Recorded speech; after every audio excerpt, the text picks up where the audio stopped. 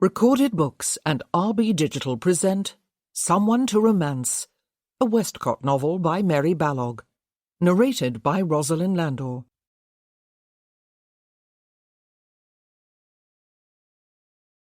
Chapter 1. Lady Jessica Archer was travelling alone across England toward London.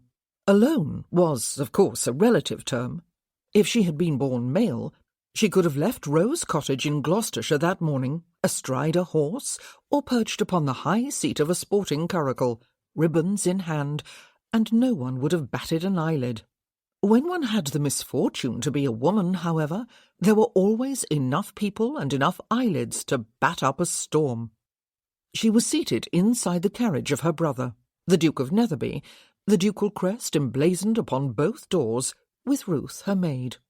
A brawny footman was seated beside a burly coachman up on the box, both men clad in the ducal livery, which was not subdued in colour, to say the least. It blared upon the eye like a clarion might upon the ear. And then there were the two carriages bowling along behind her.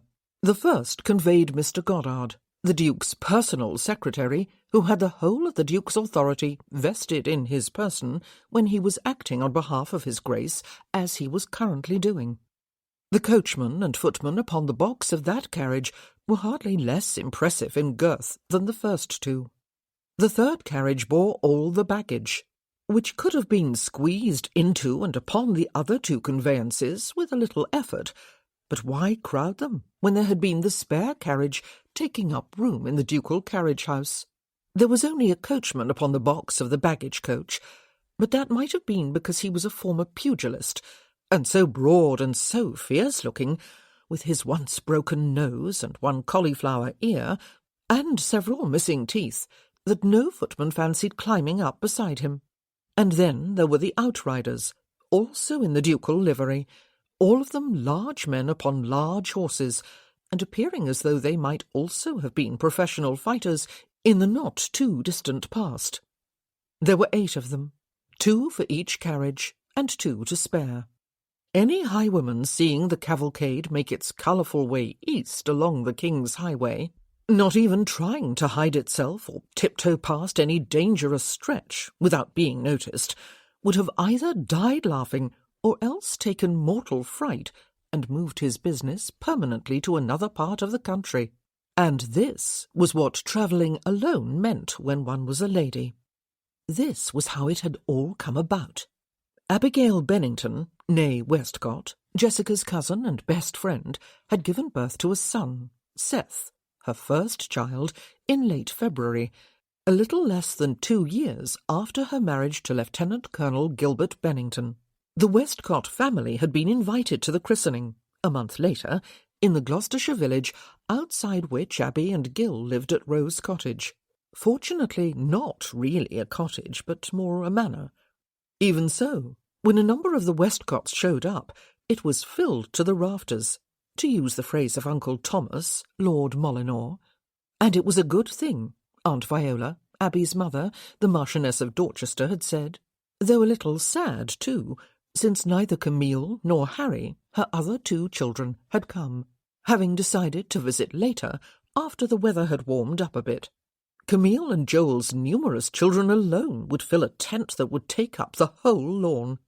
Jessica had gone with her mother, the Dowager Duchess of Netherby, and a Westcott by birth, and with her brother and sister-in-law, Avery and Anna, the Duke and Duchess, and their 4 children. It had been a jolly week, the only real frustration for Jessica being that it had given her scarcely a moment to be alone with Abby. She had not seen her best friend for an age, though they exchanged long letters at least once a week. Abby had been a bit disappointed too, but it was Gil who had suggested that Jessica stay on for a few weeks after everyone else returned home. Simple, right? Jessica silently addressed an invisible someone seated opposite her in the carriage. Wrong. She would remain at Rose Cottage to give Abby her company a while longer, Jessica had announced to her family. She was 25 years old, after all, and no longer needed to be coddled like a girl. Gil would hire a post-chaise for her when she was ready to leave, and she would have her maid, Ruth, for company. Her family, alas, at least the vocal part of it, which interpreted meant the female part, saw things quite otherwise. Jessica, for all her advanced years, could not possibly be allowed to remain behind, since that would mean her returning alone. Poor Ruth apparently counted for nothing. All sorts of harm might befall Jessica in the form of footpads, or highwaymen, or rude hostlers at inns, or wild beasts, or broken axles, or torrential storms. Besides which, her grandmother, the Dowager Countess of Riverdale, had pointed out, as though to clinch the matter, it simply is not done for any lady to travel alone, Jessica, as you must be well aware, even someone my age. Grandmamma was well into her 70s. Jessica's protests had gone unheeded. You cannot possibly stay here, Jessica's mother had said at last, a note of finality in her voice. As much as I understand your longing to spend more time with Abigail, and hers to have you, I cannot possibly remain here with you. The season is about to begin, and I will need to get ready for the removal to London. So will you, Jessica. Perhaps we can arrange something for another time. Jessica had cringed at the very thought of going back to London in order to participate in all the glittering entertainments of yet another season. Her 6th, or was it her 7th? She had lost count. It was not that she hated balls and picnics and concerts and all the other parties and such with which the town amused itself during the months of spring, while Parliament was in session. But these entertainments could very quickly become repetitive and tedious, and one tended to see the same people year after year, and wherever one went. Her continued single state was always more apparent in London than it was in the country. "Oh, Mamma!" she had protested. Aunt Matilda had been smiling sympathetically at her, but it was not sympathy she had needed. It was a defender. That was when Avery, her brother the Duke, had come to her rescue. He had listened in silence to the family conference, sitting in one corner of Gill and Abby's sitting room, holding Beatrice, the newest addition to his family, while she sucked partly on her thumb and partly on one formerly pristine fold of his elaborately tied neckcloth. When he had spoken, it had been with what sounded like a sigh, as though he had found the whole proceeding excruciatingly tedious, as no doubt he had. "I dare say," he had said, "you would all consider Jessica both safe from harm and properly preserved from scandal if she were to travel home in the ducal carriage with her maid, while Edwin Goddard followed close behind in another carriage, each conveyance manned with a coachman and a footman upon the box, and half a dozen outriders to serve as escorts." The Marquis of Dorchester, Abby's stepfather, had chuckled. "All of them clad in the brightest ducal livery, I suppose, Netherby?" he had said. "But of course." Avery had raised his eyebrows, as though surprised that the matter could even be in doubt. "It is a splendid idea," Anna had said, beaming at her husband and her sister-in-law. "Avery will send them whenever you are ready to leave, Jessica. How lovely it will be for you and Abby to enjoy some time together after the whirlwind of the celebrations during the past week." And that had settled it. Though Avery spoke only rarely during family gatherings, when he did speak, no one ever seemed to question his pronouncements. Jessica had never quite understood it. He did not look like an overwhelmingly powerful man, or even behave like one. He was of only average height. He was also slight and graceful of build, with very blonde hair and a face of angelic beauty. He might have looked, well, effeminate, but he did not, and somehow he wielded a great deal of power without ever having to bluster or bully or even raise his voice. Jessica suspected that most people, outside his immediate family, feared him, but did not understand why any more than she did. The result of those few words he had spoken after the lengthy discussion that had preceded them was that now, 3 weeks after everyone else had left, she was on the road back to London, at the very heart of a cavalcade that drew astonished stares and awed scrutiny in every town and village or hamlet through which it passed. Being a woman, or rather being a lady, certainly had its frustrations, Despite the luxury of cushions that wrapped her in comfort, and the springs that made the passage of the carriage over English roads almost a smooth one, she knew she was being treated as a child, although she was not one. Mr. Goddard, Avery's extremely efficient secretary, transacted all the business along the way, with the result being that Jessica had scarcely opened her mouth since the flurry of hugs and tearful goodbyes that had accompanied her departure that morning from Rose Cottage. Ruth was no real companion. Though excellent at her job and loyal to a fault, she had always insisted upon keeping a proper and respectful distance from her mistress. She never prattled on about anything and everything the way it seemed other ladies' maids did. She rarely spoke at all, in fact, unless spoken to. It had been a very quiet journey. It had given Jessica far too much time to think. She had never dreamed, growing up, that she would still be unwed at the age of 25. Like most young girls, she had dreamed of growing up and falling in love and marrying and beginning a family of her own, all long before she was 20. But when she was 17, and within a year of making her longed-for come-out into society, the great disaster had happened. She always thought of it as though the words would have to be capitalized if written down. Her uncle, Humphrey Westcott, Earl of Riverdale, had died, and 20-year-old Harry, his son, had succeeded him in title and property and fortune. Until, that was, the ghastly discovery had been made that Uncle Humphrey had already been secretly married to someone else when he wed Aunt Viola, Harry's and Camille's and Abigail's mother, more than 20 years before. Aunt Viola's marriage, unknown to everyone, except Uncle Humphrey himself, had been bigamous. Harry was stripped of his title and everything else, and Camille and Abigail lost their titles and their dowries. All three lost their very legitimacy. They no longer belonged in the ton. The whole of the Westcott family had been thrown into turmoil. But it had always seemed to Jessica that she suffered more than any of the others, except for Aunt Viola and Camille, Harry and Abigail, of course. For Abby was her very dearest friend. They had always been more like sisters than cousins. They had dreamed of making their come-out together, even though Abby was 1 year older than Jessica. They had dreamed of falling in love and marrying at the same time, perhaps even in a dazzlingly grand double wedding. They had dreamed of living happily ever after, always as the dearest of friends. The great disaster had put an abrupt and cruel end to those dreams. Avery, Harry's guardian at the time, had purchased an officer's commission in a foot regiment for him, and Harry had gone off to Spain and Portugal to fight in the Peninsular Wars against the forces of Napoleon Bonaparte. Camille, in addition to everything else, had been rejected by her fiancé, the dastardly Viscount Uxbury. Abby never did have a come-out season, but went with Camille to live in Bath with their maternal grandmother.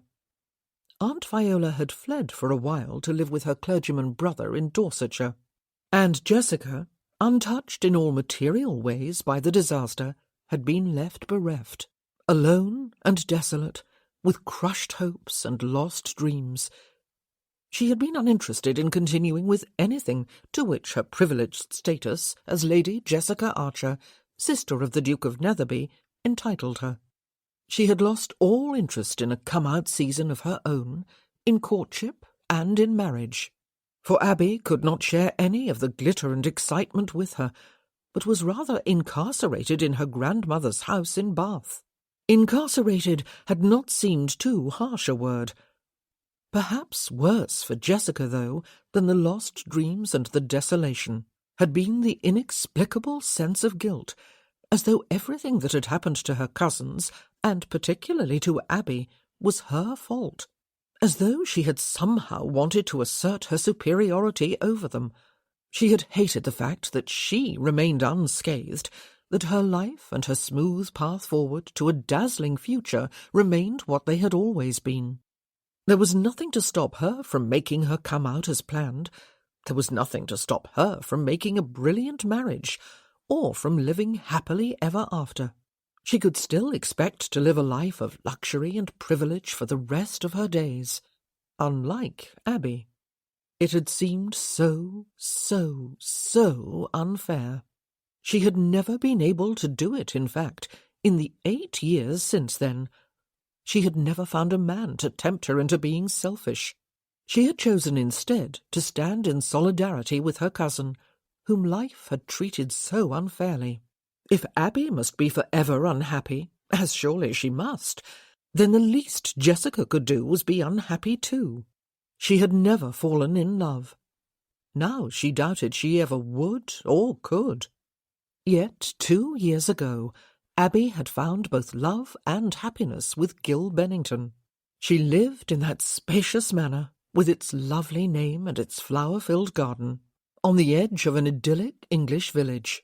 She had a husband she clearly adored, a stepdaughter she loved as her own, Katie, Gil's daughter by a previous marriage that was, a new baby who was plump and gorgeous, and Jessica had nothing, even though she had everything. A strange paradox that, and ridiculously self-pitying. Even more ridiculous was the fact that in unwary moments she found herself feeling a niggling resentment of Abby, as though her cousin had betrayed her by finding love and happiness when Jessica had sacrificed both for her sake. How foolish she had been, and how very immature, something from which she had never quite recovered.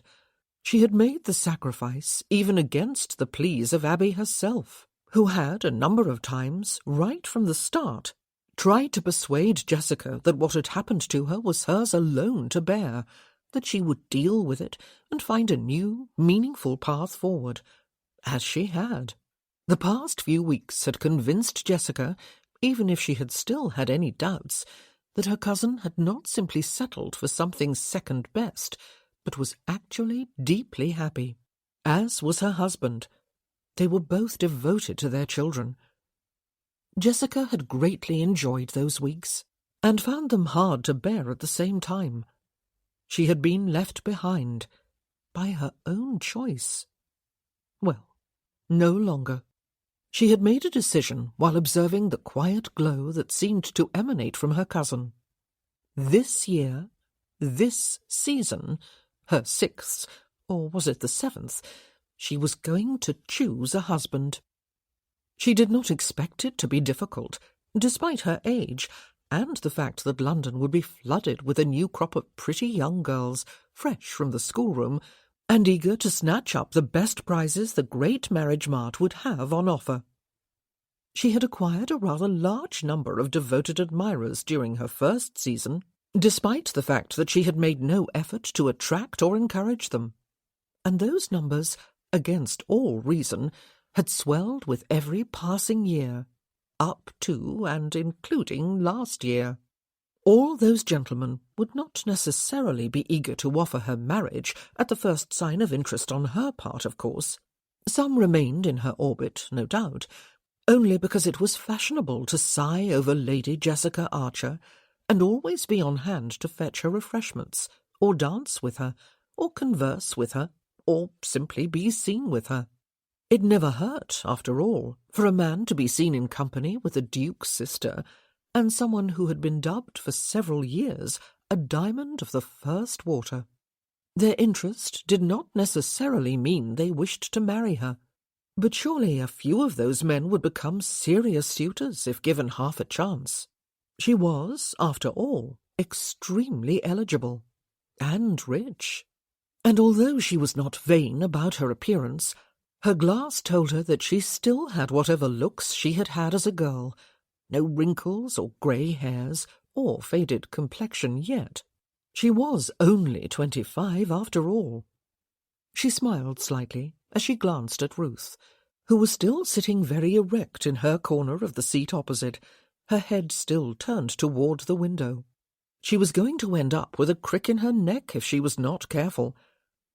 One of the outriders rode past the window as though on a mission while Jessica was still looking. He remained in her line of vision for a few moments, apparently having a word with the coachman. If only, Jessica thought, her mind returning to her newly made resolution, there was someone among her admirers whom she wanted to marry. But there was no one, alas. There were several she liked. Indeed, she did not dislike any of them. But, well, she was going to have to make her choice based upon practicalities rather than partiality, upon common sense. It was, after all, the factor upon which most Ton marriages were contracted, birth and fortune, followed by age and disposition. So much for the dreams of youth, so much for love and romance, and happily ever after. Abby had been horrified, for of course Jessica had told her of her new resolution, assuming she would be pleased, and as usual when they were together, her cousin had urged her to please find some happiness, so that she could be finally and fully happy herself. "Birth and fortune, Jess," Abby had said, frowning. "Age and disposition. What about love?" "I might wait forever," Jessica had told her. "I have never felt even a spark of what other people describe as falling in love. I do not doubt them, but I do know that romantic love is not for me. Not at my age. So Jess—" Abby had leaned across the space between them and grasped both her hands. "It will happen. It happened to me. I fully believed it never would. And when I first met Gil, I considered him the very last man with whom I might fall in love. But I did. And, oh, Jess, you must believe me. It is the most wonderful thing in the world. To love and be loved. You must not become jaded and give up hope. Oh, please do not. You are only 25, and you were made for love. Wait until you find it. It will happen. Promise." Jessica had asked and laughed, though part of her had been silently weeping. "I promise," Abby had said with fervent conviction, as though anyone had the power to promise such a thing for someone else. It was simply not going to happen, Jessica thought now, and she was tired of her single state. She wanted a husband and home and family, and those things were not beyond her grasp. Quite the contrary.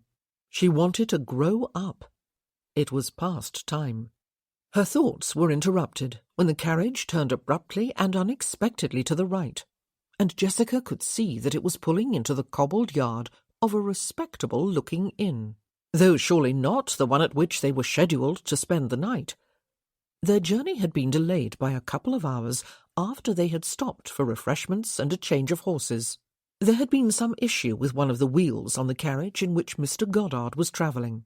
The delay would mean they were still a few hours away from their destination for today. A wearying thought. Darkness would surely be upon them before they arrived, and there would be no time left for anything but a late meal and instant retirement to bed. Was it possible Mr. Goddard had decided they would stay here instead? She could not imagine why else they had stopped. Grooms and hostlers were hurrying into the yard. Mr. Goddard was descending from his carriage and moving purposefully toward the inn door. Jessica sat back and awaited developments. For the duration of this journey, whether she liked it or not, Mr. Goddard stood in place of Avery. Her brother had made that clear in his usual, quiet, half-bored manner as he took his leave of her a few weeks ago. "I would be obliged, Jessica," he had said, "if when you look upon Edwin Goddard during your journey to London, you would see me, and if when he speaks, you would hear me." She had smiled at him. "Mr. Goddard neither looks nor sounds anything like you, Avery," she had said. He had raised his jewelled quizzing glass almost to his eye. "Quite so," he had said softly, and she had laughed. But they had understood each other. If Mr. Goddard said now that they were to stay here for the night, then stay they would. If he said they were to proceed to the inn at which accommodation had been reserved for them, then proceed they would. There was no point in expressing a preference or throwing a tantrum. Mr. Goddard would merely nod respectfully and carry on with what he had decided. It was better not to humiliate herself by expressing a contrary opinion. Jessica closed her eyes and rested her head against the cushion behind it. On the whole, she hoped they would stay, though then tomorrow's journey would be longer, of course. The wait seemed interminable, but was probably no longer than 10 minutes. Then Mr. Goddard reappeared from the inn and opened the door of Jessica's carriage to inform her that they were to stay. The best chamber in the house, facing away from the noise and bustle of the inn yard, had been reserved for her, he explained, and a truckle bed was to be set up there for Ruth. He would have one of his Grace's men stationed outside her door during the night, lest she need anything or have any fear for her safety. The only private parlour the inn boasted, next to the public dining-room on the main floor, had been secured for her use, so that she would be able to dine and partake of her after-dinner tea in peace and privacy, and without the rude masses gawking at her, Jessica supposed with an inward sigh. She would dine in grand solitude then, since Mr. Goddard, though he occasionally dined with Avery when there were just the two of them, never sat at table with any other members of the family. Although he was a gentleman by birth, her brother's secretary was quite scrupulous in his observance of the niceties of social etiquette. He was lowering the steps now, and then offering a hand to help her descend before escorting her inside. The lobby into which they stepped was empty, though not silent. A hum of voices and laughter, and the clinking of glasses, as well as the distinct odour of ale, came through the open doorway of what must be the tap-room to their left. Next to it was the dining-room. Through the panes of the windows on either side of the closed door, Jessica could see tables set with white cloths and silverware. It was empty at this time of day, too late for tea, a little too early for dinner. The registration desk was to their right. A stairway to the upper floors was beyond it. It looked like a perfectly decent place. Not that it was Jessica's concern to discover whether it really was.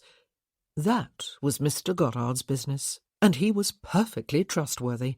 He would not have survived in Avery's employ if he were not.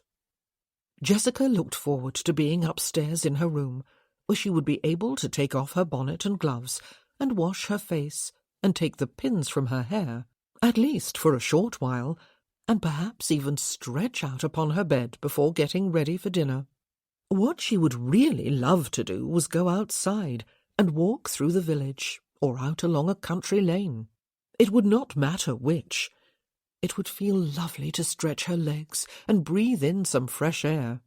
But she knew that if she decided to act upon her desire, a whole train of those burly riders, as well as Ruth, would be obliged to accompany her, and she would be unable to enjoy a single moment. So would they, at a guess. Mr. Goddard indicated the staircase with one respectfully outstretched arm, and then moved to precede her up it, lest there be bandits waiting to leap out at her at the top, she supposed. He would also, she knew, unlock the door of her bedchamber, which she had no doubt already inspected, and step inside to look around, before stepping out again to allow her and Ruth in, before closing the door upon them. Before she had taken more than a step toward the staircase, however, a closed door, facing her across the lobby, opened suddenly, and two men stepped out, the first scurrying backward, both hands raised, palms outward, as though to stop the second man from stalking after him. "It was quite unforeseeable, I do assure you, sir," the first man was saying. "But how could I—" He had turned his head and seen that he had an audience. He stopped talking abruptly, looking considerably agitated. His hands fell to his sides, and he bowed from the waist. "My lady, I do beg—" But Mr. Goddard had taken one firm step forward and cut him off. "There is a problem?" he asked curtly. The second man was holding a book. It was closed, but he had one finger between the pages, presumably holding the place he had reached before being interrupted. He was a tall man, probably in his 30s, broad-shouldered, solidly built, his brown hair over-long for the current fashion, his complexion noticeably sun-bronzed, his features not quite handsome, not quite ugly or even plain. He was dressed decently, but without any flair of fashion. His clothes seemed designed for comfort rather than elegance. His boots were well worn. He was looking annoyed, and that look was sweeping over Jessica, from the crown of her bonnet to the toes of her lavender kid shoes. What he saw did not appear to improve his mood. "This is the lady for whom I am expected to vacate the private parlour, for which I paid handsomely?" he asked, presumably addressing his question to the first man, who must be the landlord. "I do beg your pardon, my lady," the landlord said, with another bow, and a smile that stretched his lips, but did not register upon any other part of his face. He made a sweeping gesture toward the stairs. "Your room is ready for you. I trust it—" Mr. Goddard cut him off again. "Thank you," he said, his voice cold and firm. "I believe this matter can be left safely in your hands, landlord." He indicated the stairs to Jessica again. So this gentleman had reserved the private parlour, had he? But was now being evicted from it on account of her. It was the sort of thing Mr. Goddard would be able to arrange with ease, of course, having all the weight of the ducal authority behind him. Whether the guest would go meekly remained to be discovered. He did not look meek. He did not look quite like a gentleman either, or behave like one. What gentleman would speak openly of money in the hearing of strangers, or look a lady over from head to toe quite so boldly, or with such obvious disapproval? Middle class, Jessica guessed. A cit, perhaps, a businessman of some means. He must have money to be staying at an inn, even of this not quite superior quality, and to be paying for a private parlour. Jessica inclined her head to him with cool courtesy. "Thank you," she murmured, before moving toward the stairway and the sanctuary of her room. The unknown guest bowed to her in return, a slight, surely deliberately mocking gesture, involving a small flourish of the hand that was not holding his book, and a dipping of the head. "I beg your pardon, Lady Jessica," Mr. Goddard said, when they had reached the top of the stairs. "I shall have a word with the landlord, who does not appear to have proper control of his house." He led the way to her room.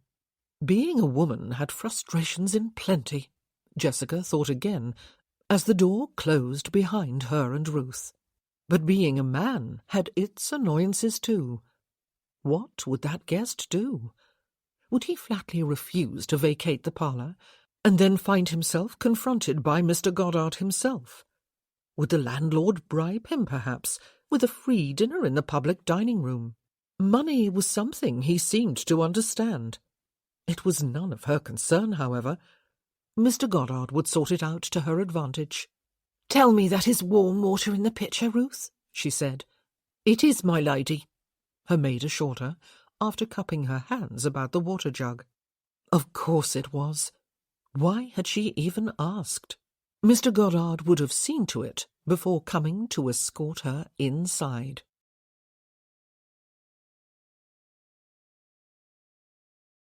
Chapter 2.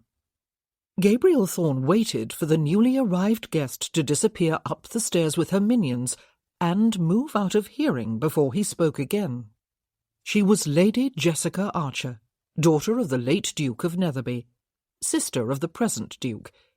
She was exquisitely lovely, and expensively clothed in what was no doubt the very height of female fashion. She was almost without doubt rich, privileged, pampered, entitled, and arrogant. She was surely accustomed to getting her way on any and all issues with a mere lifting of a finger. Everyone in her sphere would scurry about to satisfy her every whim. She had been delayed in her journey, the landlord had informed him. That must surely have provoked some temper. She had been forced to stop for the night well short of her planned destination. Almost certainly an inn, or a hotel far superior in quality to this one, though this was no hovel. And, having arrived at a substitute stopping-place, she had made the inconvenient discovery that it boasted only one private parlour, which was already taken. Such a fact would not disconcert Lady Jessica Archer for one moment, of course. She would merely have her major domo oust the guest already in occupation of the room and install herself there instead. The fact that she would be inconveniencing that guest would not have crossed her mind, any more than would the possibility that he might refuse to go. He was very tempted to do just that. It was fortunate for him, perhaps, that according to his usual custom he had taken a room overlooking the inn yard, so that he could more easily keep an eye on his horses. The best rooms, the ones she would demand, would be at the front of the inn.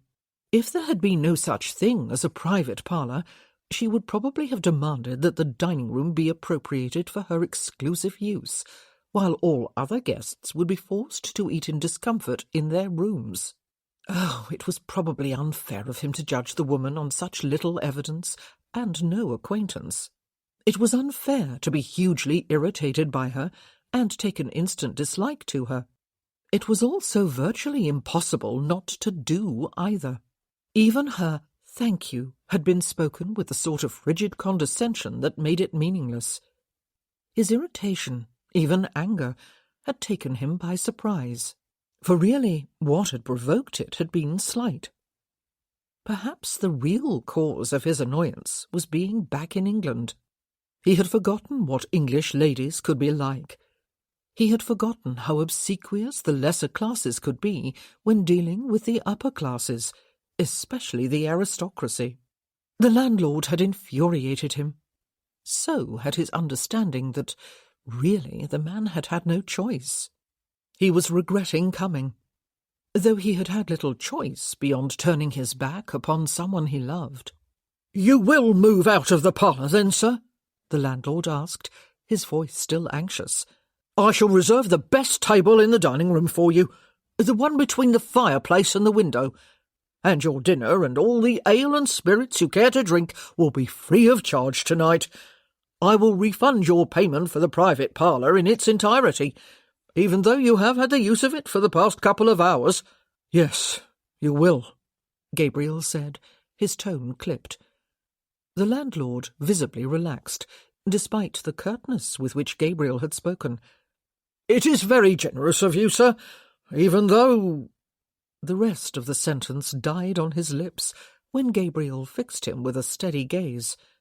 "Yes," Gabriel said, "it is."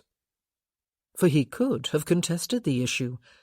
Was there not some saying that possession is 9/10 of the law? He would almost have enjoyed confronting that superior-looking major-domo. Unfortunately, he possessed an innate sense of courtesy that told him a lady who was travelling alone, except for her servants, really ought to be allowed the privacy of a parlour. Even a cold and arrogant lady.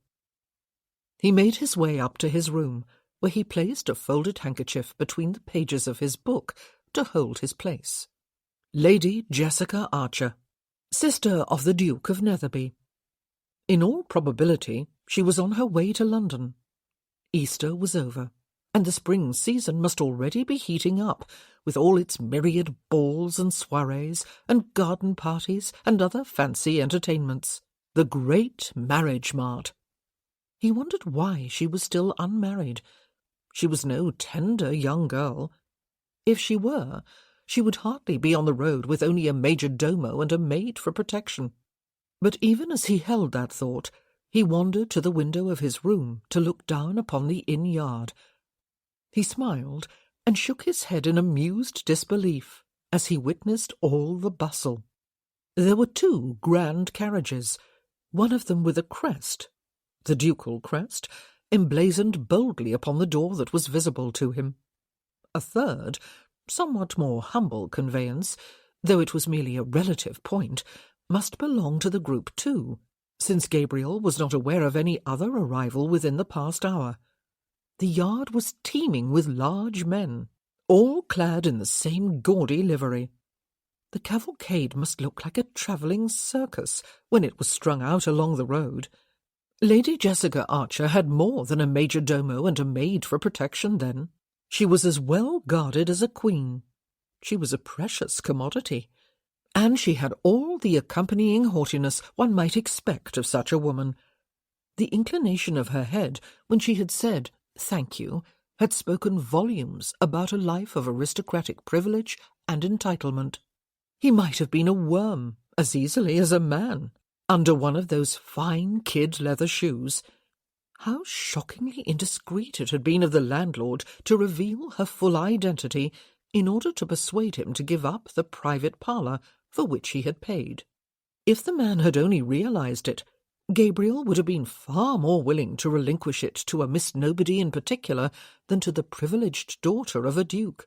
It was what came of having spent the last 13 of his 32 years in America, he supposed. Lady Jessica Archer, sister of a duke. Arrogant, entitled, unlikable, at least upon first encounter. But considered another way, she was, perhaps, perfect. So perfect that he might marry her. He chuckled aloud at the absurdity of the thought. It felt strange, unfamiliar to be back in England. Of course, he had been gone all his adult life, since he was 19, in fact. But he liked America, and had had no intention until recently of leaving it. When he had arrived in Boston, using his mother's maiden name of Thorne, he had had no more than the clothes on his back, one small bag, and only enough money to pay for room and board for a couple of weeks, if he found somewhere cheap. He had called upon Cyrus Thorne, a widowed cousin of his mother, and the man had given him employment as a junior clerk in one of his warehouses, and a dark little room in the cellar of his home in which to sleep.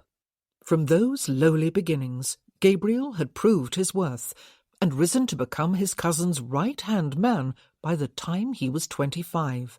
He had also been moved upstairs to a spacious room of his own. Most important, Cyrus had officially adopted him as a son, since his marriage had produced no children before his wife died. Gabriel's name had been legally changed to Thorne, and he had become the official heir to everything Cyrus possessed. It had been a dizzying rise in fortune, but Gabriel had given hard work and gratitude in return, and affection too. He had come to understand why Cyrus had been a great favourite of his mother, and why her heart had been broken when he had decided to go to America to seek his fortune. Gabriel's father had told him about that. His mother had died giving birth to his stillborn sister, and Cyrus had had fond memories of her too. A little over a year after adopting Gabriel, Cyrus had died from a fall at the dockside during the loading of one of his ships. It was an accident that ought not to have been particularly serious, but had in fact proved fatal. Shockingly, Gabriel was a very wealthy man by the time he was 26, and had huge responsibilities for one so young. He owned a large home, a thriving import-export business, and what amounted to a small fleet of ships. He had several hundred employees. He was a somebody in Boston society, and much sought after, particularly by matrons with daughters in search of successful young men of fortune and industrious habits. He had enjoyed the attention. He had dallied with a few of those daughters, though never to the point at which he felt committed to offering for any of them. He had enjoyed his life in general. The work suited him, and filled his days with challenge and activity. Boston was bustling with energy and optimism. Within a few years he had expanded the business, added another ship to his fleet, and made himself wealthier than his cousin had ever been. In addition, he had raised wages for all his workers and improved working conditions. He had given his employees, even the lowliest of them, benefits to cover doctors' fees and lost wages when they were sick or had been hurt on the job. He had been happy, though he had never thought to use that exact word at the time. He had been too busy living the life that hard work and sheer good fortune had brought him. Yet he would have given it all to have Cyrus back. It had taken him a long time to recover from the grief of losing him. He might have forgotten about his life in England, or at least let it slide into distant memory, if it had not been for the letters that came 2, sometimes 3 times a year from Mary Beck. She was the only person to whom he had written after his arrival in America. He had known she would worry about him if he did not, and he had felt, too, the need to keep some frail thread of connection to his past. Despite himself, he had read her letters avidly for the snippets of local news she passed on. He had looked, though he had never asked, for some hint, any hint, that the truth of what had happened before he left had become generally known, and had not continued to be falsified. He had sworn Mary to secrecy in his first letter, though it had been unnecessary. She had said nothing about him to anyone, she had assured him in her return letter, and would never do so under any circumstances. He had trusted her word at the time, and still did. Perhaps he ought not to have begun the correspondence. It might be better to have known nothing, to have broken all ties, to have been content to be dead to everyone and everything he had left behind, even Mary. The year after Cyrus's untimely passing, Mary's spring letter had brought word of 3 other shocking deaths. Her sister and Julius, her brother-in-law, and nephew had died the previous summer, just after she had written him her last letter of the year. An outbreak of typhus had taken a few other people from the neighbourhood as well, though it had not touched Mary herself, living as she did, almost as a hermit in her small cottage on one corner of the family estate. That had been astounding news in itself, but there had been repercussions that were eventually to complicate Gabriel's life and force his return to England. For Mary's brother-in-law and Gabriel's uncle, Julius Rochford, had also been the Earl of Lindale. Philip, his only son and his heir, though married, had had no sons of his own, no legitimate ones at least, and he had predeceased his father by 1 day. Gabriel, son and only child of the late Arthur Rochford, Julius's younger brother, was therefore his uncle's successor. He was the Earl of Lindale. He had not been happy about it, or about the death of his aunt, who had been sweet, though dithery, and a person of no account in her husband's household. He had regretted the death of his uncle, too. He had not grieved the loss of his cousin at all. He might have ignored his changed status for the rest of his life, and had done so for 6 years after receiving word of it in Mary's letter. No one knew where he was, except Mary herself, and she would not tell, having given her promise. If a search had been made for him, and he did not doubt that there had been some half-hearted attempt to discover the whereabouts of the new Earl, or whether indeed he still lived, then it had failed to turn up any trace of him. When he had taken passage for America, it had seemed a bit of an unnecessary precaution to use his mother's name instead of his own. As it had turned out, though, it had been a wise thing to do. After a certain number of years, was it 7, he would be declared officially dead, and the next heir in line would succeed him to the title and inherit everything that went with it. That would be his second cousin, Manly Rochford, whom Gabriel remembered with no more fondness than he had felt for Philip. But may Manly and all his descendants live happily ever after. Or not. Gabriel did not care either way. All that had happened was ancient history. He wanted nothing to do with the title, or the property, or the pomp and circumstance to which he was now entitled as a British peer of the realm. He was perfectly content with his life as it was, and wanted nothing to do with England. Except that there was Mary, his aunt's sister. Mary, with her club foot and crooked spine and deformed hand and plain looks. Mary, with her little thatched cottage and her flower garden of breathtaking beauty, and her vegetable patch and herb garden, and her cats and dogs, all of them strays that she insisted had adopted her. Mary, with her books and her embroidery, and her incomprehensible contentment with life. Mary, now facing the threat of eviction. Manly Rochford, heir to the title after Gabriel, was already acting upon his prospects. He had, within the last year, moved his family to Brierley Hall, as though by right, and taken over the running of the estate. He had dismissed the long-time steward, though he had no legal right yet to do so, and more than half the servants, indoor and out, in order to replace them with his own. His son, apparently a vain young man, was lording it about in the neighbourhood, all of which facts in themselves would have elicited no more than a shrug from Gabriel. They were welcome, as far as he was concerned. But Manly had gone a step too far. He had given Mary Beck notice to leave his property by the time he became Earl. She was not a member of the Rochford family, he had pointed out to her, and she had no claim whatsoever upon his charity. She was, moreover, a detriment to the neighbourhood, where it was generally believed she had used witchcraft to bring the plague of typhus down upon her sister and brother-in-law and nephew, and upon a number of her neighbours too. He must consider the safety of his own family, he had informed her, and he must think of his neighbours, who were afraid to set foot upon Brierley land while Mary lived upon it. None of which is true, except the fact that I am not a Rochford, Gabriel, she had written in a letter to him. I know it is not.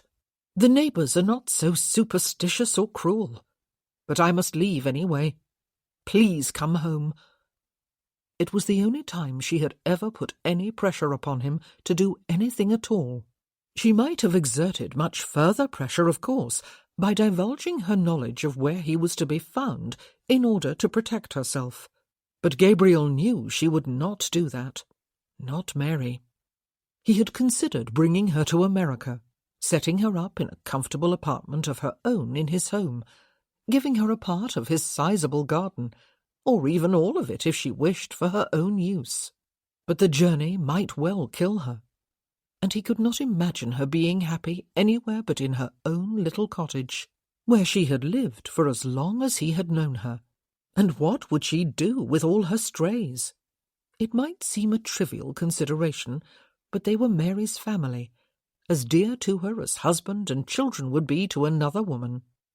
He had considered finding a good agent in London and putting a new steward of his own in at Brierley, someone who would be capable of making sound decisions and exerting his authority while reporting to Gabriel once or twice a year.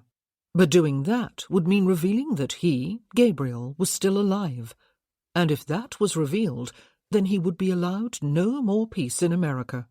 He would be expected to return home to England to take up his inheritance and fulfil his duties and responsibilities as a peer of the realm. Even if he held firm and refused to go, the truth would surely be found out in Boston, and everything in his life would change. Probably not for the better. He enjoyed being respected, even courted. He would not enjoy being fawned upon. That last letter from Mary had turned out to be life-altering. He had realized it from the moment he had broken the seal and read it. It had forced him to make the choice between the life he had built in America and the life he had left behind in England. The choice ought to have been ridiculously easy to make. But there was Mary. He had reluctantly put the business in the hands of Miles Perrott, his assistant and close friend, whom he would trust with his own life, and with the running of the business. He had made him a partner, leased out his house for 2 years, made numerous other arrangements, all within a couple of months, and sailed for home with no more than a few months to go before he was officially dead. A strange choice of word, that. Home. His home was in Boston. Once he had established his authority in England and made some sort of arrangements for the smooth running of all he owned there, he could return, he had told himself, as he watched America disappear over the horizon, to be replaced by endless expanses of ocean.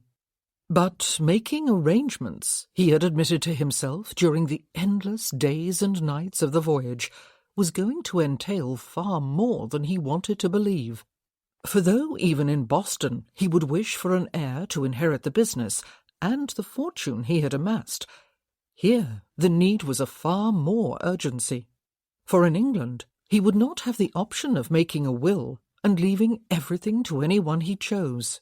In England there were rules and laws, at least for the aristocracy. If, as the Earl of Lindale, he died without male issue, and both his father and Cyrus had died suddenly and early, not to mention his uncle and cousin, then the title and entailed properties, and any fortune that went with them, would go after all to Manly Rochford and his descendants, specifically that son who was already lording it over all who lived in the vicinity of Brierley. Gabriel had not known Manly well when he was a boy. He had always kept his distance. But what he had known he had abhorred. The feeling had been mutual. The son sounded like a conceited ass. Gabriel did not know him. He had been a mere boy when Gabriel sailed for America. His need to marry was an urgent one, and he had come to realize it long before the voyage was at an end and he set foot again upon English soil. It was not a happy thought. Nothing about this whole business was happy, but he no longer had the leisure to look about him for as long as it would take to find that one woman who would suit him and offer the expectation of a life of contentment. He needed to marry, and soon, and his bride must be someone unexceptionable. An earl was not at liberty to marry a scullery maid, or a shopkeeper's daughter, or, well, he must choose someone who could fulfil the duties of Countess of Lindale as though born to the role.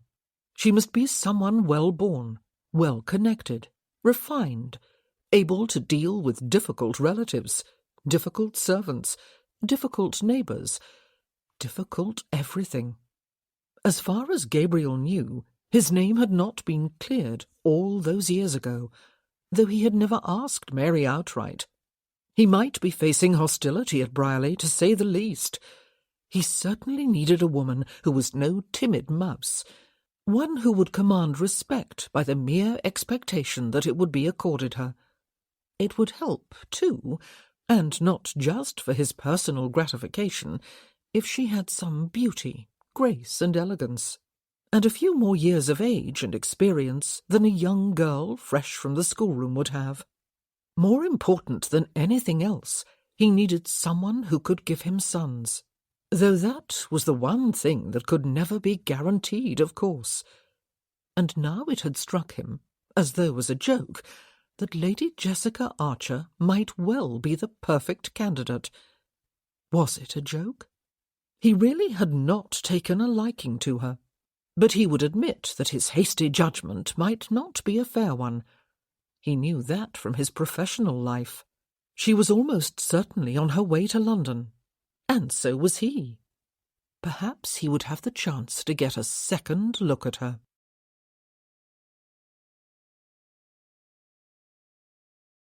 Chapter 3. Jessica rather enjoyed being back in London now that she was here. The weather had warmed, even though it was not officially summer yet, and so far there had been more sunny days than wet ones. There had been shopping to do, since fashions changed with dizzying regularity, and last year's gowns would look sad if worn to this year's most glittering ton events, and last year's bonnets would stand out like a sore thumb if worn to the daily parade in Hyde Park. There were friends to be called upon, and a winter's worth of news to be caught up on. There was family to visit and be visited by. Some of the Westcotts had been in Gloucestershire for Seth's christening, of course, but others had not. Either way, it did feel lovely, as it did every year, to be surrounded by so many family members in close proximity to one another. This season would be more special than any other, if everything went according to plan. She would marry and be settled at last. But, well, what she had so sensibly planned while she was at Rose Cottage seemed a little cheerless now that she was about to put her plan into action. Lady Parley's ball, in honour of the coming out of her eldest daughter, was to be the first truly grand entertainment of the season. and Jessica was pleased that she had arrived in time to attend it. There had even been time to have the first of her new ball gowns finished and delivered to Archer House, Avery's home on Hanover Square. It was also her favourite, its narrow yet flowing lines, both elegant and flattering to her figure, she believed, its colour a deep shade of rose pink she had been looking for in vain for years.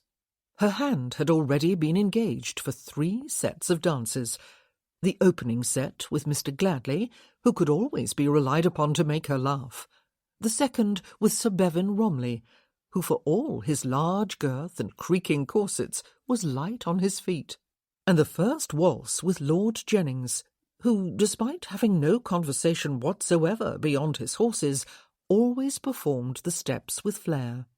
Jessica had kept all other sets free. There was always the hope, after all, that a new season would bring new people to town, specifically new gentlemen, and there was always the chance that one of them would be tall, dark, and handsome, and eligible, and interested in her. This year in particular he would be very welcome indeed, this mythical man who would sweep her off her feet and rescue her from sensible plans. Besides, if she did not keep at least a few sets free until the ball was already in progress, she would never hear the end of it from her disgruntled group of admirers, who would collectively feign heartbreak and heartache and any number of other silly woes. She derived great amusement from them all. It was impossible to take them seriously when they tried so hard to outdo one another in their ardour, most of it deliberately theatrical, and not really meant to be taken seriously anyway. Which left the question, were any of them serious about her? Was she in danger of being left on the shelf after all? But she would not believe that any such ghastly fate awaited her. She looked forward to the parley ball with some eagerness, just as she always did at the start of a new season. Gabriel arrived in London 2 days after disembarking from one of his own ships in Bristol. He was unfamiliar with England's capital, having spent a total of perhaps 2 weeks there during his growing years. He expected, moreover, that he would know absolutely no one, though there was Sir Trevor Vickers, his father's friend and his own godfather, who had been a member of Parliament at one time and might still be. Regardless of any reluctance on his part, however, he had chosen to come to London rather than set out immediately for Derbyshire and Brierley Hall. There was business to be done here. He took a suite of rooms at a decent hotel and spent a busy week interviewing and engaging a good lawyer and a land agent. He was obliged to be frank with them about his identity, of course, though he did not want it generally known yet. He wanted first to get a feel for the situation he might find himself in when he was no longer merely Mr. Gabriel Thorn. He spent many more hours transforming himself into a respectable-looking English gentleman. He endured a tedious time with a reputable tailor and a barber the tailor recommended, along with a bootmaker and a haberdasher and a jeweller. He interviewed a number of men sent him by an agency, and chose a superior sort of individual named Horbath, no first name was provided, to be his valet. He acquired a horse after being directed to Tattersall's, and he discovered that Sir Trevor Vickers was not only still a member of Parliament, but was also a senior member of the Cabinet now. Gabriel called upon him and Lady Vickers one morning, and was fortunate enough to find them both at home. "Rochford," Sir Trevor said, when he and his wife joined Gabriel in the salon, where he had been put to wait. The baronet gazed at his visitor in open astonishment. "Gabriel Rochford? But bless my soul, you must be he.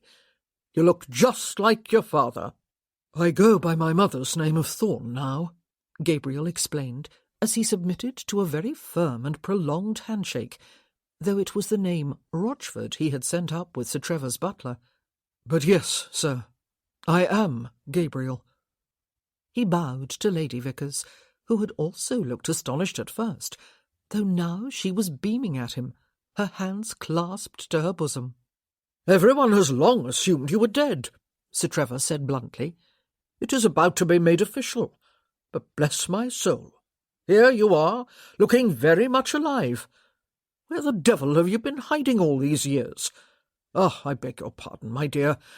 It seemed after the death of Lindale and his son that you had fallen off the face of the earth. No one has been able to find any trace of you." "I have been in America, sir," Gabriel told him. "America, as bold as can be," Sir Trevor said, shaking his head slowly. "Yet no one found you there. You are going by your mother's name, you say? I suppose no one thought to search America for a Gabriel Thorn.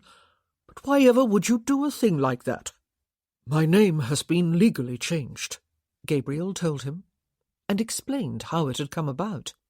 He did not say that he had been using the name even before Cyrus adopted him, and even on his passage to America. "Good God," Sir Trevor said, suddenly struck by a thought. "Young Rochford has recently arrived in town, the son of the man who was expecting to be the Earl of Lindale by the end of the summer. Manley Rochford, is it? Or Manford? No, Manley. His son is busy introducing himself to society as the prospective heir, and it is my understanding that society is opening its arms to him. I believe he is a personable young man. The father is expected to join him here soon. I understand grand celebrations are being planned for later in the season. Are they not, Doris?" "Indeed they are," his wife said. "Premature as it may seem, I have not met Mr. Anthony Rochford yet, but he is said to be very handsome and charming. He is being invited everywhere. But goodness me, my lord, oh, may I call you Gabriel, since I remember you well as a small boy? Goodness me, that young man is about to have the shock of his life. He is going to be overjoyed when he discovers that you are alive after all." Gabriel very much doubted it. So, from the look on his face, did Sir Trevor. Well, but this was interesting. Manley Rochford's son was actually in London, and he was waiting for the arrival of his father and getting ready to celebrate his accession as the new Earl of Lindale. He should, Gabriel supposed, save them some embarrassment, not to mention expense, and take steps without further delay to disabuse them of that notion and make his identity generally known. But he had hoped first to discover for himself if the prospective new Earl and his heir were as bad as Mary had made them out to be. Not that Mary was prone to either exaggeration or spite. "I would rather he not be told," he said, "for a short while at least." They both looked at him in surprise. "But," Sir Trevor began. Gabriel held up a hand. "If the mere arrival of my cousin in town is causing a stir," he said, "one can only imagine what my sudden appearance here will cause, as though I had risen from the dead. Have mercy on me, sir, ma'am. I have only recently arrived from America, where I have spent the past 13 years. I am already bewildered at the strangeness of being here. I need some time to find my land legs. And perhaps... Well, was there a chance, however remote, that what Mary had told him really was distorted, exaggerated, a bit biased? Could even the Manley he remembered be cruel enough to evict her from her precious cottage when she had nowhere else to go? Her nieces, her sister's children, had never had anything to do with her, as far as Gabriel remembered. Now it seemed he had an unexpected opportunity to observe Anthony Rochford for himself, the young man who had supposedly been throwing his weight about and making himself obnoxious at Brierley. A charming, personable young man, according to what Sir Trevor and Lady Vickers had heard. Was it possible that before winter came on he would be able to return home to Boston and forget about this whole unwanted distraction? He was very willing to grasp at any frail straws. "I do, however," he added, "need some entree into society. It seems unlikely that Ton would afford even a passing glance at Mr. Gabriel Thorn, merchant trader from Boston." "Is that who you have been all these years?" Sir Trevor asked, frowning and shaking his head again, "when you ought to have been here for almost 7 years past as the Earl of Lindale? There is clearly something I do not understand about your way of thinking. I suppose we can introduce you to the Ton as our godson. My name carries some weight in this town." "You forget, Trevor," Lady Vickers said, "that I had some family connection to Gabriel's mother. I never did understand quite what it was, and neither did she. We had a good laugh about it once, I remember. Third cousin twice removed, I believe it was, or something absurd like that. But without having to resort to any outright lie, Gabriel, we can present you to society as our godson and my kinsman. And I do boast a viscount as a second cousin. Trevor, of course, has his own credentials, a baronetcy and an influential position in the government. Leave it to us. You will be accepted by even the highest sticklers before we are done with you." "Thank you, ma'am," Gabriel said, grinning at her. "I would much appreciate your help." "It will not hurt that you are also a handsome figure of a man," Lady Vickers said. "But why are we standing here in the visitors' parlour, Trevor, just as though Gabriel were a passing stranger, instead of our godson and my kinsman? Your arm, if you please, Gabriel. We will go up to the drawing-room. Albert is still at home, I believe. Our son, that is. I will send up and ask that he join us. You were 3 years old when he was born, I remember. It was not long after the death of your poor mother. He is a dear boy, but he has a large circle of friends and acquaintances, and I think it will be safer if we introduce you to him just as our godson and my distant cousin. Do you not agree, Trevor?" "Whatever you say, my dear," Sir Trevor said, as he followed them up the stairs. "Albert Vickers, Bertie to my friends and long-lost relatives," he told Gabriel with a hearty laugh as he shook his hand, was delighted to make Gabriel's acquaintance. Even before his mother could ask it of him, he insisted upon taking Gabriel about town, and showing him what was what, and introducing him to a few capital fellows. During the coming days, Bertie did just as he had promised, with the result that Gabriel visited White's Club and Tattersall's again, and Jackson's boxing saloon, and a fencing school among other places, and made a number of male acquaintances, none of whom questioned his right to be one of their number. And the ladies had not been excluded. Lady Vickers enjoyed herself enormously, or so she informed Gabriel, spreading word of the arrival in town of her handsome young kinsman and godson, who had recently returned from America with a sizable fortune. Gabriel began to receive invitations to Ton events, most notably a ball being given by Lady Parley in honour of the coming out of her eldest daughter. "The first grand ball of the season," Bertie explained to him when Gabriel told him of the invitation. "It is gratifying that you have been invited, Gabe. Everyone who is anyone will be there. You can count on it. It is bound to be a dreadful squeeze, but once you have put in an appearance there, you will be invited everywhere. Wait and see." Gabriel accepted the invitation, and if Anthony Rochford was, in truth, the darling of the Ton, which was one term by which Lady Vickers had described him, then it was altogether probable that he, too, would be in attendance at this grand squeeze Bertie predicted. He must put himself in the way of meeting the man, Gabriel thought. He had no fear of being recognised. They had never met. But the knowledge that Rochford was in town had been a mere distraction from Gabriel's real reason for wanting an in with the Ton and a chance to attend the more select social events of the season. His primary focus, while he was here in London during the season, must be to find himself a wife. Assuming, that was, that he would not really find it possible to slip off back home to America and put this all behind him like a bad dream. He found himself wondering if Lady Jessica Archer was indeed in London, and if she would also be at the Parley ball. On the whole, he hoped she would not be. He had not liked her at all. At last, Jessica was at the first grand ball of the season, standing at one side of the ballroom close to her mother, who was in conversation with a couple of older ladies, waiting for the dancing to begin. It would not be just yet. Sir Richard and Lady Parley and their daughter still stood in the receiving line, welcoming more and more new arrivals. Some gentlemen had begun to gather about Jessica, all of them familiar members of what it amused Avery to call her court.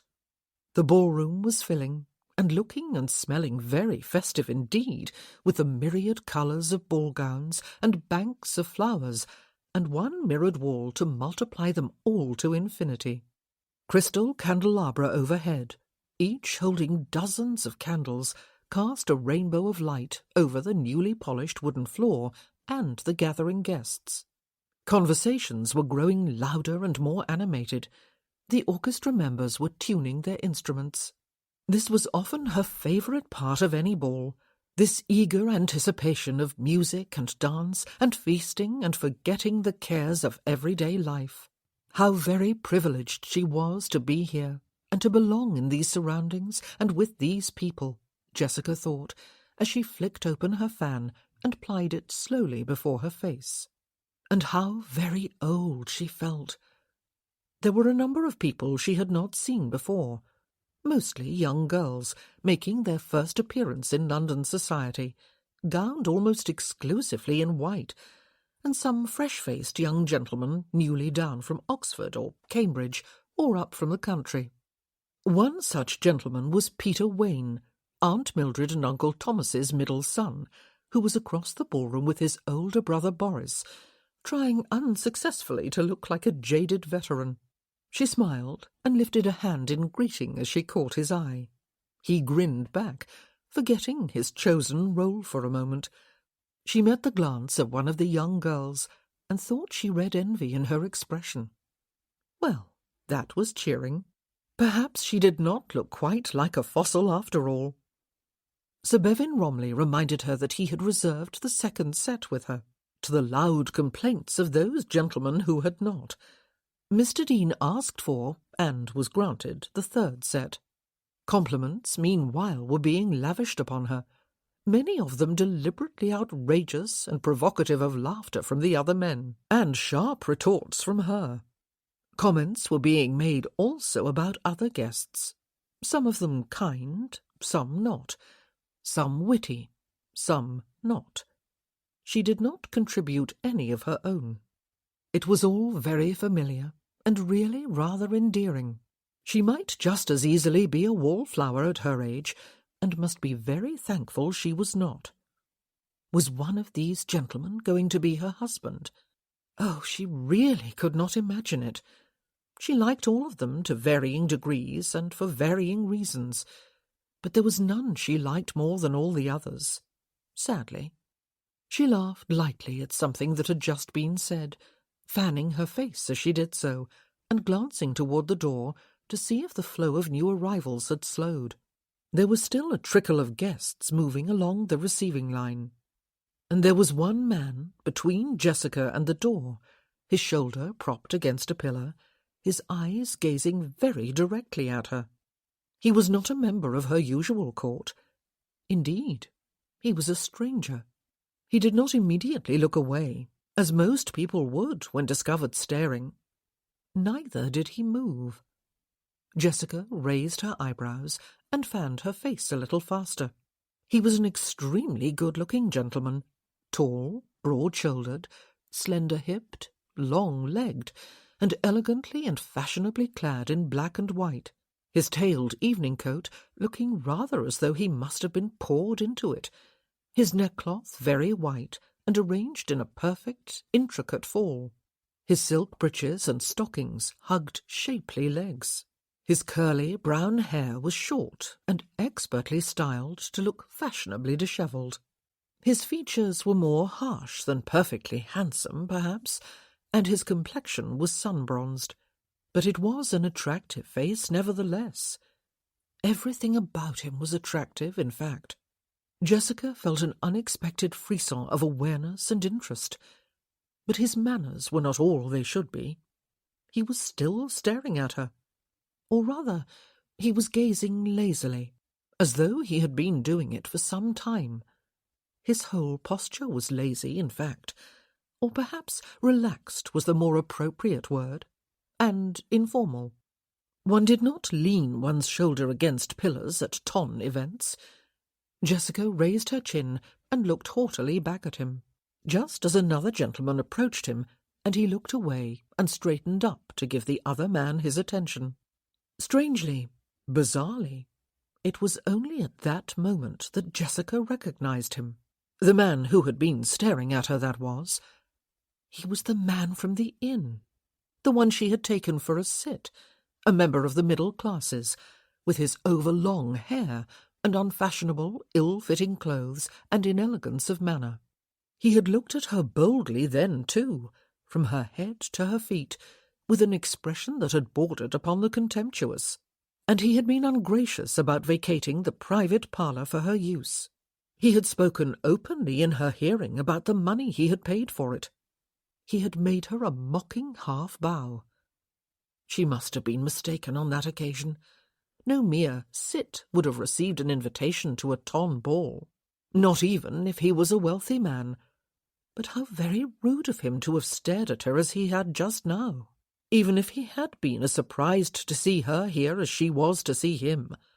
Who on earth was he? "Jessica!" Her mother was approaching, and Jessica turned her attention back to the scene immediately before her. Mamma was bringing someone to introduce to her. The man from the inn was forgotten, for standing before her, dazzling in a dull gold evening coat with sparkling gold waistcoat, lace foaming at his neck and over the backs of his hands, in this age of far more sober evening attire and darker colours, was the man of Jessica's long-dead dreams. He was handsome beyond belief, of slightly more than average height and perfectly proportioned build, with handsome facial features that included slumberous eyes of a decided blue and very white, even teeth, which were fully on display now in a wide smile. Even his thick hair was perfect, though red-haired men had never figured in the romantic dreams of her girlhood. They ought to have. "Jessica," her mother said, "Mr. Rochford has applied to me for an introduction to you. My daughter, Lady Jessica Archer, sir." "Charmed, Lady Jessica," the gentleman said, making her an elegant bow while not removing his eyes from hers. Oh, and so was she. Charmed, that was. Fortunately, she did not say so aloud. "I am pleased to make your acquaintance, Mr. Rochford," she said, inclining her head to him. She did not curtsy to any man below the age of 50, or below the rank of earl. Her court had fallen silent about her. She was hardly aware of it. "Mr. Rochford is heir to the earldom of Lindale," her mother informed her, "or soon will be, after his father succeeds to the title later this summer." Jessica raised her eyebrows in inquiry. "My cousin, the present earl, has not taken up his title in the almost 7 years since the demise of the late earl and his son," Mr. Rochford explained. "He disappeared before that unfortunate event, and has not been heard from since, despite an exhaustive search. It has been very distressing to my father, who was dearly fond of him. Alas, the present earl is about to be declared officially dead. Both my father and I will be broken-hearted, but, well, as the saying goes, life must go on." Ah, it was one consequence of being later than usual to London, Jessica supposed, that she had missed this tidbit of news, and really quite a sensational one. It was rather a romantic story, too, for Mr. Rochford and his father, anyway. Not so much for the dead earl, she supposed. So this veritable Adonis standing before her, and still smiling, was about to be an earl's heir, was he? And he was looking at her as though she were the fulfilment of all his dreams.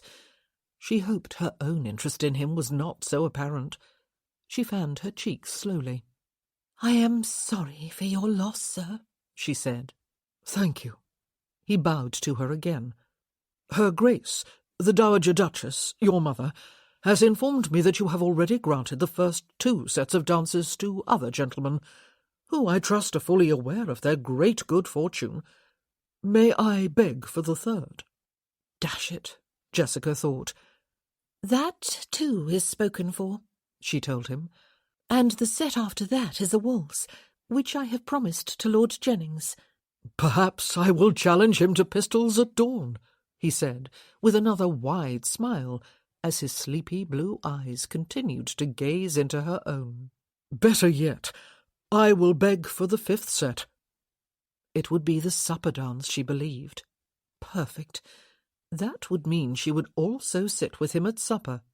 I shall be happy to reserve it for you, sir, she said, with an inclination of the head, and this time she noticed that her court did not erupt with the usual grumbles, but maintained what might have been a sullen silence.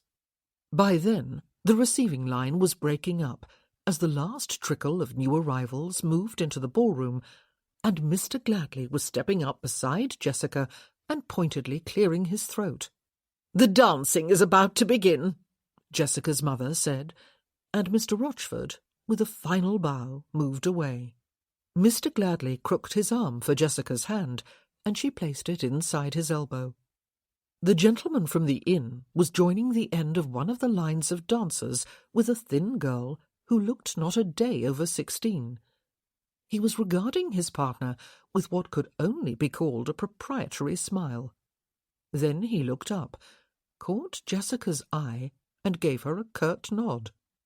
Mr. Rochford was also leading out one of the white-clad new debutantes, who was blushing and looking nervous and very much in need of reassurance, while he smiled and gazed at Jessica.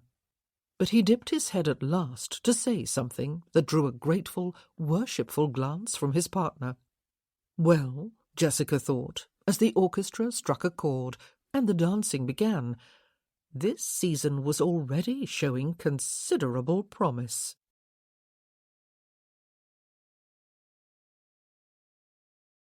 Chapter 4.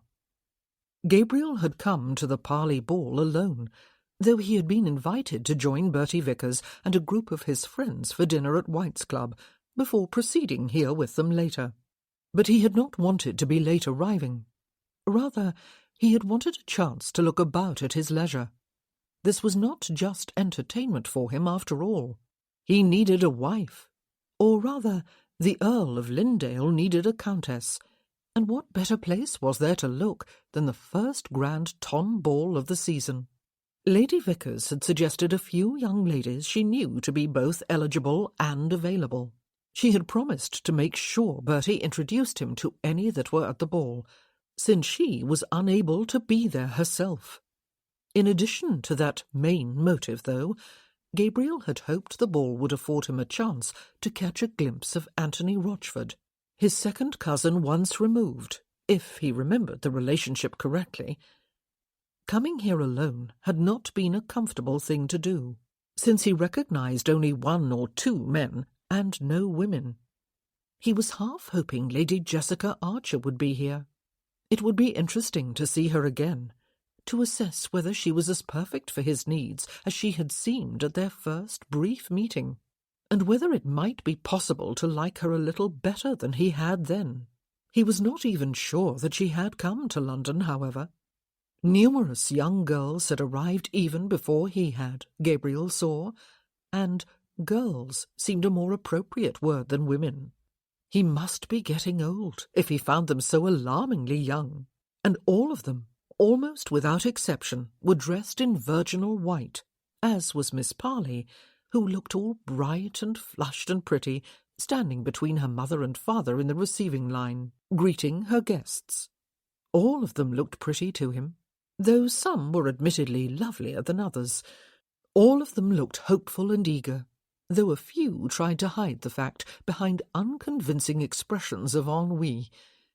He felt an unexpected tenderness for them all, and the dreams and aspirations they had brought to a London season, and what was undoubtedly their first grand ton ball.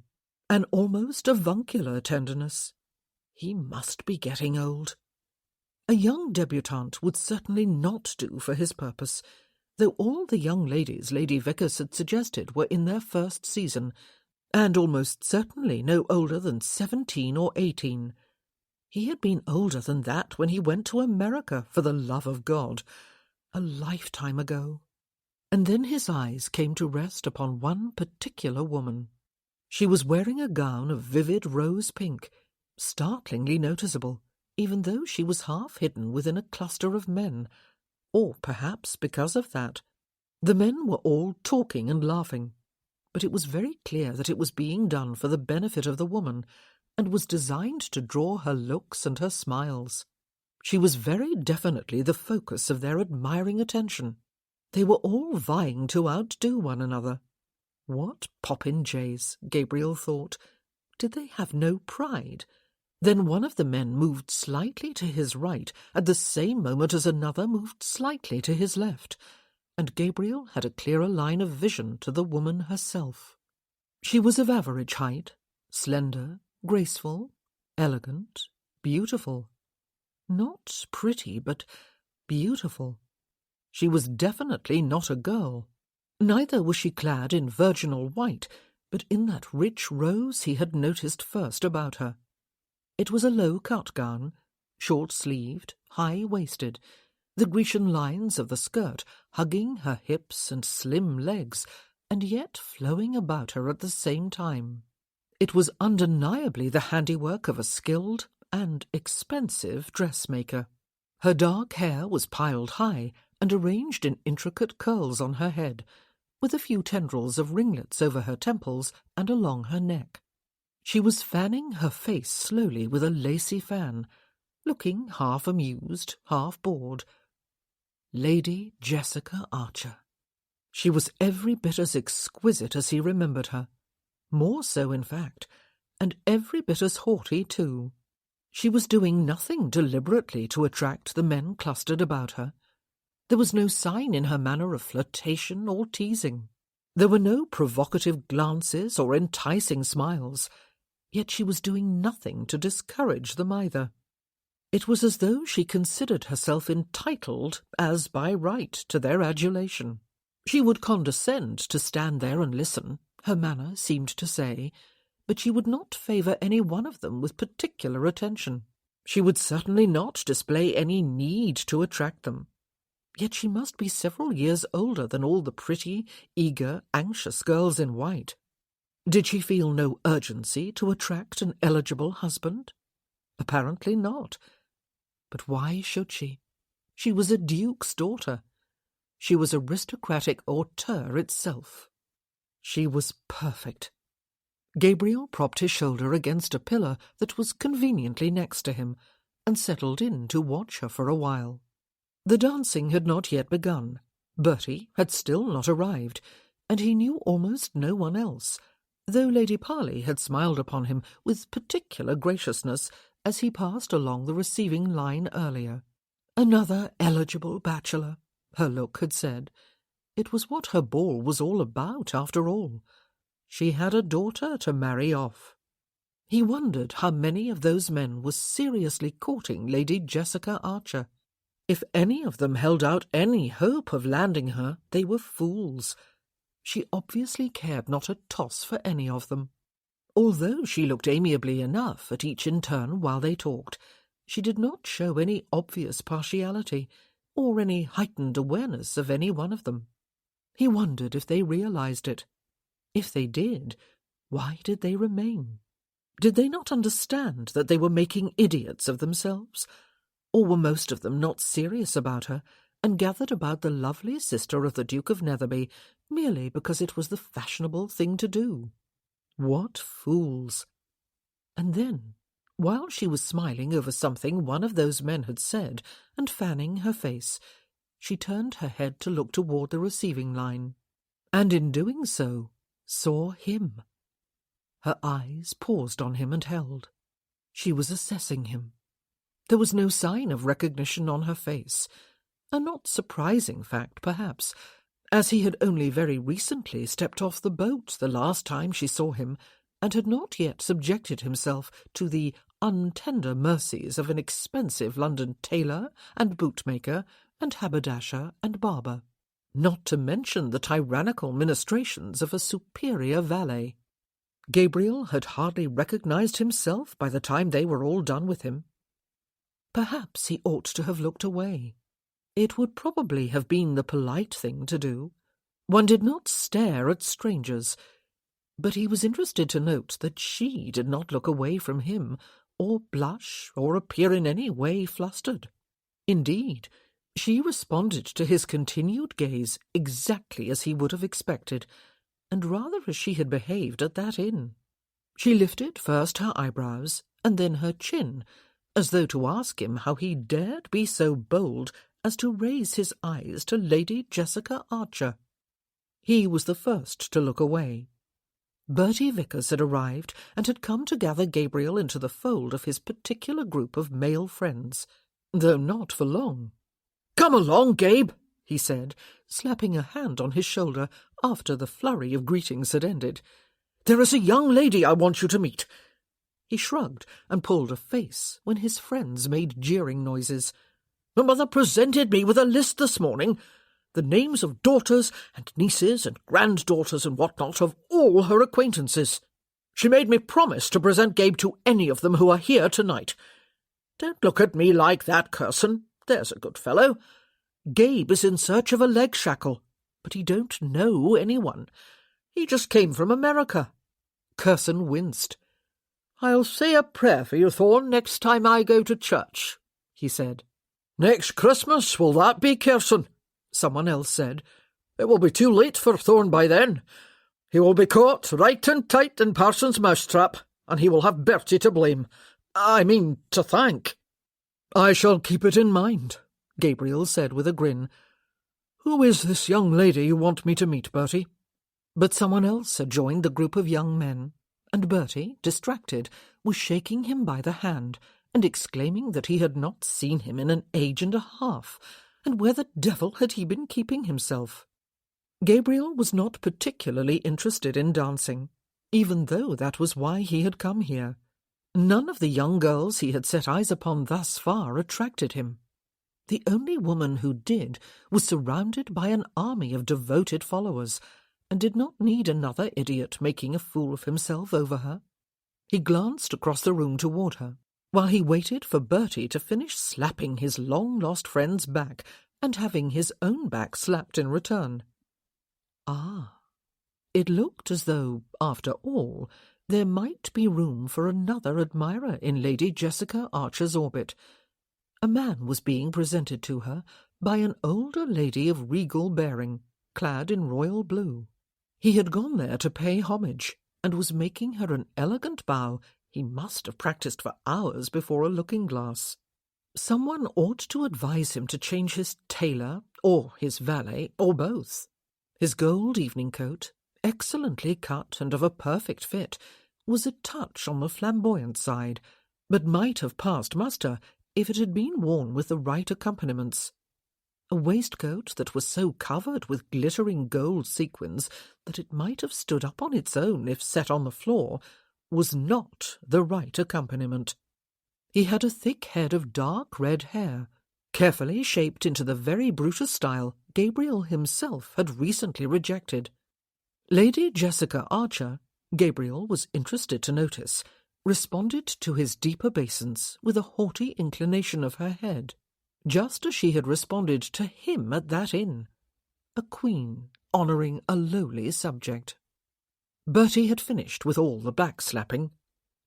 "Lady Jessica Archer," he said, noticing the direction of Gabriel's gaze.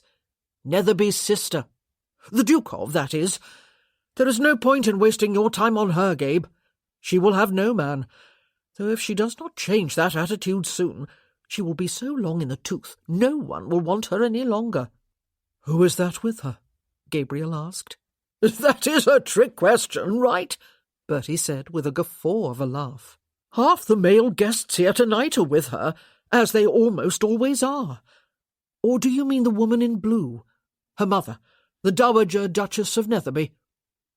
"The man in gold," Gabriel said. "Don't know." Bertie shook his head, but one of his friends provided the answer. "He is Lindale's heir," he said. "The Earl of Lindale, that is, or soon-to-be Earl. The ladies cannot get enough of him. They think him a handsome devil." "Ah," Bertie said. "So that is Rochford, is it? I have been hearing his praises being sung all week. Mr. Perfection, Mr. Charming Perfection. One would think someone would change the subject once in a while." "Soon-to-be Earl," Gabriel said, his eyes narrowing as he looked upon the distinctive figure of his second cousin once removed. "The old Earl died almost 7 years ago," Bertie explained, "and his son with him. The nephew who got the title after him never claimed it, and is almost certainly dead. If he is not found very soon, he will be called dead whether he is or not, and there will be a new Earl, that idiot's father." "Idiot, Bertie?" someone asked.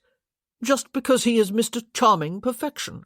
"Well, I ask you," Bertie said. "Who but an idiot would wear that waistcoat in public? It is an abomination, that's what it is. Come along, Gabe. Let me make that introduction, or the dancing will be starting, and you will not have a partner for it, and I will never hear the end of it after my mother asks tomorrow." The girl in question was the daughter of a dear friend of Lady Vickers, a viscountess. She, the girl that was almost painfully thin, and pale of both hair and complexion.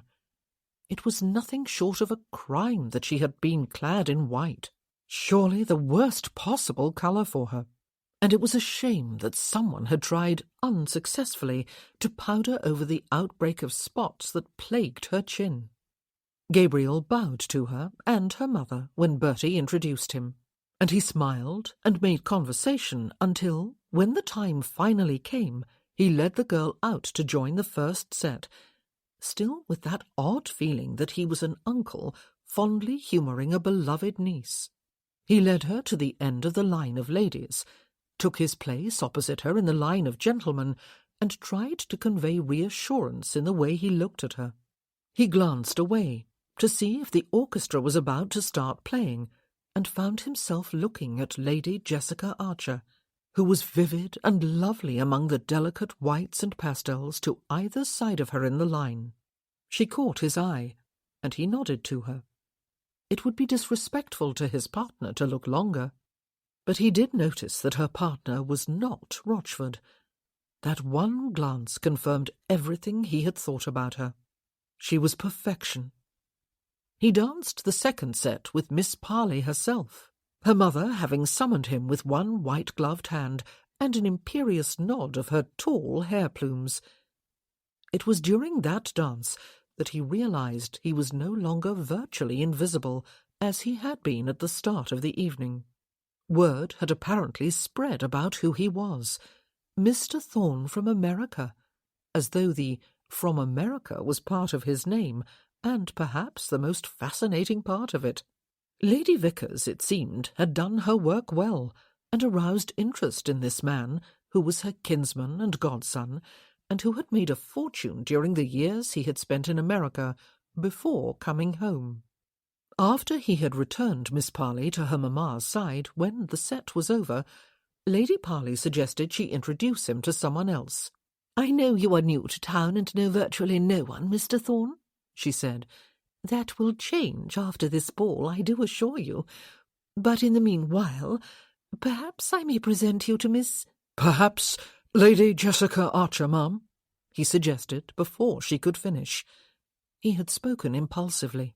There were even more men gathered about her now, after the second set, than there had been at the start. Why would he wish to swell their numbers? He did not wish it, of course. He had no intention of becoming one of her hangers-on, vying with a dozen others for one of her glances or, pinnacle of all happiness, one of her smiles. His only intention was to marry her. But first, an introduction. "Of course," Lady Parley said, and like a ship in full sail, she set off across the ballroom, her hair plumes announcing her approach, so that the cluster of men split apart to allow her access to the lady in their midst. Ladies, that was. There was another young woman with Lady Jessica, a very slender, dark beauty, dressed in a gown of pale spring green. Both watched their approach. Lady Jessica Archer closed her fan and slightly raised her chin.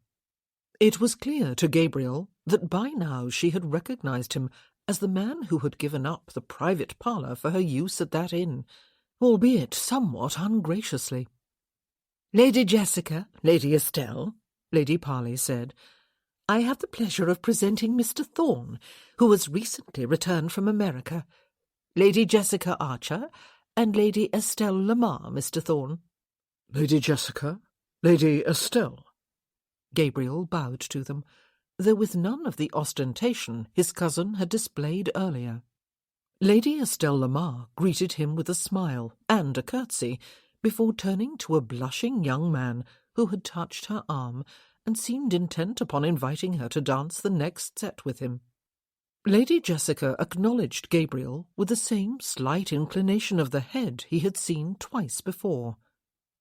"Mr. Thorne," she said. Lady Parley was hailed by someone to their left and hurried away with a murmured apology.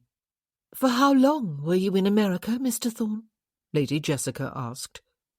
"For 13 years, he told her. "A long time," she said. "You must be delighted to be back home." On the assumption, perhaps, that America was a wild and lawless land. "I suppose I must," he said. Her eyebrows arched upward. "You only suppose, Mr. Thorne?" she asked him, and she looked slightly amused. He thought about it. "I only suppose, Lady Jessica," he said. "I also suppose it is possible that I miss being home." She tipped her head to one side and tapped her fan against her chin. "Ah," she said, "I catch your meaning, sir. America is your home too. Will you be returning, then?" "Perhaps," he said. The amusement in her eyes deepened, and she drew breath to speak. But the blushing young man was leading Lady Estelle Lamar onto the ballroom floor, and another man from Lady Jessica's court had stepped closer and was clearing his throat. She ignored him for the moment, but she did not say whatever she had drawn breath to say. She looked inquiringly at Gabriel, perhaps waiting for him to ask for a later dance. He did not do so. It seemed probable to him that every set was already spoken for, and that it might give her great pleasure to tell him so. Or perhaps he was attributing to her a spitefulness that was not part of her nature. Anyway, it was too late now. Her partner had bowed to her and reminded her that the next set was his. He looked at Gabriel with a pointed frown, and it struck Gabriel that her whole court of admirers was viewing him with less than welcoming amiability. "Your servant, Lady Jessica," he said, and turned to stroll away. Bertie had not danced at all, and apparently had no intention of doing so. "One attends balls because it is expected of one," he told Gabriel, "and because at the start of a season it is always good sport to look over the new crop of young hopefuls come to market. The trouble is, though, that one is then expected to dance with them." Gabriel chuckled. "But come along," Bertie said. "I'll introduce you to old Sadie James's granddaughter, third on my mother's list. There is just time before the dancing starts." Gabriel joined him again after dancing with the girl, a pretty little thing who had a tendency to go tripping off in the wrong direction, and then to giggle when she caused confusion among those performing the steps correctly. "Lady Estelle Lamar, Bertie," Gabriel said. "Who is she?" "Dorchester's daughter," Bertie explained. "The Marquis of Dorchester, that is. She has a twin brother. He is over there with her now, the tall dark one." He pointed inelegantly. "The Marquis is with the Duke and Duchess of Netherby. The Duke is the one with very blonde hair, and all the rings and diamond pins, and the jewelled quizzing glass. I would give a great deal to get a look at his whole collection of glasses.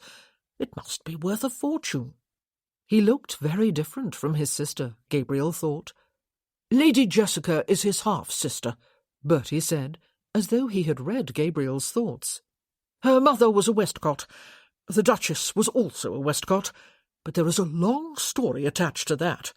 I'll tell you one day, though I am bound to get all the details mixed up. Ask my mother. She will tell you. The next set is a waltz. Do you know the steps?"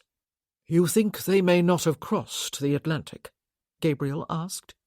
"Well," Bertie said, "I have not learned 'em, and I have never done more than dip a toe into the Atlantic. Dancing face to face with the same woman, making conversation while avoiding treading on her toes, is not my idea of a good time."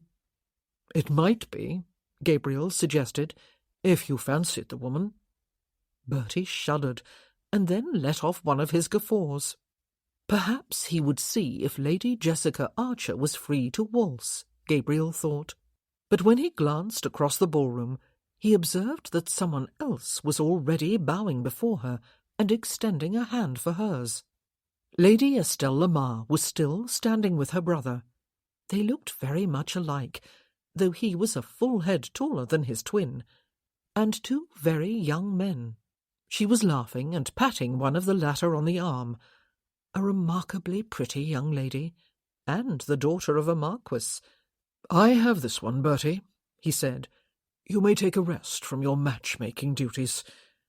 And he approached the group, and was introduced to Viscount Whatley, the twin, and to Mr. Boris Wayne and his brother Mr. Peter Wayne, who were, according to Lady Estelle's introduction, her sort of cousins.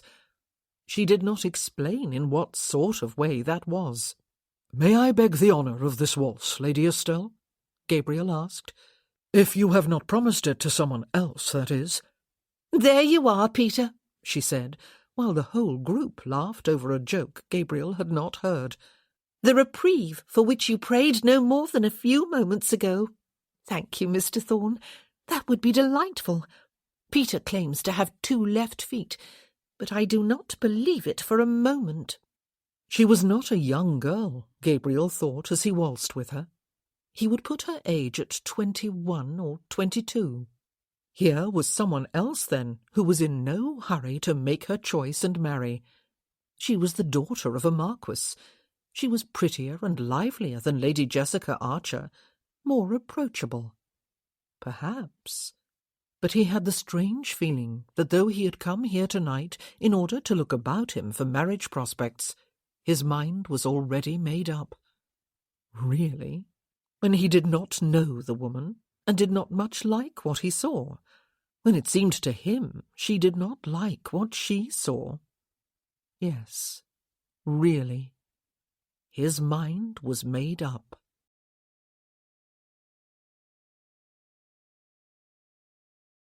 Chapter 5.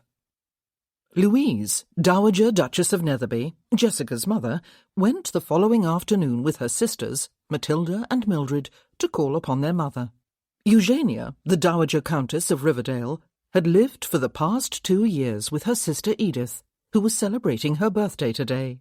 It was not surprising, therefore, that the 3 sisters were not the only callers. Their former sister-in-law, Viola, Marchioness of Dorchester, and a cousin, Althea Westcott, were there too. The conversation moved through a number of topics while they all sat about the dining-room table, partaking of tea and pastries and cake. Inevitably, the discussion included the Parley Ball last evening. 4 of them had been present for it: Louise, Mildred, Viola, and Althea, and those who had not were eager to hear all the news and gossip. There were always some newcomers to talk about this early in the season. "Peter danced 4 sets," Mildred said, speaking of her middle son, as she eyed a pastry that oozed cream, before choosing a more sensible slice of seed cake instead, "including one with Miss Parley herself. The poor boy was very nervous about making his debut into society, though one rarely hears anyone talk about a man making his debut, does one? Thomas congratulated him this morning at breakfast for not having trodden upon anyone's toes, but apparently Miss Parley trod upon his, and he has the bruise to prove it." They all laughed. "It was gratifying to see that both Estelle and Jessica danced all evening," Viola said. Lady Estelle Lamar was her husband's daughter by a previous marriage. "It would be even more gratifying," Louise said, "if either one of them, or both, had shown any particular interest in any of their partners. It is disturbing that they are both well past the age of 20, without even the prospect of a wedding on the horizon, or even a betrothal. What is wrong with young women these days?" "Perhaps," Matilda said, "they are waiting for love, Louise. And if that is so, then I can only applaud their good sense." "That is all very well for you to say, Matilda," Louise said. "You do not have daughters to worry about. And do they have to wait until they are 56 to find love?" The comment was a bit unjust. That was the age at which Matilda had married Charles, Viscount Dirksen, 2 years ago. It had been her first marriage. "That is unfair, Louise," the Dowager Countess said. "Matilda would have married Charles, yes, the same Charles, at the age of 20, if her father and I had not stepped in, very ill-advisedly as it turned out, to stop her." "No doubt you did what you considered the right thing at the time, my lady," Miss Adelaide Boniface, Edith's companion, said soothingly. "Jessica danced with Mr. Rochford before supper," Mildred said. "He was much in demand with the young ladies all evening. He is very handsome, and appears to be exceedingly charming too. Also well-mannered. I noticed that he sought an introduction to Jessica before the dancing even began, and he did it the correct way, by applying to Louise. He was very attentive to Jessica while they danced. She looked as if she might be interested." "Who is Mr. Rochford?" the Dowager Countess wanted to know. "He is soon to be heir to the earldom of Lindale, Mamma," Louise explained. "As soon as the missing earl has finally been declared dead, later this summer, that is, and Mr. Rochford's father becomes the new earl." "Yes, of course," her mother said. "I know all about that. I had just forgotten the young man's name. He is as handsome as everyone says he is, then?" "He is said to have red hair," Edith said. "I can never quite like red hair on a man." "But his is a dark red," Cousin Althea said.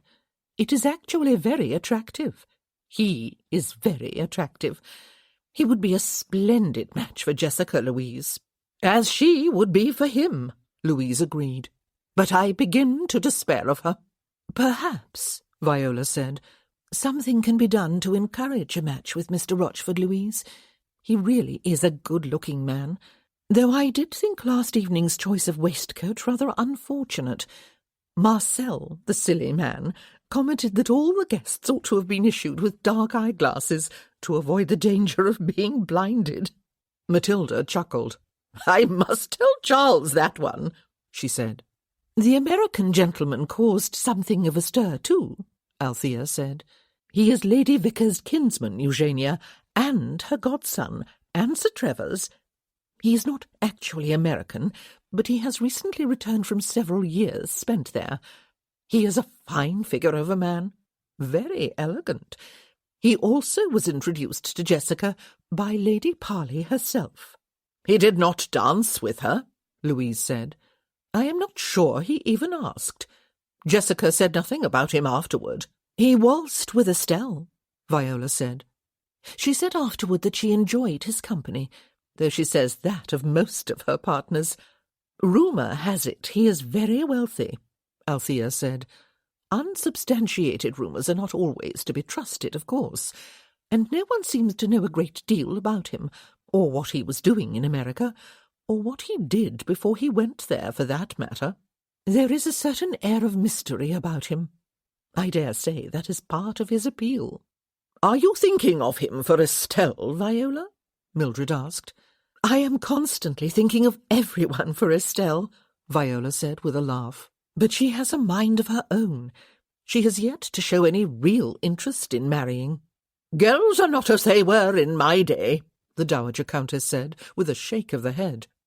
"I hear of both Mr. Rochford and the American wherever I go," Matilda said. "I assume it is Mr. Thorne you were speaking of, Althea?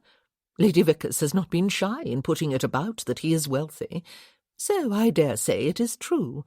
She would lose considerable face if it turned out that he was a pauper. I look forward to meeting both gentlemen. And I agree with you, Viola. Perhaps we really ought to start thinking of ways to throw Mr. Thorne into Estelle's path again, and Mr. Rochford into Jessica's. We? Mildred asked, her eyebrows raised. She took the cream pastry after all, since no one else had removed temptation from her reach, and bit into it with slow caution. Well, if the past few years are anything to judge by, they are not doing much to help themselves, are they? Matilda said. What they need is a helping hand, not to attract the gentleman. Good heavens, they are both unusually lovely girls, and could not possibly be more eligible if they tried. One of them the daughter of a duke, and the other of a marquis. They need a helping hand to narrow their choices to one, and to fall in love. I wish it could be done as easily as saying it, Louise said with a sigh. Alexander and Wren are expected to arrive in town tomorrow, Althea said, speaking of her son and his wife, the Earl and Countess of Riverdale. Elizabeth and Colin are planning a small party to welcome them, though that is only an excuse, of course.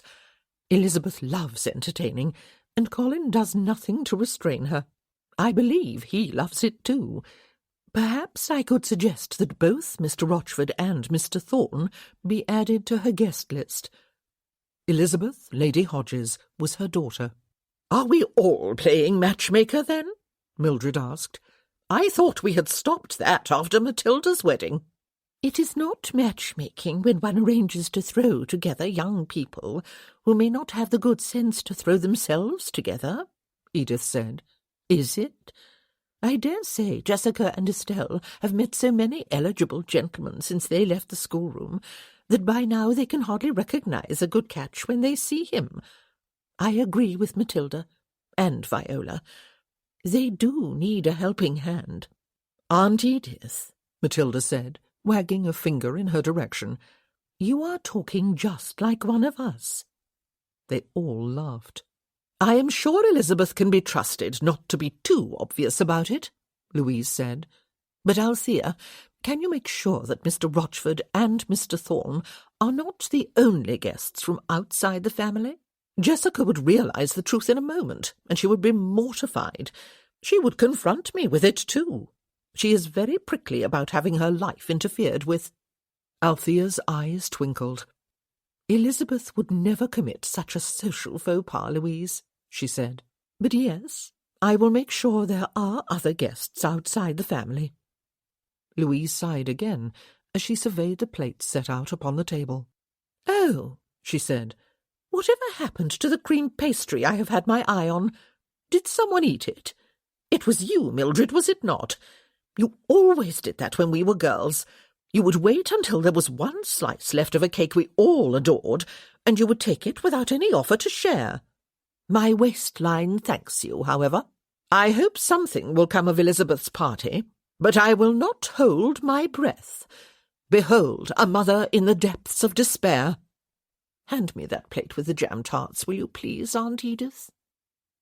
It is a magnificent bouquet, Jessica, Anna, Duchess of Netherby, said, sounding a little doubtful. It is also a little hard to see around, is it not? She got up from her chair across the hearth from her sister-in-law's and sat on another.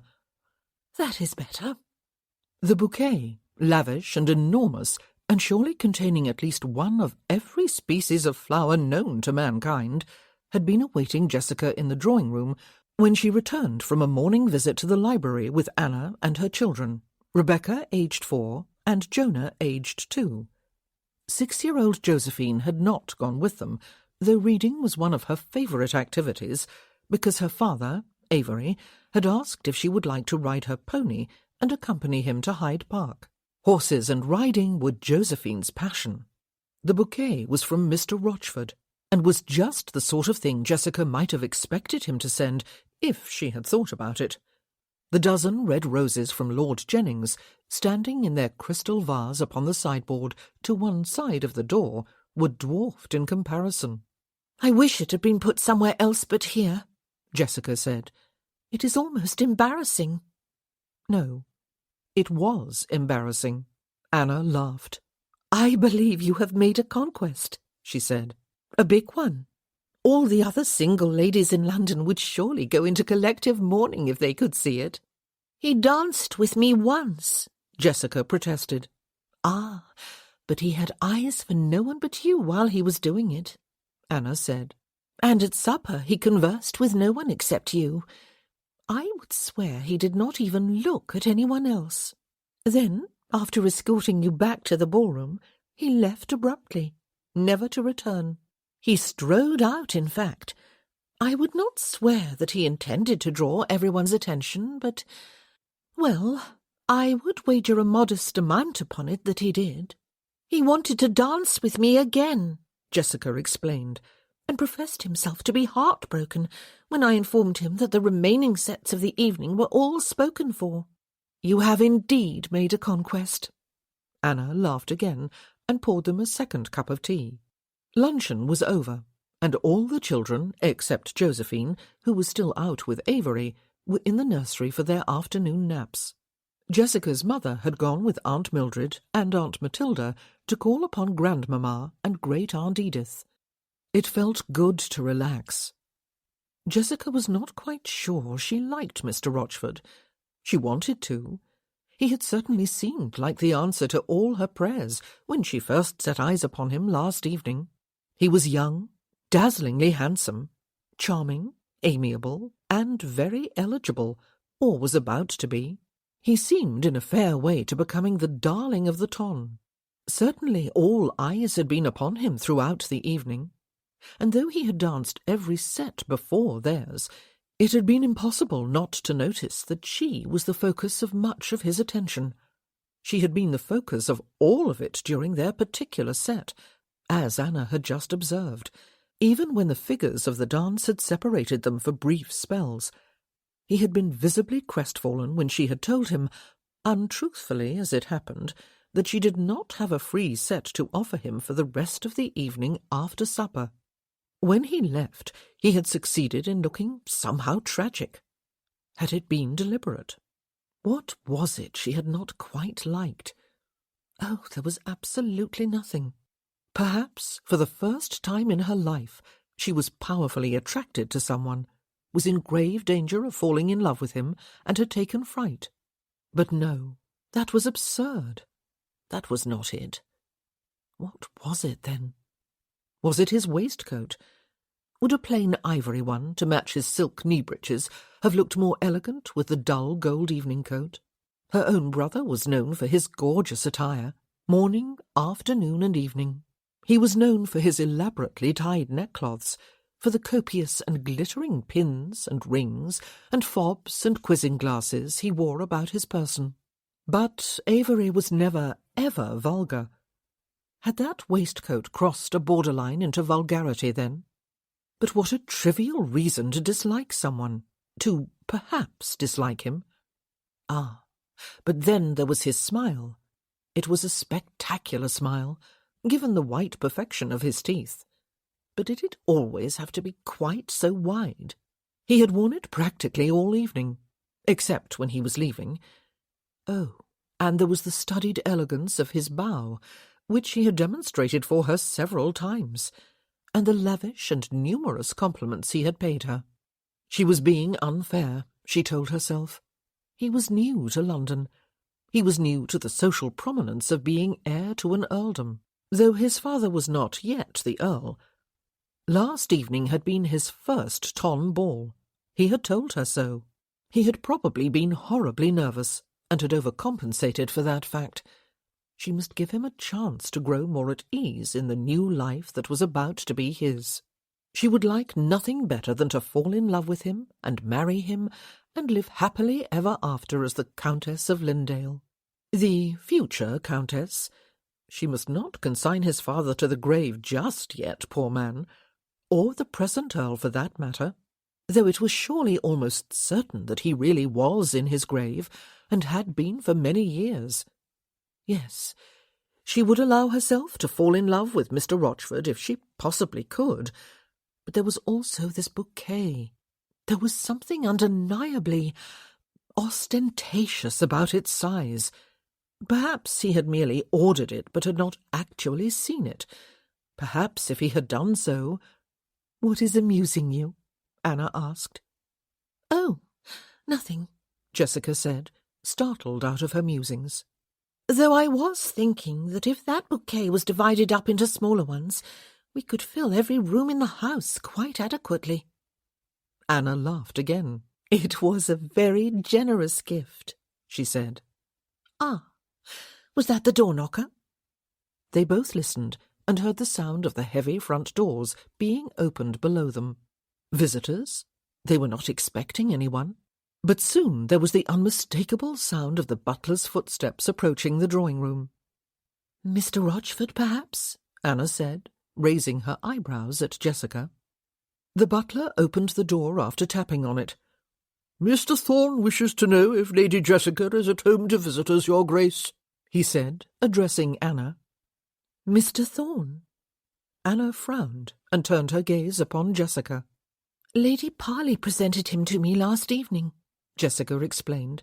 "The American, Anna, Sir Trevor Vickers' godson. But how strange of him to call here today. He requested the introduction, yet did not ask me to dance. Mr. Dean's set was about to begin, but there were numerous other sets after that." "Ah, yes, "I remember the gentleman," Anna said. "Someone pointed him out to us. For some reason he appears to have caught the imagination of the ton. Perhaps because he is a fine figure of a man, and there is some mystery about him. Are you at home to him?" He had disconcertingly dark eyes. They made her uncomfortable. In 2 brief encounters she had been unable to identify the colour of those eyes. Blue? Black? How could they be both? Yet they were. They were very penetrating eyes, and seemed to look not just into hers, but through them. Why on earth had he come here? There was one way to find out, she supposed. Besides, she recalled that last evening Mr. Rochford had not been the only gentleman who had piqued her interest. Mr. Thorne had too, though surely only because of that earlier encounter when she had mistaken him for a cit. That was not altogether right, however. Her interest had been aroused last evening, even before she recognized him. He was handsome. Well, sort of handsome. Attractive would be a more accurate word. Very attractive.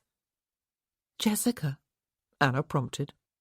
"Show him up, by all means," Jessica said, addressing Avery's butler, and then wished, too late, that she had sent him back downstairs with a different answer.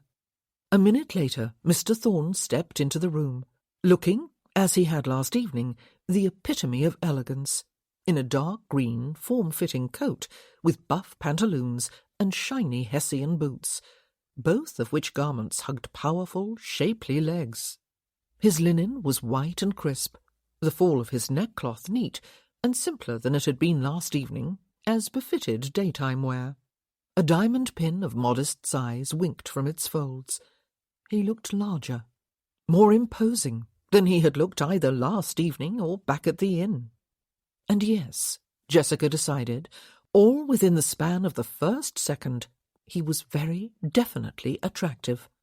More so than Mr. Rochford, but less handsome, if the 2 men were to be judged by facial features alone, that was. Facial features were not everything, though. Anna had risen to her feet and was moving toward him, her right hand extended. "It is a pleasure to make your acquaintance, Mr. Thorne," she said. "I am the Duchess of Netherby, Lady Jessica's sister-in-law." "Your Grace," he said, taking her hand and bowing over it, a slight bow, not a lavish one. He turned his eyes upon Jessica, who had also risen, though she had not moved away from her chair. "Lady Jessica." "Mr. Thorne," she said, watching him as he took the seat Anna had indicated.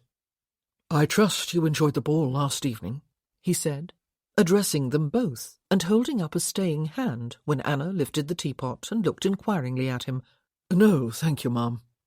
"We did," Jessica said. "Lord and Lady Parley must have been very gratified. They can boast in all truth today that their ball was a grand squeeze." "And I hope you enjoyed it too," Anna said. "Yes," he agreed. This, Jessica thought, would clearly be hard going. But he had come for a specific purpose, it seemed, and he got down to business without further ado. "I wonder, Lady Jessica," he said, turning his attention, and the full intensity of that disturbingly dark gaze upon her, "if you are free tomorrow to drive out to Richmond Park with me. I have been told it is well worth a visit." "Oh, goodness. Alone, Mr. Thorn?" Anna raised her eyebrows, while Jessica regarded him thoughtfully. "In an open curricle, ma'am," he said. "Ought I to have arranged a party? I have become unaccustomed to the English way of doing things." But he looked slightly amused, Jessica thought, as though there was something a bit funny about her needing a chaperone if she stepped out with him. Would she go? She knew nothing more of him than his name, and the facts that he was a relative of Lady Vickers and had recently returned from a lengthy stay in America. Any other gentleman, if he made so bold as to call upon her the day after making her formal acquaintance, would ask no more than that she drive in Hyde Park with him at the fashionable hour of the afternoon, or that she reserve a dance for him at the next ball, or he would send her flowers. Her mother would certainly have something to say about this invitation if she were here. So would Avery. But good heavens, she was 25 years old, and he was not asking her to go to the ends of the earth with him, or the moon. But did she want to go? That was the only question that signified. "It must be all of 2 years since I was last in Richmond Park," she began.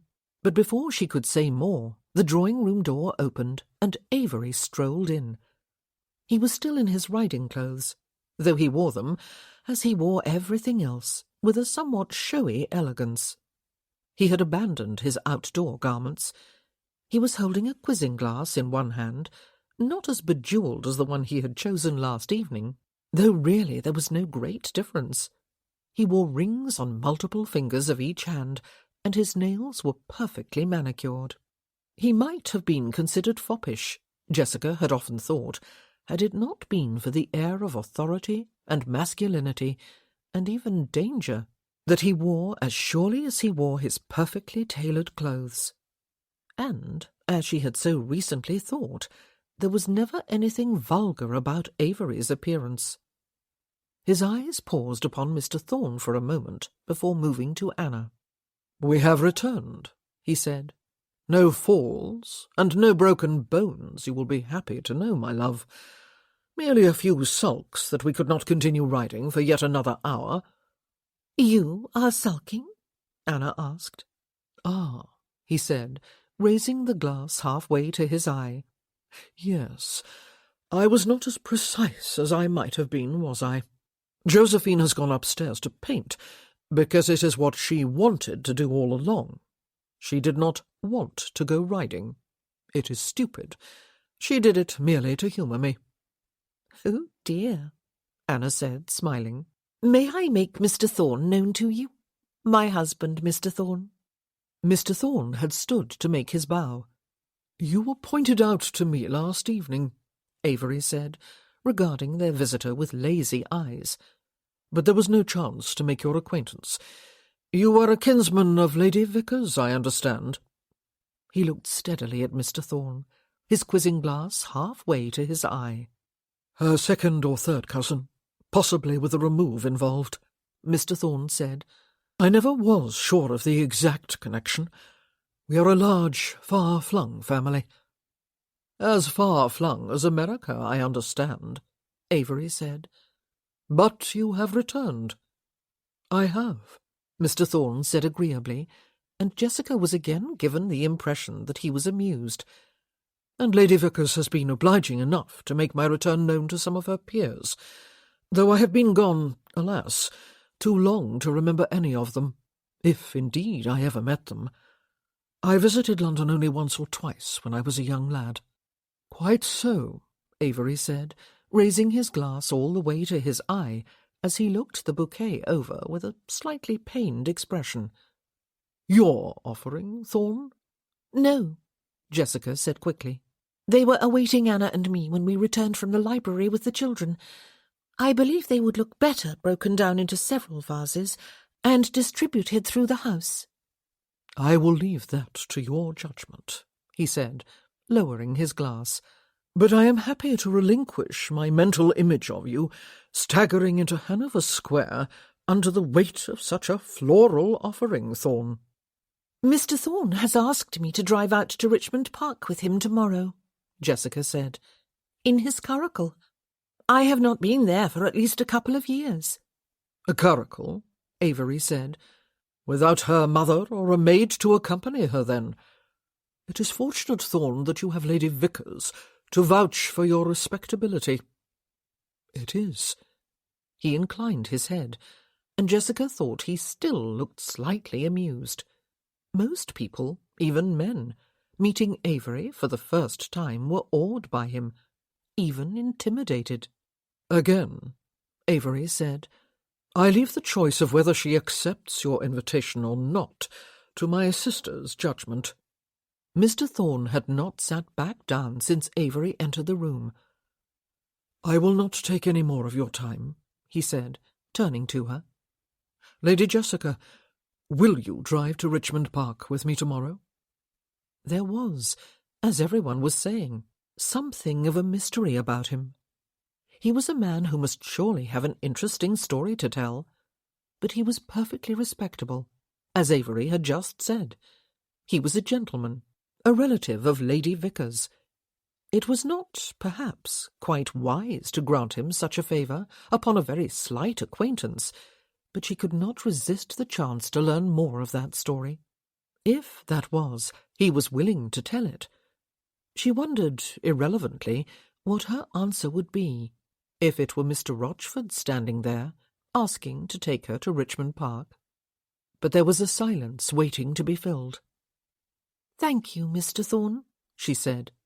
"I will." At 1 o'clock. He bowed after she had nodded, took his leave of Avery and Anna, and strode from the room. "Well, this is an interesting turn of events," Anna said, a few moments after the door had closed behind him. "I would have wagered upon Mr. Rochford's calling this afternoon, if anyone, but it is Mr. Thorn who came instead." "I suppose, Jess," Avery said, "it was Rochford who sent the flowers." "It was," she said. "Yes," he commented, strolling closer and looking at them again, but with the naked eye this time. "It is as I would have expected." He did not explain. He did not need to. Jessica had had the same thought. "I wonder why Mr. Thorn went to America," Anna said, "and why he has returned, and to London instead of to his home, wherever that is, though he has hardly ever been here before." "Perhaps Jess can twist his arm for information when she drives out with him tomorrow," Avery said, turning his lazy gaze upon his sister. "Were you even introduced to him last evening, Jess? I did not see you dance with him." "I did not," she said. "Lady Parley presented him to me, but it was just before Mr. Dean claimed his set, and there was no chance to exchange more than a few words." "Ah," he said, "but you made a significant enough impression upon him that he came today to lay his heart at your feet." "How absurd," she said. "But the truth is, I had seen him before last evening. He was at the inn where I spent the night on the way home from Abbey and Gill's, looking for all the world like a cit, nothing like his appearance last evening or today. He had already reserved the only private parlour at the inn, but Mr. Goddard arranged with the landlord to persuade him to give it up to me. I dare say I was not meant to come face to face with him, especially while he was arguing the point with the landlord, but I did, and he did eventually quit the parlour after Mr. Goddard had hustled me upstairs to my room." "Edwin was uncharacteristically careless," Avery said. "I will have a word with him." "Nonsense," Jessica said. "He was such a scrupulous guardian that I almost imagined, except when I looked at him, that he was you." "But how romantic," Anna said with a laugh, "that when Mr. Thorn saw you again last evening, Jessica, he immediately asked Lady Parley to present him. And today he has come here to invite you to drive to Richmond Park with him." Perhaps none of it would have happened if Mr. Goddard had not been careless, Avery, though I am sure Jessica is right, and he was no such thing. Romantic, Jessica said, tutting and shaking her head. I do not believe Mr. Thorne and romance can ever be realistically uttered in the same breath. Though she knew she would look forward to tomorrow.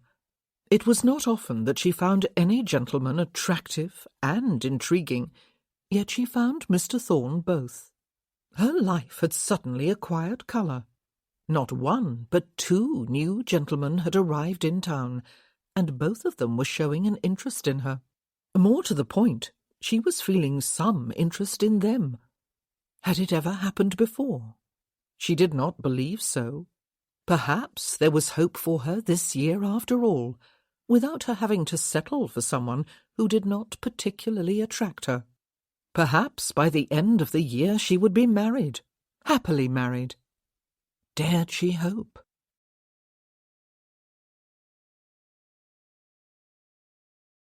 Chapter 6. The fine, sunny weather had held, Gabriel saw, when he looked out of his hotel room window the following morning. In England, one never knew what to expect from one day to the next, or even from 1 hour to the next. He had purchased a sporting curricle and pair the week before, and hired a young groom. But a curricle, of course, called for fine weather, especially when one planned to share the high seat with a lady. Horbath had put a letter beside his breakfast plate on top of the neatly folded morning paper. It was from Mary, Gabriel saw. She had received his own letter then, which he had sent with Simon Norton, the man he had hired to be his steward. He had been obliged to take Norton into his confidence, and had sent him to Derbyshire, not to displace Manley Rochford's steward at Brierley, but to do some discreet information-gathering. Gabriel had told him about Mary, and instructed him to make sure she was secure in her cottage for the present, and had sufficient money upon which to live. He had written to her himself to tell her he was back in England, and she need worry no longer about her home and livelihood. She had shed tears when she learned that he was so close, Mary had written in her letter. Not unhappy tears, Gabriel must understand. She was still under notice to leave her cottage, and her allowance had been cut off, though Mr. Manley Rochford surely had no authority to do that yet. She was grateful that Gabriel had been thoughtful enough to send her money with Mr. Norton, whom, by the way, she considered a very pleasant, respectful young man. She did not need it, however. Through the years she had managed to put a little aside, whenever she could, for a rainy day, and would be able to feed herself and the animals at least until Gabriel came home. Did he know that Mr. Norton had been taken on at Brierley as a gardener? And did he know that Mr. Manley Rochford was planning to leave for London soon with his wife, to celebrate his elevation to the rank of Earl? Did he know that Mr. Anthony Rochford was already there? Gabriel knew, and when he opened the paper and came to the society pages, he read that the handsome and charming Mr. Anthony Rochford, son and heir of Mr. Manley Rochford, who was expected to become the Earl of Lindale in the very near future, had been seen driving in Hyde Park at the fashionable hour yesterday afternoon with Lady Jessica Archer, sister of the Duke of Netherby. And this had happened the very day after he had danced and sat at supper with her at Lady Parley's ball. Was the heart of the lovely and elusive heiress about to be snared at last? Not if he had anything to say about it, Gabriel thought. Not by Anthony Rochford, anyway. One thing had been clear from Mary's letter. There was no chance that she had misunderstood the eviction notice. Rochford had not had any change of heart since moving to Brierley. Without any right to do so, he had cut off the allowance her brother-in-law, the late Earl, had made her. No matter what else he was doing at Brierley, or planning to do, there had been no report yet from Simon Norton himself. Manley Rochford's treatment of Mary was enough to seal his fate, and Gabriel's too. There was to be no miraculous reprieve, and therefore no return to his life in America. Let the courtship begin, then. The front doors of Archer House opened as he drew his horses to a halt outside at almost precisely 1 o'clock. Someone must have been watching for him. Netherby stepped out as Gabriel was descending from his high seat and handing the ribbons to his groom. "A neat sporting rig," Netherby said, looking the curricle over unhurriedly. "And a fine pair of matched greys. You have a good eye." "I believe I do," Gabriel agreed.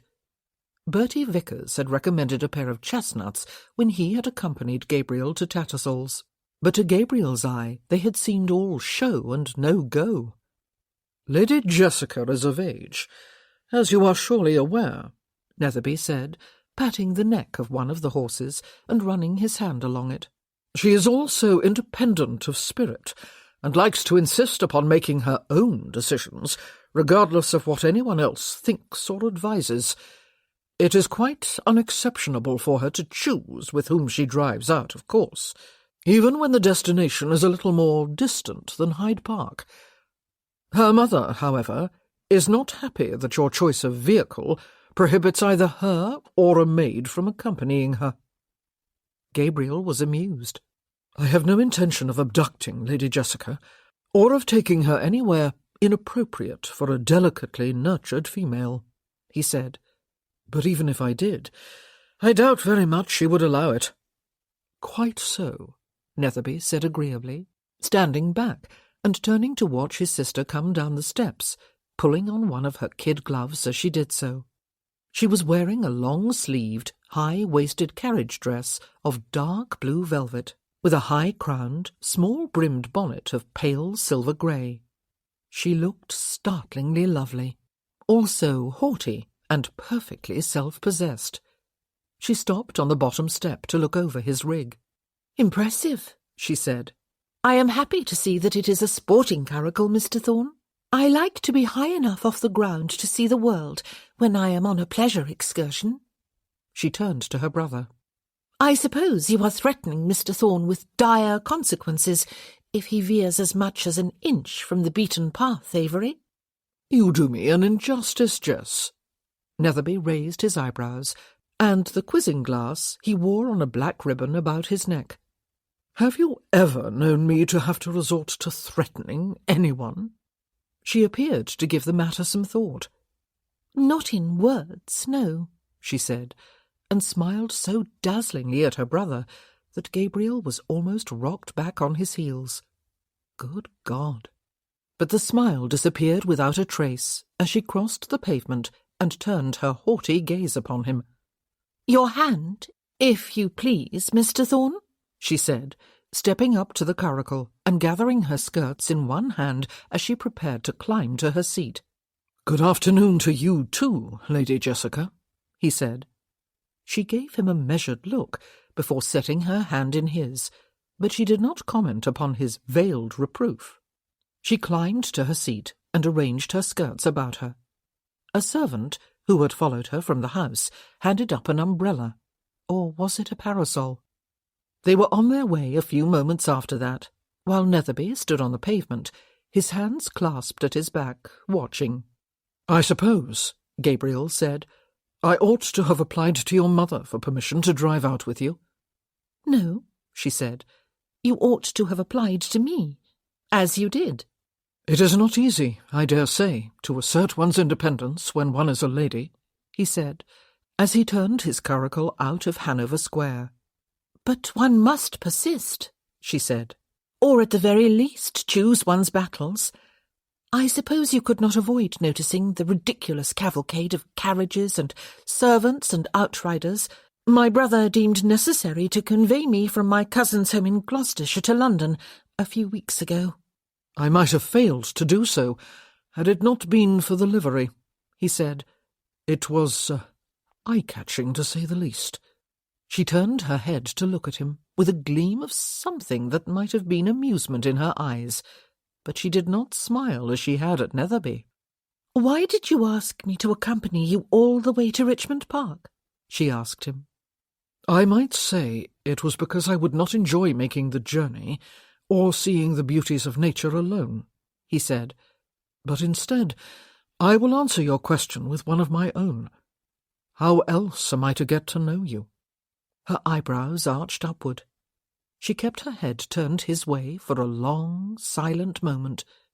"Most gentlemen who wish to pursue an acquaintance with me dance with me at balls, or engage me in conversation at soirees and garden parties, or ask to drive me in Hyde Park during the fashionable hour of the afternoon," she said. "They join your court, in other words," he said. "It is an impressively large one, if Lady Parley's ball is anything to judge by.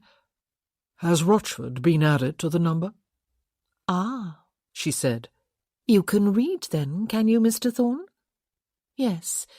He drove me in the park yesterday afternoon. Avery uses the same word you chose to describe my admirers. Court, that is. Time will tell if Mr. Rochford chooses to become a part of it. Will you?"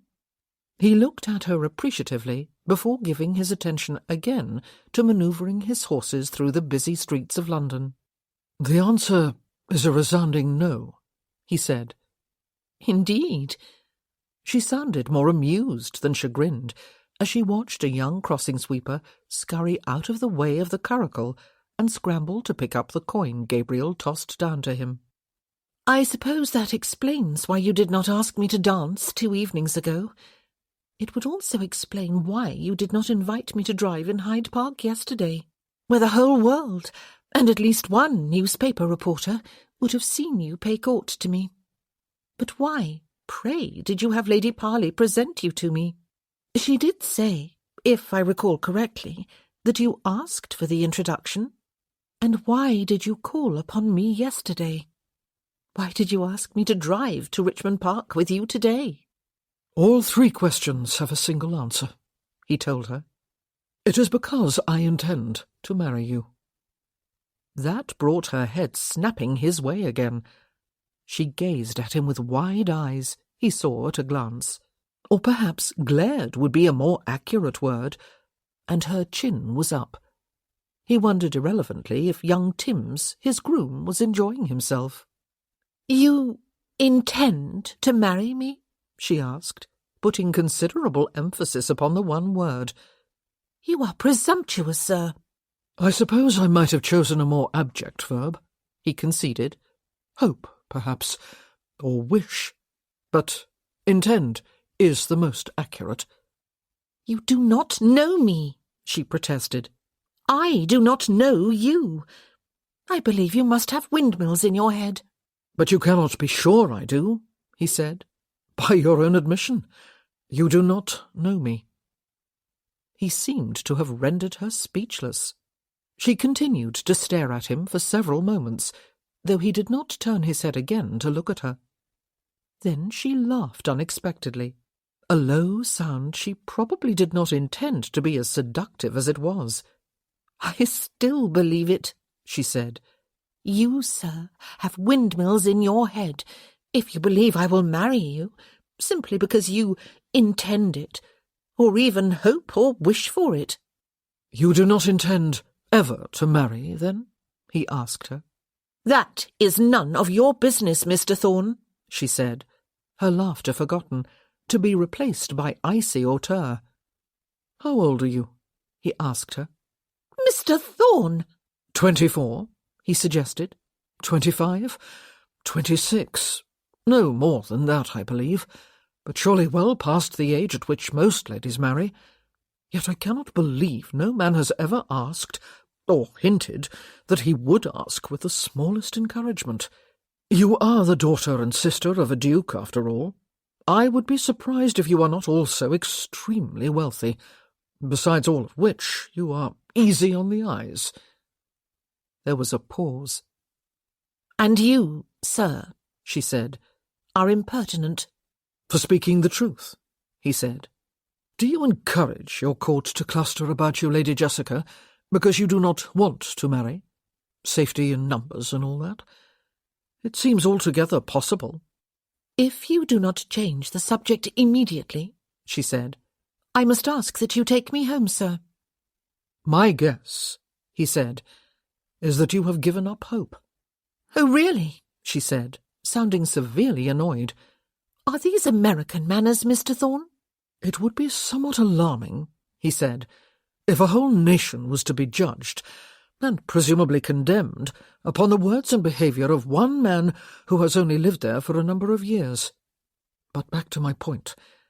I believe, Lady Jessica, you have given up hope of finding that one man who can distinguish himself from the crowd and renew your interest in matrimony and a new life, quite independent of your mother and brother.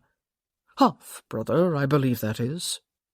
"Well," she said, "you have certainly distinguished yourself from the crowd, Mr. Thorn, but if you believe that you have also aroused in me any eagerness to marry you, you are sadly mistaken, to put the matter mildly." "Perhaps," he agreed.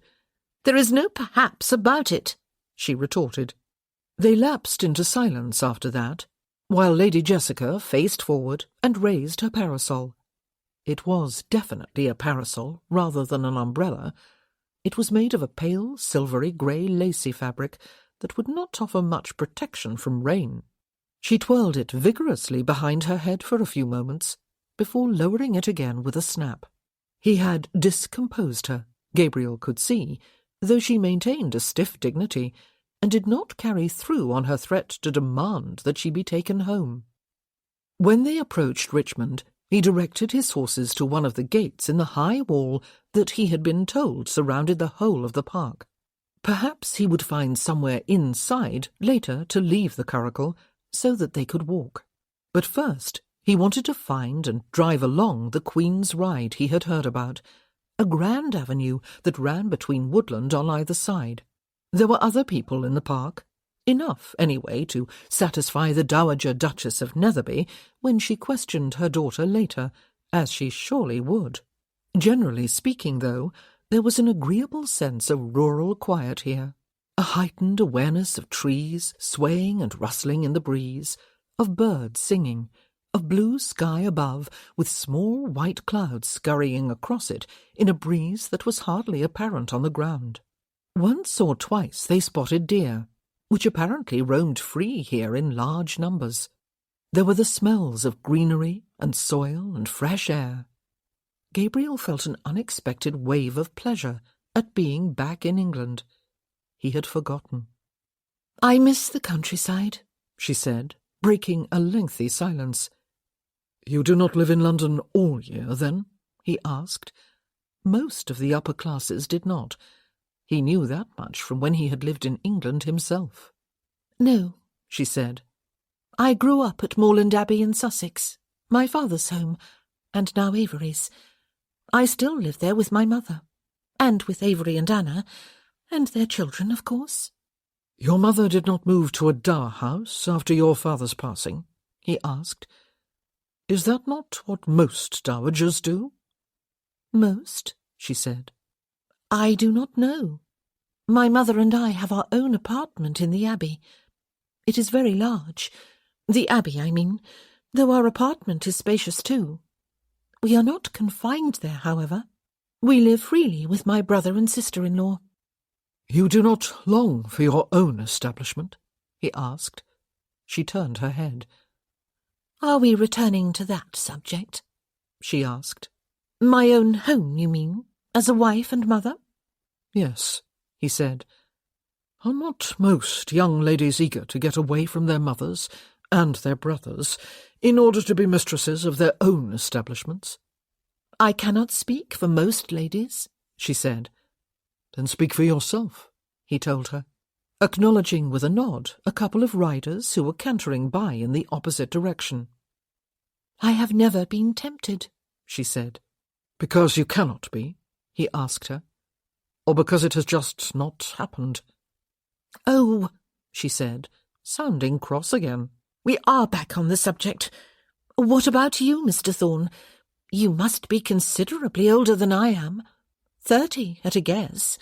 At least that. Have you never been tempted to marry?" "Yes," he said, without hesitation. "It happened a couple of weeks or so ago, soon after I had disembarked after a long voyage from America.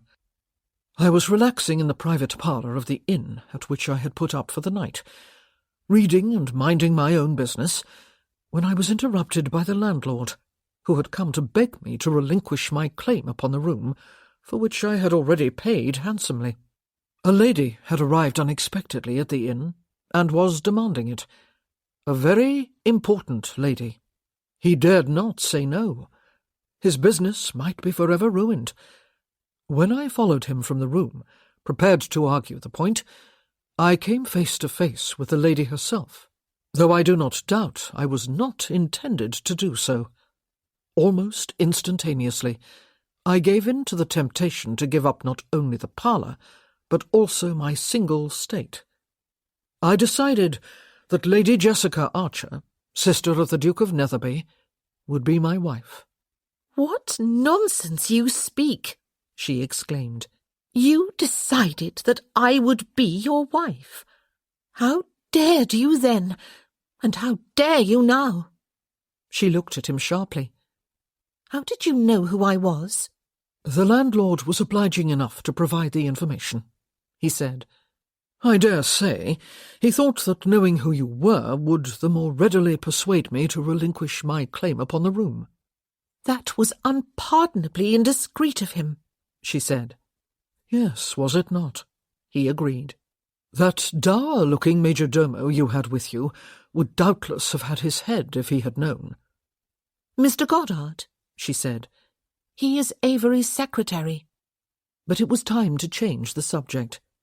He had wanted to shock her, to make it clear to her that he had no interest whatsoever in dallying with her, and thus becoming just one more member of the court for which she obviously cared not a fig.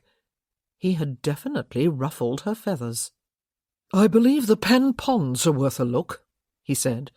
"Shall we find them, and then leave the curricle somewhere and enjoy the scenery on foot?" "Very well," she said, after appearing to consider the matter.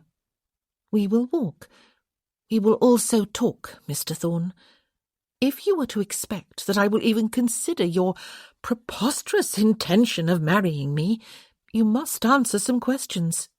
You know about me. You knew who I was the very first time you set eyes upon me. I dare say that would account for your interest. All vanity aside, I know I am extremely eligible, despite the fact that I am 25 years of age. I know nothing whatsoever about you, except that you are a kinsman of Lady Vickers and have recently returned to England after spending 13 years in America. I do not even have more than a nodding acquaintance with Lady Vickers, though Avery has a great deal of respect for Sir Trevor." "They are my godparents," he told her. "Even that fact does not arouse any great passion for you in my bosom," she told him. "I doubt any further facts will either, but I like the Pen Ponds, and it would be a shame to have come all this way and not see them." "As soon as we are on foot, Lady Jessica," he told her, "we may enjoy our surroundings at greater leisure, while you interview me." "Interview?" she said. "As though for employment? As my husband? Very well, Mr. Thorne. Prepare to make yourself irresistible to me. This may be your only chance." He could not decide if he liked her or not. Her manner was cold and haughty, and had been almost from the moment when she had stepped out of Archer House and looked over his rig while virtually ignoring him. But she had used the word passion a few moments ago, and it had set him to wondering if she was capable of feeling any. Something told him she might be. Not that he had thought of his choice of a countess in terms of passion. And there had been that smile she had levelled upon her brother before she crossed the pavement to his curricle. For a brief moment she had been transformed before his eyes into someone quite different. He had a hankering to see that smile again, but directed at him this time.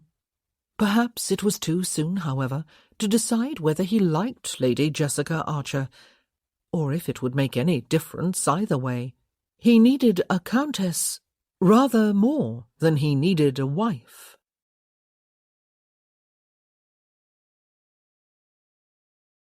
Chapter 7. Pen Ponds was a rather unfortunate name, Jessica had always thought. For what was, in reality, two sizable lakes separated by a causeway right in the heart of Richmond Park. One might almost be led to expect a couple of muddy watering holes, with a few dejected ducks bobbing in them. They were actually very picturesque. If the Queen's Ride gave the dual impressions of grandeur and deep seclusion, the ponds gave more the impression of open countryside, of the elemental intermingling of earth, water, and sky.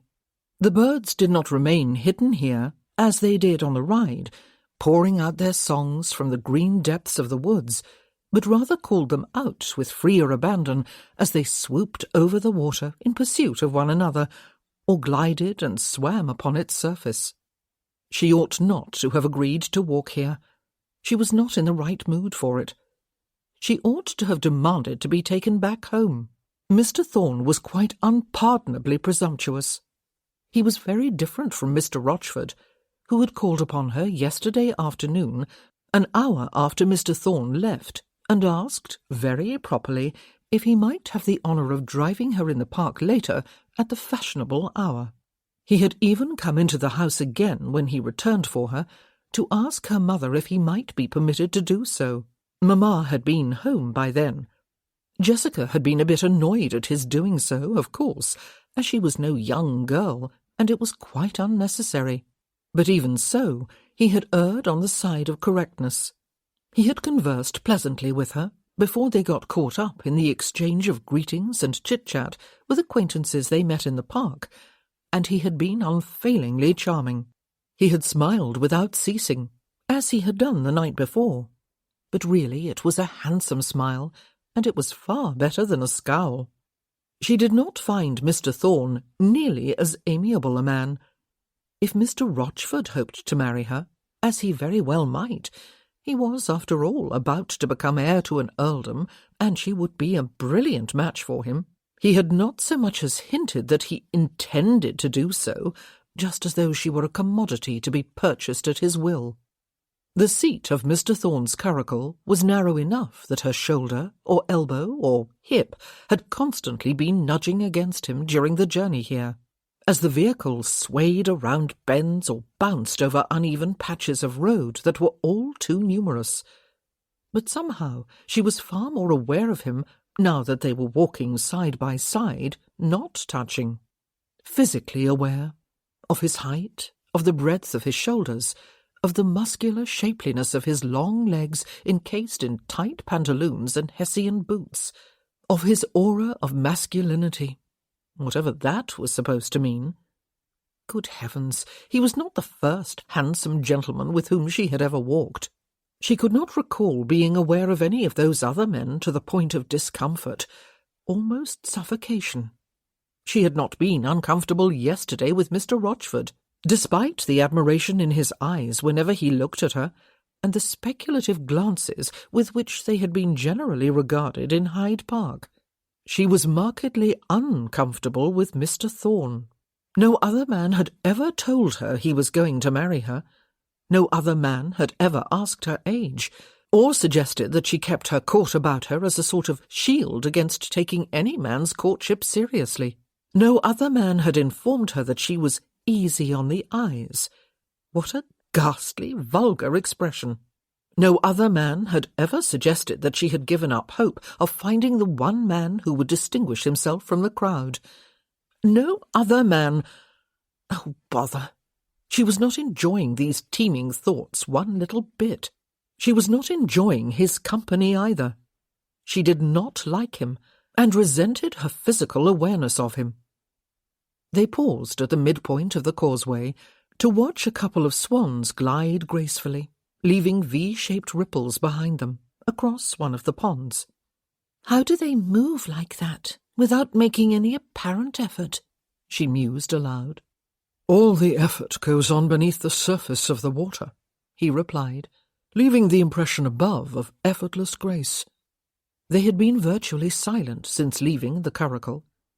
So much for her promise to interrogate him, or to interview him, to use his own word, as though she were seriously considering his what?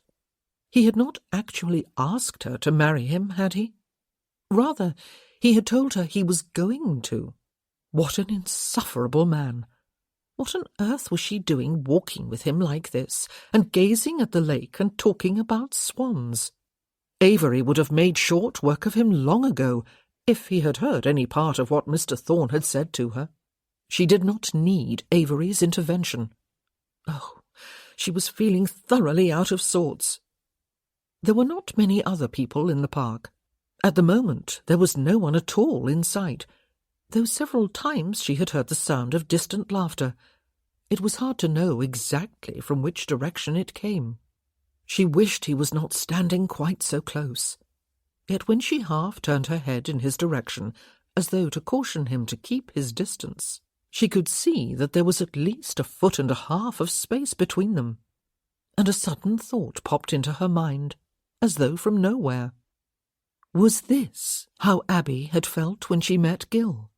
Or how Cousin Elizabeth had felt when she met Colin, even though she was 9 years older than he? Was this, oh goodness, was this how Aunt Matilda had felt when she met Viscount Dirksen? Or rather, when she met him again? Jessica recalled a day spent at Kew Gardens 2 years ago with a party of other young people, chaperoned, oddly enough, by Aunt Matilda and Viscount Dirksen. 2 of the younger gentlemen had been Jessica's cousins, but 2 had not. One of those had been Mr. Adrian Sawyer, the Viscount's son. He was a good-looking young man. She had liked him then, and still did, but there had been nothing between them, except mutual amiability on that occasion and since then. Had it been different for Aunt Matilda on that day? She and Viscount Dirksen, Jessica remembered, had stayed at the top of the pagoda for a while, after the rest of them had clattered down the winding stairs and gone off to see one of the Temple Follies. Jessica had not thought much of it at the time, but not long after, Aunt Matilda had shocked the family to its core by announcing that she was going to marry Viscount Dirksen. Was this how she had felt at Kew? This awareness? Abby had not liked Gil when she first met him. Jessica could remember that. Yet soon after, enough.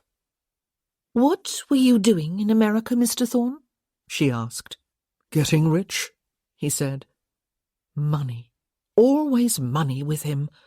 He behaved like a cit, even if he was not one. He continued unprompted. "Partly through sheer chance, and largely through hard work," he said. "A kinsman of mine owned a prosperous import and export business. He employed me as a lowly clerk, until I proved that I was worthy of greater responsibility.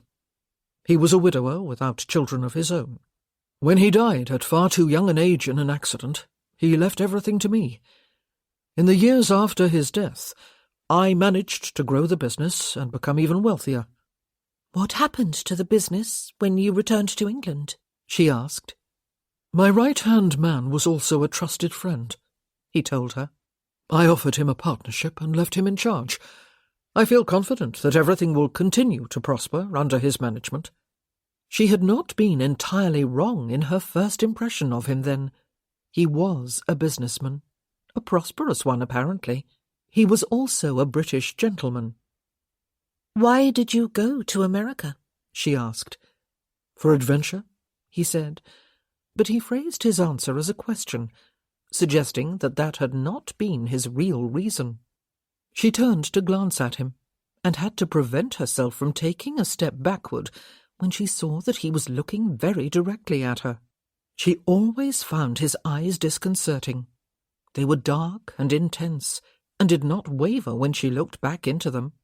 They were blue at their heart, she saw, but a deep navy blue on their outer edges. "Why did you go?" she asked again, frowning. "Let us say I had a falling out with my family," he said. "It is a common enough reason to send a young man scurrying off to seek adventure and fortune. I was 19. Her mind inevitably did the calculation.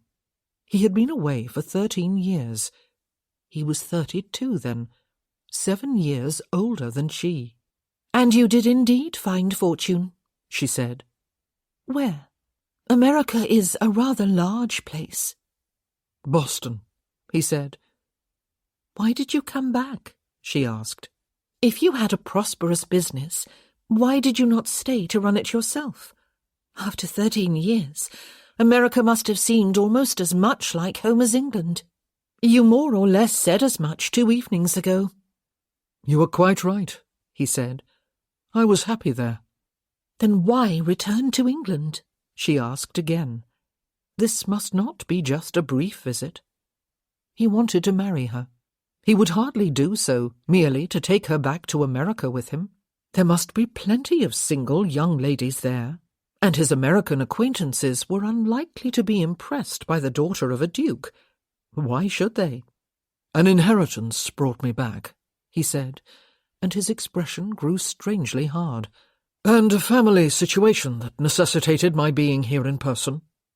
An inheritance, she said. In the form of property?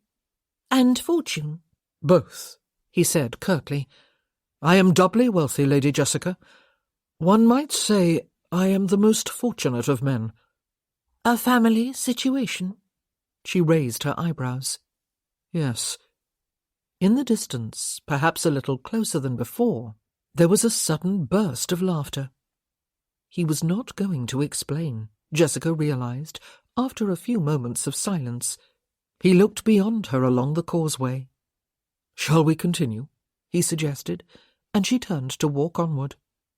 Perhaps, she said, I began my questions in the wrong place, Mr. Thorne. You were 19 when you ran off to America, as the result of some falling out with your family. What was your life before that?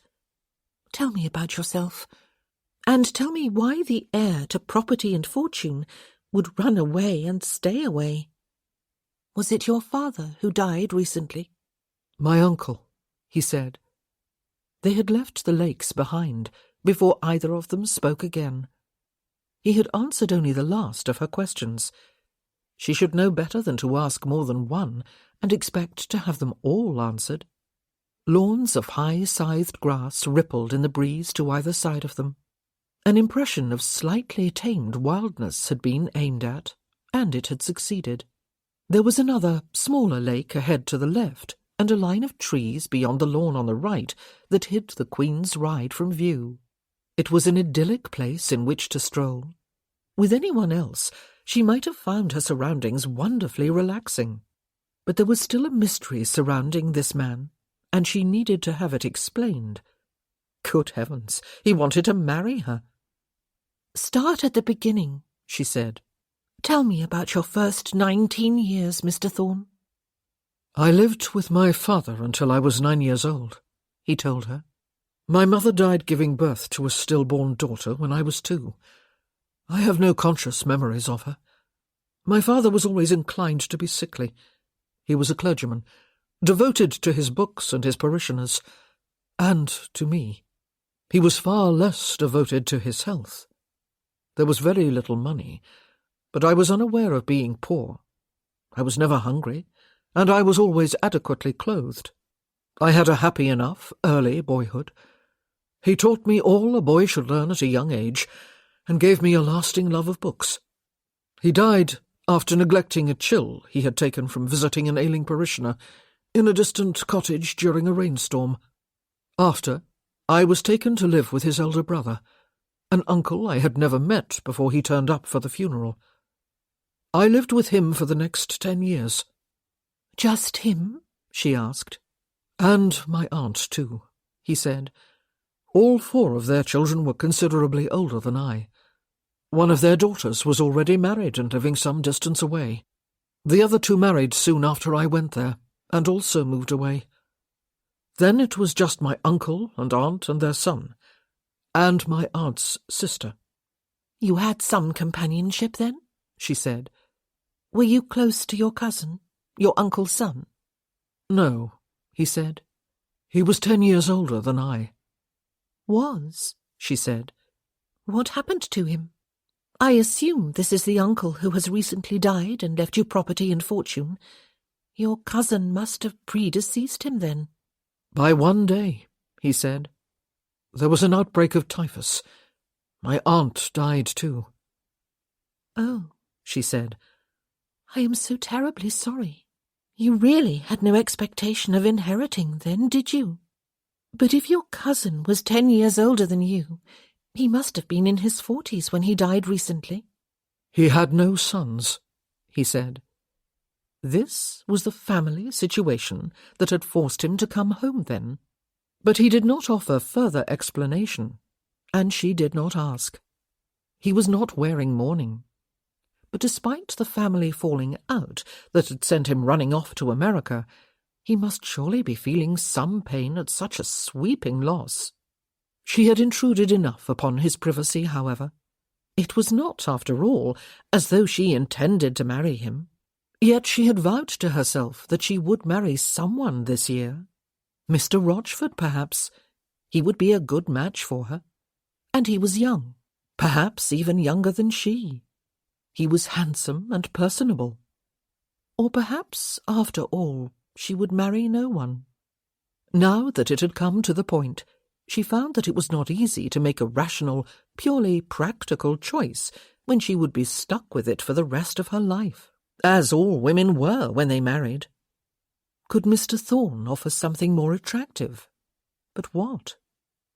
They had paused to look at the smaller pond a short distance from the path, but they walked on after nodding to a group of 6 people who were in a merry mood and acknowledged them with smiles and greetings and comments upon the loveliness of the weather. It must have been their laughter Jessica had heard several times in the last half-hour. The group continued on its way toward the Pen Ponds. There were many other questions she could ask. What exactly had happened to cause him to run away and stay away? Had he had any contact with his family since? But if not, how had he discovered recently, 13 years after leaving, that his uncle and aunt and cousin had all died, leaving him to inherit property and fortune? Why did he feel it necessary to marry? And why her in particular? "It must have been distressing for you when you heard about your loss," she said. "I did not wish any of them dead," he said. "I did not want to return." There was something a bit chilling about his response. It was as though he had grieved not for his 3 dead relatives, but only for the obligation their passing had put upon him to return. The trouble with questions, of course, was that the answers merely aroused more. "Perhaps," she suggested, when they came to a fork in the path, "we should make our way back to the curricle." The sun had dipped behind a rather large cloud, and the air had cooled as a result. They turned onto a path that would eventually circle back to where he had left the curricle. It wound through trees, with an occasional glimpse of the lakes. "Why have you not married before now, Mr. Thorne?" she asked him. "By my estimation, you must be 32. "I have never felt any strong inclination to give up my freedom," he told her. "And I have been busy. I have had an active social life too, but I have never met that one woman who stands out from the crowd." He was almost smiling when he glanced at her, no doubt remembering what he had said to her earlier about her court of admirers. "Yet," she said, "almost immediately after you set foot upon English soil, you saw a stranger at an inn where you were putting up, and decided that you would marry her?" He thought about it for a moment. "Yes," he said. "Why?" she asked. "Did you fall violently in love with me at first sight?" She lifted her chin and frowned at him. She was feeling angry, because the answer was very obviously no. She did not even wait for his answer. "I know why. You have come into an inheritance that cannot be ignored.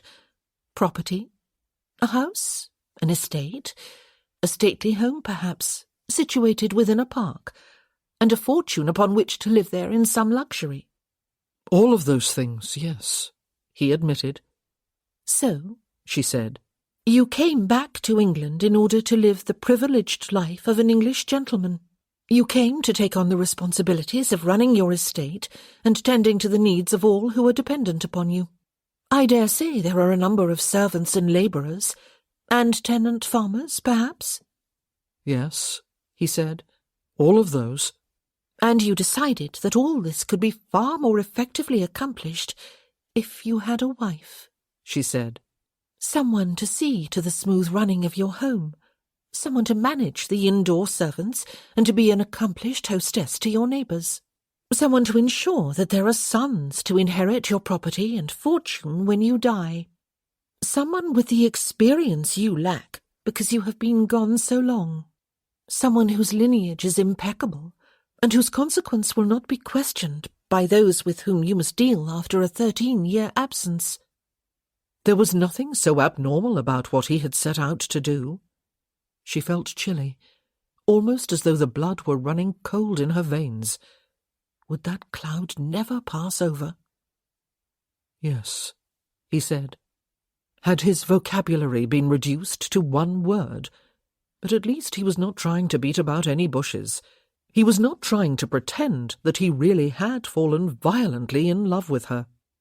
You have approached the issue as you would any business matter, in other words, she said, in a measured, dispassionate way, in a typically masculine way. She ignored the fact that she had been contemplating marriage in just such a way herself. What was your aunt like, Mr. Thorne? My aunt? His eyebrows rose at the apparent non sequitur. She was quiet, sweet, unassuming and unassertive. And totally dominated by the men in her life, I suppose, she said. He thought about it. It would have been hard not to be dominated by my uncle, he said. As I thought, she told him with a curt nod. Your life has been very lacking in females, has it not, Mr. Thorne? Your mother died when you were no more than a baby. Your aunt was unassertive. Your female cousins married and moved away soon after you went to live with your uncle. Your kinsman in Boston was a widower without children. Your business partner is a man. You are right, he said, after thinking again for a moment. She would have loved to ask if he had had mistresses, but there were some subjects no lady would touch upon. Ladies were not supposed to know even that such persons existed, or that many men used their services. Ladies did know, of course. They were not stupid. At least most of them were not. You know exactly what you were looking for in a wife, then, she said. You have a list of attributes in your head. You may even have written them down, perhaps during the voyage here. Again, there was that suggestion of amusement she had detected in him on a number of occasions, though he did not smile. I have a good memory, Lady Jessica, he said. I believe it is women who like to make written lists. How did he know that? But of course he was quite right. How else could a woman plan a party? But there is a mental list, is there not? She insisted. Or was. You looked at me back at that inn and mentally checked off every point. I was even easy on the eyes. I wonder what number on the list that requirement was. Close to the bottom, at a guess, if not right at the bottom. And were there any qualities of character on the list at all? Or are women not supposed to have qualities of character? You are offended, he said. Yes, I am offended. She looked up to see that the sun was about to break free of that big cloud. At last. At your presumption, and your arrogance in assuming that I will marry you merely because you are prepared to condescend to marry me. And also— It is hardly condescension to decide to marry the daughter of a duke, he said. I am not myself a duke, or a royal prince, or a king. I am therefore somewhere below you on the social scale. I am the daughter of a duke, she said, sketching a few circles in the air with one hand.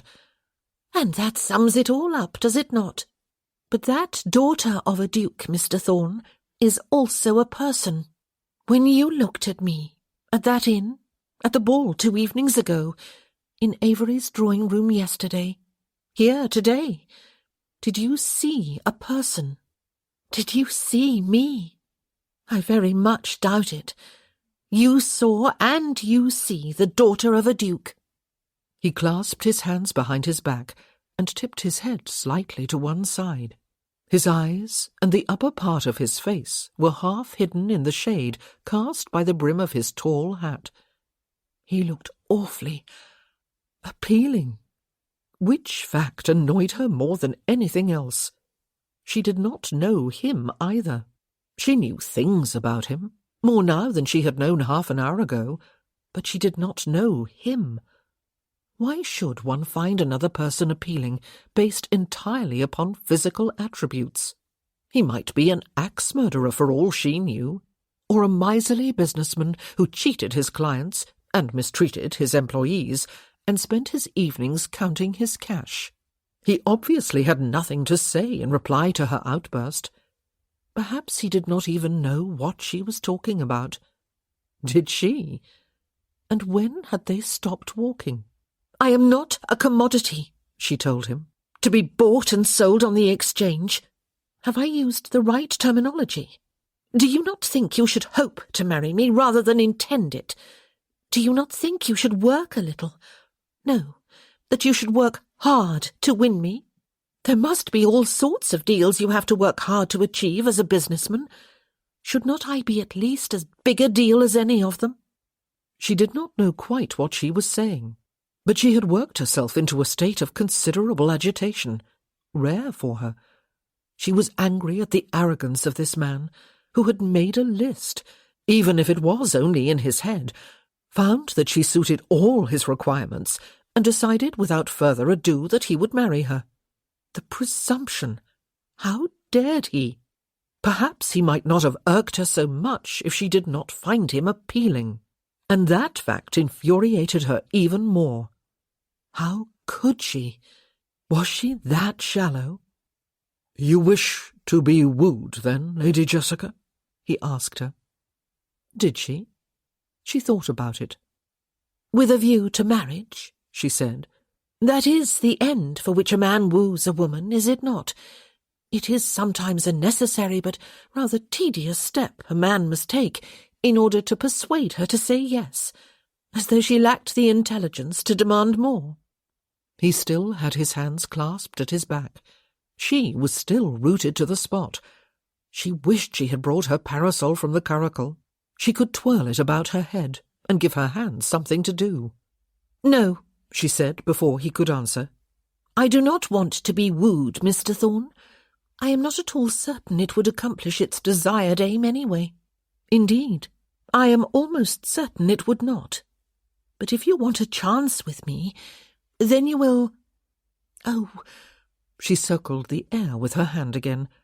Where were the right words when one most needed them? "You will romance me." His eyebrows rose. His eyes, darker than ever in the shade of his hat, were as intent upon hers as always. "Is it a verb?" he asked. "To romance?" She stared at him, stupefied. "I have no idea," she said. "I am no grammarian, Mr. Thorne, but it perfectly expresses what you must do if you wish to persuade me even to consider falling in with your intention." "I must romance you," he said. "How does it differ from wooing?" She had no idea. Or rather, she did, but how could she find the words to explain? "Its end, its whole purpose, is not necessarily marriage," she said. "It is about persons, about feelings, about getting to know another person. Not just facts, but getting to know the person behind the facts, and showing that person that you know and understand, and like the whole person, regardless of imperfections. It is—" "Falling in love," he suggested, when she struggled for further words. His eyebrows were still up. "Oh," she said, frustrated, "not necessarily. It is about making the other person feel appreciated. It is about making her feel that she is a person, that she matters, that she is more precious than all the cold facts in her favour.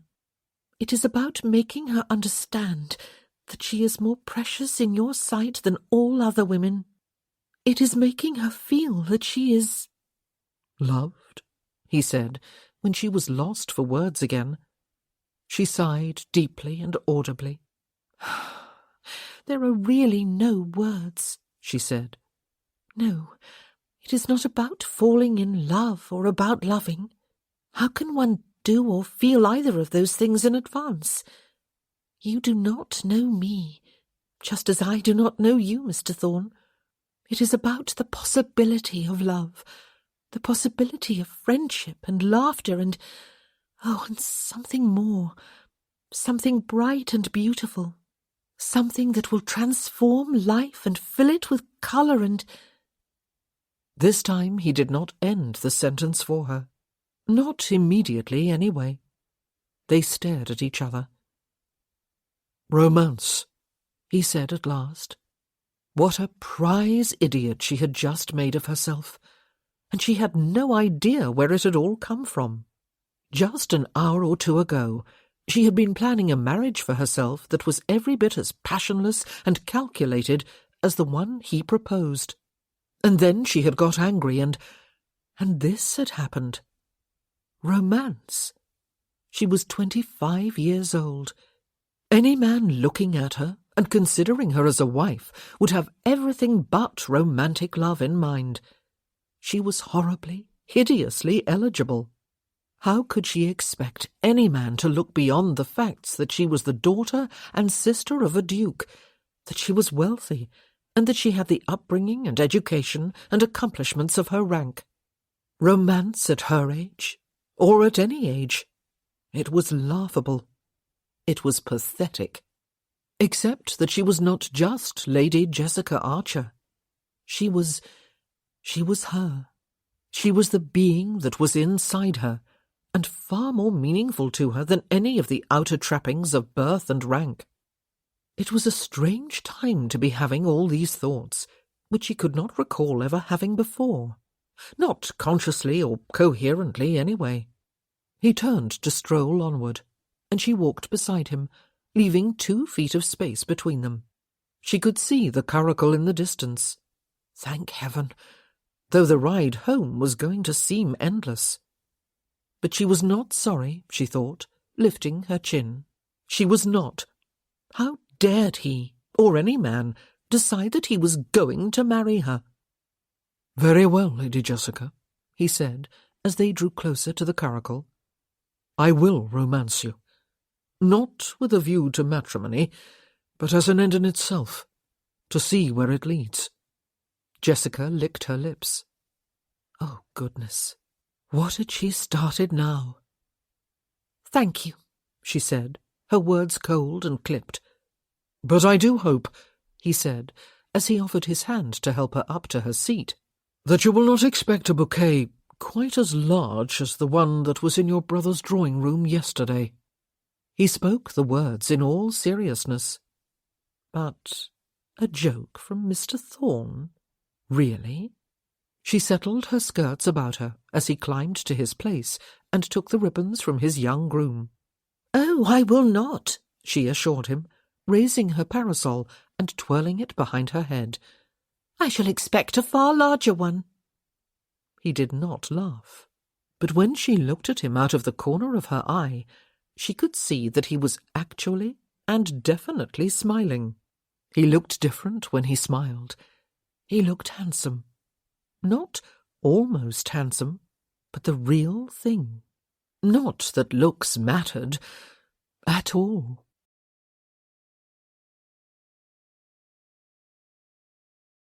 Chapter 8. Gabriel sent Lady Jessica Archer a single long-stemmed pink rose the following morning. He ought to have turned his eyes, and his mind elsewhere, of course, as soon as it became obvious she was going to make him work to win her, with no guarantee that the prize would be his at the end of it all. He needed a wife soon, and there was no reason to believe he would have any great difficulty finding one, even if the ton knew no more about him than it already did. For some reason he had captured the public's imagination. Yet he had set his sights upon the very lady whose imagination had not been captured. He had no time to romance Lady Jessica just because she had taken offence at his saying he intended to marry her. What the devil did it mean, anyway, to romance a woman? He was still not convinced there was any such verb, though her meaning would stand even if the word did not. She wished to be flattered, to be fawned over, to be sighed over with open adoration, to be sent flowers, and generally to be treated like a goddess. Gabriel was gazing out of his sitting-room window upon rain, the drizzling sort that only England seemed able to produce in such depressingly copious quantities. He had intended to call at Archer House this afternoon to invite her to drive in the park with him later. It was what the ton did in large numbers, apparently, in the late afternoon. It was where they went to see and be seen, to pick up the latest gossip and to spread it, to ogle the opposite sex and to flirt. It was not going to happen today, however. Even if the rain let up right at this moment, it would be damp and miserable out there. Chilly, too. Or at least it had been chilly when he went to White's Club this morning with Bertie Vickers. No, he was being unfair. Perhaps because he was feeling frustrated, and therefore irritable. Everything he had just thought was almost certainly not what Lady Jessica had meant by the term romancing. It was unfair to think she was so shallow. Indeed, he knew she was not. He just could not imagine her being susceptible to any sort of flattery. She would stare right through him, her chin and her nose in the air, as though she could see the hairs on the back of his head.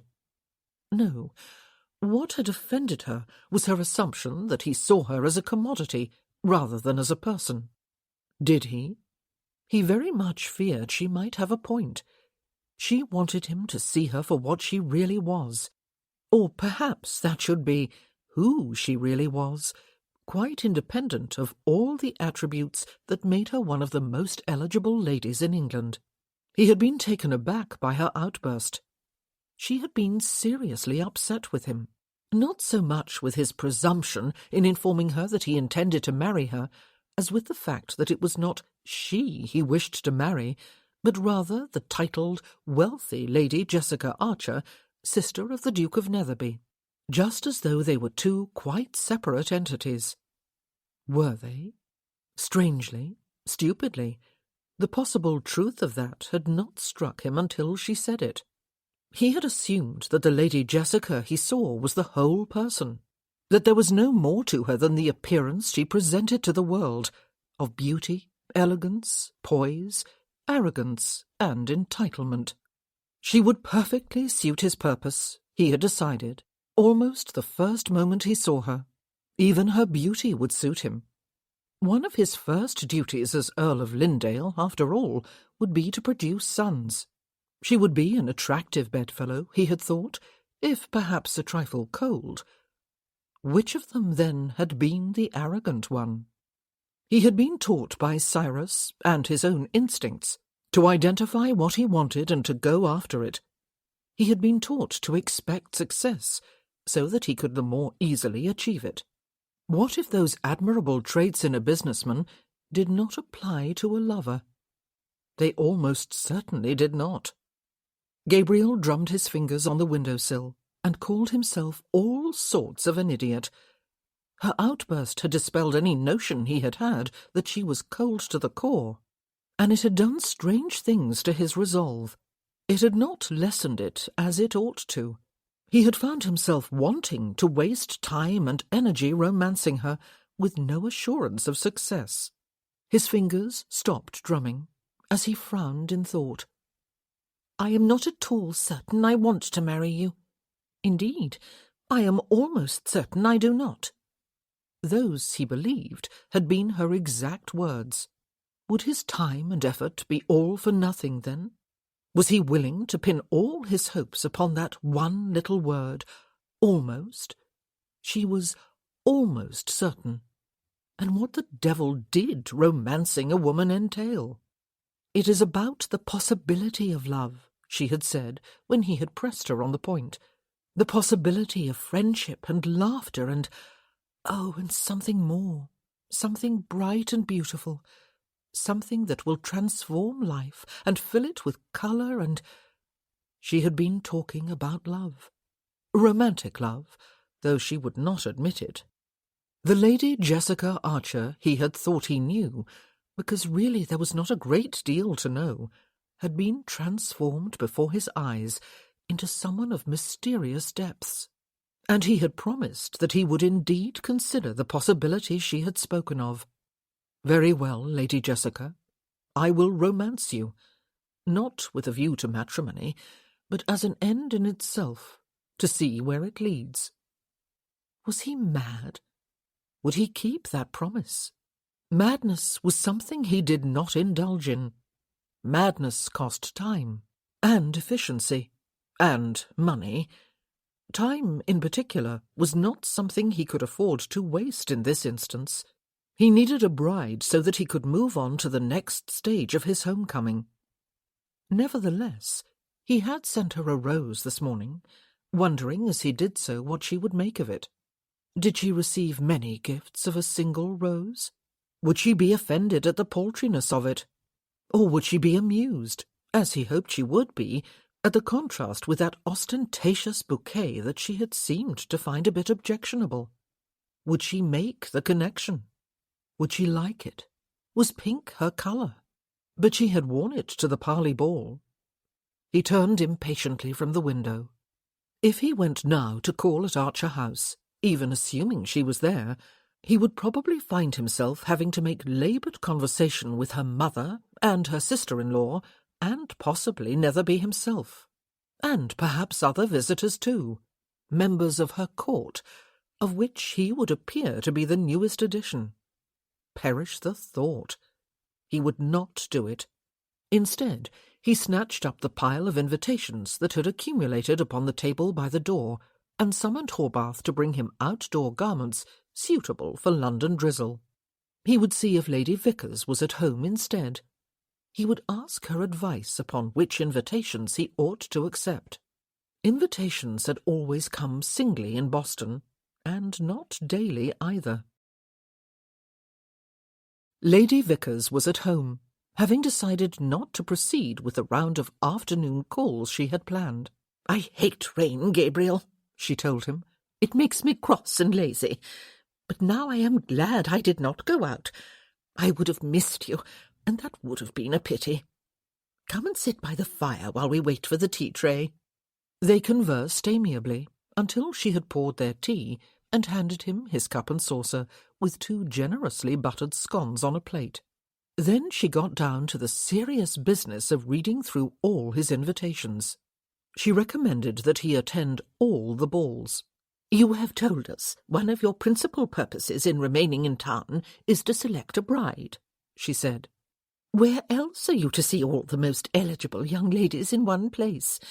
Though Bertie reported that you did not show any particular interest in any of the young ladies I recommended for the first ball.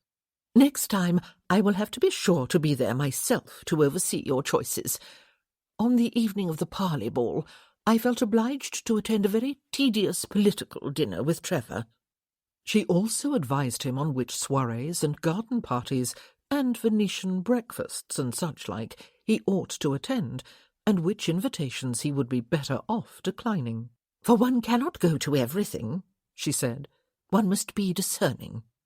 "And that one?" he asked. She was getting toward the bottom of the pile.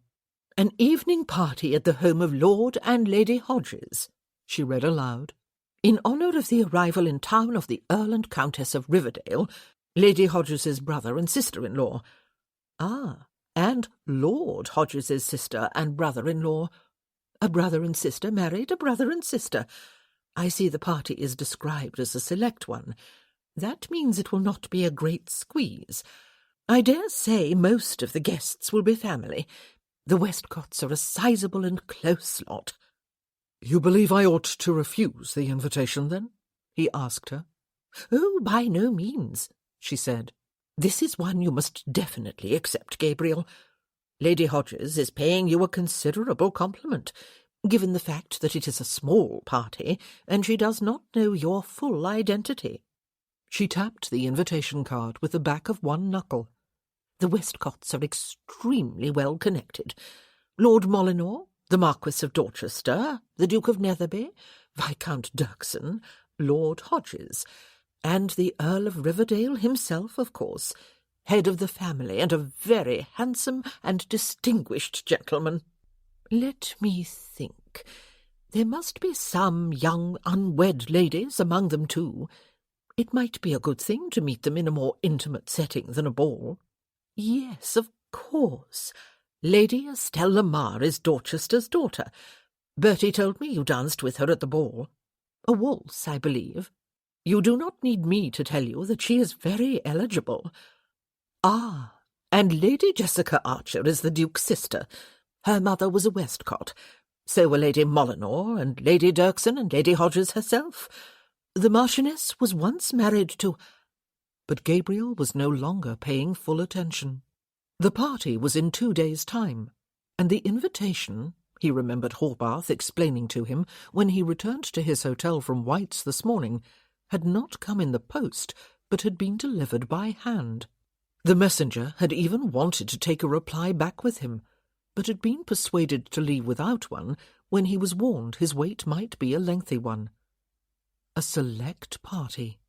And Lady Jessica Archer, whose mother was a Westcott, was almost certain to be one of the select persons.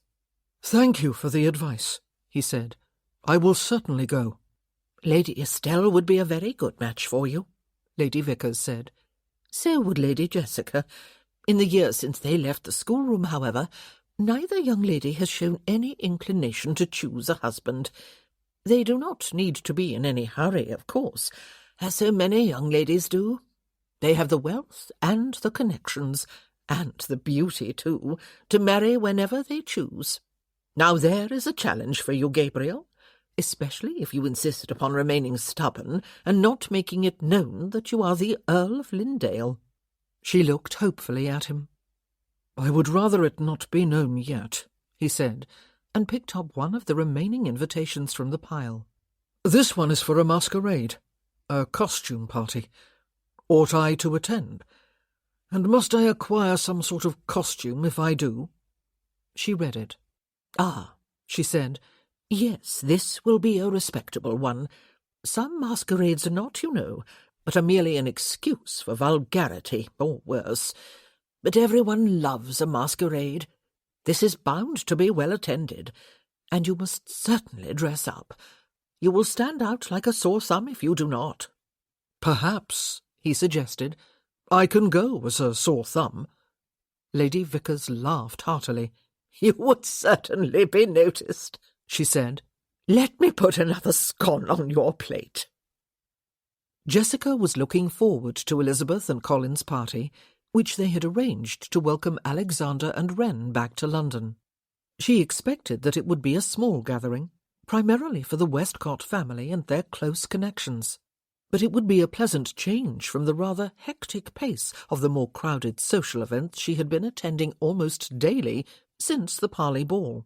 There would probably be a few other guests from outside the family, otherwise the event would hardly be called a party. But they would be friends, people with whom she would almost certainly be familiar and comfortable. Mr. Rochford was already showing a marked preference for her. He had stayed by her side for rather longer than was strictly polite at a soirée she had attended 2 evenings ago, the day after the visit to Richmond Park. He had engaged her in exclusive conversation almost the whole time, making it difficult for anyone else to join them and form a group.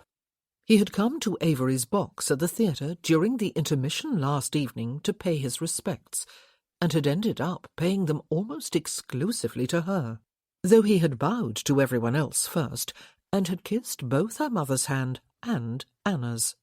He had remained until the play was actually resuming. Avery had got to his feet with all the appearance of indolence and held the door of the box open as a hint for him to depart.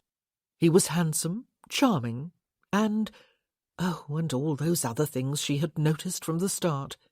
She ought to be delighted by his attentions, given the fact that this year she was supposedly looking in earnest for a husband. She was delighted. She just wished he would not try quite so hard, which was totally illogical of her. Had she not accused Mr. Thorne of not trying hard enough?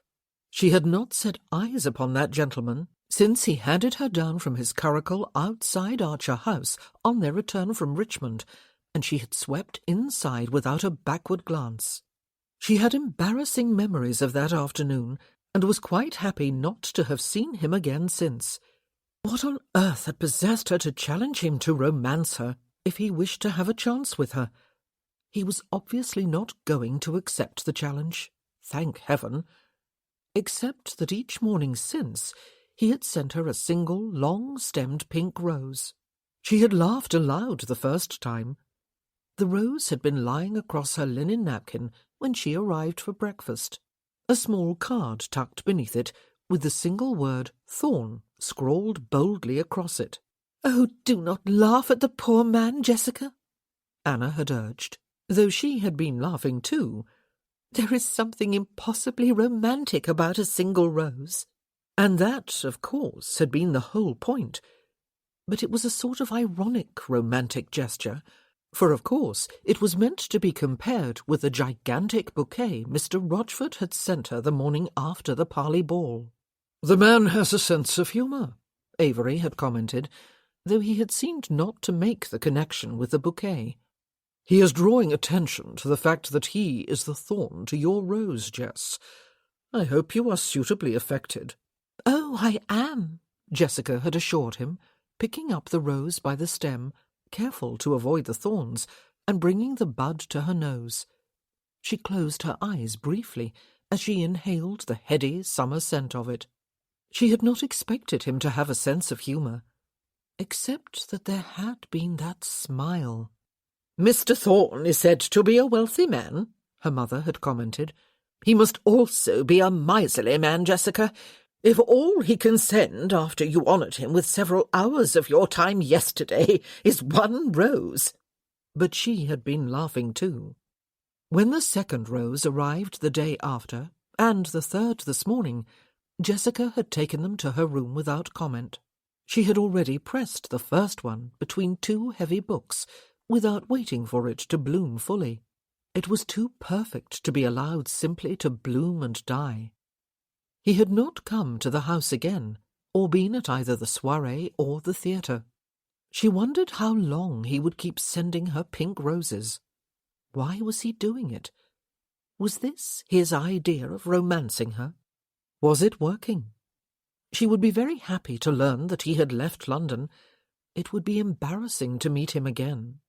In the meanwhile, there was the family party, at which she would be safe from the determined courtship of Mr. Rochford, and the elusive romancing, if that indeed was his motive in sending the roses, of Mr. Thorne. Goodness, life had not been this complicated for years. Elizabeth and Colin's large drawing-room was already half full when Jessica arrived with her mother and Anna and Avery. She greeted them with hugs, hugged Alexander, and took both Wren's hands in her own and squeezed them. "Every time I hear of you going to Staffordshire to check on your glassworks, I am inspired," she said, "and envious. It is why you were late coming to London, Elizabeth told us. You look wonderful. The work must agree with you." "It is lovely to be back here," Wren told her, "and to see everyone again. Christmas seems forever ago." Jessica spotted her grandmother and great-aunt Edith sitting side by side across the room, and went to hug them both. She smiled at Miss Boniface, great-aunt Edith's companion, who went everywhere with her on the strength of the fact that she was a relative of great-aunt Edith's late husband. Cousin Boris was chatting with them too, as was Adrian Sawyer, Viscount Dirkson's son. Jessica hugged her cousin and greeted Mr. Sawyer with a warm smile. She hugged Peter, Boris's younger brother, when he joined them, and asked him if he had had any waltzing lessons lately. Estelle, she saw when she looked around, was over by one of the windows, in a group of young people that included Bertrand, Estelle's twin brother, and Charlotte Overley, formerly Charlotte Rigg, Estelle's friend, and Mr. Thorne. Oh dear, whoever had thought of inviting him? Elizabeth? He was still being talked about wherever one went, of course, though Jessica was not quite sure why. Yes, he was a kinsman of Lady Vickers, and also her godson and Sir Trevor's. But did anyone know for sure that he really had acquired wealth during his years in America, and was not in reality a lying adventurer? From whom, exactly, had he recently inherited property and fortune here in England? And where in England? In retrospect, Jessica realized he had been very vague in his answers to her questions. Or perhaps she had not asked the right questions, or enough of them. Nevertheless, the ton appeared to be accepting him at his word, even though everyone was also still intrigued by the mystery surrounding his sudden appearance in London. They were enchanted by him. And he was here, at Elizabeth and Colin's supposedly select party. He caught her eye across the room and inclined his head in greeting. Her evening was ruined. "But if you want a chance with me, then you will romance me." If her cheeks turned any hotter, they would surely burst into flames. Fortunately, cousin Althea, Elizabeth and Alexander's mother, moved into her line of vision and cut out Mr. Thorne. She was smiling as she kissed Jessica's cheek.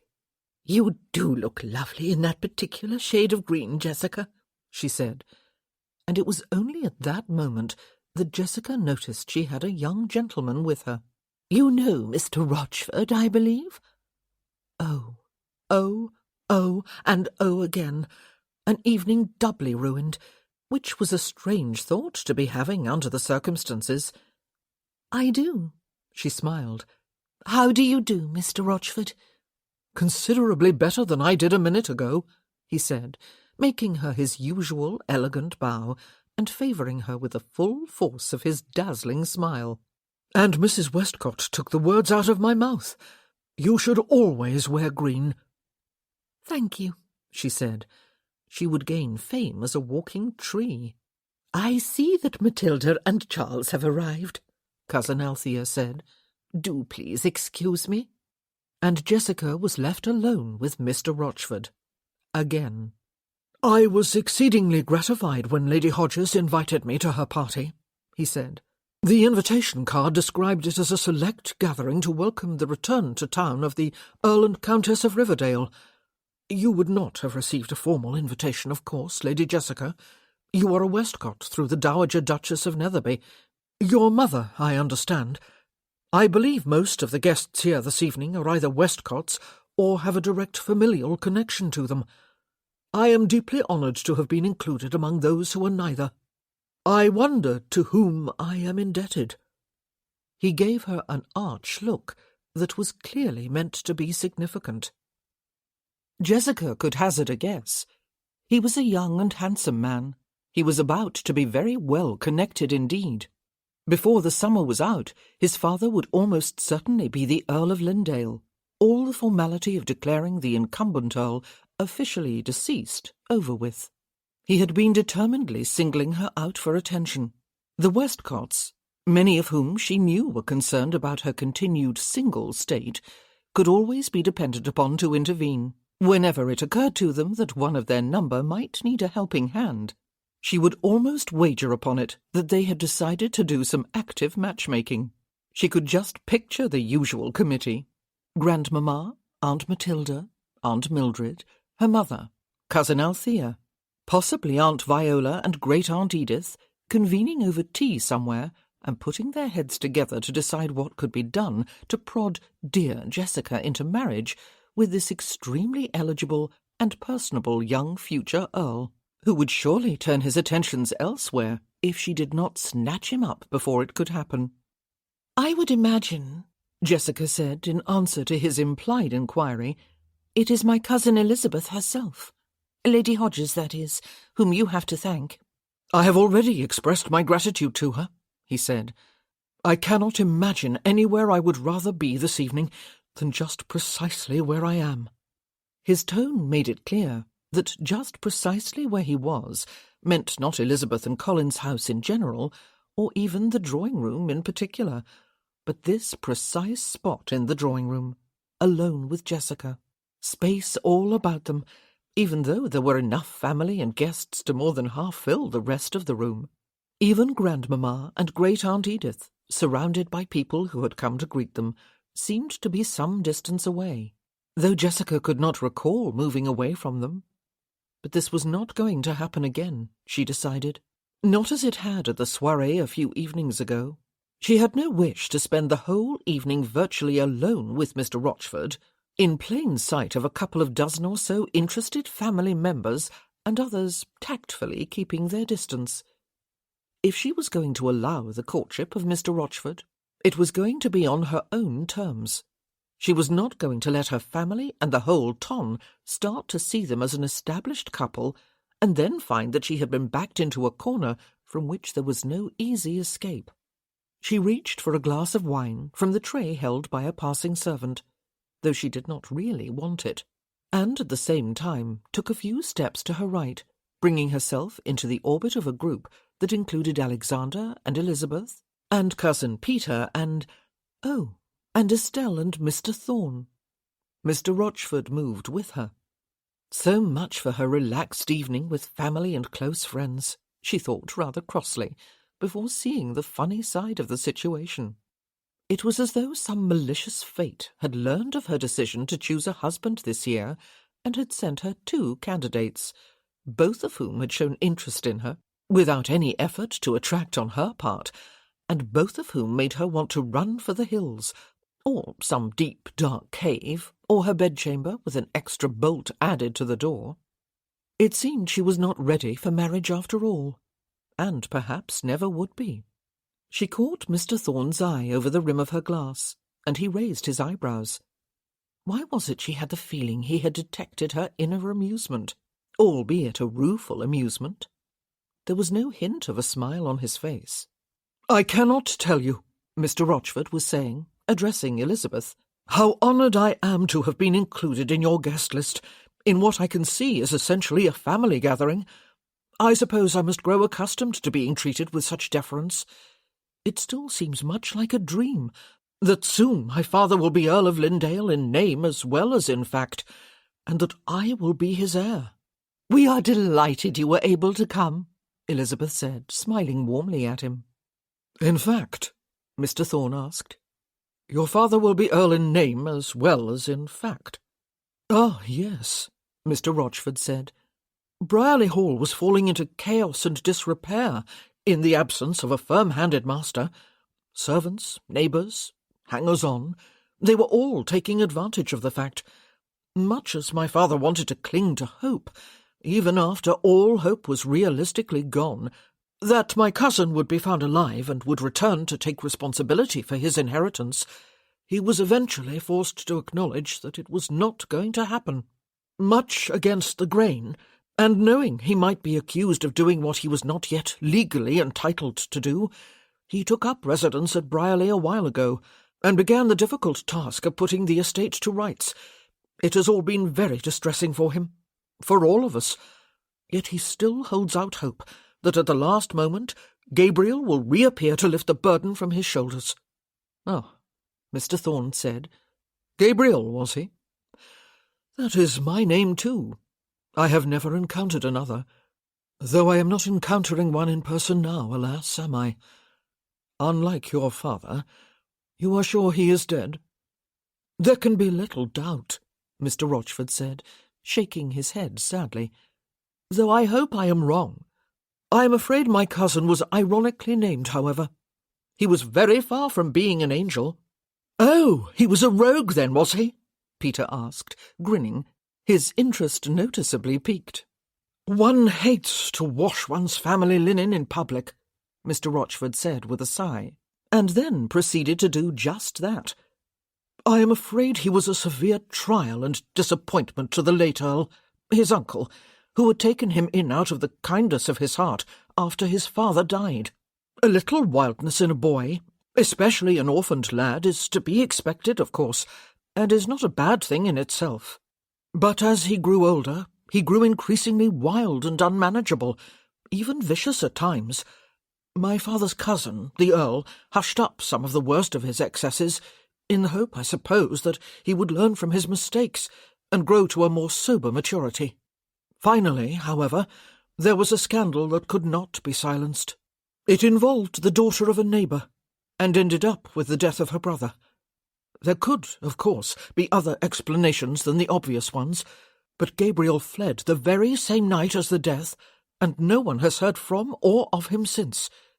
Would an innocent man flee, instead of remaining to clear his name or do the decent thing?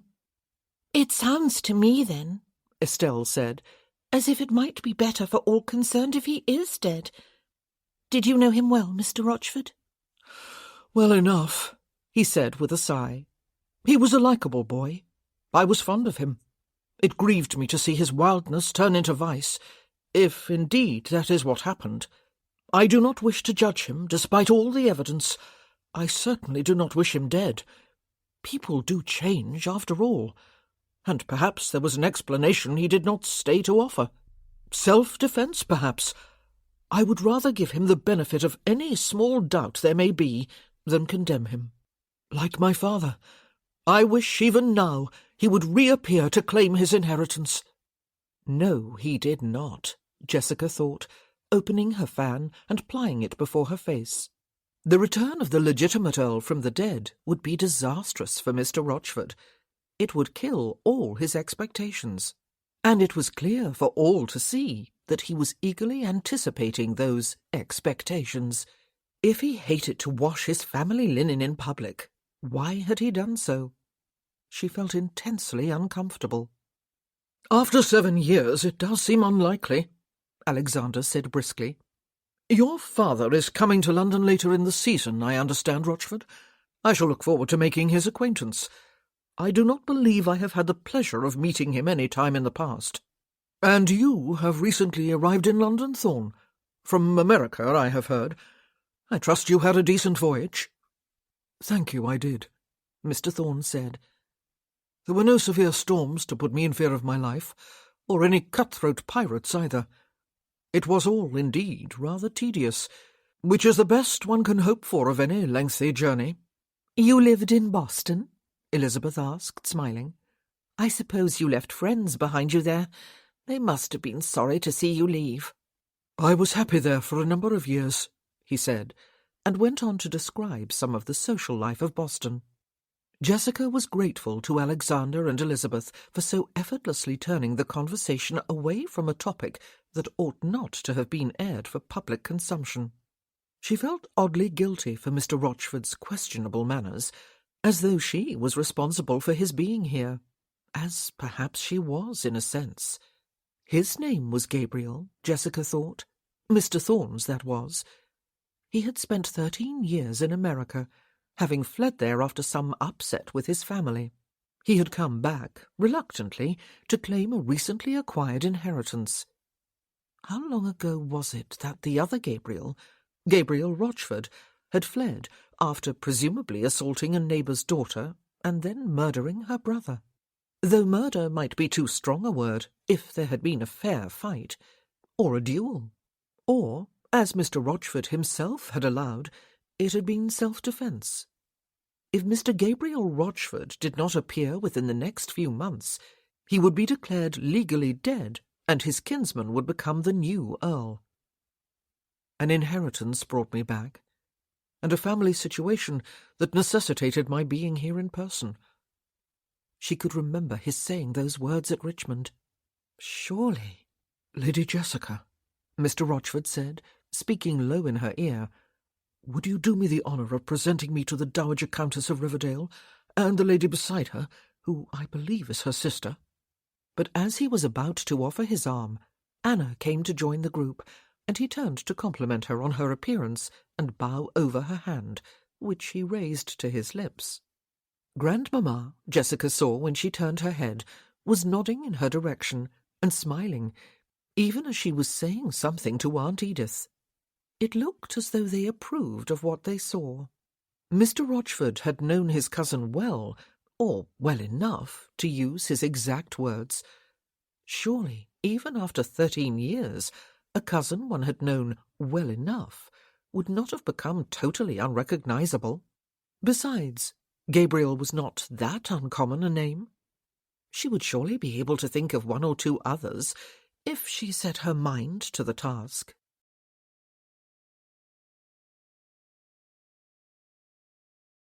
Chapter 9. It had not taken Gabriel long to understand that he had been invited to Lord and Lady Hodges' party as a possible suitor for Lady Estelle Lamar, while Rochford was being matched up with Lady Jessica Archer. He was seeing the less than subtle hand of the Westcott family at work, if he was not greatly mistaken, or at least of its female members. Both young ladies, extremely eligible, must be a bit of a worry to their fond relatives, for both were almost certainly past the age of 20, yet remained unmarried, unbetrothed, and seemingly unattached. What the family had perhaps not taken into account, at least in the one case, was the character of Lady Estelle. She had a winning smile and an air of open candour, and a twinkling eye. He had noticed all three, as well as her prettiness, at the Parley Ball. "I wonder if you understand, Mr. Thorne, that we have been thrown together to discover if we like each other," she had said to him, when he already did understand, after Lady Molyneux had made a point of presenting him to her again, and then disappearing at an imagined call from another family member. "I am flattered," he said, smiling back at her. "I am considered an eligible connection, then, for the daughter of a marquis?" "Oh, I do not doubt that your supposed American fortune and your connections here in England would be looked at very closely indeed if you were to make an offer for me to my father," she said. "I am his only daughter, and he is very protective. I also have a twin brother who would check your credentials just as thoroughly, even if Papa did not. But you are Lady Vickers' kinsman, and she and Sir Trevor are your godparents. Sir Trevor Vickers is a prominent member of the government, and is held in high esteem." "Ah," he said, "then I can aspire as high as to your hand, can I?" He was rather enjoying himself, he realized. "Well, you can," she agreed, "but you would be foolish to do so." "I am devastated." He set one hand over his heart, and she laughed. "Is it something I said?" "Hard as it is for my family to understand," she told him, tapping her closed fan against his sleeve. "I am not ready for marriage yet, Mr. Thorne. Eventually, perhaps, but not now." "And I cannot sway your resolve." The twinkle in her eye told him that she fully realized he was not devastated. "You cannot, alas," she said. "This coming autumn the lease will come to an end on the house, my father's house, where Bertrand and I spent much of our childhood. The tenants will be leaving. Once the house is empty, Bertrand intends to take up residence there, and I plan to go with him. We are twins, you know, and enjoy a close bond. I do not doubt he will wish to marry eventually, and I am quite sure I will too. But first I want to go home. I want to spend time there, with my brother, and with myself." "Leaving home, going home," he said. "They are pivotal, emotionally charged moments in life." He knew something about them. "I must look elsewhere, then, for a bride." They continued to smile at each other, but with a little less amusement than a few moments before. He understood her, and perhaps she knew he did. "Perhaps Jessica," she suggested, and laughed. "Now, she is eligible, even more than I am, though I do pity the man who has to face Avery to ask for her hand. He can be terrifying." "I may have to decide if I am willing to take the risk, then," he said, just as they were joined by her twin and a friend she introduced as Mrs. Overley. If he had been invited here as a possible suitor for Lady Estelle, Gabriel thought, then his continued presence here was redundant. Rochford was fawning all over Lady Jessica. How the devil was he going to use this occasion to some advantage in order to romance her? He had not set eyes upon her for 3 days, and though she might have seen the humour of the pink rose the first day, the joke might have worn a bit thin on subsequent days. Besides, he did not suppose a joke was romantic. But what else was he to do? He found it difficult, even impossible, to be ostentatious. he would feel downright embarrassed about sending a bouquet. The next thing he might find himself doing was kissing his fingertips and blowing her a kiss, or gazing soulfully at her. He discovered, as the evening progressed, that this was not the sort of party at which one spent the whole time in the same place with the same set of fellow guests. These people were adept at moving about, aligning themselves with different groupings, keeping the conversation fresh and touching upon any number of topics. No one dominated any conversation, though Gabriel suspected Rochford would have done so if he had been allowed. But almost immediately after he had divulged that damning and astoundingly inaccurate information about Gabriel Rochford and his relationship with him, both Riverdale and Lady Hodges deftly turned the subject without being at all obvious about it. Both had perhaps felt that such conversation was not appropriate to the occasion, though young Peter Wayne, one of Molyneux's sons, had been agog with interest. It was a strange tale Rochford had told. He had been just a boy when Gabriel went to America, a boy he had never met and had known next to nothing about. Yet there had been the story about his own wildness and its gradual development into vice and rape and murder. Had all these lies come from Anthony Rochford's father? After 13 years, without any contrary story being told, were the details now etched in stone? Had Rochford told the story tonight with the sole purpose of blackening the name of a cousin he assumed was not alive to speak for himself, so that no one would question the moral as well as the legal right of his father to take over the title? Lady Hodges had moved to include Viscountess Dirksen and another lady in the group, and Lady Estelle had turned away with her friend when two young men, Dirksen's son, Gabriel believed, and the friend's husband, drew their attention. The Duchess of Netherby had approached to say good evening to Rochford. He was bowing over her hand and raising it to his lips. "Lady Jessica," Gabriel said, seizing the opportunity, "do you play the pianoforte?" There was a grand pianoforte in one corner of the drawing-room, though no one had yet gone near it. She raised her eyebrows in that haughty way of hers. "Well," she said, "I do, but I do not lay claim to any great talent. My music teacher told me one day when I was still a child that I played as though I had 10 thumbs instead of just 2, and 8 fingers. All my governess could say in my defence was that it was unkind of him to speak so candidly. And when I ran to Avery to complain, all he did was look at me with that pained expression he is so good at, and ask me what my point was." Everyone in the group laughed. "We love you anyway, Jessica," her aunt, Lady Dirksen, said, her eyes warm with merriment. "And that was a cruel thing to say, and not at all accurate." "Definitely not 10 thumbs, Jess," Peter Wayne, her cousin, assured her. "More like 8 thumbs and 2 little fingers."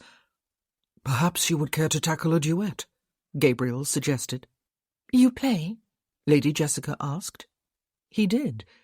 He had never had lessons, and no one had ever encouraged him, though his aunt had come quietly into the room a few times at Brierley while he was playing, and quietly listened and quietly went away again. Cyrus's late wife had had a pianoforte in Boston, sadly out of tune. Gabriel had had it tuned after Cyrus's death, and had played it for his own entertainment. "A little," he admitted. "You must certainly play for us, then," Lady Hodges said, with her characteristic warm smile, and she raised an arm to summon her husband. "There is some sheet music inside the bench." He had never learned to read music. "Shall we?" he asked, reaching out a hand toward Lady Jessica. "Oh dear," she said, eyeing his hand with obvious misgiving. But she set her own in it, and allowed him to lead her toward the pianoforte. Lord Hodges had opened the cover over the keys, and was propping open the lid. Lady Hodges was removing a pile of music from inside the bench and setting it on top. "There," she said. "I am sure you can find something you know, Jessica, and any time I have heard you play, I have found your performance quite competent." She smiled at them both, took her husband's arm, and went off to mingle with their guests. Lady Jessica looked through the pile of music while Gabriel stood half behind her, his hands at his back. "Thank you for the roses," she murmured. "I have always considered a single rose more lovely than a whole vaseful," he said. She paused over one sheet of music, opened it, closed it again, and set it on top of the pile of discards. "It enables one to concentrate the whole of one's attention upon the beauty of a single bloom," he said. He was sounding pompous. "That reminds me of the poem that begins, 'To see the world in a grain of sand,'" she said. "Do you know it?" "By William Blake," he said. "Yes. Another of the lines, I believe, is, 'Hold infinity in the palm of your hand.' It is the same idea in a different image, and a single rose can be more breathtaking than a whole garden." "I could never quite understand Mr. Blake's point when I was a girl," she said. "A grain of sand is merely a grain of sand, I used to think." She played a ballad, Barbara Allen, though she did not sing the words. She played competently, and even made a key change halfway through without stumbling. The guests had not stopped their conversations, but there was a smattering of applause nevertheless when she had finished. "Let me see your hands," Gabriel said, leaning slightly over the keyboard. She spread her fingers and turned her hands palms up while she looked inquiringly at him. "I see 4 fingers and 1 thumb on your left hand, and 4 and 1 on your right. Your music teacher was cruel, and quite wrong." "I was 10 years old," she said, "and he actually did me a favour. I was so furious with him, and with my governess, and with Avery, that I was determined to show them how wrong they were. After that, I practised twice as long as I was required to, instead of half as much as I had been doing. I wanted all 3 of them to eat their words." "And did they?" he asked. "Not to my knowledge," she said.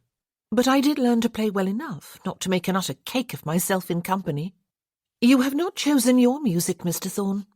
I shall not let you escape, you see, after you've admitted to being able to play." She got to her feet, folded her sheet of music, and set it on top of the pile. "My music is here," he told her, tapping a finger against his temple. Though that was not strictly true. He had to think, yes, in order to bring a tune to mind, but the music was not in his mind. And when he sat at the pianoforte, he had to rid his mind even of the tune so that it would not interfere with his fingers as they played. He did not know where the music itself came from after that. He did not know how his fingers hit the right notes, or how they knew what other notes to play in order to create the full melody and the accompaniment. It all came from some unknown somewhere inside him, yet it seemed too vast to fit within his frame. It was a good thing he had never tried to describe the process to anyone. "You have memorized it?" she asked, as he sat on the bench and arranged the tails of his coat behind him. "That is impressive." He very rarely played in company, and when he did, it was usually merely to entertain. Fortunately, there was a hum of sound as people continued their conversations. This corner of the room actually seemed like an oasis of quiet, of which Lady Jessica Archer was a part. He gazed at the keyboard, not quite seeing it. He listened to the melody of Bach's Jesus bleibet meine Freude, Jesus shall remain my joy, in his head.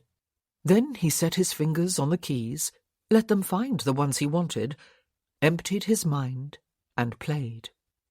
Perhaps, he thought for the first few moments, he ought to have chosen something lighter, something simpler, something more obviously entertaining.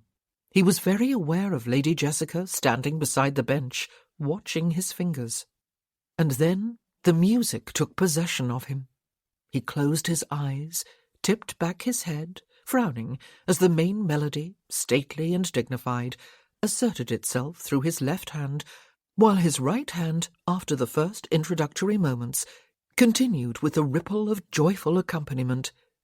It was a soul-wrenching contrast, part of his mind thought, between deep emotion and exuberant joy. He had heard it played on the organ in the church at Brierley when he was a boy, and the music had been a part of him ever since. His eyes were closed again as he finished, and listened to the echo of the final notes receding to wherever the music lived when it was not being played. He was not aware of the silence in the room until it was shattered with applause. "That was exquisite!" "I say!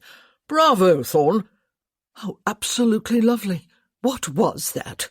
You really ought to be on a concert stage, Mr. Thorn." "Beautiful! Oh, do play again!" A number of voices spoke at once. "Well," Lady Jessica said, after a rather lengthy pause, "I am very glad I went first. Wherever did you learn to play like that?" "I did not," he said. "You were self-taught?" She opened her fan and plied it before her face. "I do not read music," he told her. This was a party, a soirée, not a concert. He felt embarrassed, and was very glad to see that conversations were resuming, and servants were circulating with trays of drinks and dainties. "I wish I could play like that," she said softly. He got to his feet, moved the pile of music to the floor, and gestured to the bench. "Come and sit beside me," he said, "and we will play something together." "Without music?" she said. "I will teach you," he told her. "You can play the lower notes. They are really quite simple, but they set the tempo, the base upon which the melody is set." She eyed him doubtfully, and then eyed the bench before seating herself and sliding along it to make room for him. He had done this at parties in Boston. It had always been good for some light entertainment. "You are Gabriel," she said, turning her face toward his. "But the angelic connotation is somewhat marred by your other name, Mr. Gabriel Thorn." "A rose is spoiled by the thorn on its stem, then?" he asked, turning his head to look into her eyes. "Are you indeed an angel, then?" she asked him. "Mr. Thorn?" And it struck him that they were no longer talking about roses. It occurred to him that she knew, or at least suspected. "By no means," he said. "How tedious life would be." "The other Gabriel is no angel either," she said. "Apparently not," he said. "If one is to believe Mr. Rochford's story, that is." "And you do not?" she asked. He shrugged. "Does it matter?" She shook her head slightly, set down her fan on the bench between them, and rubbed a finger over one of the white keys, as though she had spotted a dust mote there. "Let us discover how good an instructor you are, then, Mr. Thorn," she said. "My guess is that I am about to make an idiot of myself in front of almost my whole family, as well as some distinguished guests." "Impossible," he said. "With me as your teacher." They turned their heads at the same moment, a massively uncomfortable moment as it turned out. Their faces were only inches apart. Her cheeks were slightly flushed, her eyes wide. He had not really noticed before how thick and dark her eyelashes were, or how her upper lip curved slightly upward when her lips were parted, as they were now, or how pearly white her teeth were. He had not noticed how very kissable a mouth she had. It was not a thought he cared to pursue at this particular moment, and yet he had promised to romance her. Was that what he was attempting to do now, in full view of a roomful of people, by coaxing her to do something she was reluctant to do? The flush in her cheeks deepened before she looked back to the keyboard. He was no accomplished lover. How did one romance a woman in a way that would speak to her heart? Unfortunately, it seemed that women thought with their hearts, while men thought with their minds, or with another part of their anatomy equally distant from the heart. He had feelings, of course he did. Often they came close to overwhelming him, but they were something he had always carefully guarded. Even the deep affection he had felt for Cyrus had not been fully apparent to him until after the accident, when it was too late to show it. Agreeing to romance Lady Jessica Archer had been little short of madness. "We will keep it simple," he said. You will need to use just your left hand." "Wonderful," she said. "I am right-handed." He showed her how to play a simple rhythm with a pattern of notes that could be repeated endlessly, though they could be varied with tempo changes. He did not burden her with that possibility, though. He played the rhythm with her, an octave higher, until she had it, then added a melody above it with his right hand. She turned her head to smile at him, a flashing brightness of an expression that almost made him falter. She did falter, and had to search for both the notes and the rhythm again, while he adjusted the melody to hide the gaffe. Eventually, he stopped parroting her rhythm with his left hand and played a variation on it while he changed the melody with his right hand. She flashed that smile at him again, and he smiled back at her. "It is permitted," he said, "to play at a tempo slightly above that of a tortoise crawling across a beach." "Oh, is it indeed?" she said, and she changed the tempo so suddenly that he had to scramble to keep up, and then she sped it up again. They played for a minute or two in perfect time with each other, until she missed a note, exclaimed with dismay, tried to correct herself, and got hopelessly entangled with wrong keys, lost rhythm, and wayward fingers. She bent her head over the keys and laughed. Actually, it was more like a peal of giggles, while he ended his contrived melody with a grand flourish and laughed with her. There was a ripple of laughter and applause from the rest of the room, but they both ignored it. "Thumbs," she said. "All thumbs. Indeed, at the end I would swear there were 6 of them just on my left hand. It must have borrowed from my right." And he wondered how he could ever have thought she was all cold hauteur. Oh, she could be that, and often was, but it was not her to the exclusion of all else. Perhaps these flushed cheeks and bright eyes and gleeful laughter were not her either. But how foolish of him to have assumed that anyone was one or two things and nothing else. He was far more than just a successful businessman and Earl of Lindale. Far more. Labels helped identify a person, perhaps, but they did not define him, or her. What she had said or tried to say at Richmond suddenly made all the sense in the world. "Tell me about Lady Jessica Archer," he said. Her smile faded, but it left her eyes softer than they usually were, and it left the flush of colour in her cheeks. "That is a request that always has the effect of completely tying my tongue," she said. "Tell me about your childhood, then," he said. "What about your father?"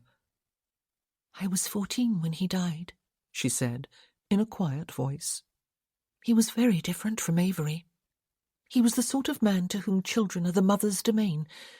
I did not see a great deal of him. He was never unkind when I did, but he took no real interest in my upbringing, or in me.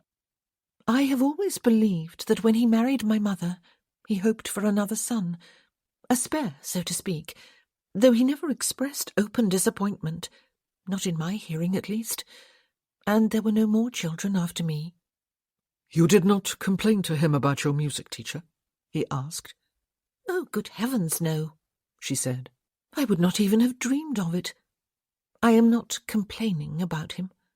It never occurred to me that a father could be affectionate, or that he might wish to spend time with his children, until I saw Avery with his, the 3 girls as well as the lone boy.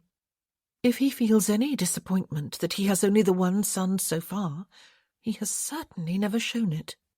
And indeed, I do not believe he does. He adores them all. One would not suspect it from looking at him, would one?" Gabriel glanced about the room until he spotted Netherby, immaculately elegant, despite the rings on almost every finger of both hands, and the jewels that winked from the folds of his neckcloth, and the handle of the quizzing glass he wore on a black ribbon about his neck. The expression on his face suggested slight boredom, though he was actively involved in a conversation with Dirksen and the Countess of Riverdale. No, one could not quite imagine him adoring his children, or anyone else for that matter. Yet his Duchess seemed a warm, happy woman. I had a contented enough childhood, Lady Jessica said. It was rather solitary, but there were children in the neighbourhood of Morland Abbey with whom I was allowed to play quite often, and I was always close to my mother. I lived for the times, though, when I could stay with my cousins, or they came to stay with me. Are they here tonight? He asked her. Boris and Peter are, she said, 2 of my Aunt Mildred's sons. The third, Ivan, is at university. They are all quite a bit younger than I, though. They were fun and full of mischief, and I loved them, but I never had a particularly close friendship with them. The other 3 cousins were Aunt Viola's. She is here. She is the Marchioness of Dorchester now. Estelle and Bertrand Lamar are her stepchildren, though they were already very close to adulthood when she married their father. Harry, my cousin, Aunt Viola's son, was very briefly the Earl of Riverdale after his father, my Uncle Humphrey, died. I adore him. Harry, I mean. He was 3 years older than I, and always my hero. It was devastating for him when the discovery was made, soon after Uncle Humphrey's death, that his marriage to Aunt Viola had always been a bigamous one. His first wife, whom no one even knew about, was still alive when he married for the 2nd time, and his daughter, his legitimate daughter, was put into an orphanage, where she remained until the truth was discovered, when she was already grown up. What happened to her? He asked. Oh, she said, she is here too. She is Anna, my sister-in-law, Avery's wife. Gabriel could only imagine the drama this family must have lived through after that discovery was made, only to be followed by that marriage. My cousin Camille was older than Harry, Lady Jessica told him. Abigail was younger, just a year older than me. We were more like sisters than cousins. We were the very best of friends. We shared dreams for our future. I suppose it would be very wrong of me to claim that I suffered as much as she did when she lost everything, including her very legitimacy, just before she was to make her come out here in London. But I suffered. I wanted to die. Foolish, was it not? I was 17. One's emotions tend to be very raw at that age. What happened to her? He asked. And to her older sister? Oh, she said. Camille surprised everyone by marrying an artist and schoolmaster who grew up at the same orphanage as Anna. They live in a big house in the hills above Bath, and they have a large family. Some of the children are their own, and some are adopted. They use the house as a sort of artist school or gathering place. One could never have predicted it of Camille. She was so very correct, so very stiff and humourless. She was betrothed to a man no one liked, including her, I do not doubt. I am not sure many people liked her. Then, at least. But she's a different person now. She is very happy. No one seeing her could doubt that. It was strange, Gabriel thought, how one could look at an aristocratic family and assume that their lives were lived on an even keel, with no significant troubles. With the Westcott and Archer families, it seemed nothing could be further from the truth. And Abigail? He asked. For several years, she told him. She retired within herself. There is no other way of putting it. She was quiet, dignified, withdrawn. She would not allow anyone in the family to help her. She would not allow me to suffer with her. And then 2 years ago, she met and married a lieutenant colonel who had brought Harry home from an officer's convalescent home in Paris, where he had been since the Battle of Waterloo. She married him privately, with no one else but Harry present. No one even knew she liked Gil. She certainly did not at first. They live now in Gloucestershire with their 2 children.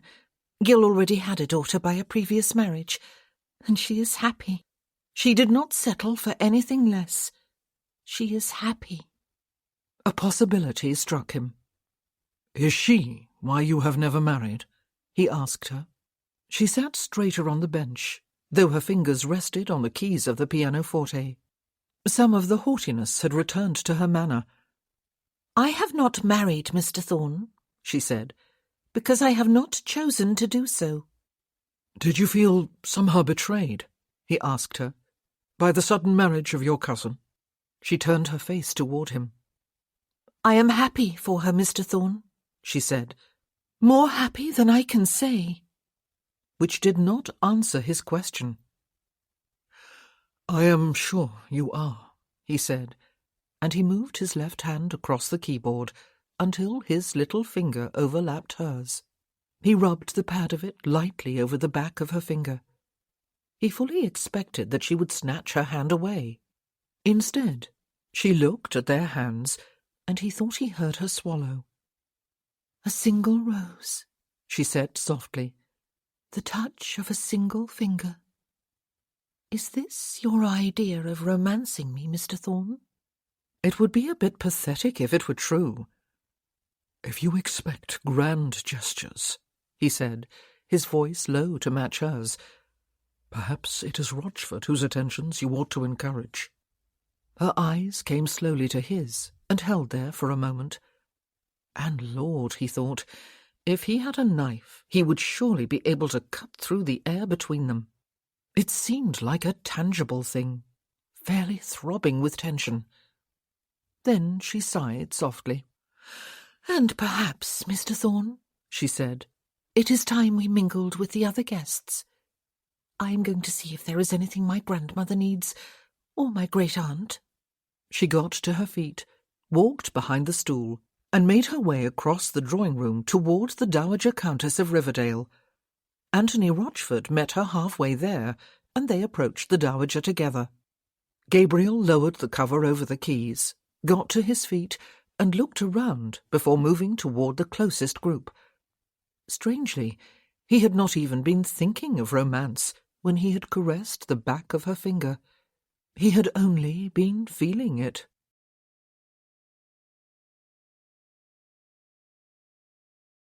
Chapter 10. There was a letter among the usual invitations beside Gabriel's plate when he sat down to breakfast the following morning. It was a report from Simon Norton at Brierley.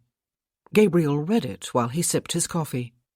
Manly Rochford was spending lavishly on new furniture and draperies inside the house, and on new arbours and follies and other new ventures in the park.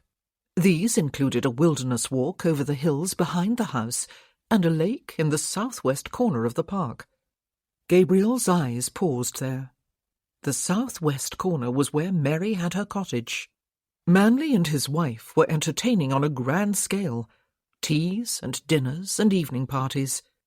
There were plans in the making for a grand outdoor fete and evening ball during the summer, after their return from London as the Earl and Countess of Lindale. All the money that was being spent, Norton had discovered, had been borrowed on the expectation of the fortune Mr. Rochford was about to inherit. That was something, at least, Gabriel thought. Manly had obviously not been able to get his hands on the fortune that was not yet officially his. The next section of the letter was more disturbing, especially to a man who had made a bit of a name for himself in Boston for treating every last one of his employees well. There was some distress in the neighbourhood affecting those servants who had lost their positions to the men Manly had brought with him to Brierley. In some instances, their homes had also been confiscated and given to the new staff. Some of the dismissed servants had families, a fact that multiplied the suffering. A few had been hired and accommodated elsewhere in the neighbourhood. Others, notably those who were young and unattached, had moved away to look for work elsewhere. A few had been rehired at Brierley as farm labourers, at a wage not only below what they had earned in their previous positions, but also below what the other farm labourers doing comparable work were earning. Some had found no work at all. Rumour had it, though Norton had not been able to substantiate it, that all wages were to go down once Manly became the Earl. And, incidentally, Norton's own wages were lower than those of any of the other gardeners, though he was not complaining, he had added, since Mr. Thorne paid him well indeed for the steward's job he was not yet doing. Norton had discovered that the newly installed steward, the one Manly had brought with him, had paid a call upon Miss Beck and, without a by your leave, had tramped through her cottage, upstairs and down, in muddy boots, peering into every room and cupboard and nook and cranny, while ignoring her completely, and kicking one of her cats out of his way, and cuffing one of her dogs, which had been yapping at his heels. He had informed Miss Beck that she must clear out all her junk and get rid of all the strays without further delay. The cottage was to be converted into a rustic shelter to add a picturesque touch to an island that would stand in the middle of the new lake. Mary. Gabriel slammed one hand down on the report, closed his eyes, and concentrated upon breathing through the fury that tempted him to sweep all the unoffending dishes off the table around him for the mere satisfaction of hearing them smash on the floor. And not just Mary. Innocent servants and their families had lost their employment for no just cause. Some of them were now homeless. Yet they were his people. Good God, they were his responsibility. For perhaps the first time he understood the selfishness of his own behaviour in remaining in America for 6 years after learning that he had inherited the title, just because he was happy there and did not wish to upend his own life by returning to England. Yet sometimes duty ought to outweigh inclination. He should have known, and surely he had deep down, that Mary was not the only one who had suffered from his absence. He was greatly to blame for the way things were. There was one more section in the report. It contained information Norton had gathered while imbibing pints of ale at the village tavern during the evenings. Painfully slowly, sir, because I did not want to be too obvious with my questions and arouse suspicion. Mr. and Mrs. Ginsberg, once tenants on a farm owned by the late Earl of Lindale, had moved away with their daughter, Miss Penelope Ginsberg, soon after the death of their son. It was said by someone who knew someone else, you know how gossip works, sir, Norton had written, that Mrs. Ginsberg died of grief not long after, and that Miss Ginsberg has since married a man by the name of Clark. The couple is said to be living with her father and Mrs. Clark's son, now 12 years old, to whom she gave birth before her marriage. Norton could not vouch for the truth of the story, he admitted, since he had not yet had a chance to check it out for himself. He was a new employee at Brierley, and could hardly ask for a 3-day leave so soon. It would probably take him that long to get to Lilyvale, where they supposedly lived, do his investigation and get back. The village was at least 30 miles from Brierley. It is generally, though not universally, believed by those who drink regularly at the tavern, Norton had gone on to report, that Gabriel Rochford, you, sir, is the father of the 12-year-old boy. You were believed to be stepping out with the mother at the relevant time. There is much less agreement among the locals upon how Orson Ginsberg, the young lady's brother, came to his death. A duel gone wrong? Accident? They all have their proponents. The only thing everyone seems agreed upon is that young Ginsberg was shot in the back the same day Miss Ginsberg confessed to her parents that she was with child. There is also disagreement about who fired the fatal shot, even though 2 men claimed to have witnessed you doing it, sir. Everyone I talked to, without exception, was adamant in his belief that if it was you, it was an accident and not murder.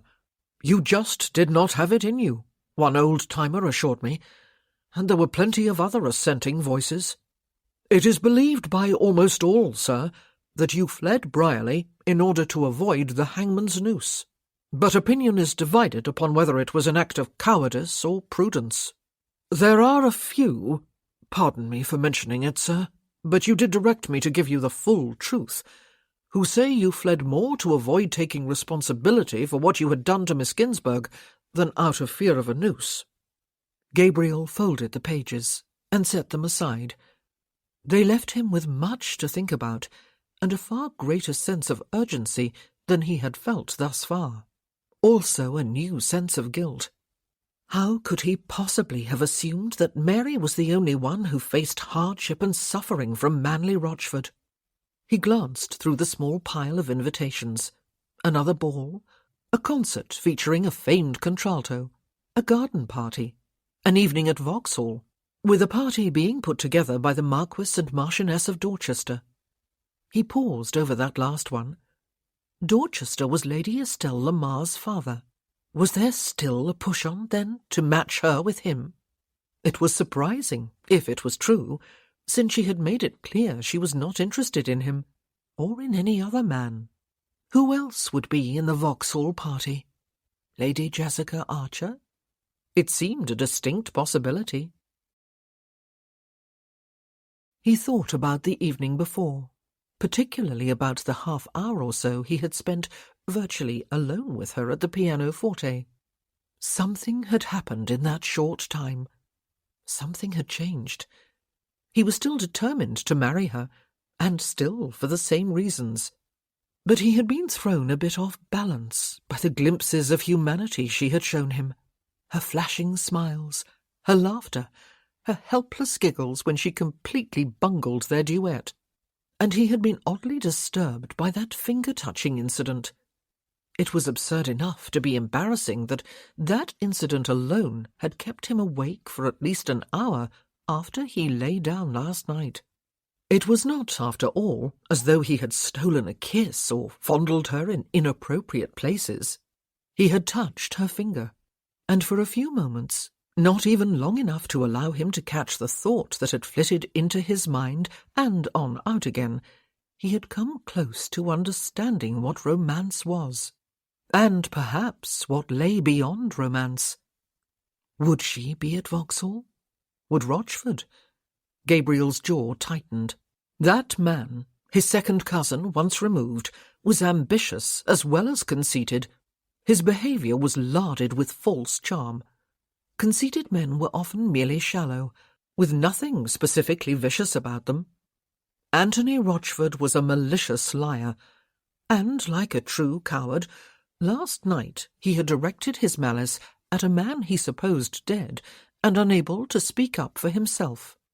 Well enough, he had said, when Lady Estelle had asked him if he had known Gabriel Rochford. He was a likeable boy. I was fond of him. It grieved me to see his wildness turn into vice. Yet Anthony Rochford had never met him until very recently. Gabriel Rochford's behaviour had always been as far from wild as north is from south. Any hard edges he had now were acquired in America. He remembered his boyhood self as quiet, studious, rather dull, too plagued by conscience and concern for the feelings of others to get into any real mischief. He had been his father's son, in other words. His first 9 years had shaped his character and sensibilities. He was a likeable boy. Not only had Anthony Rochford never come to Brierley with his father while Gabriel was there, but he was also 8 or 9 years younger than Gabriel. He would have been only 10 or 11 years old when Gabriel went to America. There were 2 things he must do without further delay, Gabriel decided. He must marry Lady Jessica Archer, if she would have him. But first he must make a journey. It was time to take some action, almost 7 years later than he ought. He would accept the invitation to Vauxhall. It would probably be an enjoyable evening, even if Lady Jessica was not of the party. He had heard that Vauxhall was a place one must see when one was in London, but he hoped she would be there. He could no longer indulge in social activities for the mere pleasure of them. Not that he had done so from the beginning, of course, but he must develop a stronger sense of purpose. He had arranged to spend the morning with Bertie Vickers. They were going to spar at Jackson's boxing saloon. Bertie was not an early riser, however. The breakfast things having been removed from the table, Gabriel sat down to write a letter to Simon Norton with instructions not to leave the estate. He would take care of further investigation himself. He wrote also to Miles Perrott, his partner in Boston, thrusting aside the wave of homesickness that threatened to engulf him as he did so. Boston was no longer home. It was regrettable, but he might as well grow accustomed to the new reality. He informed Miles that he would not be returning, at least not in the foreseeable future. He also wrote an acceptance of the invitation to Vauxhall. This afternoon there was a garden party to which he had promised to escort Lady Vickers, since both Sir Trevor and Bertie had other commitments. He would keep his promise. Would Lady Jessica be there? There was a long-stemmed pink rose beside Jessica's breakfast plate again. Beneath it, resting on her linen napkin, was a card that was a little different from usual. It had 2 words instead of 1. Gabriel Thorne, he had written in the bold black handwriting she had come to recognize as his. The rose, too, was a little different. It was a darker shade of pink, very like the colour of the ball gown she had worn to the Parley Ball. She picked it up and held it to her nose for a few moments, before taking her seat and nodding to the butler when he came to pour her coffee. "Good morning, Jess," Avery said, lowering his paper far enough that he could see her over the top of it. "I had almost given up hope of seeing you this side of luncheon." "I slept late," she told him, smiling at her mother as she spread her napkin across her lap. It was not a lie, but she had slept late only because she had been late going to sleep. Dawn had already been greying her room. Both Avery and her mother had finished their breakfast, she could see, but were reading over a final cup of coffee. Her mother was looking through the Morning Post. She set it all aside, however, after Jessica had sat down. "Mr. Thorne plays the pianoforte extremely well," she said. "Where did he learn to play, Jessica? In America? Did he say?" "He did not learn at all," Jessica said. "He plays by ear." "Astonishing," her mother said. She nodded toward the rose. "I wonder if he sends a rose each day to other young ladies too. To Estelle, for example. Or is it just you?" "I have no idea, Mamma," Jessica laughed. "I could hardly ask him, could I? And I could hardly ask Estelle." "Do you like him?" her mother asked, half frowning. "He has certainly caught the imagination of the ton for some largely inexplicable reason. He is invited everywhere. But it is a bit puzzling, considering how little is known about him. Yes, he is Lady Vickers' kinsman and godson, but all families have a few ramshackle members one would not wish to see one's daughters marrying. How do we even know he has a fortune, or where it comes from? Do we have any evidence but his word? And do we have even that? I have not heard that he has boasted of being wealthy, which is to his credit, of course." "I know no more about him than you do, Mamma," Jessica said, not quite truthfully. "But does it matter? I am not about to elope to Gretna Green with him." Avery set down his paper. "What a very tedious waste of time and effort that would be," he said, "when you are 25 years old, Jess, and could merely toddle along to the nearest church with a special license any time you chose, just as Anna and I did once upon a time." Jessica laughed again. "You must not worry, Mamma," she said. "I have no intention of toddling along to the nearest church with Mr. Thorne any more than I have of running off to Scotland with him." Anna came into the breakfast parlour at that moment. She was holding Beatrice, whose head was burrowed into the hollow between her shoulder and neck, while she sucked loudly on one fist and cried with soft grizzling sounds. Her only visible cheek was bright red. "I do apologize for being so late," Anna said. "Poor Bee really is cutting 4 teeth at once. We were quite right, Mother, and she will not let go of me, though Nurse tried several times to take her. Bee would only scream." Avery had got to his feet, but it was Jessica's mother who was first to move around the table. "You are spoiling her, Anna," she said. "Let us see if she will allow her grandmother to spoil her instead, so that you can eat. I have finished already. Come, chicken, come and tell Grandmamma what is wrong. Yes, I know. The whole world is against you, is it not?" She eased the baby from Anna's arms into her own as she spoke, and miraculously Bee snuggled into her and even stopped grizzling for a moment. "The magic touch," Anna said. "You have had it with all 4 of the children, Mother. Thank you." "On behalf of my valet," Avery added, "a million thanks, Mother. He has a way of not complaining when I arrive in my room with one half of my neckcloth limp and soggy that I find quite unnerving." Jessica's mother remained on her feet and rocked the baby against her shoulder, murmuring nonsense as she did so. Beatrice, still sucking on her fist, seemed to be falling asleep. "Ah," Anna said. "Another rose. I do like Mr. Thorne's style. I assume the rose is from him. A bouquet was being delivered as I was coming through the hall just now. A very large one. I am guessing it is for you, Jessica, and that it is from Mr. Rochford again. He is paying quite determined court to you. He scarcely left your side last evening, except when you were at the pianoforte with Mr. Thorne." "It was very gratifying," Jessica's mother murmured, "and he was very deferential to Mamma and Aunt Edith." "A little too deferential," Jessica said, and her eyes met her brother's across the table. He raised his eyebrows. "What do you know of his cousin, Avery?" "His cousin?" he said. "The missing Earl, do you mean?" "Next to nothing, except that he is missing and presumed dead." "His name was Gabriel," Jessica said, and when his eyebrows remained aloft, "It is Mr. Thorne's name, too." "Ah," he said. "Are you seeing some intrigue at work, Jess? Are they one and the same, do you suppose?" He waggled his eyebrows at her. "I do not suppose it for a single moment," she said. "Gabriel is hardly a unique name." "Quite so," he said, but his eyes remained thoughtfully upon her while Anna talked of Mr. Thorne's playing last night. "I could listen to him for a whole evening without growing weary," she said. "Did you notice, Jessica, that his eyes were closed much of the time while he played Bach, and there was a slight frown between his brows? It was clear he felt the music right down to the depths of his soul." "I did notice," Jessica said.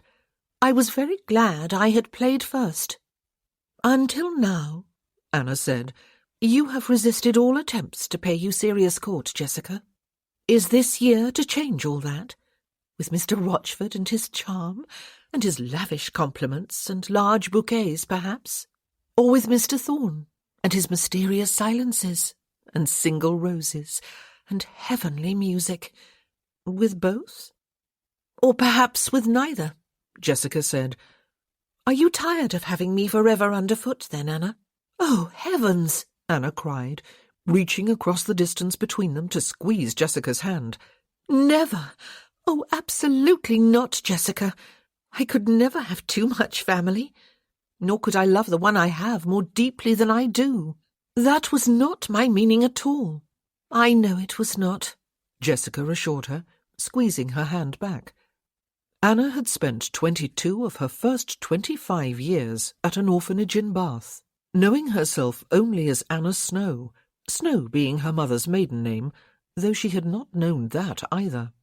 When she had discovered that she was Lady Anastasia Westcott, the legitimate daughter and only legitimate child, as it happened, of the late Earl of Riverdale, it might have been expected that she would be bitter, that she would resent the family ties and the life of privilege all the other Westcotts shared. Instead, she had loved them resolutely and fiercely almost from the first moment, even while some of them had resented her. Jessica had hated her. She had come, seemingly from nowhere, to wreck Abby's life as well as Camille's and Harry's, and to destroy her own dreams. It had taken her a long time to accept Anna as part of the Westcott family, then as Avery's wife, her own sister-in-law and cousin. It had taken even longer to love her. Avery's eyes were resting upon Anna across the table. It often shocked Jessica to note that despite the almost bored expression her brother wore habitually in company, there was something in his eyes, whenever he looked at his wife, that spoke of fathomless depths of what? Love? Passion? Passion seemed too strong a word to use of the indolent Avery, but appearances could be deceptive, Jessica thought. She was sure there must be a well of passion in him that very few people would suspect. "Oh," she thought with a sudden wave of unexpected yearning. How could she possibly be planning this year merely to settle for an eligible match? She wanted what Avery and Anna had. She wanted what Alexander and Wren had, and Elizabeth and Colin, and Abby and Gil. She wanted love. Even more than that, she wanted passion.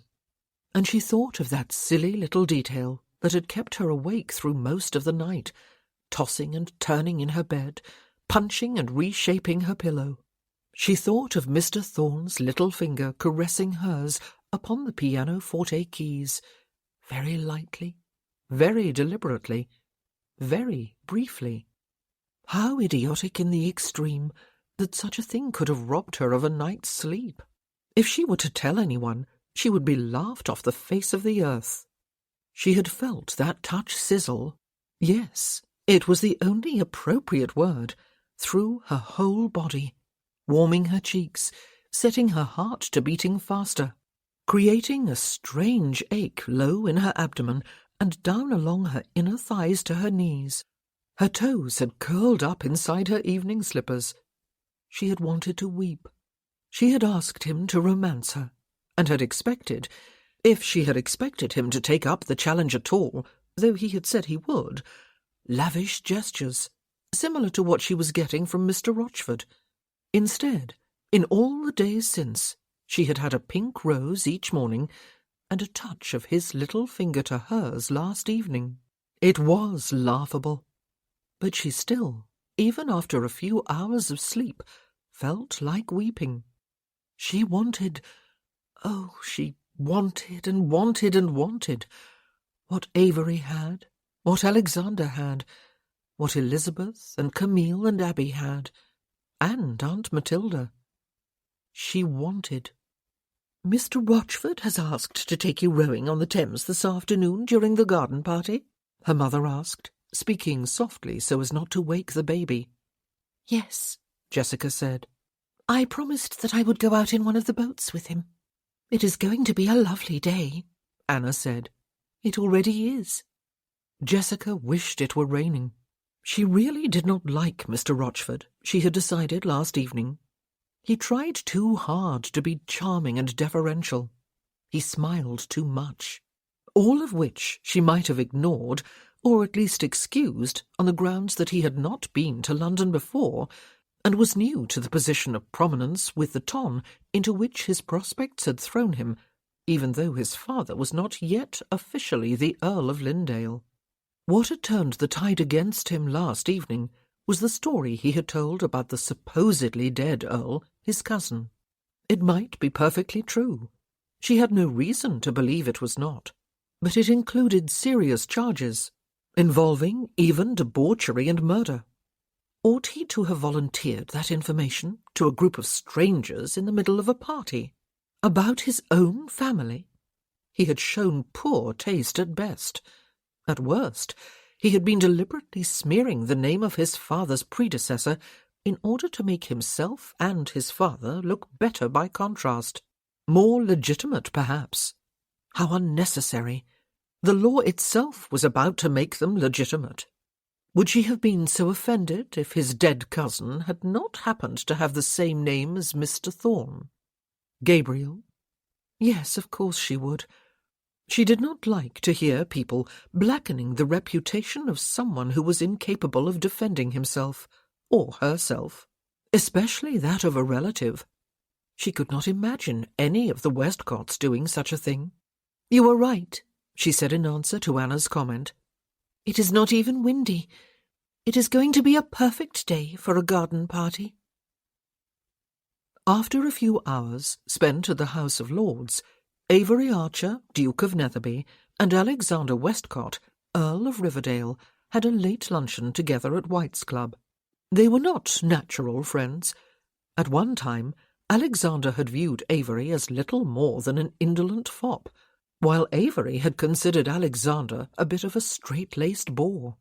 But that was before Harry was stripped of the earldom, and his title and entailed properties passed to Alexander, a mere second cousin. It was before Avery married Lady Anastasia Westcott, the late Earl's newly discovered and very legitimate daughter. The crisis, or rather the series of crises that arose from those events and subsequent ones, had thrown the two men together on a number of occasions, not the least of which was a duel at which Avery fought and won, and Alexander acted as his second. Their encounters had given them at first a grudging respect for each other, and finally a cautious sort of friendship. They spoke of house business and politics and world affairs in general while they ate.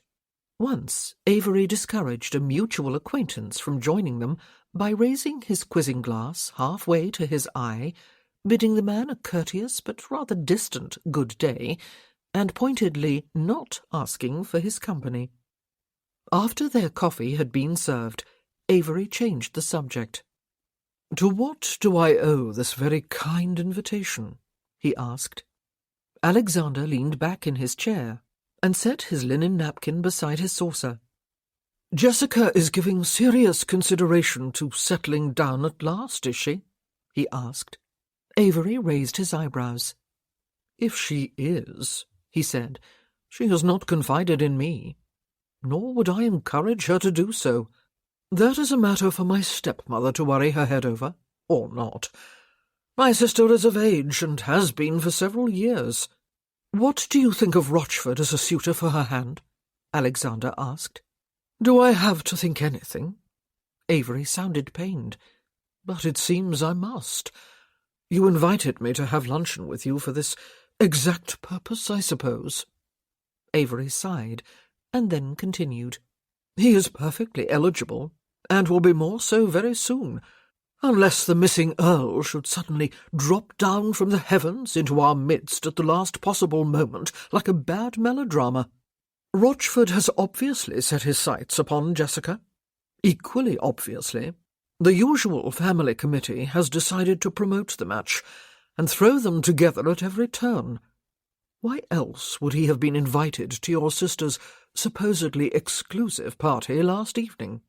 I understand Jessica is to go out with him in a boat, small enough to allow for only one rower and one passenger, at a garden party this afternoon.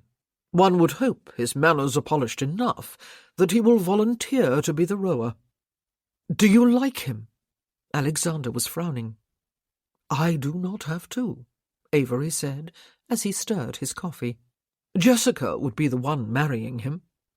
But as far as I am concerned, the man has too many teeth, and he displays them far too often. He also has abysmal taste in waistcoats, but he may have myriad other virtues to atone for those vices, and I would not be called upon to look upon either the teeth or his waistcoats with any great frequency if Jess were to marry him. Do I assume you do not like him, on the slight acquaintance of one evening spent in his company?" "What do you know of Gabriel Rochford?" Alexander asked. "The missing Earl." "Nothing," Avery said, after taking a drink and setting his cup back in its saucer. "Except that he is missing, and that he shares an angelic first name with Thorn. But the world, I must believe, contains a fair smattering of other Gabriels." "How long has the Earl been missing?" Alexander asked. "Do you know?" "I do not," Avery said. "Is the question relevant to anything?" "Rochford told a story last evening," Alexander said. "Jessica heard it. So did Elizabeth and a few other guests. Estelle was part of the group. So was young Peter. It was not a suitable story for such an audience, and such an occasion. Both Elizabeth and I turned the conversation to other topics as soon as we could, but we could hardly interrupt him mid-sentence. Of course, if you had been there with your quizzing glass and your ducal stare, he would have been muzzled far sooner." "Dear me," Avery muttered. "He told a story of his cousin's wild ways," Alexander said, "culminating in what he hinted was the rape of a neighbour's daughter and the murder of her brother, after which he fled to escape the hangman's noose." "Who would not, given the opportunity?" Avery said. "And all this was recounted in my sister's hearing, and in your sister's?" Perhaps there will now be more to my distaste for the man than his teeth and his waistcoats. As head of the Westcott family, Alexander said, it concerns me that Jessica may be considering marriage to a man of, shall we say, questionable good taste, perhaps even spite, since the missing Earl was not present to speak for himself. Of course, she is also a member of the Archer family, of which you are the head. You are begging me to exert myself, I understand, while assuring me that you will exert yourself, Avery said. How very tedious life becomes at times. Is it known how long ago the alleged rape and murder happened? No, Alexander said, but it should be easy enough to find out. It should be possible also to discover how long Gabriel Thorne was in America before returning recently for a reason so vaguely explained that really it is no explanation at all. You have been busy for a man who returned to London only a couple of days ago, Avery said. He nodded to a waiter who refilled his cup. Alexander made a face at his own cup with its cold coffee, and the waiter replaced it. I probably have a foolishly suspicious mind, he said. That is what Wren told me last night, anyway. She pointed out that Rochford is an extraordinarily handsome man. Her words. She also added, however, that if he were applying for employment at her glass-making works, she would reject him even before studying his credentials. Any man who smiles so much, she said, must be assumed to have a shallow, even devious mind. I must be careful not to smile overmuch in the presence of the Countess of Riverdale, Avery said with a shudder. Alexander laughed. I cannot imagine, he said, that Wren would ever accuse you of having a shallow mind, Netherby, or of smiling too much. She admires you greatly. But what of Thorne? If he is not making a play for Jessica too, I will eat my hat. Not the grey beaver, Avery said, looking pained again. It sounds like a recipe for indigestion. What do you know of him? Alexander asked. Next to nothing, Avery told him. Little more, in fact, than I know of the missing Earl. He has good taste in horses and curricles. He is of that rare breed of mortal that can produce exquisite music from a pianoforte without any formal training at all, or even any informal training, if Jessica is to be believed. He favours single-flower tributes to ladies he admires, rather than bouquets so large it apparently takes 2 of my footmen to convey them to the drawing-room. I believe, before you can demand an answer of me, that I must like him, though being asked to express any sort of affection for someone outside my own family circle has a tendency to bore me. Ah, Alexander said. But if Thorne has his way, Netherby, he will be a part of your inner family circle, will he not? And a Westcott by marriage. But not yet, Avery said softly. Drink your coffee, Riverdale. You have already allowed 1 cup to develop a disgusting grey film. Alexander picked up his cup and drank. There is one detail I must confess, he said, that would appear to throw cold water on my suspicions. Rochford knew his cousin, the missing Earl, yet he showed no recognition of the man who admitted to having the same first name as the Earl. Ah, Avery said, but have we established that Rochford is a truthful man?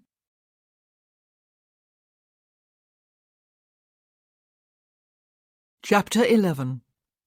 Lady Vickers had gladly accepted Gabriel's offer to escort her to a garden party in Richmond that she wished to attend, and to which he had also been invited.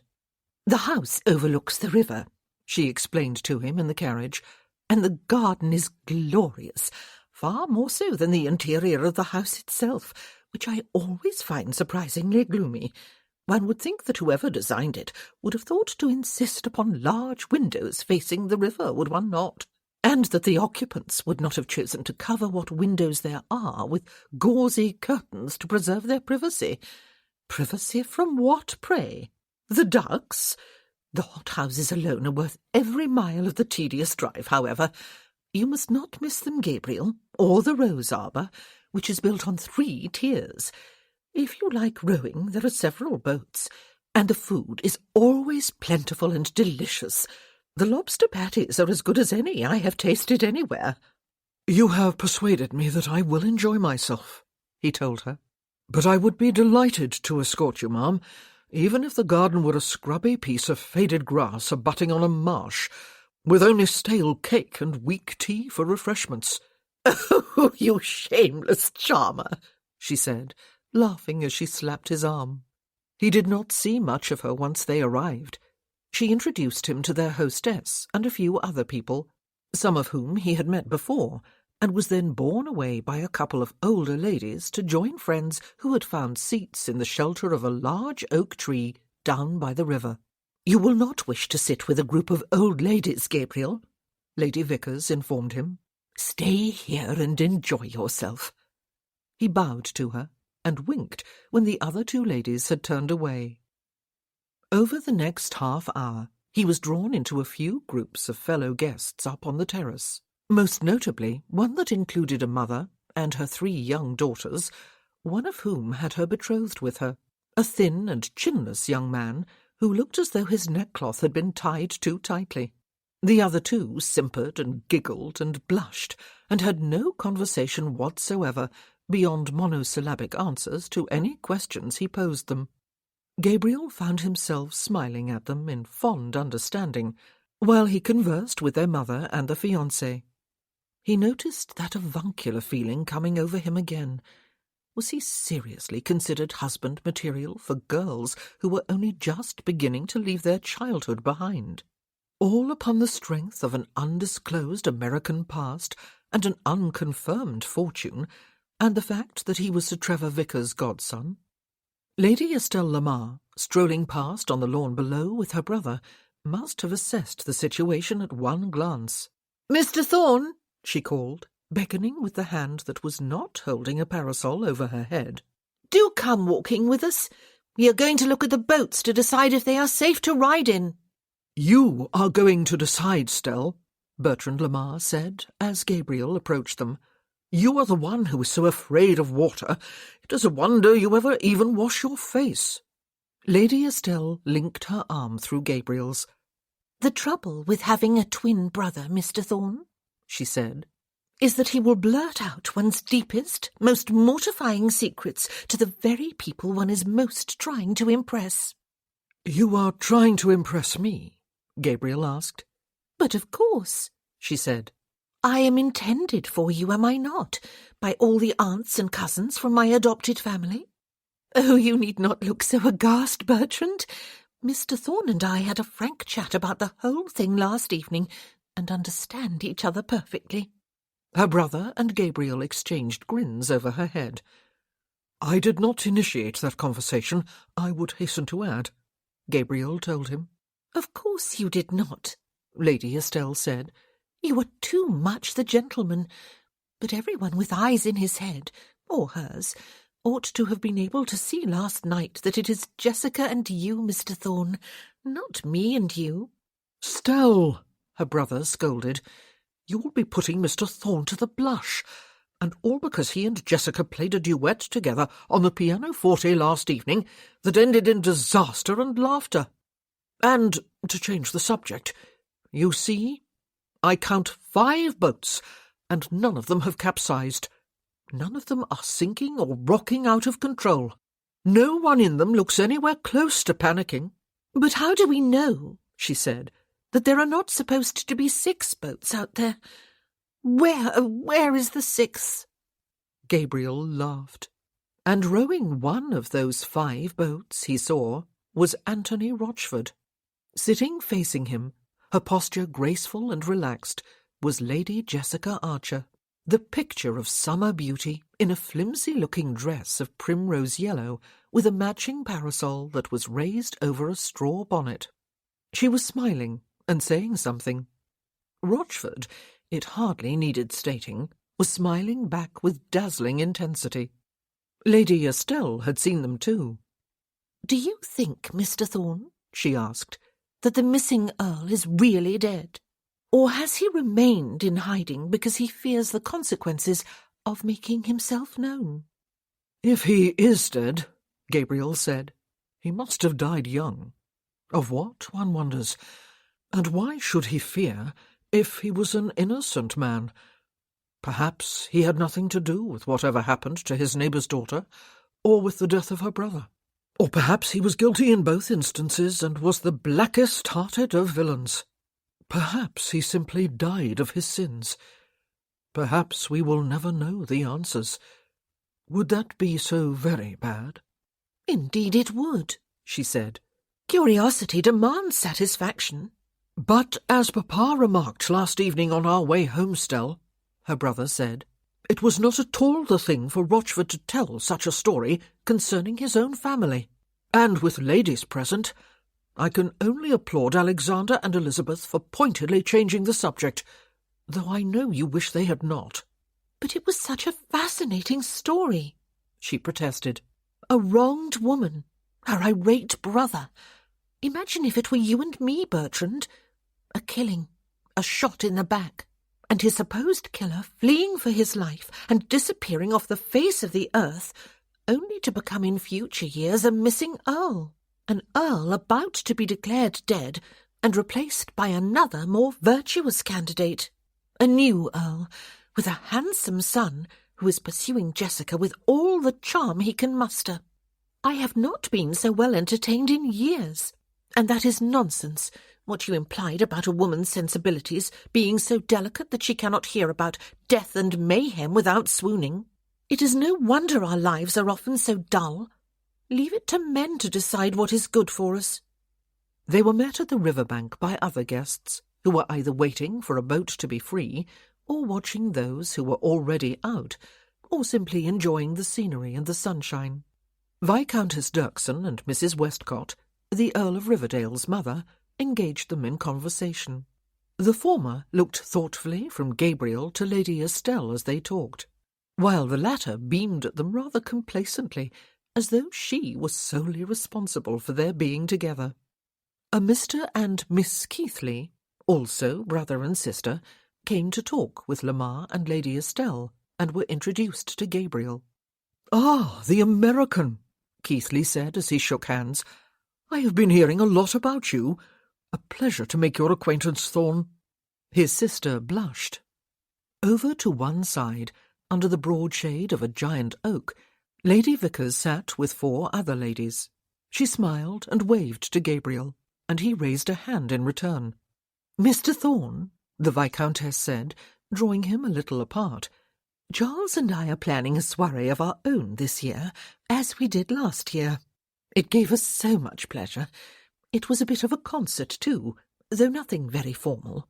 We had a tenor soloist, one of Charles's friends, who always insists quite wrongly that he has no particular talent, and a harpist who played and sang some traditional Welsh tunes, and reduced me to tears, though she sang in Welsh and I did not understand a word.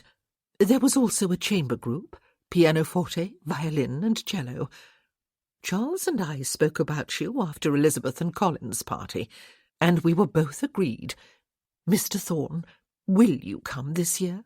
And will you play for us? The Bach piece you played the other evening, and maybe 2 or 3 more?" "Oh, good God! Ma'am," he said, "I am honoured, but I do not normally play in public, you know, and I have no formal training. I do not even read music." "Oh, I know," she said, beaming at him. "That is part of your appeal. You have how did Charles phrase it? Ah, yes, you have a raw and rare talent. Do please share it at our soirée. You will make me very happy." She was a Westcott, Lady Jessica Archer's aunt, if he remembered correctly, her mother's sister.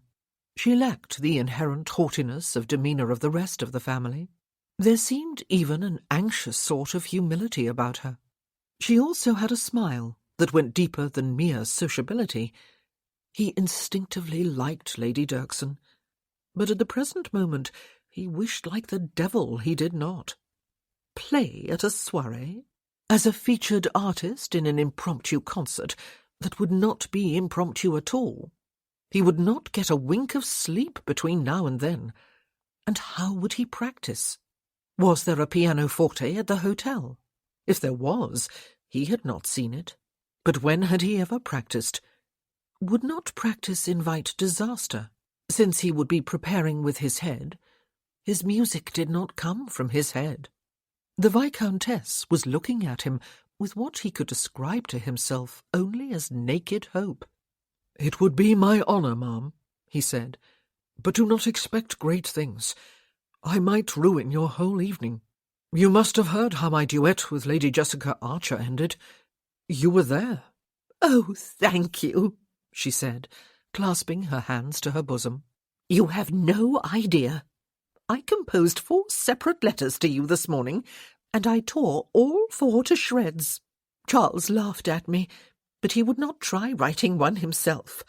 I shall find him immediately and tell him of my triumph. I shall even gloat, but he will be as delighted as I."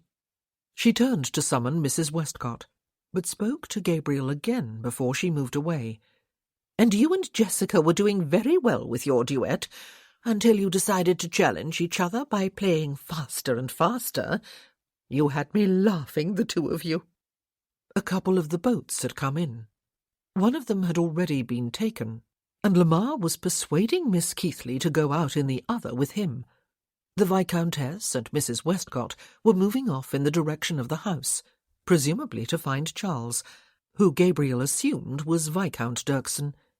Lady Estelle, in conversation with Keithley, broke off what she was saying to hail Lady Jessica Archer and Rochford. "You must tell me, Mr. Rochford," she said, "what it feels like to be out on such a broad expanse of water in such a frail craft." "But it is not frail at all," he told her, "and I have some skill at the oars. Lady Jessica was perfectly safe with me, I assure you. If this gentleman is planning to take you out— Lady Jessica," Gabriel said, turning to her, "I have been told on no account to miss the hothouses while I am here. Have you been inside them yet?" "I have not," she said, twirling her primrose parasol like an extra little sun behind her straw bonnet.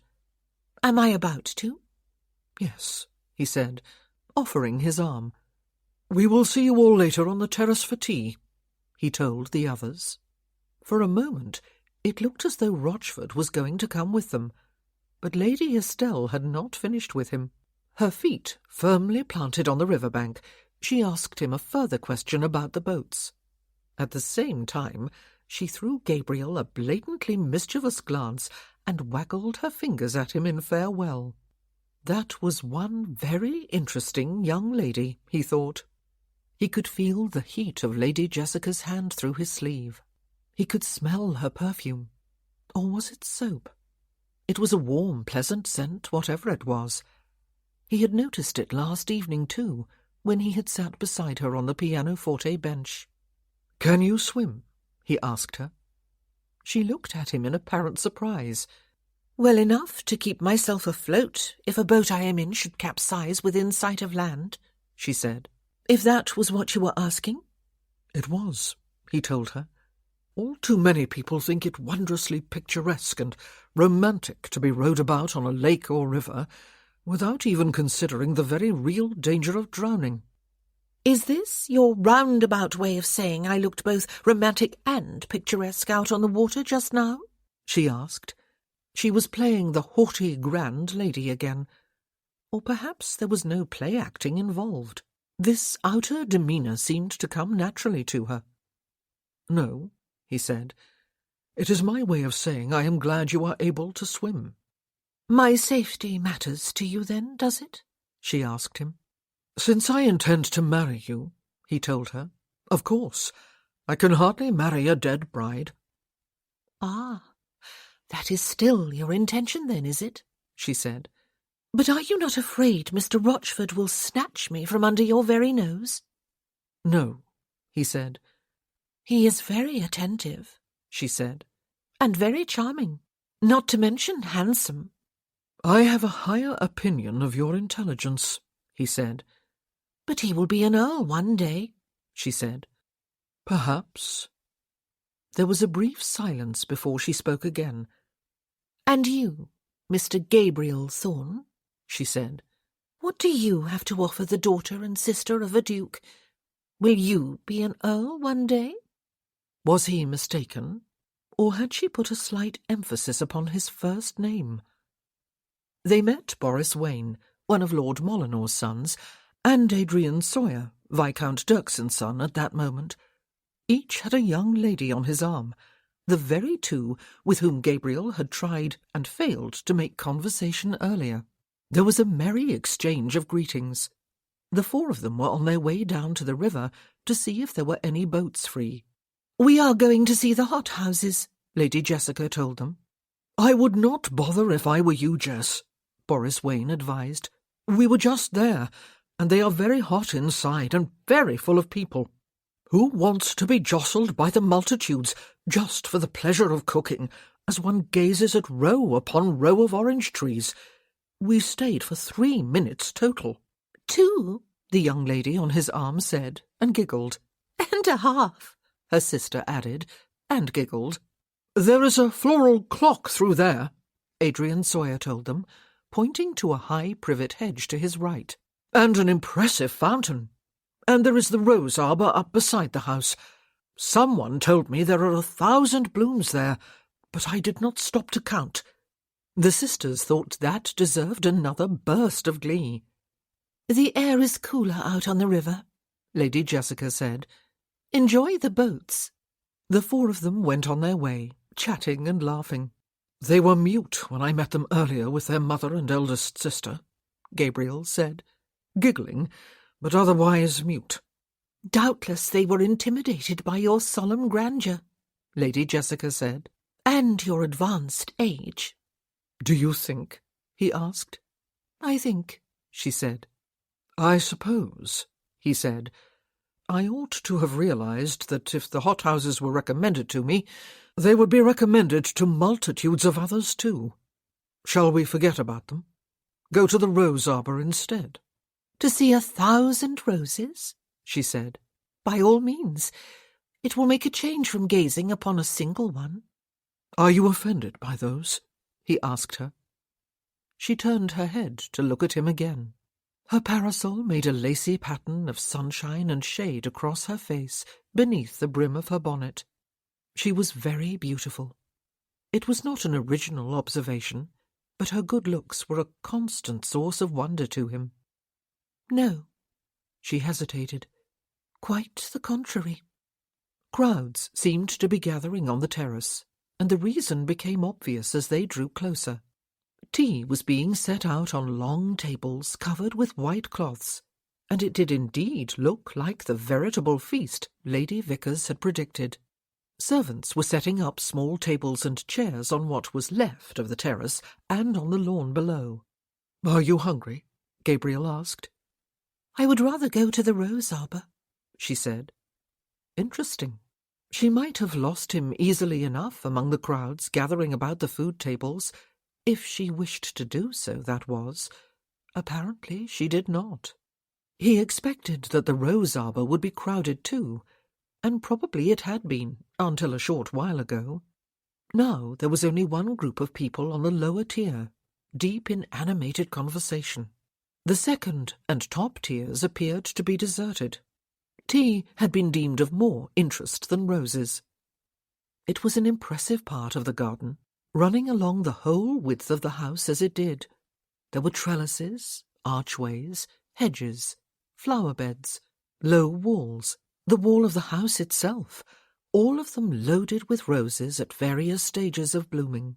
A high hedge, cut with geometric precision, extended all the way down the side of the arbour farthest from the house, giving the impression of deep seclusion and the reality of breathtaking beauty. Even the sounds of voices and laughter seemed muted here. "I think," Lady Jessica said, "this is what heaven must smell like." She closed her eyes and inhaled slowly. "We will have to be very virtuous for the rest of our lives, then," he said, "so that we may enjoy it together for eternity." "Which might be an embarrassment," she said, opening her eyes, "if I should end up with a different husband, and you with a different wife." "Impossible," he said. "Do you always get your own way, Mr. Thorne?" she asked, cupping a yellow rose in both hands, though she was not quite touching it, he noticed. "Only in the important things," he said. "And I am important?" "Yes." She looked around until she saw a wrought iron seat close to the wall of the house, with its climbing rose plants, and went to sit on it. She left room for him beside her. The floor of this top tier was paved with pinkish brick. There was a small fountain in the middle, its granite basin shaped like a fully opened rose. "Is Thorne your real name?" she asked him. "Ah, yes," he said. "Not Rochford?" she asked. "No." She closed her parasol and set it down on the seat beside her. "I believe you are lying," she said. "You think I am the long-lost Earl, then?" he asked her. "Just because I share a first name with him?" She looked up at him as he stood by the fountain, his hands clasped at his back, and her eyes roamed over him. "Are you?" she asked, her voice so soft it was hardly audible. He gazed back.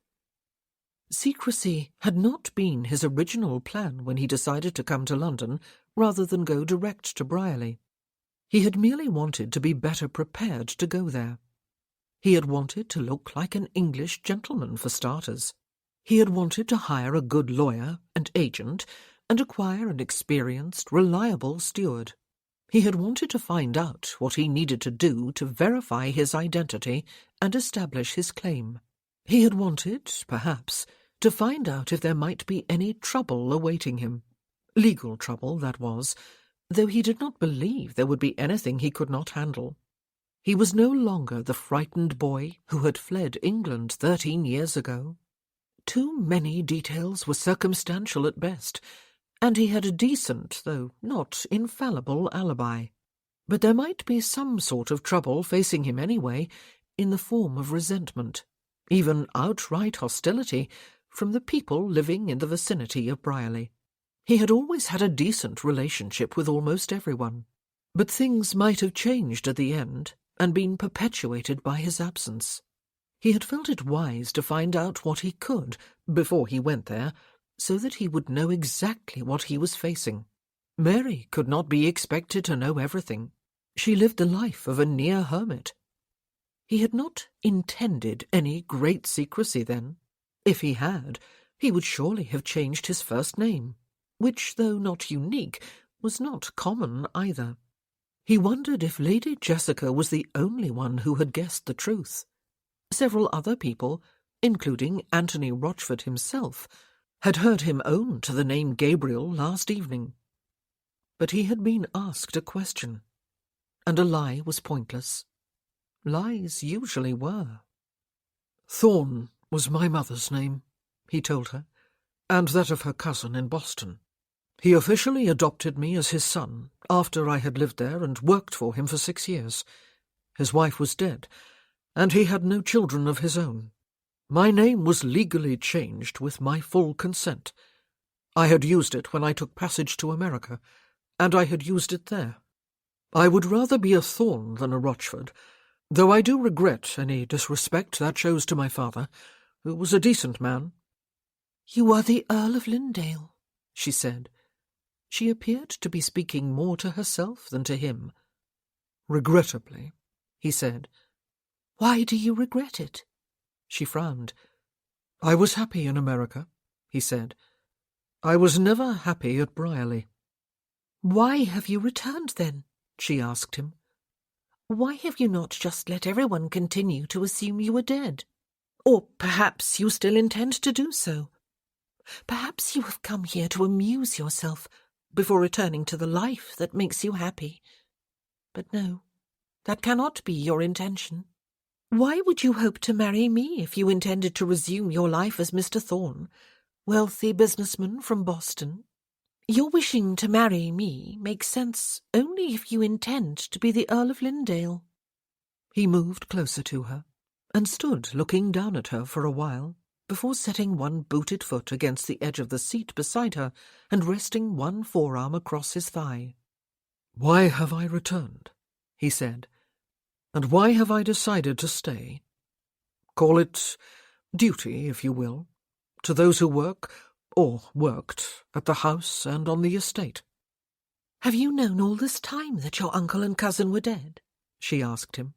"For most of the time, yes," he said. "Letters are slow in crossing the Atlantic, especially in winter." So why now? She asked him. Just for the sheer satanic pleasure of raising hope in the man who believes he is about to become the Earl and owner of Brierley, and any fortune that goes with it, and in his son, and then of dashing those hopes at the last possible moment. "There is one person at Brierley," he said, "who is, and always has been, very dear to me. She lives in a small cottage in the park that surrounds the house. She has been threatened with eviction when the new Earl comes into his inheritance. He plans to have a lake created out of the land around her cottage. He plans to use the house itself as a picturesque sort of folly on an island in the middle of it. She has nothing beyond the cottage itself and the small allowance my uncle made her. That has already been stopped, though there is no one at Brierley with any legal right to have made that decision. She is about to be destitute, with no way of providing for herself. It is for Mary I returned, Lady Jessica." She was gazing up at him, her eyes wide, her lips slightly parted. "She is my late aunt's sister," he told her. "She was born with a deformed back and foot and hand. She takes in stray cats and dogs, and any troubled wild creatures that come her way. The gardeners occasionally bring her wounded birds, and she mends their wings and sets them free. She has a garden that rivals this in beauty." He gestured at the arbour around them. "I have never known anyone so contented with her life, or anyone so good. I love her. Not in that way. I honour and love her and would die for her." Good God! Where were such words coming from? He felt suddenly foolish. But Mary deserved to be honoured. "But, as it happened," she said, "you were not called upon to die for her, but simply to come home, to give up everything you held dear for her sake. A sort of death in itself." "For the only time since I have known her," he said, "she asked something of me. She asked me to come. And here I am." He was astounded suddenly, when her eyes, still riveted on his face, grew bright with unshed tears. She caught her upper lip between her teeth. "I would rather keep my anonymity for a short while longer," he said. "I would like to gather a little more information than I already have. Mary, it seems, is not the only one who has been made to suffer. I blame myself for not having realized the danger of that before I came here, or perhaps of refusing to consider the possibility of it. I am indeed no angel, despite my name. I believe, too, I would like to meet my cousin again before divulging the truth. The one who is about to be Earl." She released her lip. "Why has Mr. Anthony Rochford not recognized you?" she asked him. "He has never seen me before now," he said. "He was just a young boy when I went to America. Whenever his mother and father came to Brierley, which happened quite frequently, he was left at home." He watched her draw a slow breath. "I will not give away your secret," she said. "Thank you." She looked down at her hands spread on her lap for a few moments, and then at the fountain, and then back at him. He held her eyes with his own. "I would have to be a dreadful slow-top to waste an opportunity for a little romance in such idyllic surroundings," he said. He gave her time to turn her head away, or get to her feet, and suggest they go for tea on the terrace. She did neither. She licked her lips, in what was surely not meant to be a provocative gesture, though it brought his eyes to her mouth. He moved his own closer, and raised his eyes to hers again. She gazed back, and he kissed her. It was a mere touching of lips, a lingering touch. He had sensed from the moment she had demanded that he romance her, if he wanted a chance with her, that she would scorn any aggressive moves to take her heart by storm. Her heart was not easily taken, he had judged.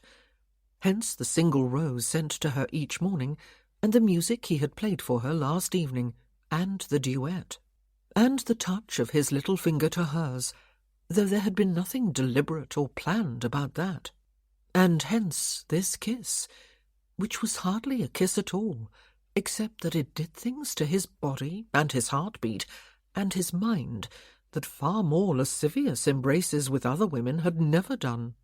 It moved him somehow into a physical space that was neither his nor hers, but something else without a name. It was shockingly, inexplicably intimate, and he wanted more. By God, he wanted more. He did not take more, except that he set his fingertips against her jaw, and when he drew back his head and gazed into her eyes again, he ran his thumb lightly over her slightly parted lips. She smiled fleetingly and moved her own head back. "You have a strange idea of romance, Mr. Thorne," she said, but she did not say what she meant by that, and he did not ask. "If we do not go for tea soon," he said, "the food will be carried back indoors and we will go hungry." "That would be a ghastly fate," she said. "Let us go by all means. I dare say my mother is wondering where I am." "Especially if she has seen Rochford, and you are not with him," he said. "I gather your family is trying to promote a match between the two of you?" "Just as they are trying to promote one between you and Estelle," she said. "Being a member of the Westcott family can be a severe trial, and a great joy, frequently frustrating and endlessly entertaining." "I look forward to becoming a part of it," he told her, removing his fingertips from her jaw and returning his foot to the ground. "And there you go again," she said, "making assumptions." But she did not sound annoyed with him this time.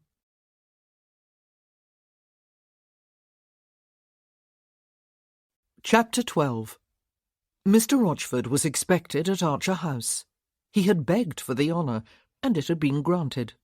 Jessica was wearing one of her new dresses, a sprigged muslin she thought would be more suited to a garden party, like the one she had attended the day before yesterday.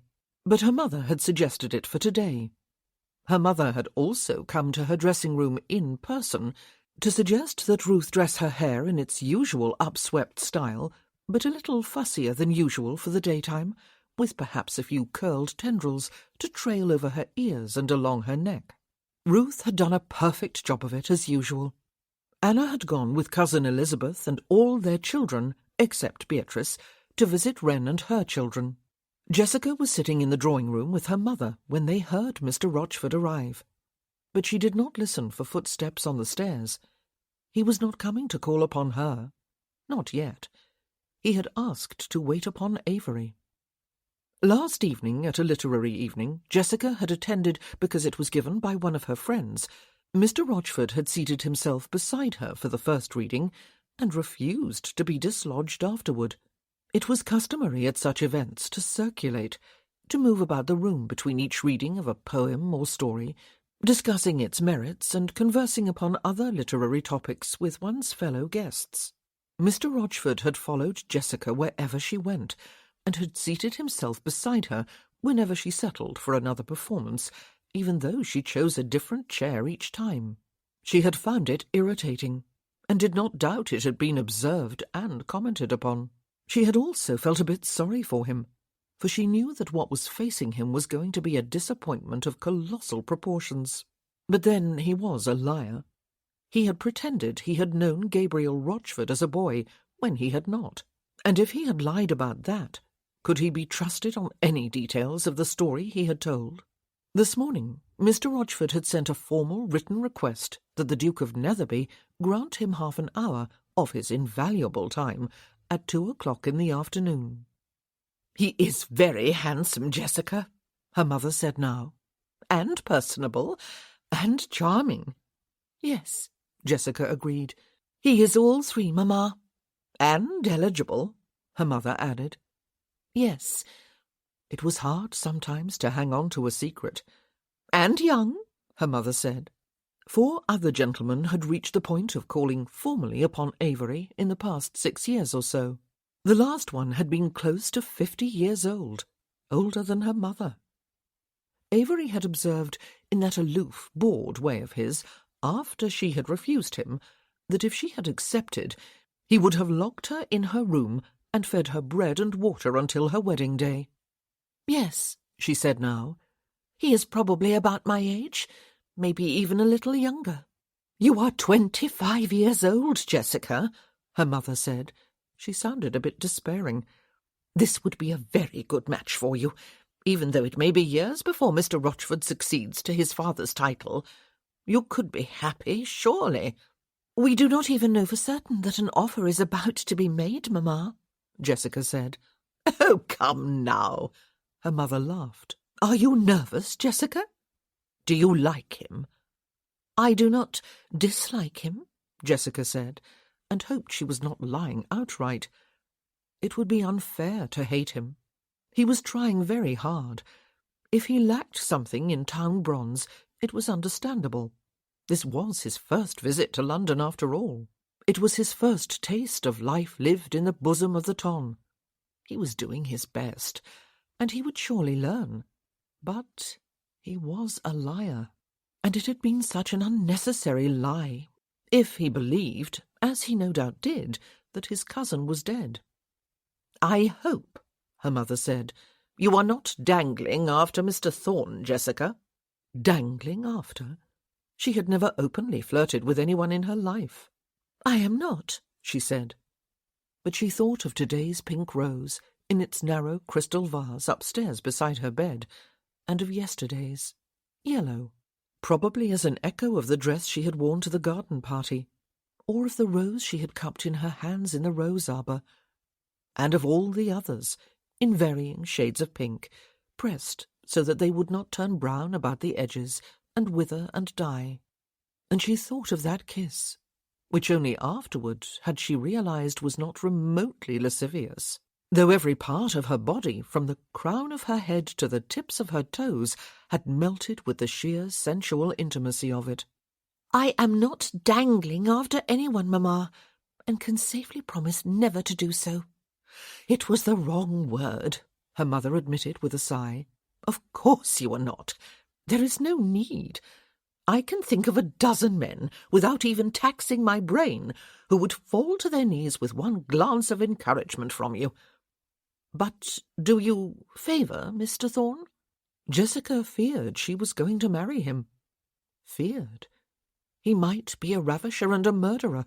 She had not asked him, and it seemed strange now that she had not. Had she been afraid of the answer?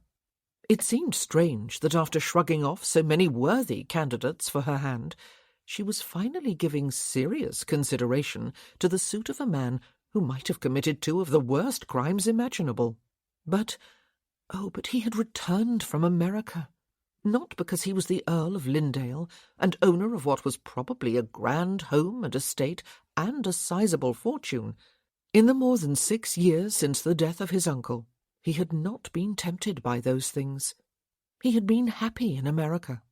He had actually used that word, happy. He had returned because a hermit of a woman who had been born with severe physical challenges was about to be turned out of her modest cottage by the man who would be Earl if Mr. Thorne did not come back. He had given up everything that was dear to him, perhaps forever, for the sake of that one woman, because he loved her, though not in any romantic way. Could such a man be a ravisher? A murderer? But she had only his word, and she had only Mr. Rochford's word. Which did she believe? She had not even asked Mr. Thorne the important questions. "I like him, mamma," she said rather lamely, in answer to her mother's question. "We know nothing of his lineage," her mother said, "apart from the fact that he is somehow related to Lady Vickers. We cannot even be certain that he is wealthy, though he patronizes the very best tailors and bootmakers, and is apparently putting up at an expensive hotel. But he may be deep in debt for all we know, and if he made his fortune in trade, he may not be quite up to snuff, even if he is a gentleman. Not for your father's daughter, at least." "Mamma," she said, smiling, "it is not Mr. Thorne who is downstairs with Avery." No, it was not. She had thought perhaps he might come yesterday, after kissing her at the garden party. Oh, not to make a formal offer, perhaps, but maybe to take her driving, or walking in the park. She had thought, when Avery first mentioned this morning that some gentleman had requested the favour of half an hour of his time, that perhaps it was Mr. Thorne. She was getting a little tired of roses and silences, though there had been the magical interlude with the pianoforte at Elizabeth and Colin's party. Yes, magical. And there had been the rose arbour at the garden party. And that kiss. Not quite her first, but, oh, wherever was the man? She did not want just to be romanced. She wanted her heart to be besieged. "You are quite right," her mother said, laughing. "And if it were, I dare say Avery would make short work of him. He would not willingly allow you to marry a cit, even one who is a gentleman by birth. Not that you need his permission, of course, but it would be as well to have it when you do decide to marry. Avery has his funny ways, but I would never question his judgment." The drawing-room door opened as she finished speaking, and Avery stepped into the room. He raised his quizzing glass to his eye as the butler closed the door behind him, and he surveyed Jessica through its lens. A pure affectation, of course. There was nothing wrong with Avery's eyesight. "You are looking remarkably well turned out, Jess," he said. "Thank you." She made to get to her feet. She must go down and get this over with. But Avery raised a staying hand and lowered his glass. "Rochford asked for half an hour, and was granted exactly that," he said. "His mission might have been accomplished sooner, but he has a tendency to wrap up the kernel of what he has to say in florid language. He wishes to convey a countess's title upon you at some future date, Jess." "Yes," she said. "I will go down and speak with him." "Ah," he said, "I would have detained him if I had known you were eager to speak to him. Alas, he has gone." "Gone?" Jessica's mother said. "You did not refuse him, Avery, surely?" He raised his eyebrows. "I do not have the power to do any such thing, Mother," he said. "My duty as Jess's guardian came to an end 4 years ago, a fact that afforded me as much relief as it did her. But men who wish to marry her seem to feel obliged to seek out my blessing, if not my permission. That is what Rochford came to get. He failed and left. I did offer to bring him up to pay his respects to both of you anyway, but he seemed to be out of sorts, and went away instead. Your efforts to look your best have been all for naught, Jess. Perhaps I had better take you and Mother to Gunter's for an ice." "Avery," Jessica's mother said, "you are being deliberately tiresome. Why, pray, did you withhold your blessing from Mr. Rochford's suit? You must know that it is what all of her family has been hoping for." "All?" he said, frowning. "Am I not at least an honorary member of the Westcott family, Mother, as your stepson, and as Anna's husband? You wound me." "In case neither of you has noticed," Jessica said rather tartly, "I am here. I would be obliged if the two of you would not continue to talk about my business as though I were not. Why did you withhold your blessing, Avery?" He turned his attention upon her. "I cannot in all honesty say, Jess, that he would have my blessing under any circumstances," he said. "Not unless he can lose a few teeth, but that might involve some painful extractions, and I would not wish that upon my worst enemy." Jessica's mother tutted and tossed her glance at the ceiling. Jessica, despite herself, smirked. "I did inform him," Avery continued, "that he will have my official blessing at least to speak to you in my house, when he can offer, in fact, what he offered this afternoon merely in theory. The Earl of Lindale still officially lives. When he is officially dead, and Rochford's father is confirmed in the title, then Rochford himself will be an eligible suitor for the hand of my stepsister.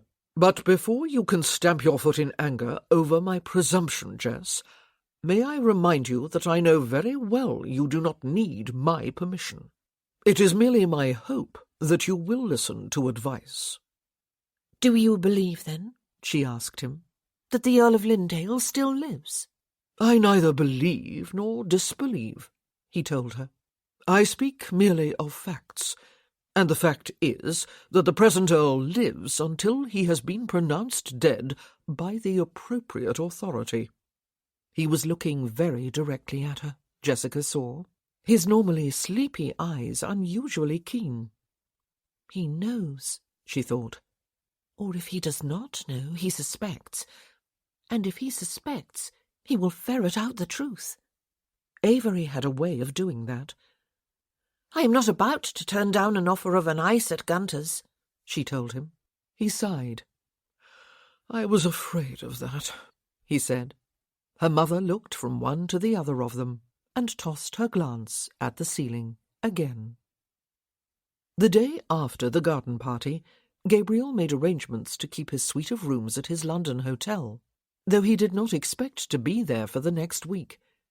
He arranged to have pink roses, accompanied by signed cards, sent to Archer House each morning for the coming week.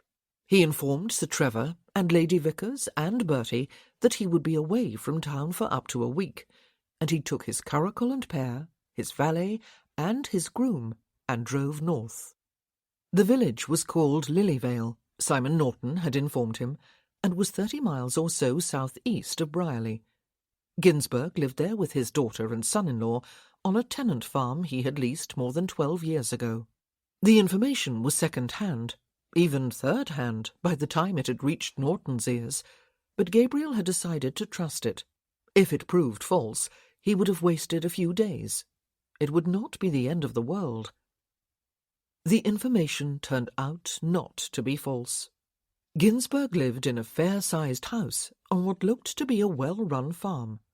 There was a neat garden about the house, sporting both flowers and vegetables, as well as an expanse of freshly scythed lawn. 2 young children, a boy and a girl, were roaring about the lawn when Gabriel arrived, involved in some noisy game.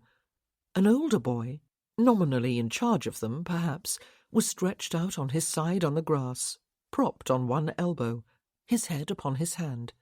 He was reading. The children stopped to stare, and the older boy looked up from his book. "Good morning, sir," he said. "I have come to call upon Mrs. Clark," Gabriel said. "Is she your mother?" The boy sat up and crossed his legs. "Who shall I say is calling, sir?" he asked. But the younger boy, less concerned with the niceties of hospitality, had turned tail and gone dashing toward the house. He opened the door, crashing it against a wall inside, and yelled. "Mamma!" he cried. "Someone to see you!" The little girl went tearing after him. The older boy laughed and scratched his head. "I do beg your pardon, sir," he said, as he pushed himself to his feet. "They are like a pair of wild animals today. It comes of having been cooped up in the house all day yesterday because of the rain." Gabriel knew all about the rain. He had driven his curricle through it. "I am an old acquaintance of your mother's," he explained. And yes, he thought, the boy must be about 12 years old. "I am staying not far from here for a day or two, and came to pay my respects. Ask her if she has time to see Gabriel Rochford, if you will." "Yes, Mr. Rochford." The boy turned to lead the way toward the house. Before they reached it, however, a woman appeared in the doorway. She was a bit on the plump side, noticeably older than when Gabriel had seen her last. She had been 17 then, but she was still fair-haired and pretty, The little girl was clinging to her skirt and peeping about it at Gabriel. The little boy came bouncing outside again, jumping 2-footed down the steps. "Penny," Gabriel said, removing his hat. She stared blankly at him for a few moments, and then one hand crept to her throat. "Gabriel," she said, her voice almost a whisper. "Oh, dear God, it is. I heard you were dead." "Who is he, Mamma?" the little boy asked, jumping on the spot. She looked down at the child and blinked, almost as though she had forgotten who he was. "You will mind your manners, Wilbur," she said. "Make your bow to Mr. Rochford and go up to the schoolroom. Amelia, you go too. Kendall, take them up, if you please, and stay with them there until you are called." "Oh, Mamma," the little boy complained. "can't we just play outside?" "You will do as you are told," she said firmly. "Come on, Nippers," the older boy said. "I bet I can beat you both at Spillikins." "Cannot," they both chorused together, and the little girl reached for his hand. As the children made their way toward the staircase that was visible over their mother's shoulder, an older man approached the door. He stopped abruptly when he saw Gabriel, and his gaze narrowed and then hardened upon him. "Mr. Ginsberg." Gabriel nodded to him. "We heard you were dead," he said, and then, with flared nostrils and barely leashed fury, "Would that you were." "Papa, please," Penelope said.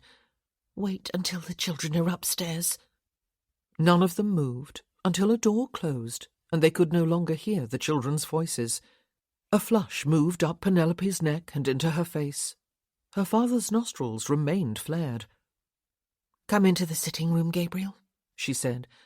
"And I named you wrongly to the children, did I not? You are the Earl of Lynndale." "I will not have that man in my house," her father said. "I will send for a constable if he does not leave my property immediately. He belongs in a jail cell while a gallows is prepared." "Please, Papa," she said, closing her eyes briefly. "Let us talk about this in private."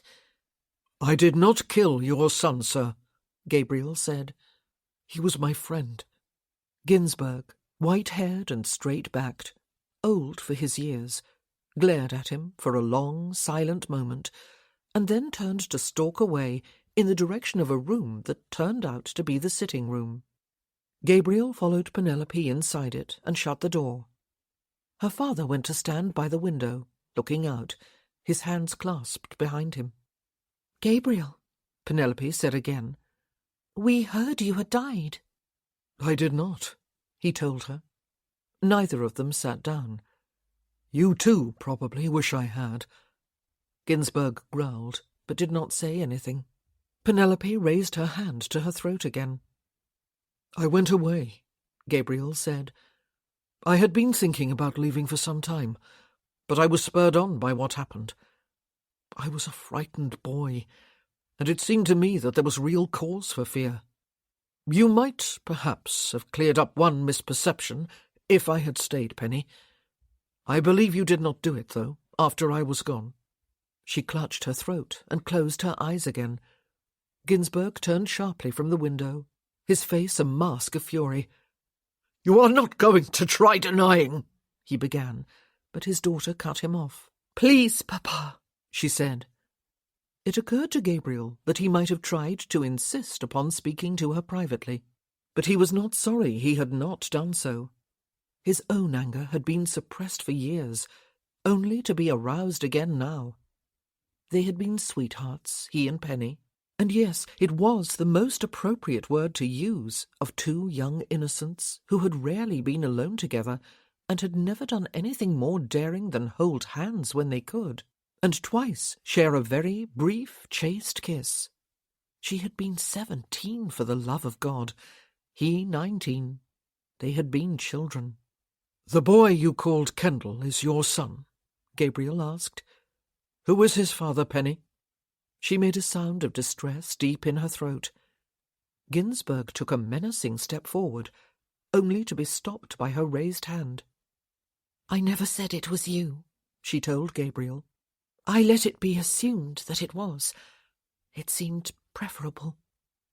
I thought Papa would persuade you to marry me, and I did not believe you would really mind.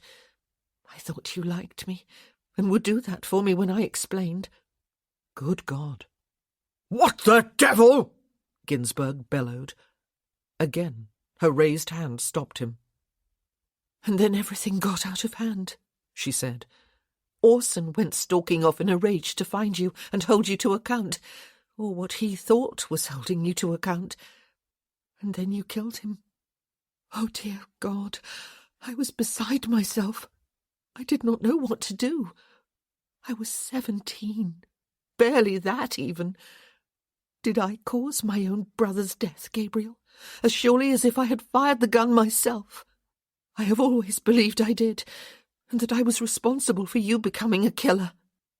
But I know it must have been an accident. He was shot in the back. There is no way you would have done that deliberately. Oh, dear God." "I did not kill Orson," Gabriel said. She looked at him with eyes suddenly grown wild. Her teeth sunk deep into her lower lip. "What?" Ginsberg began. "Who is your eldest child's father, Penny?" Gabriel asked again. She huffed out a breath, closed her eyes again briefly, and spoke. "I was going to Brierley with a cake Mamma had baked for your aunt," she said. "She had been feeling poorly. They were in the park, too. I think they must have been coming from the tavern. They looked drunk. They were weaving and laughing, and I could not hide fast enough. One of them, he tried to flirt with me, but when that did not work, he started to kiss me, while the other one laughed and told him I was your girl. 'Gabe's girl,' he said. And then the first man laughed and told me what I needed was a real man. And then and the other one would not stop him. He just laughed. He was married. I mean the one who... He would not have been able to marry me." "His name?" Gabriel asked softly. But of course he knew. His cousin Philip had been a man of loose morals, and a frequent drunk all the time Gabriel had known him. It was said, and Gabriel believed it, that no female servant or farm girl was safe from him when he was in his cups. Manley had been just such another. He was all of 5 years older than Philip, but they were friends, and he had come to Brierley frequently and stayed, often for weeks at a time. By the time Gabriel went to America, both men were married, with children, but those facts had not changed them. Manley's child had been left at home whenever he brought his wife to Brierley, and the two wives had been left at the house to amuse each other while the men drank in the village and went shooting out of season, and ogled the local young women, married and single, and generally made nuisances of themselves, lords of the manor, entitled to whatever or whoever took their fancy. Gabriel had always heartily disliked both of them, a sentiment they had made no bones about returning. They had always derived great pleasure from blaming him for some of the idiotic things they had done, grown men acting like bully boys. And his uncle, stern and autocratic, but as thick as a brick, Gabriel had often thought, had been unable or unwilling to see his son and his cousin's boy for what they were. He had been ready enough to take their word and punish Gabriel. "His name, Penny." Ginsberg looked as though he were about to explode, but he held his peace and stayed where he was, staring at the floor. Penelope drew a deep, ragged breath. "Mr. Manley Rochford," she said. Ginsberg's head snapped back as though he had been punched hard on the chin. His eyes were fast closed, his face chalk white. "He came to Orson's funeral," he murmured. "You have told no one this until now, Penny?" Gabriel asked. "Yes," she said. I told Mr. Clark, my husband, before I married him. But he did not deem it necessary to have Manley Rochford taken into custody and charged with ravishment, and probably murder too, he asked. She frowned. But you killed Orson, she said. It was you he went to confront. He did not find me, he told her. I was with Mary Beck. She had been brought a fawn with a broken leg, and I was helping her set and bind it. When I finally arrived home, I was confronted with 3 things. You were with child, Orson was dead, shot in the back, and I was guilty on both counts. You had admitted the first, and Philip and Manley had witnessed the second from a distance. They had been too far away, of course, to prevent the shooting. My uncle, his house threatened with terrible scandal, advised me to run while I could, and I fled before I could give myself time to think. It was not the wisest thing to do, of course, but I was 19, and there were people to swear that I was guilty of each charge. You on the one hand, Manley and Philip, my own cousins, on the other. Ginsberg had groped his way to a chair and sat down heavily upon it. "I am so sorry, Gabriel," Penelope said. "So very sorry. But they saw you kill Orson." 2 men, Gabriel said, one of whom had raped you, the other of whom was present when it happened, but did nothing to stop it. Yet you took their word for what happened to your brother and my friend. You have believed ever since that I shot him in the back." "You ran away," she said. "What was I supposed to think? I have always believed it must have been an accident, that you did not mean to kill him. But you ran away." "I am going home to Brierley," he told her. "Not immediately, but soon. I may need you to tell this story to other people, Penny. At the very least, I may need to tell other people that they can confirm the truth of my story by speaking with you." She was shaking her head, her eyes wide.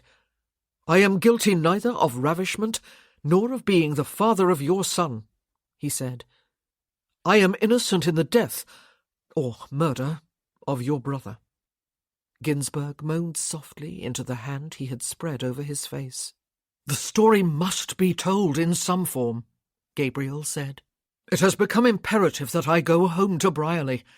I have work to do there, and I do not wish to find myself hampered by old assumptions and old charges that might, after all, require me to fight for my life in a court of law. I do not wish to have to deal with the hostility of sceptical neighbours. I do not want Manley Rochford to continue living at Brierley and throwing his weight about there, destroying innocent lives. You ought not to want it either, Penny, surely. I am putting up at the posting inn 2 miles or so from here. I cannot for the life of me remember what it is called, but you must know the one I mean. If you choose to write out the story you have told me this morning and send it there, perhaps it will save you from having anyone else come here to question you in person." He waited through a brief silence. "I will ask Mr. Clark what I should do," she said. "No, I will do it. I will send a servant." He nodded curtly to her and turned to her father, who was still sitting slumped on his chair, his hand shielding his face. "Good day to you, sir," he said. "I did not come to stir up trouble. I came only to discover the truth and build my defence, should one become necessary." Mr. Ginsberg did not reply. Penelope had nothing more to say. Gabriel found his way out of the house and along the garden path to where young Timms was walking the horses back and forth while they waited. He knew now who had got Penny with child, Gabriel thought, as he drove his curricle back to the inn. But who had killed Orson Ginsberg? Manford? Philip? One of them had surely done it, but only one of them was still alive to provide the answer, and he was a liar. He tried to forgive Penny. She had been a frightened girl, just as he had ended up being a frightened boy.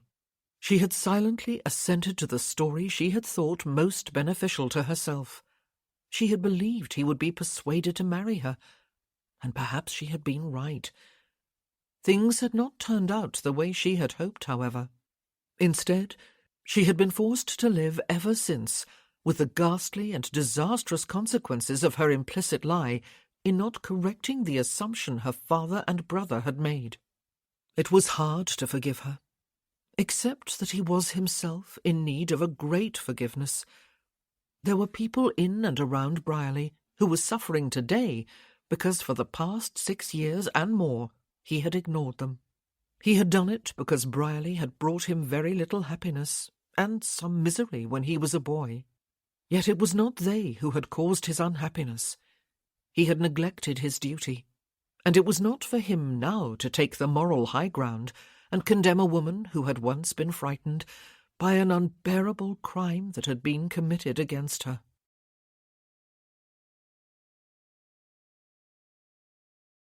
Chapter 13. There had been only the one yellow rose the day after the garden party. Since then, the rosebuds had been pink again. The romantic gesture no longer meant anything to Jessica. Quite the contrary. She was angry, quietly furious, for the flowers were the only evidence that the Earl of Lindale, alias Mr. Gabriel Thorne, still existed somewhere on the face of this earth. And even they were not proof positive. He might have ordered them in advance and left a little pile of signed cards to be delivered with them. He might be anywhere by now, even 6 feet underground. He might be on the high seas, making his way back to Boston to count his piles of money while he was being declared dead in England. She hoped there was a ferocious storm in the middle of the Atlantic Ocean, tossing him about, breaking his limbs, preferably both arms and both legs, and his head. She hoped it would turn him a bilious green at the very least. How dared he? How dared he toy with her affections and make her begin to think that perhaps, just maybe, there was a possibility she might marry him and expect something like happiness with him? How dared he pretend that he intended to marry her, only to desert her when she was starting to lose her common sense? How dared he send her roses and play the pianoforte for her until she felt he had sucked her very soul into wherever it was the music came from? How dared he stroke her little finger and kiss her among the roses, his booted foot on the edge of the bench beside her, his fingertips resting against her jaw, making her want to burst with desire? Wherever he had disappeared to, she hoped he stayed there, forever. And she hoped it was a nasty place, overrun with snakes and rats.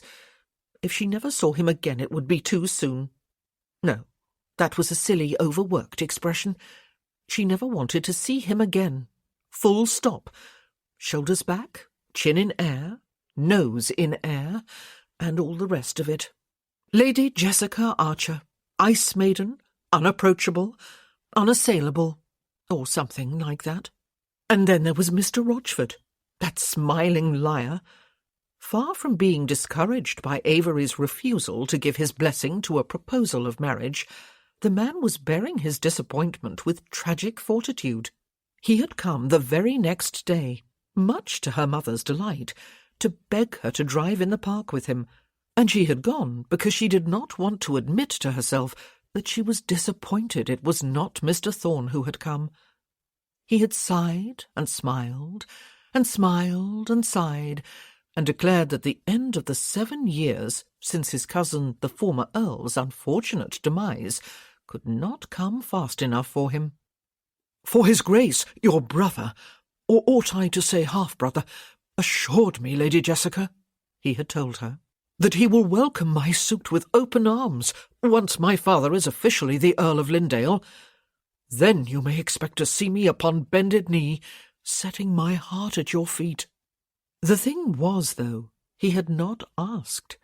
Therefore, she had been unable to refuse. She had come to dislike him quite heartily. It was hard to understand what it was about him that so enchanted virtually every other lady in London, old and young alike, those of her own family not excepted. And really, could one imagine Avery welcoming any man with open arms? It was such a ludicrous idea that she had been hard-pressed not to laugh aloud. Oh, this season was turning out to be one huge disappointment. She had launched herself into it with such high hopes for her future. And what had she got? Her usual court of admirers, all of whom were amusing and endearing, but really not husband material. Mr. Rochford, who was dazzlingly handsome and relentlessly charming, but really a bit of a bore, not to mention the fact that he was a malicious liar, and Mr. Thorne, about whom the less said the better. Who cared that when he had stood before her at the garden party, one booted foot propped against the seat upon which she sat, one arm draped over his thigh in its skin-tight pantaloons, as he mentioned romance and then kissed her, he had exuded such raw masculinity that she could easily have suffocated or swooned from the sheer physicality of it. Really, who cared? At least now, tonight, she was on her way to Vauxhall Gardens, her favourite place in all of England, with the possible exception of Bath, where cousin Camille lived with Joel and their large family. But Bath was a whole city, while Vauxhall was a pleasure garden on the south bank of the River Thames, and stepping into it at night was to step into a magical world, a sort of paradise. One could not possibly remain depressed when one was going to Vauxhall. At least she hoped one could not. She was mortally tired of being depressed. It promised to be a warm evening, and she had been able to wear the gauzy, dark peach-coloured gown she had been saving for a special occasion, with a fine cashmere wrap that was only a shade or two lighter in colour. Aunt Viola had invited her with the promise of an enjoyable evening with a small party, mainly family members, in a private box, from which they could listen to the orchestra and watch the dancing and even dance themselves. There were even to be fireworks later. She was in a carriage with Boris and Peter Wayne, her younger cousins, who had assured both their mother and hers that they would guard her with their lives and bring her home in one piece some time after midnight, when all the fireworks had been shot off. Really, though, they had wanted her as a sort of chaperone for the other occupant of the carriage, Alice Wayne, a young cousin on their father's side, who had recently arrived in London and was about to share a come-out ball with the two daughters of a friend of her mother's. Her eyes had been sparkling from the moment she stepped into the carriage with them. Jessica felt 80 years old. She wondered who else would make up the party. Was she doomed to be the eldest, apart from Aunt Viola and the Marquis? There would be Estelle and Bertrand, of course, and the four of them who were in this carriage.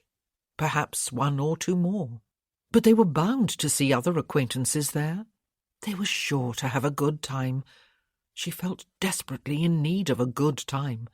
She wanted to be appreciated, admired, flirted with. She wanted to appreciate, admire, and flirt, something she almost never did. She wanted to dance and laugh and stroll along the main avenue through the gardens, revelling in the wonder of coloured lanterns swaying in the branches of the trees on either side. She wanted to be a part of the gaiety of the crowds that would be there. She wanted to feel young and attractive. Oh, she had waited too long to seek her own happiness. She was 25 years old, ancient. Abby had married 2 years ago at the age of 24. She was happy and in love. She had children, and a home, and a garden, and neighbours, and a husband who, for all his dour outer appearance, was absolutely besotted with her, as she was with him. Self-pity clawed at Jessica's insides, and she had no one but herself to blame. She gave herself a mental shake and joined in the burst of laughter that followed something marvellously witty Boris had said, though she had not heard what it was. Aunt Viola and the Marquis of Dorchester were already sitting in the open box they had reserved on the lower level of the rotunda, close to the orchestra and overlooking the dancing area. So were Estelle and Bertrand and Miss Keithley, the sister of Bertrand's friend, and another young lady whom Jessica believed to be Miss Keithley's younger sister, and Mr. Rochford. But of course, she thought, the instant her eyes lit upon him and he got to his feet, having spied her at the same moment. He made her an elegant bow, while he smiled dazzlingly at her. Of course he was here. Aunt Viola was one of the Westcott aunts, was she not? And in the few days since Avery had withheld his blessing on Mr. Rochford's suit, her mother had gone visiting twice without Jessica, once to Grandmamma's and once to Aunt Mildred's. To rally the troops, no doubt. Well, she was not going to let his presence spoil her evening, Jessica decided, as they all exchanged effusive greetings, and she succeeded in seating herself between Bertrand and his father. She would just be very careful not to allow him to monopolize her company. Let Estelle entertain him, or Miss Keithley, or someone else. So there were 6 ladies and 5 gentlemen. That was unusually careless of Aunt Viola. But, of course, again, this party at Vauxhall had been planned more than a week ago. She had probably invited Mr. Thorne too, for the family committee had a 2-pronged matchmaking goal. Perhaps Aunt Viola had not yet realized that he had disappeared, apparently without a trace. Or if she had realized it, maybe it had been too late to invite another gentleman in his place. But then he came, tall and broad-shouldered and immaculately elegant, as he strode purposefully toward the box. He bowed to Aunt Viola, shook hands with the Marquis, and nodded to everyone else, Jessica included. "I do beg your pardon, ma'am," he said to Aunt Viola. "A cart had overturned on the bridge, completely blocking it, and it took several minutes to clear the roadway after it became evident that all the shouting and gesticulating was not going to accomplish the task." Jessica wished the cart had been full of rotten cabbages and that it had overturned onto his head. Since he had not warned the Marquis and Marchioness of Dorchester that he might not be able to attend their gathering at Vauxhall Gardens, and undoubtedly they had arranged it so that there would be an equal number of ladies and gentlemen, Gabriel had made a push to be back in London in time. He had made it with 3 hours to spare, just time enough to bathe the grime of the road from his person and to dress appropriately for such an evening. Then had come the frustration of the spill on the bridge across the River Thames that had made him late arriving after all. It vexed him, as he had long made it a habit never to be late for appointments or social events to which he had been specifically invited. Lady Jessica Archer looked very lovely, and very haughty indeed, though she unbent sufficiently to joke with her cousins, while they dined upon a meal that included the thin slices of ham and the strawberries for which Vauxhall was famous, according to Lady Vickers. Lady Jessica also played gracious hostess to a steady stream of men who came to pay homage after they had finished eating. She came close to flirting with a few of them. She danced with Dorchester and with her cousin, the elder of the 2 Wayne brothers. She studiously ignored Gabriel. He might have thought he was invisible to her, except that she had a way of not looking at him that involved a raised chin and a supercilious expression that disappeared as soon as she looked at someone else. So she was annoyed with him, because he had left town for almost a week without telling her. If that was the reason, it was encouraging. She was doing her best to ignore Rochford too. That was not always easy to do. When the man was going through all the motions that indicated he was about to ask her to dance, she turned pointedly to the other of her young cousins and informed him that this was the dance for which he had asked earlier. Young Peter Wayne looked a bit surprised, as well he might, as undoubtedly this was the first he was hearing of it. But he jumped to his feet, the perfect gentleman, and actually thanked her for remembering. And when the Marchioness suggested after that dance that they all take a walk along the main avenue in order to work off some of the effects of the rich foods they had eaten, and had begun to suggest that her niece take Rochford's arm, Lady Estelle jumped in with an objection. "Oh," she said, "but I'm about to tell Mr. Rochford about that bonnet I almost purchased yesterday, Mother. The one that had what looked very much like a bird's nest perched upon the crown. Do you remember it? It is such a funny story. You will laugh, Mr. Rochford." and she threw a mischievous glance Gabriel's way, smiled engagingly at Rochford, and slid an arm through his, while her stepmother half frowned at her and glanced almost apologetically at her niece. "Lady Jessica," Gabriel said, "perhaps you will give me the pleasure of your company." By then, her young cousins had paired up with a Mrs. Keighley, and Bertrand Lamar had taken the wide-eyed little girl on his arm. She was apparently a cousin of the Wayne boys, and must surely be 18 if she was at such a party, though she could easily pass for 14. Short of grabbing her uncle's arm, Lady Jessica had no choice but to take his. A small crowd had gathered to watch the dancing. They had to weave their way through it to reach the avenue beyond. By the time Gabriel got there with Lady Jessica, the others were already walking ahead. "I was told when I first arrived in town that I absolutely must not miss spending an evening at Vauxhall," he said. "I was told there was something particularly lovely about the combination of trees and avenues, and coloured lamps swaying from the branches, and the good food and music and dancing, and fireworks. The person who told me did not exaggerate." "It is a pleasant place at which to spend a few hours," she said. "We are particularly fortunate to have been invited on an evening when the weather conditions are perfect," he said. "Yes, indeed," she agreed.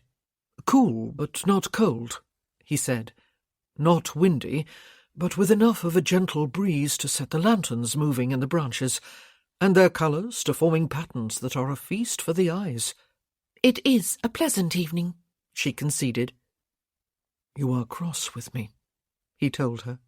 She raised her eyebrows, but kept her eyes on the avenue ahead, while all around them revellers moved at different paces and in both directions, talking, laughing, calling ahead or behind to others. The music was still quite audible. "Cross, Mr. Thorne?" she said. "Why ever would I be cross with you?" "For apparently abandoning you," he said. "It was not real abandonment, you know. I had every intention of coming back. I came as soon as I possibly could." "You are mistaken, Mr. Thorne," she said. "You have overestimated your importance. Have you been gone somewhere? I had not noticed." "Had you not indeed?" he said. "I am crushed." He moved her and himself to one side of the avenue, where they would have to do less weaving past other couples and larger groups. There were trees on either side of the avenue, their branches almost meeting overhead in some places. It was even more picturesque than he had imagined, not quite real. The pastel lamplight made the trees seem something other than what they were.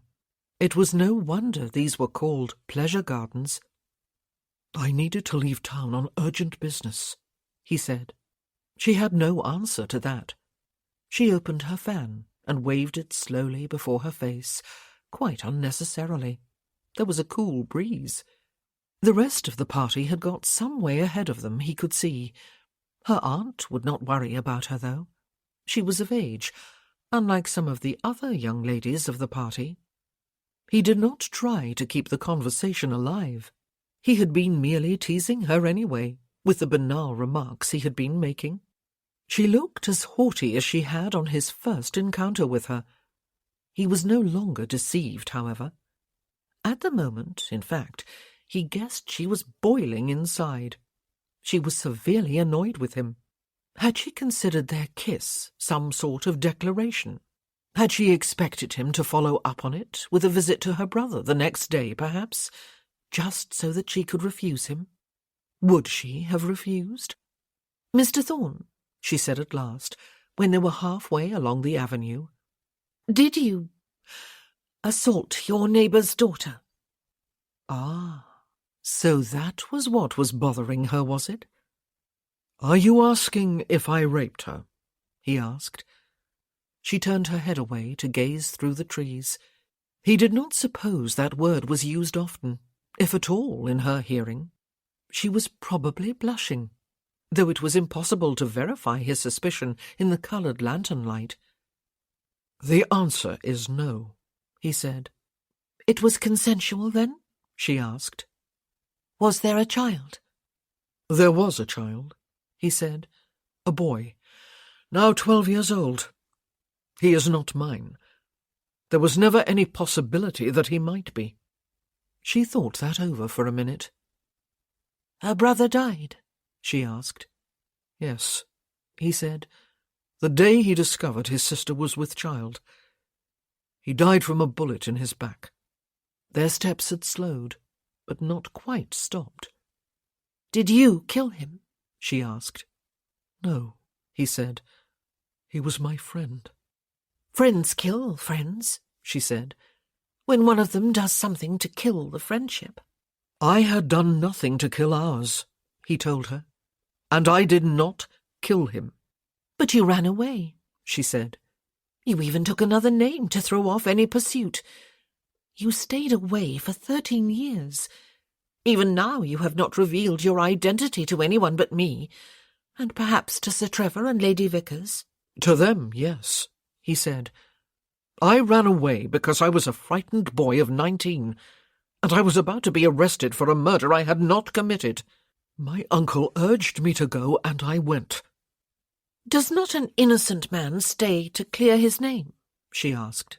In a work of fiction, perhaps, he said, when one can take comfort from the assurance that good will prevail and evil will be punished. In the real world, innocent people hang as often as the guilty. He is a complete and total liar, then, she said. Mr. Rochford, I mean. I am prepared to give him the benefit of some doubt, he said. He was about 10 years old at the time. He did not know the situation. He did not know me. He had never been to Brierley. It would be quite understandable for him to believe the story his mother and father took home with them. Took home? She said. His parents were there at the time, then? Yes, he said. Did they, too, urge you to run away? She asked. He thought about it. Manley did, he said. His wife and my cousin Philip's wife were comforting my aunt, who was in frail health to start with, and had apparently collapsed with shock. They were all afraid I would be arrested and convicted. Manley and Philip did not believe my alibi would be credible. They all believed you to be guilty, then, she said. I did not speak with the women before I fled, he said, but the 3 men implied that they believed it. Who was the father of the child? She asked. And who killed the mother's brother and your friend? Do you know? Yes, he said. I know. This was a bizarre conversation to be having in these magical, festive surroundings. But you are not going to say, she said after a minute's silence. No. Not yet, anyway. He had noticed a few narrower avenues branching off the main one. Another of them was just ahead. He needed to give the 2 of them a chance to recover from this conversation. He had had other plans for tonight, or other hopes, perhaps. He had never been as confident of success with Lady Jessica Archer as he had pretended to be, and it seemed he knew pathetically little about romancing. "Come," he said when they reached it, and he turned her and himself onto the path he had seen. He was a bit surprised when she did not put up any resistance. He was even more surprised when he, finding that the path was narrower than he had expected, and drawing her closer to his side, disengaged his arm from hers to set about her waist, and she made no protest and did not try to put more space between them. There were fewer lamps strung from the trees in here. The path was not totally dark, but it was dim. The sounds of voices from the main avenue and of music from the rotunda seemed immediately more remote. An illusion, no doubt. He could smell the trees and the earth and foliage in here. He was more aware of nature and less of man-made magic. "You are not afraid of me?" he asked her. It had occurred to him that she might be. "Why would I be afraid of you, Mr. Thorne?" she asked, the sound of chill hauteur back in her voice. "Perhaps," he said, "you do not believe me." "I believe you," she said. But I do not want to talk any more about that tonight. What do you want to talk about? He asked her. Do you still intend to marry me? She asked in return, putting emphasis upon the one word. I do, he said. I think it had better be soon, she said. He was not sure for a moment that he had heard her correctly, but she had spoken clearly enough, and there were no sounds close enough to distract him. By special license? He asked her. Yes, she said. I think so. You have no idea how my family will fuss otherwise. Over the fact of our marrying? He asked. Oh, no, she said. They will come around to that. They have clearly deemed you worthy of Estelle, after all. No, Mr. Thorne, they will fuss over the wedding, if they are given half a chance, that is. They will expect nothing less than a ceremony at St. George's on Hanover Square, with all the ton in attendance. He winced inwardly. But do you not want to be fussed over? He asked her. No, she said. I want to be married, and I believe you need to be married. The conversation between them had taken a bizarre turn after all. Unless he was much mistaken, he had not even asked her to marry him yet. Had he? No formal application to her brother or her mother. No prepared speech. No bended knee. No single rose, presented in person this time. No romance. Not really. The path opened up ahead of them to reveal a miniature garden with a semicircular flower bed on each side, each surrounded by a strip of grass, and each with a wooden seat behind the flowers. There were more lanterns here, all of them a pale pink. It was a little haven of unexpected loveliness. Even Gabriel recognized it as a romantic spot. They stopped, though they did not step off the path to sit down. Why do you want to be married? He asked her. More specifically, why do you want to marry me? You were right, she said. I felt left behind when Abby married Gil. When I went there for the christening of their baby, just before Easter, and then stayed for a more lengthy visit, I even felt a bit resentful, as though she had owed it to me to remain single and unhappy. I felt a little humiliated when I realized which way my thoughts were tending. I decided that when I came back here for the season this year, I would marry at last. You have legions of admirers, he said. Why not one of them? Why me? I like them all, she said. I am even rather fond of most of them, perhaps of all of them. You do not like me? He asked her. You are not fond of me? She looked at him for a long time, with something of a frown. The light of the lanterns gave a rosy glow to her complexion and her forearms, which were not covered by her wrap.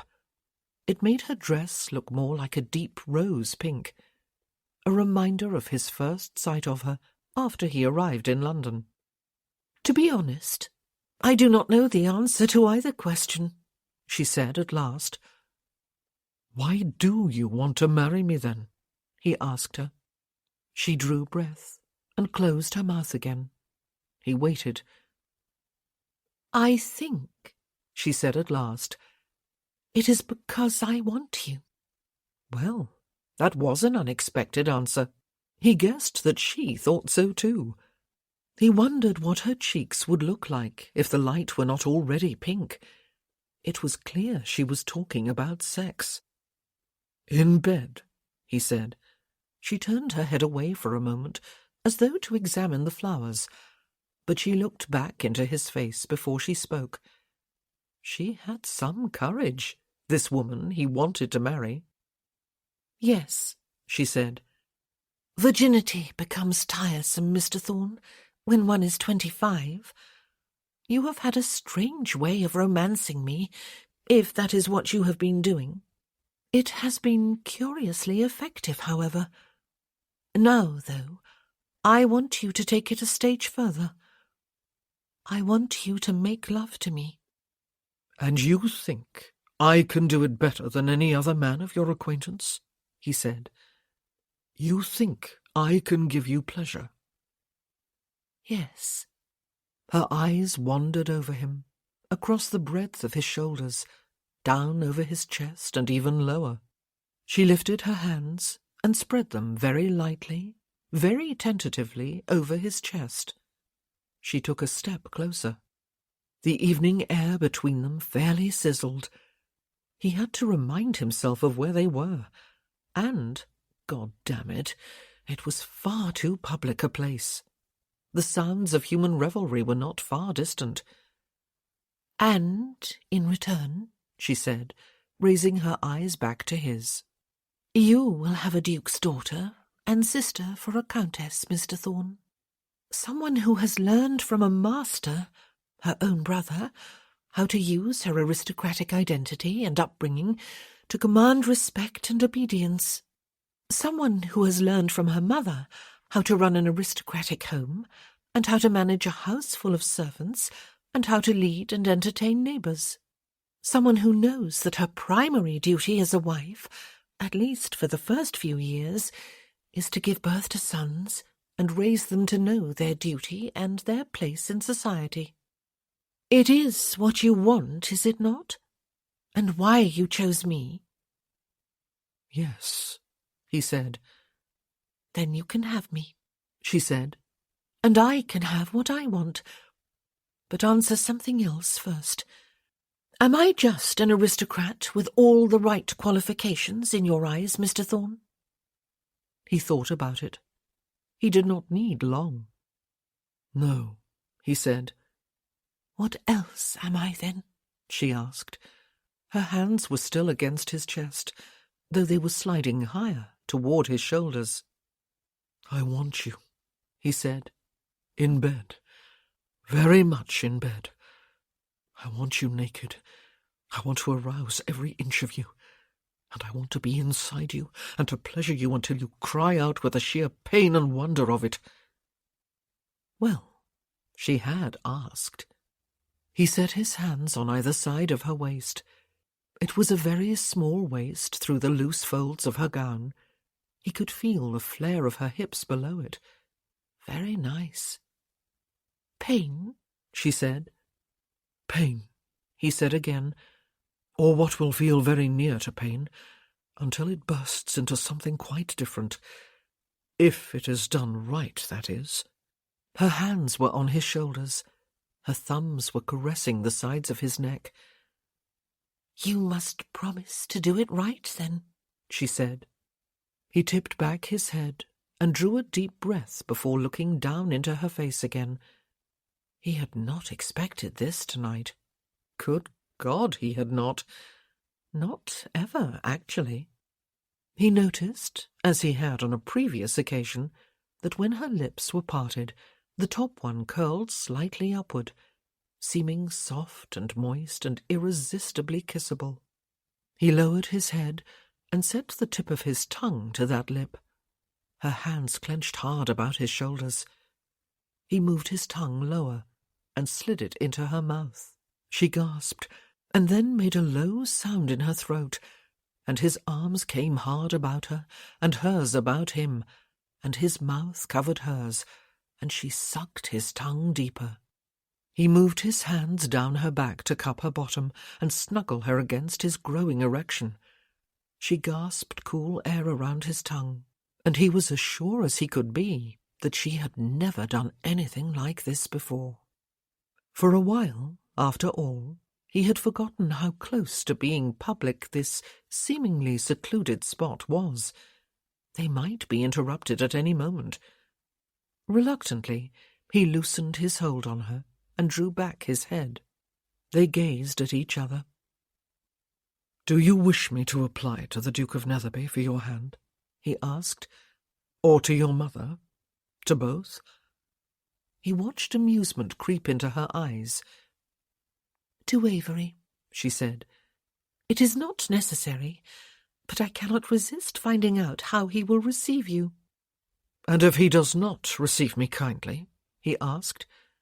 "I will marry you anyway," she said. "Would that cause a rift between you?" he asked. "No, not at all," she said. He knows he has no authority over me. He does not want to have any.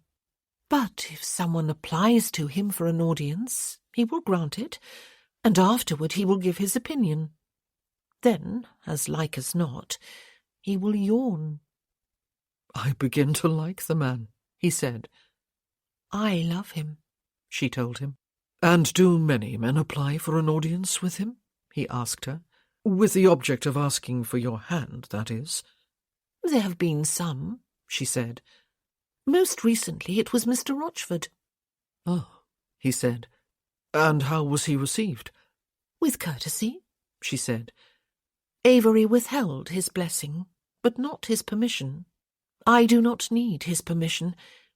He told Mr. Rochford he would grant the blessing, at least upon his proposing marriage to me, after Mr. Rochford Senior is officially declared Earl of Lynndale." "You believe your brother wishes for the match?" he asked, "as your female relatives seem to do." "Avery rather hopes I do not marry Mr. Rochford," she said. "He believes he has too many teeth." He grinned at her, and then threw back his head and laughed aloud. "I do like your brother," he said. "I wonder what he thinks of me. I tremble at the thought." "We will find out," she said. "Gabriel." "Jessica," he said softly. Jessie. "No one has ever called me Jessie," she said. "Then it will be my name for you," he said, "unless you abhor it." "I do not. Not when you say it," she said. She drew breath, but paused briefly before continuing. "Gabriel, who raped your neighbour's daughter? Who killed his son? Was it the same person?" She was going to marry him, soon, by special license. She had a right to know. There was much to be confronted in the coming weeks and months. "Yes, I believe so," he said. "Who?" "Manley Rochford," he said. She closed her eyes and inhaled slowly and exhaled before opening them. "I am sure in the case of the rape," he said. "I went to call upon Penelope Ginsberg, Mrs. Clark now, and her father while I was away." "It was they who were your neighbours?" she asked. "Yes," he said. "It was Manley Rochford, while my cousin Philip Rochford looked on. They were both drunk, though what happened was not out of character for either of them. She was not their first victim. I am less sure about the murder, though I have no doubt that it was one of them." "He is coming to town soon?" she asked. "Almost certainly within the next few weeks," he said. "And he will recognize you?" "Again," he said, "almost certainly. I cannot imagine I will have any difficulty recognizing him." "How long does it take to acquire a special license?" she asked. "I have no idea," he said, "never having needed one before now. I will find out and take care of it tomorrow." "There are going to be fireworks," she said. She smiled fleetingly. "Here at Vauxhall, I mean." "We will go back to the box," he told her. "It would be a pity to miss them." "Gabriel," she said before they moved, "let us not say anything to anyone. I would like my mother to be the first to know, and then Anna and Avery." He rather suspected her relatives back at the box would take one look at her and find themselves making a very shrewd guess. "My lips are sealed," he said. "Thank you." He set an arm about her waist again and drew her against his side as they made their way back along the path to the main avenue.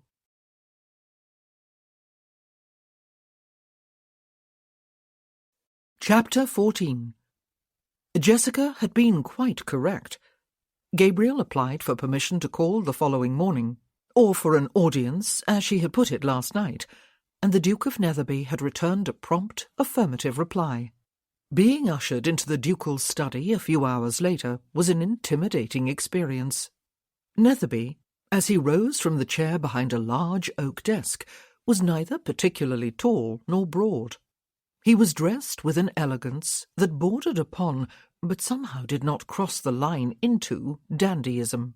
He wore several rings upon the well-manicured fingers of the hand he extended to shake Gabriel's. Yet somehow he exuded power and the unspoken warning that one might be very sorry indeed if one attempted any sort of impertinence. Gabriel, who was adept at summing up men upon very little acquaintance, was at a loss with the Duke. "Thank you for granting me some of your time," Gabriel said, clasping his hand and shaking it firmly. "Not at all," the Duke murmured, indicating a chair for his guest before resuming his seat behind the desk. A man's time was precious. It ought not to be wasted upon small talk, except on social occasions. This was not one. "I have asked Lady Jessica Archer to marry me," Gabriel began, though he was still not sure he had asked. "She said yes. We plan to marry by special license within the week. She does not wish for a large ton wedding. Neither do I." If Netherby was shocked, or even surprised, he certainly gave no indication. "Congratulations are in order, then," he said. "You may have a fight on your hands with her mother over the nature of the wedding, but that is no concern of mine. Was there anything else you wished to discuss with me?" He was a cool customer, Gabriel thought, especially in light of what Norton had to say in the report that had arrived from Brierley this morning. "Yes," Gabriel said. "Is your secretary at work this morning?" The ducal eyebrows rose, and for a moment Gabriel could see a faint resemblance between him and his half-sister. Or perhaps it was just that they had both perfected that haughtiness of manner that froze pretension. "Edwin Goddard," the Duke said. "I pay him to work during the mornings. I trust he is at it now and not playing truant." "Here at Archer House?" Gabriel asked. A very brief smile curved the Duke's lips for a moment. "It is doubtful," he said, "unless he can ride like the wind, which is extremely unlikely. He is a commendably efficient secretary, but in some instances he might be fondly described as plodding. He is not blending unnoticed into his surroundings, I take it?" "Not as well as my man does," Gabriel told him. "Norton is a gardener at the house by day, and a frequenter of the local tavern by night." "Ah," His Grace said. "For all his many talents, one cannot imagine Edwin wielding a scythe, or, for that matter, blending. When I next see him, he will give me a pained look, and not quite inform me that he told me so. He did tell me so. How was a stranger going to park himself for a week or more at a god-forsaken inn in a god-forsaken village in the middle of nowhere, he told me? Actually, he did not say it aloud, though his manner implied it, and discover a sudden and insatiable curiosity about its inhabitants, without arousing suspicion from all and sundry, even the village idiot, if there is such a person?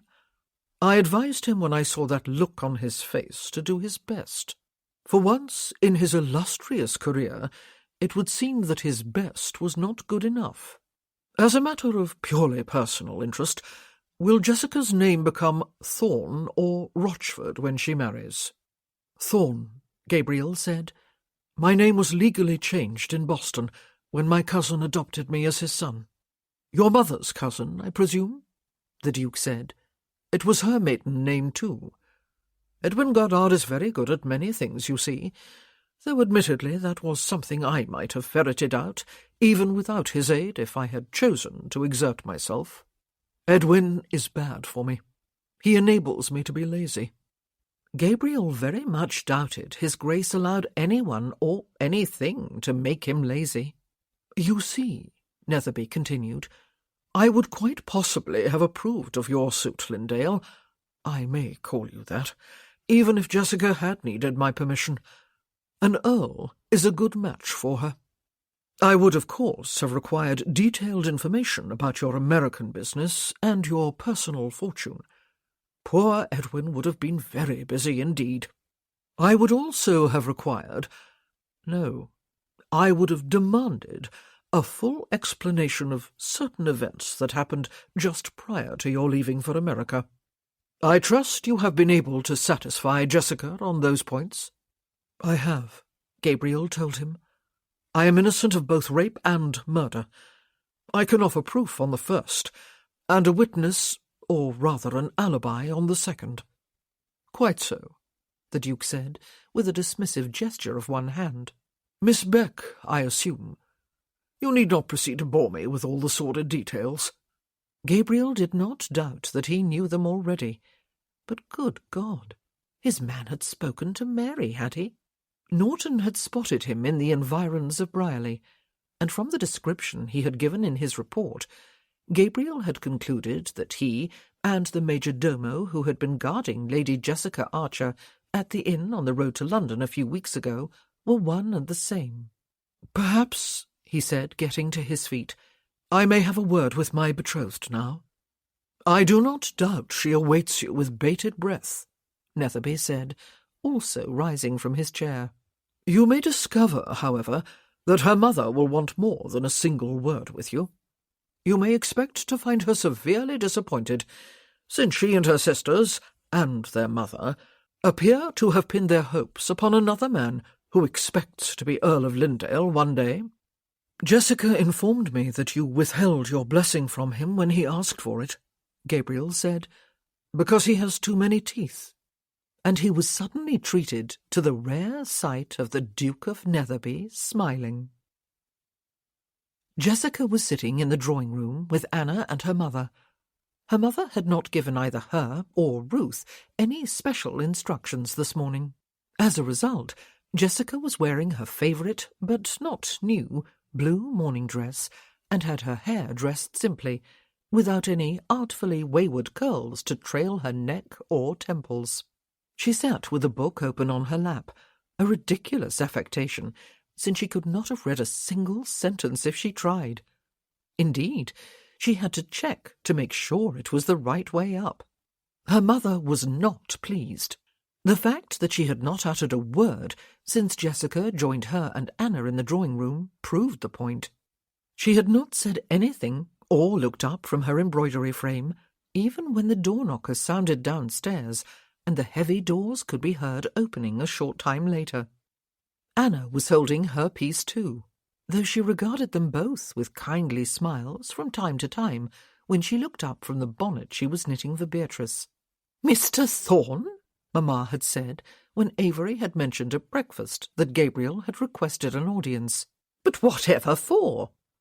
"If he had included that information in his note," Avery had said, "he would hardly need to come here too, Mother." "It cannot be," Mamma had said, frowning. "He surely cannot be coming here to make an offer for Jessica, Avery?" "I seriously doubt it," Avery had said. "He must know he does not need my permission." "Avery," she had cried, "you will surely say a resounding no, whether Jessica needs your permission or not. It is Mr. Rochford whose suit we must encourage. He has prospects. Viola is hoping Mr. Thorne will persuade Estelle to choose a husband at last, though she is perfectly well aware that Marcel may object to her choosing an untitled man about whom so little is known. She is bound to be upset, nevertheless, if it turns out he has set his sights upon Jessica. Perhaps we can avoid mentioning it to her." Avery had simply looked pained. "Jessica," Anna had asked, "did you know about this?" Finally, someone had thought to include her in this conversation. "Yes," she had said, touching the pink rosebud beside her plate.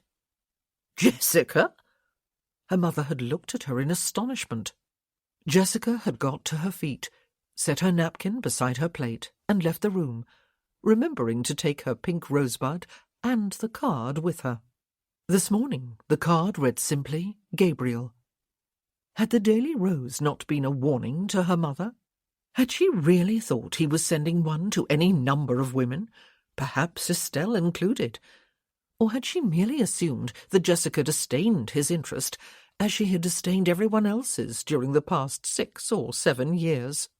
Was Avery going to come to the drawing-room alone this time too, she wondered now, as he had done after Mr. Rochford called, to explain why he had withheld his blessing, though he could not refuse his permission. What had Gabriel told him? The full truth. They had not discussed it last night, though she believed he wished to keep his secret for a little longer, until he had somehow dealt with the problem of Mr. Manley Rochford and his son. Jessica closed her eyes for a few moments.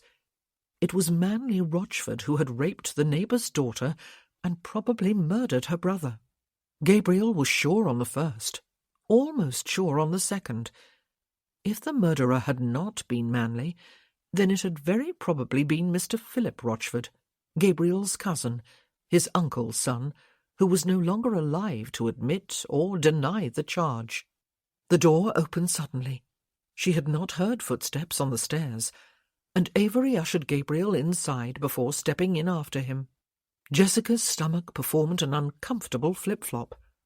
The events of last night, all of them, seemed somehow unreal this morning. The fact that he was standing here now proved that they were not, however. But she had never been kissed as she had been last night. She was not even sure he had initiated it. She was the one who had stepped up close to him and set her hands over his chest, because the need to touch him had been overwhelming. It had felt breathtaking. She had admitted to wanting him, and he had admitted to wanting her. Wanting. Such an inoffensive word.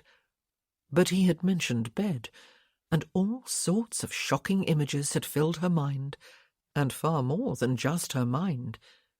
And then he had kissed her. Now here he was, looking elegant and behaving very properly for a morning visit. He was bowing to her mother and to Anna. "Your Grace," he said, as a sort of collective greeting to both. He merely smiled at Jessica.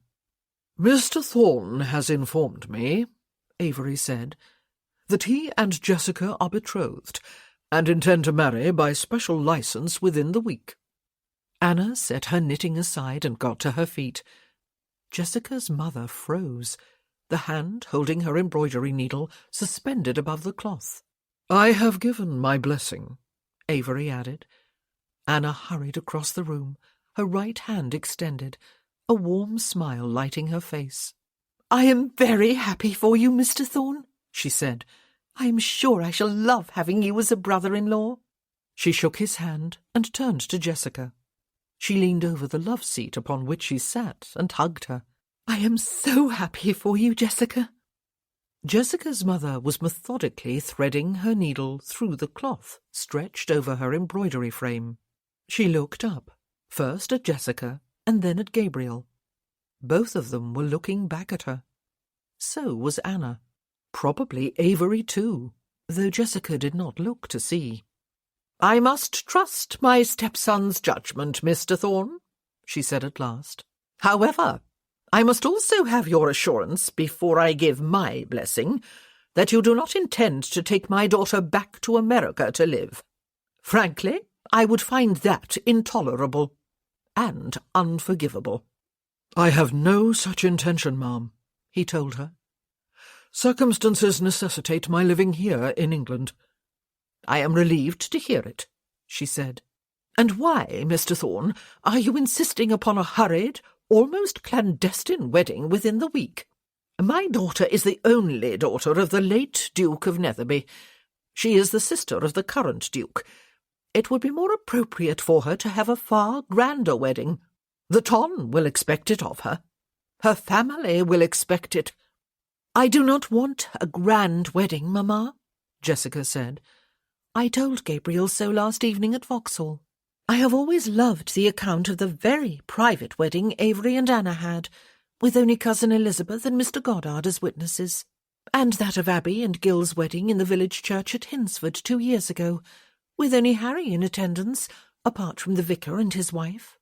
"Mr. Thorne," Anna said, her gaze still upon Jessica's mother, "will you allow at least my mother-in-law and Avery and me to attend your wedding?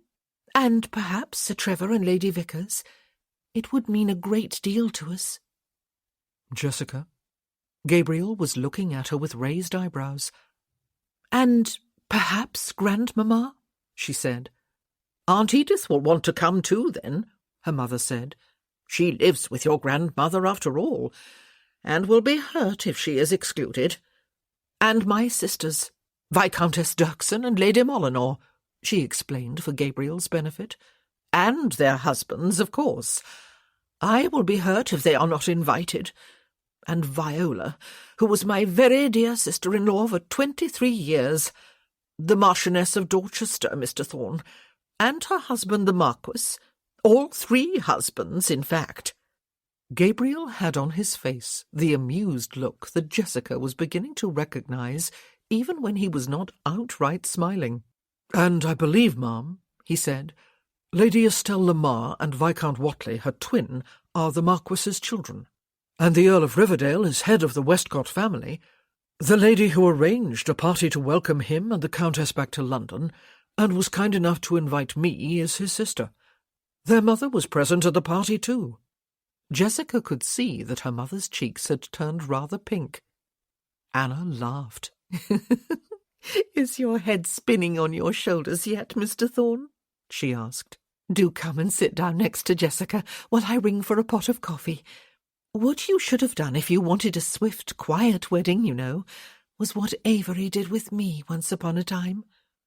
He came to Westcott House on South Audley Street, where I was living at the time, told me to fetch my bonnet, and whisked me away to marry. It was the most romantic wedding in the world." "I have never quite forgiven either of you," Jessica's mother said bitterly. "We were all planning the grandest of grand weddings for you. You were the long-lost heiress, Anna, and Avery was a duke, my stepson." "That is precisely why we did it, Mother," Avery said, sounding slightly bored. "I would do the same again if I were ever called upon to marry Anna a second time. Have a seat, Thorne, while my stepmother tells you about your own wedding." "Avery," she scolded. Gabriel did not move from where he stood. He looked hard at Jessica, and then transferred his gaze to her mother. "There is something you need to know about me, ma'am," he said, "and something Her Grace the Duchess ought to know too, though I am still hopeful it will not become general knowledge just yet, as there are matters I need to settle first. I was born with the name Gabriel Rochford, though Thorne is now my legal name." "Rochford?" Jessica's mother said, frowning. "You are related somehow to Mr. Anthony Rochford, then?" "Yes, ma'am," he said, but Anna was already making the connection. "Gabriel Rochford," she said. "That was the name of the cousin who—" She had not been part of the group that had heard the story Mr. Rochford told at Elizabeth and Colin's party, but clearly that story had been passed on. "Yes, ma'am," Gabriel said. "My father was the younger brother, the only brother, of Julius Rochford, the Earl of Lindale, who died with his wife and only son almost 7 years ago. I had gone to America 6 years before then, and settled into a happy, prosperous life in Boston with a cousin of my mother's. Thorne was her maiden name. Before I left England at the age of 19, I was involved in an innocent flirtation with a neighbour's daughter. Her brother had been my close friend for many years.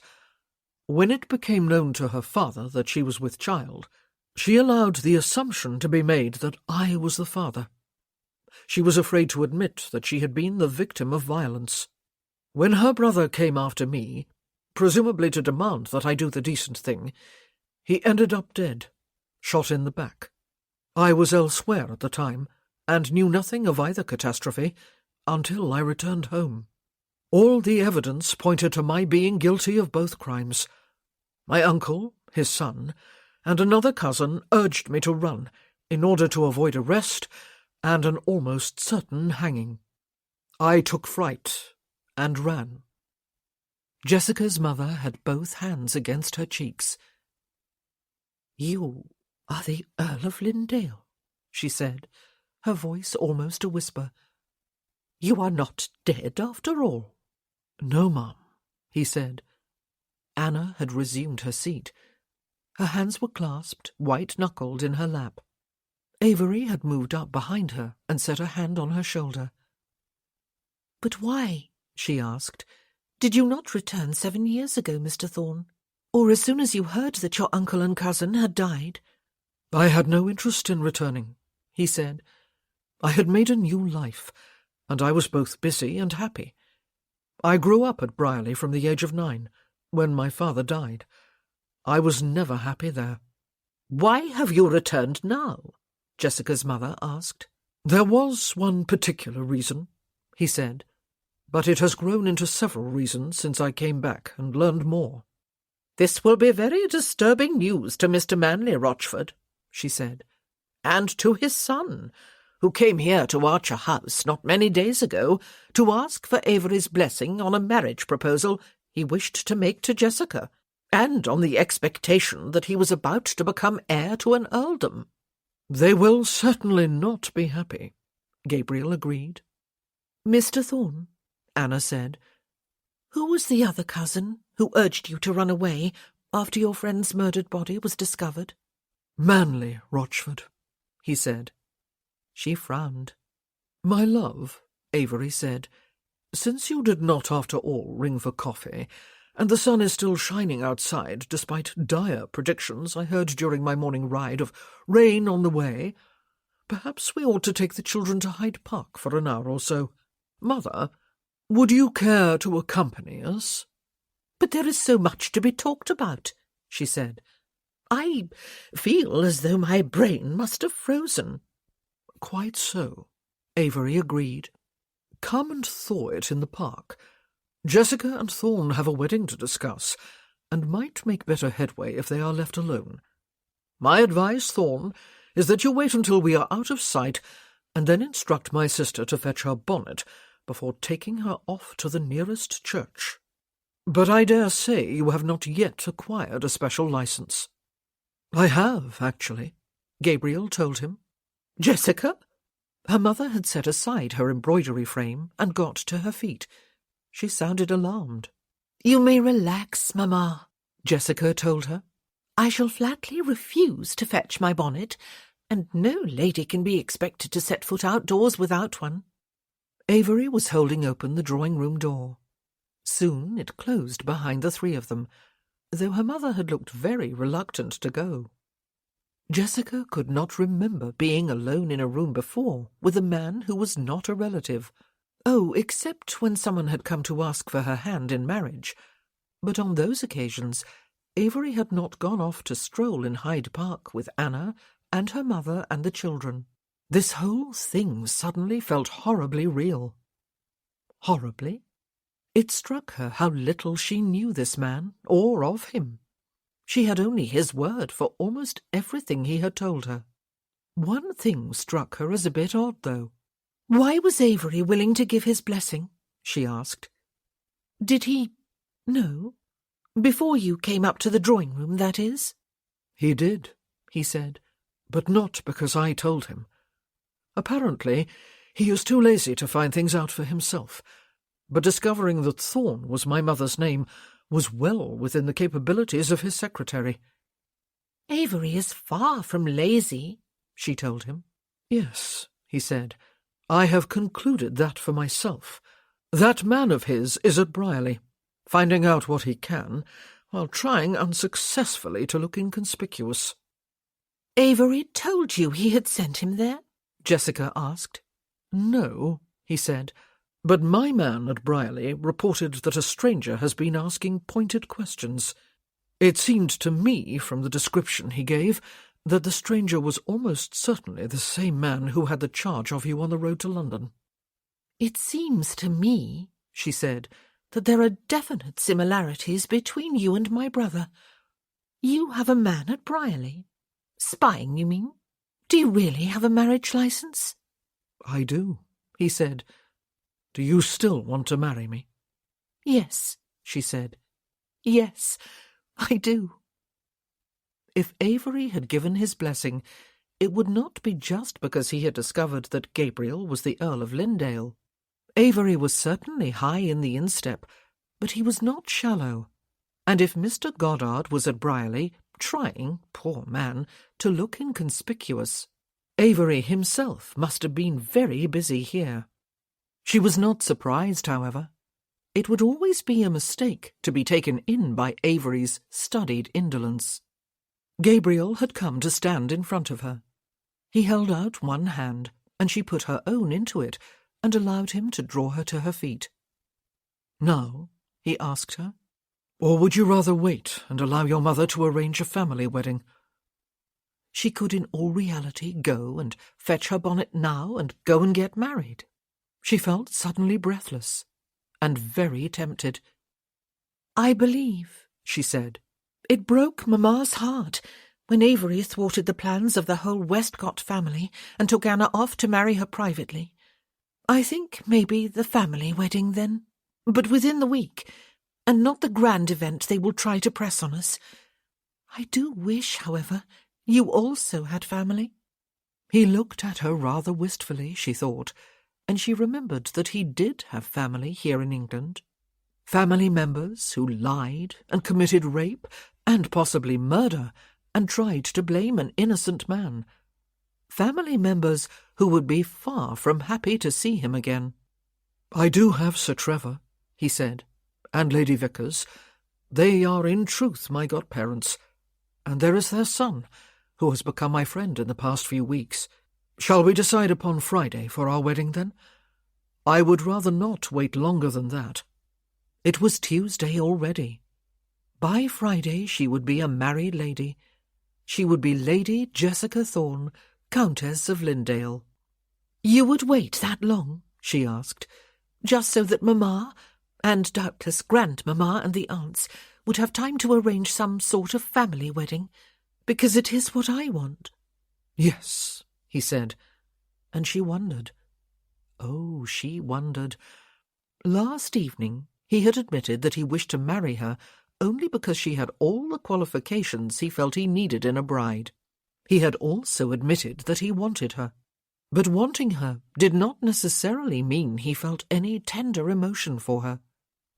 Did he care for her? Just a little bit? And did she care for him? Had she agreed to marry him just because she had decided she wanted to be married and because she wanted him? Was there anything else? It would be wise not even to think of the possibility. "Thank you," she said, and he drew her into his arms and kissed her, slowly and thoroughly, holding her right against the full length of him, though the kiss was not as urgent as last night's. It was good even so, better than good. He felt solid and dependable, masculine, desirable.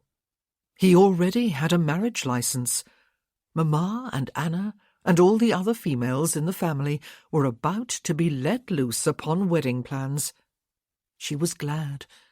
She was going to be married, with her family about her. She was going to be married, and then she would have to face his family with him.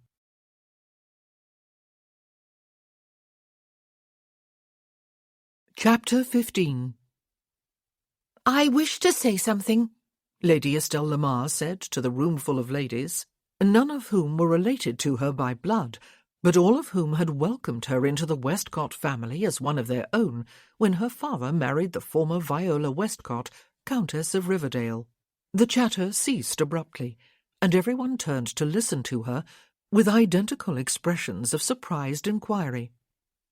They were gathered in the drawing-room of the Dowager Countess's home, it being easier for all of them to travel there than to expect her to travel elsewhere. "You are all tiptoeing about one point," she said. "It is to spare my feelings, I know, and I do appreciate your kindness. It is, however, unnecessary. I like Mr. Thorne exceedingly well. I was never for one moment interested in marrying him, however, even though I know you all did your best to promote a match between us. He was never for one moment interested in marrying me. It ought to have been obvious to everyone that he had eyes only for Jessica, and that she had eyes only for him, though I know you were all hoping for a match between her and Mr. Rochford. Please believe me, I am not nursing a broken heart. I am not even in search of a husband yet. I am only 23, I am going to live in the country with Bertrand for a year or two, when the summer is over. We are both agreed upon that plan. Meanwhile, I am very happy for Jessica and Mr. Thorne." "Only 23?" the Dowager Countess of Riverdale said, throwing up her hands. "Whatever has happened to girls these days? It was very different in our day, Edith, was it not? Any girl not married by the time she reached her 20th birthday was very firmly on the shelf." "It is a relief to hear that you are not upset, Estelle," Wren said, smiling kindly at her. "That would have been very unfortunate." "I am surprised at Avery, Louise," Mildred said. "You told us only a short while ago that he had withheld his blessing upon Mr. Rochford's suit until after his father has been officially declared Earl of Lynndale, though that is a mere formality. Yet he gave it yesterday to Mr. Thorne, about whom we know far less. He is said to have inherited property and a fortune somewhere to the north, and he is said to have brought a fortune with him from America. It is all very vague, however. He has Sir Trevor Vickers to vouch for him, of course, but really I would have expected Avery to investigate more thoroughly, to make absolutely sure that Mr. Thorne will be a worthy husband for Jessica." "You can rest assured," Louise said, "that Avery has investigated very thoroughly indeed, Mildred." "Then where is this property of his?"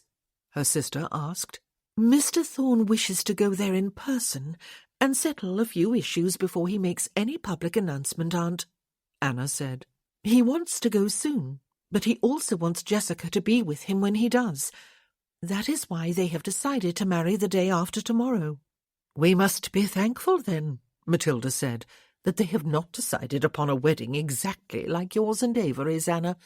Yes, I know, Elizabeth.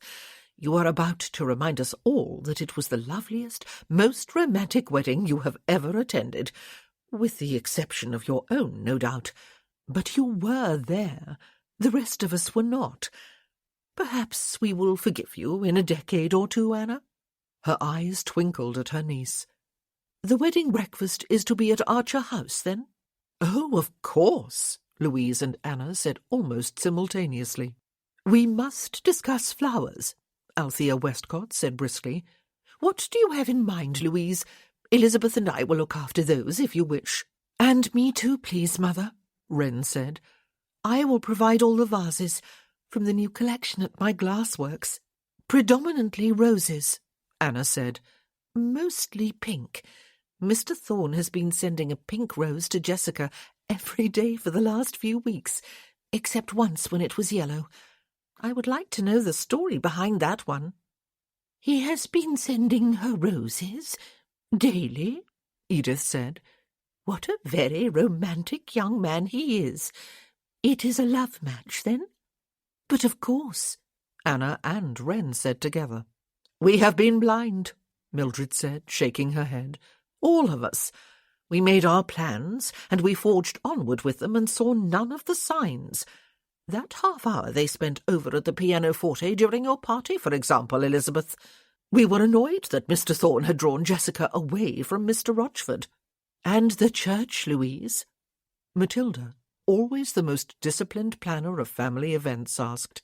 "Will we be able to decorate that with flowers too? I will see to that. You too, Viola? Do we know which church?" Wren came to sit beside Anna, while the room was buzzing with happy plans for the wedding, small though it was going to be. "Anna," Wren said, keeping her voice low, "I suppose you know, do you?" "Well, I do," Anna said, "and so do Avery and Mother. If you mean what I believe you mean, that is. Alexander was part of the group at Elizabeth and Colin's party when Mr. Rochford told his story," Wren said. "He was uneasy about it. He had a word with Avery." "Ah," Anna said.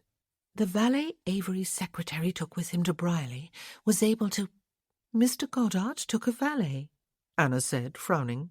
"He was one of our men," Wren explained. "Not really a valet at all. He was able to relate far more easily with the local people than poor Mr. Goddard, who cannot blend at all well." I am not sure what Avery was able to tell you this morning after they returned, but if you and Cousin Louise are at all worried, Anna, as I dare say you are, I believe I can relieve your minds. Mr. Rochford said at the party that his cousin Gabriel Rochford was a wild young man, even vicious as he grew older. That is not at all how the local people remember him. He had a reputation as a quiet, studious, sweet-natured boy. I am so glad, Anna said. Miss Beck, a lady who lives the life of a hermit in a small house on the estate, is quite adamant about the alibi she can offer Mr. Thorne for the afternoon when that unfortunate young man was killed, Wren said. She understands that she may not be believed, because she had a very close friendship with Mr. Thorne, but she was able to name a groom from the house who had brought her the injured fawn she and Mr. Thorne were tending at the time. Apparently the groom stayed to watch, and he still works at Brierley, and is willing to testify. Anna smiled. I can remember a time, she said, when Avery and Alexander did not particularly like each other. Then Avery fought a duel. It was for the honour of Camille, against that horrid man who used to be betrothed to her, and Alexander was his second. Alexander has told me the story, Wren said. If he told it as it was, and was not exaggerating, Avery felled his very large, boastful and contemptuous opponent with one bare foot to the chin, and almost gave Alexander an apoplexy. I wish I could have been there. I was, Anna told her. With Elizabeth. We hid behind a tree. They both dissolved into laughter, their heads almost touching. Now what is amusing you two? Elizabeth asked. Avery's duel with Viscount Uxbury, Anna said, and Elizabeth joined in their laughter. There was no betrothal announcement in the morning papers. There were no banns. Life proceeded as though nothing of any great moment had happened or was about to happen. Jessica drove in the park with Mr. Rochford the day her mother and Anna went to her grandmother's to discuss wedding plans with the rest of the Westcott ladies. On the evening of the following day, her wedding eve, she attended a ball and found herself surrounded by her usual court. She danced with a number of them. She was relieved to discover that Mr. Rochford was not there. That was unusual for him. She intended to leave before supper, since she did not wish to arrive home in the early hours of her wedding day. But the dance before supper was a waltz, and she looked around her court, wondering which gentleman she could encourage to ask her to dance it. Lord Jennings again? Someone touched her arm, however, and she turned to find herself looking into Gabriel's face. "Lady Jessica," he said, "may I have the honour?" Her court had fallen into a rather sullen silence. "You are late, Mr. Thorne," she said. "Rather," he said. "I am hoping I have arrived just in time." He had told her he would probably not attend the ball. He wished to leave for Brierley the day after their wedding, the day after tomorrow, that was, and wanted to be sure he had tied up some loose ends of business first. It was still difficult for Jessica to believe that 2 days from now she would have left London and family and everything that was familiar behind her and embarked upon a wholly new life in new surroundings and with new challenges to face. There was nothing unusual about a woman having to give up everything when she married, of course. In this case, however, it was what they would both be doing. Gabriel had given up the life with which he had been happy in Boston.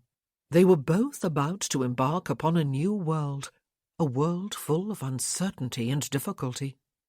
"You have, sir," she said, placing her hand in his. "I have not promised the set to anyone." A protesting murmur rippled through her court. She wondered if they would miss her. She wondered if she would miss them, if she would soon be nostalgic for this life she had lived since she left the schoolroom. Elizabeth, she could see, was going to waltz with Colin, and Anna with Avery. Mr. Adrian Sawyer, Viscount Dirkson's son, was leading Estelle onto the floor, and Bertrand was smiling down at a young girl Jessica did not know. Aunt Matilda was going to dance with Viscount Dirkson. a lovely thing to see when very few older people danced at ton balls, especially with their spouses, and they were smiling at each other, seemingly unaware of anyone else. Even Aunt Viola and Marcel, Marquis of Dorchester, were stepping onto the floor and looking at each other like a couple of people half their age. What was it about the waltz that made one think of romance? Jessica felt a momentary pang, but she had known for several years now that she was not going to find that deep, romantic sort of love that so many members of her family had found. She had decided very sensibly this year that at last she would marry anyway, that she would settle for a good man and a good match, and that was what she was doing. She was happy with her choice, for surely she had not just settled. She looked up into Gabriel's face as he placed one hand behind her waist and clasped her right hand with his other. She really did want to be married to him, to face with him the unknown adventure that lay ahead, and she really did want him. Tomorrow night. She placed her left hand on his shoulder. He was gazing steadily at her with those dark blue, intent eyes of his look inscrutable. She wondered if he was having similar thoughts and coming to the same conclusion. She hoped it was not a different conclusion.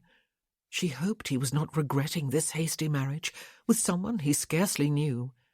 He had not wanted to come back from America. He had not wanted to be the Earl of Lindale or to return to Brierley. He was taking a bride out of sheer necessity. He had chosen the very best candidate available. She could think so without conceit. She had once told him, at Richmond Park, that when he looked at her, he saw only Lady Jessica Archer, daughter and sister of a Duke of Netherby. She had told him that if he wished to have a chance with her, he must come to know her, the person beneath the aristocratic veneer. Did he know her any better now than he had known her then? Had she sold herself too easily?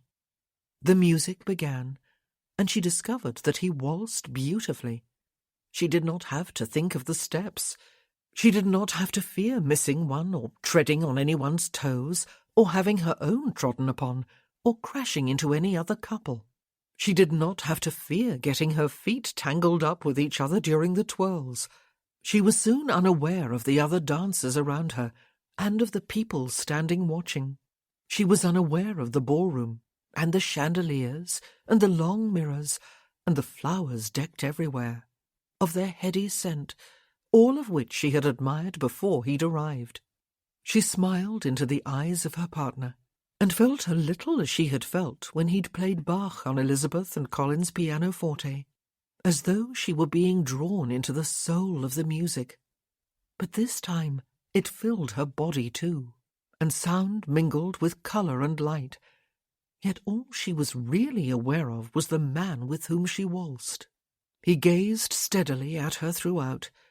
She lowered her eyes after a while to avoid being mesmerized, but when she looked back, his eyes met hers with a smile that did not quite make it to his face. "Jessie," he said, just that. That name on his lips somehow sent shivers down her spine. "Gabriel," she said, and that was the full extent of their conversation. Bertie Vickers came to Gabriel's hotel suite the following morning in time to go to church with him. Gabriel had asked him to be his best man. "I say, Gabe," he said, looking his friend over from head to toe, "you look as fine as fivepence. It is a shame you are not getting married at St. George's on Hanover Square, with all the ton to gaze upon your splendour." Gabriel had decided upon knee breeches and stockings, and buckled shoes, and a lace-edged neckcloth. Even the sleeves of his shirt were edged with lace, rather than plain starched cuffs. His breeches and waistcoat were silver grey, his tailed coat a darker grey. His stockings and linen were snowy white. Horbath had excelled with the folds of his neckcloth, and he had placed a diamond pin in just exactly the right place. He hoped he had not overdone the outfit, but Horbath had assured him he had not. "A man has only one wedding day, sir," he had said. "It is quite enough," Gabriel said now, that I will have all the Westcotts and your parents in attendance, Bertie. Weddings are an abomination. Ah, you had better not let your bride hear that, old chap, Bertie advised. Weddings are the breath of life to females. My mother bought a new hat. My father will have to sit 3 feet away from her on the church pew so that he don't get clipped over the ear every time she turns her head. Gabriel chuckled, though he was feeling a bit too bilious for proper amusement. Who could have predicted that he would be nervous on his wedding day? He was horribly afraid that he was doing the wrong thing.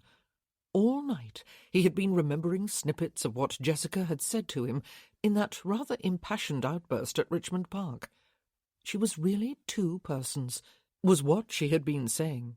The very aristocratic Lady Jessica Archer, sister of the Duke of Netherby, and the person who lived within that aristocratic outer shell. She had wanted him to find that person, to romance that person. She had wanted him to fall in love with her, even if she had not used that term, and had even, in fact, denied it. She had wanted to fall in love herself, as her cousin had done, the one who had been more like a sister to her, the one for whom she had sacrificed her own expectations of happiness. And good God, it had seemed to Gabriel during the past few weeks that family of hers on her mother's side, the Westcotts, set great store by romantic love. They were a family of what looked like closely bonded couples. A goodly number of them had been out on the ballroom floor last night, waltzing, with each other. It must be almost unheard of. Husbands did not often dance with their wives. Husbands did not often dance, at least not in his experience. Yet, despite what she had said to him there at Richmond, he was marrying her, in rather a hurry, because of her outer self, because she was a duke's daughter, and as aristocratic as it was possible for a lady to be. Her natural public demeanour was hauteur itself. She was not the sort of woman who was likely to crumble before anyone who tried to intimidate her. Rather, she would draw herself to her full height, peer at her assailant along the length of her nose, and reduce that person to the size of a worm about to be trodden upon. He would feel comfortable going back to Brierley with Jessica as his wife and countess. No, comfortable was not the right word. There was no comfort to expect from what was facing him. She gave him courage, then. Not that he had the smallest intention of leaning upon her. It was time to go and get married. He shook out the lace that covered his hands to the knuckles, and looked around for his hat and gloves and cane, which Horbath had, of course, set out neatly by the door. He did like her, he thought, and he certainly wanted to bed her. She was a beautiful and appealing woman. The prospect of making love to her tonight, in fact, here in his hotel suite, quickened his breathing. He just wished there had been more time to romance her, to give her more of what she had wanted. He was cheating her of that. Perhaps after they were married. "Oh, I say," Bertie said. "I almost forgot. Message from my mother, and my father told me to be sure not to forget to tell you, though he can do so himself later at the wedding breakfast, of course. Rochford arrived in town last night." Gabriel stood very still, one kid glove half on his hand, as he looked back at Bertie. "Anthony Rochford," he said. "Did he go somewhere?" Now that he thought about it, the man had not been at the ball last night. That was unusual for him. "No, no," Bertie said. "His father. And his mother, too. Come to celebrate being the new Earl, I dare say. You will be missing all the fun, Gabe, if you insist upon leaving town tomorrow. Can't think what your hurry is, with the season in full swing. I don't know why my mother was so particular about that message. Perhaps she hopes you will change your mind and stay a while longer." "Manley Rochford," Gabriel said. "That's the name," Bertie said. "Makes one hope he is not small and puny with a name like that, don't it? He would have been ragged mercilessly at school. Slipped my mind to tell you. My mother would not have been pleased. She already thinks there is no one on this earth more shatterbrained than I am. Are you going to finish putting that glove on, Gabe?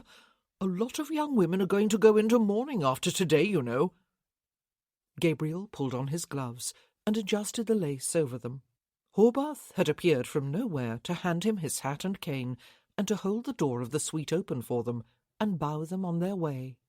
So, Gabriel thought, as they made their way downstairs, this news was going to change a few things. There had been a dress at the back of Jessica's wardrobe for 2 years.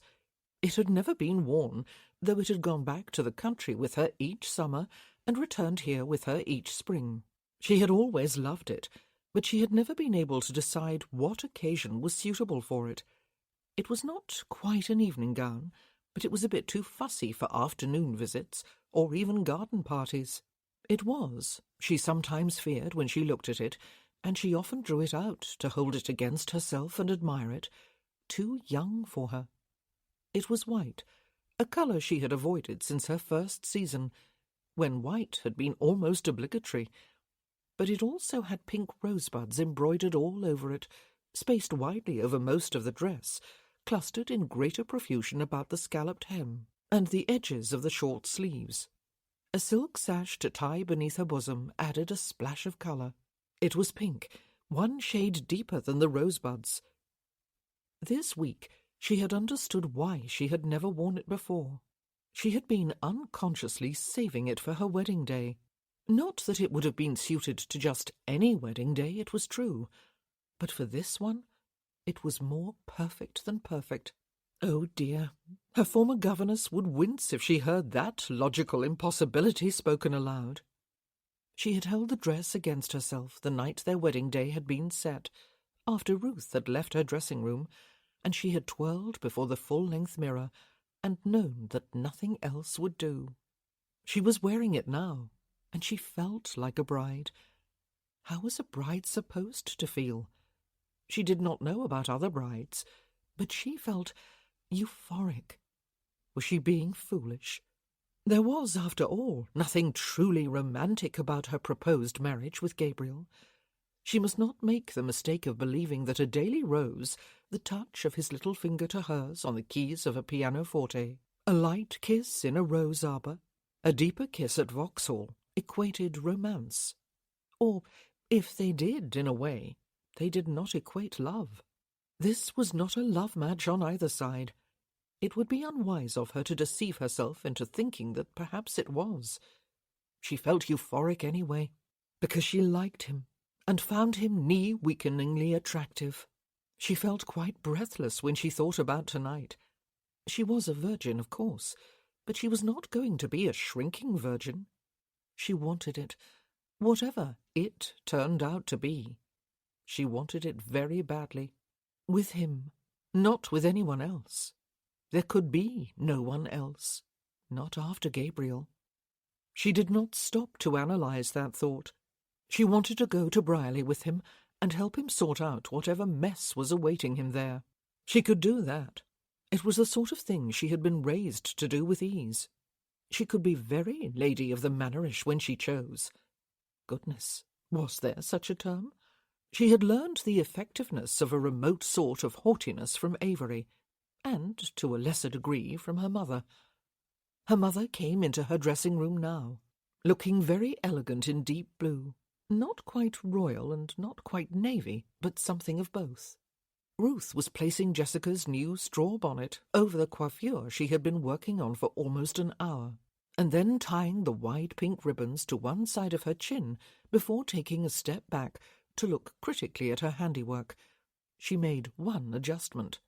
"You will do, my lady," she said, a lengthy speech for Ruth. "Oh, you will do very nicely indeed," Jessica's mother said, a bit teary-eyed, as she held her arms wide to hug her daughter. "I wish your father could see you now." Jessica had often wondered if her mother had loved her father. She rarely spoke of him, yet she had never shown any interest in remarrying. "I must not crush you," she said, after a brief, warm hug. "Jessica, you are doing the right thing, are you, dearest? You are not marrying Mr. Thorne just because he is the Earl of Lindale. You do love him. Love is so important in marriage.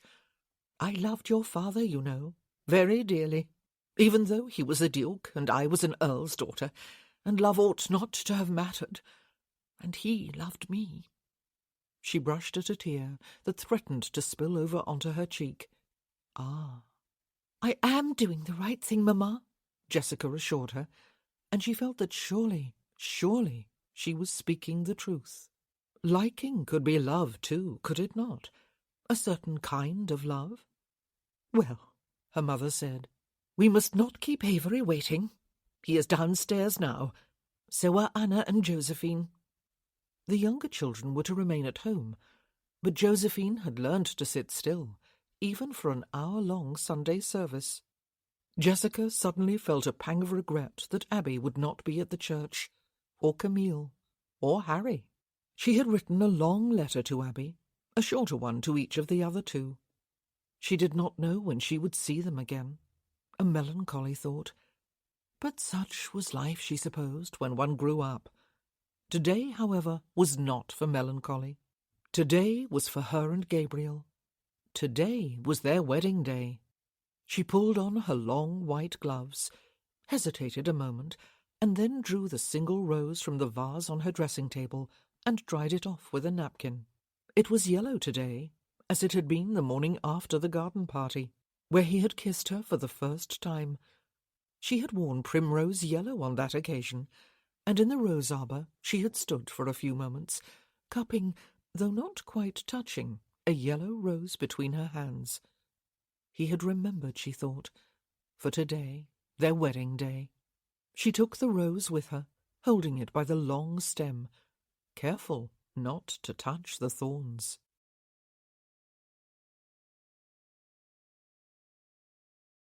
Chapter 16. They had chosen a small, insignificant church on a long, quiet London street, the very church, in fact, where Anna and Avery had married 8 years ago. This wedding was better attended than that had been. Indeed, this particular street had perhaps never seen so many grand carriages all at once, not just moving along it, but also stopping, one behind another. They waited, all of them, after the passengers had alit, liveried coachman and footman polishing off the small stains of travel and tending the horses. Passers-by, intent upon their daily business, stopped to gawk, and, if they were in pairs or trios, to wonder and speculate. The flower-bedecked carriage that stood directly outside the church was an indisputable clue, however, that a wedding was taking place inside. Several people settled in to wait, any urgency they had felt when they set out on their various errands forgotten. It was not often there was any grand spectacle to behold in this part of London.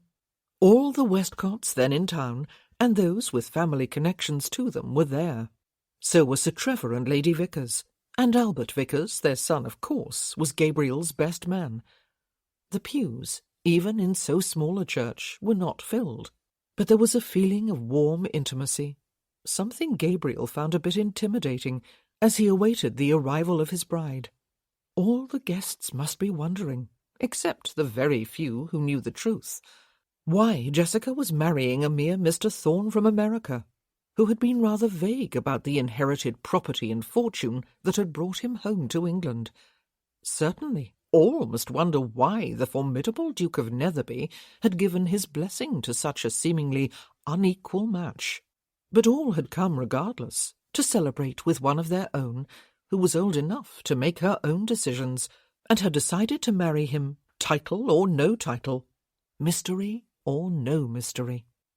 The Duchess of Netherby, with her eldest daughter, and the Dowager Duchess were the last to arrive, a sure sign that Jessica and the Duke were not far behind. The two ladies and the child took their places in the front pew, across from Gabriel and Bertie. The Duchess smiled, the child looked at him wide-eyed, and the Dowager nodded graciously. Then the clergyman appeared from the vestry, dressed in simple white vestments, and lit the candles on the altar, before turning to look back to the door of the church. There was a rustle of new arrivals, and Gabriel got to his feet and turned. Netherby, like him and unlike anyone else as far as Gabriel could see, was formally clad in knee-breeches and evening wear. But Gabriel scarcely noticed him. Jessica was almost simply dressed in contrast with her brother and him. She was all delicate in white and pink, and the yellow rose he had sent this morning.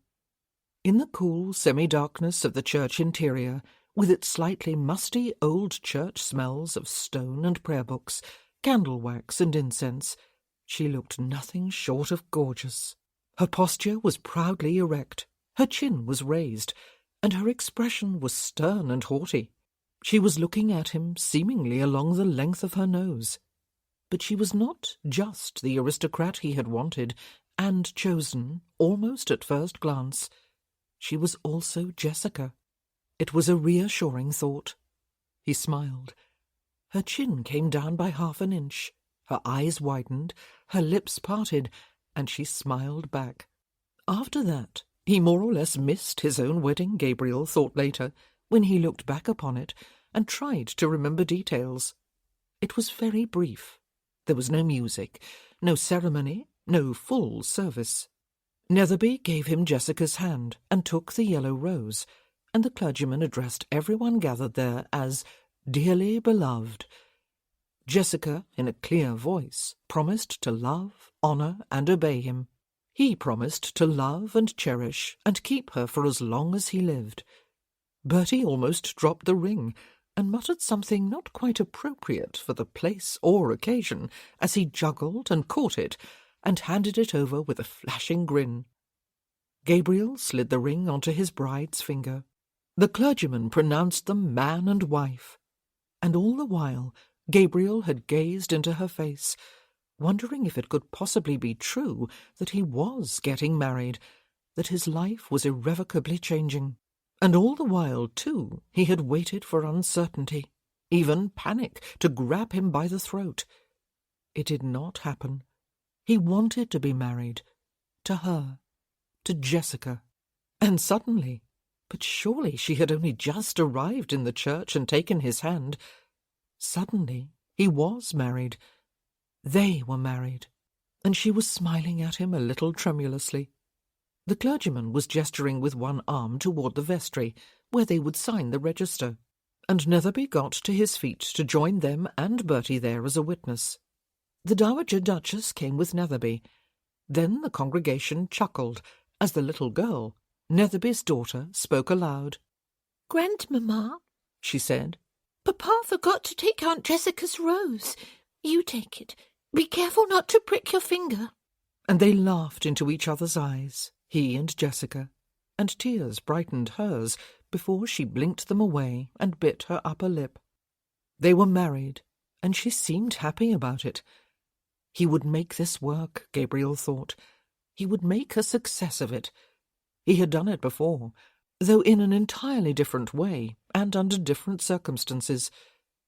When he went to America, he had no experience of earning a living, and certainly no experience with the sort of labour Cyrus offered him.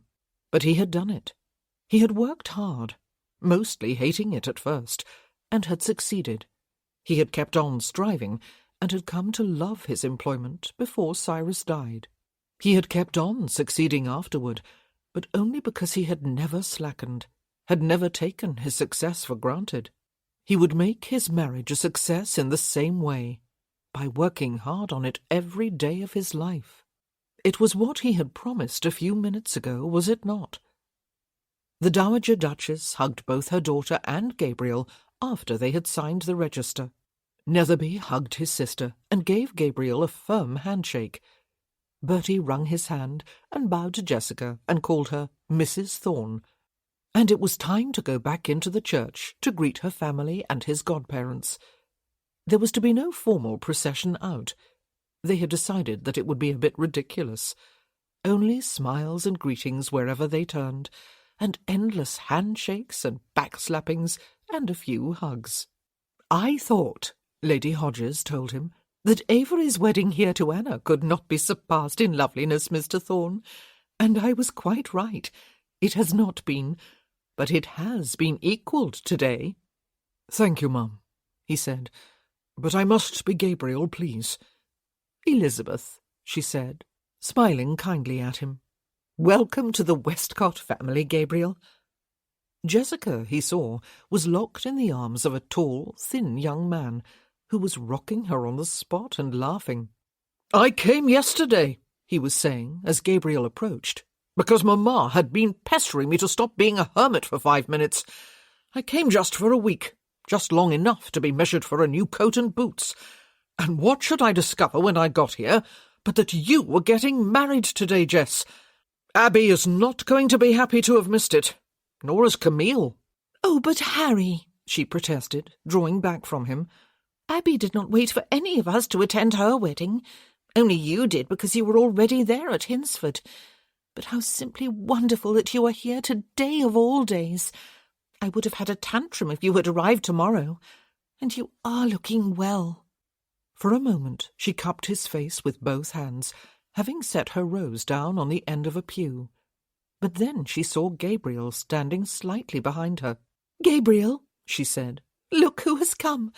My cousin Harry Westcott. He never goes anywhere, but I am going to pretend he came especially for my wedding. This is Gabriel, Harry. My husband."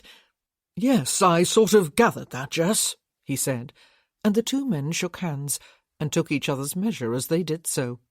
This, then, was the cousin who had once, very briefly, been the Earl of Riverdale, after his father's death, only to have both the title and his legitimacy ripped away when it was discovered that his father and mother's marriage had been bigamous. How did one recover from such a life-changing catastrophe? Though perhaps he had experienced something not too dissimilar, Gabriel thought. "It was a fortunate coincidence I came when I did," Harry said. "I understand you are going to whisk Jessica off up north somewhere tomorrow, Thorn." "I believe," Gabriel said, "our plans must change. We will be staying for a while longer after all." Jessica looked at him in surprise, but her grandmother and her great-aunt had come up, and she turned to hug them. Viscount Dirksen had come to shake Gabriel's hand. The Viscountess hugged him and kissed his cheek. "Weddings are invariably romantic occasions, no matter where they take place or what the size of the congregation," she said, beaming at him. "This one is no exception, Mr. Thorn. No, Gabriel, you are one of the family now. I am Aunt Matilda." Her husband grinned at him. "If you should ever call me Uncle Charles," he said, "I do believe I would have to deck you, Thorn." Aunt Matilda was the first to laugh merrily. They exited the church a few minutes later to bright sunshine, instead of the high clouds that had covered the sky when Gabriel arrived. A small crowd of curious pedestrians gathered outside murmured, and even applauded and cheered a bit self-consciously, when it must have become apparent to them that this was the bride and groom. Jessica smiled brightly at them and waved her free arm, her yellow rose clutched in her hand. Gabriel lifted a hand in acknowledgement, and then they were showered with rose petals, hurled by Lady Estelle and Bertrand Lamar, and by the Wayne brothers, and the little girl, who was giggling helplessly. "Oh, goodness!" Jessica said, as Gabriel handed her into the flower-decked carriage that would take them to Archer House. "That has happened at every wedding I have ever attended. Why was I not expecting it with my own?" She sat and gazed at him. "You do look gorgeous, Gabriel." He brushed himself off before taking his place beside her, and the coachman put up the steps and shut the door. "You could not have left that line for me, I suppose?" he asked. "Do I look gorgeous?" The brim of her straw bonnet was trimmed with tiny pink rosebuds. The wide silk ribbons that were tied in a bow to the left side of her chin were a richer shade of the same colour. Her dark hair was gleaming. Her flushed, wide-eyed face was pure beauty. "You, my dear wife," he said, "look scrumptious." She laughed. "Scrumptious?" she said. "Well, that is something new. No one has ever called me that before." "I'm glad of it," he said, and somehow she was not smiling any longer. Neither was he. "I made you certain vows," he said. "I do intend to keep them." "Oh," she said, "and I will keep mine."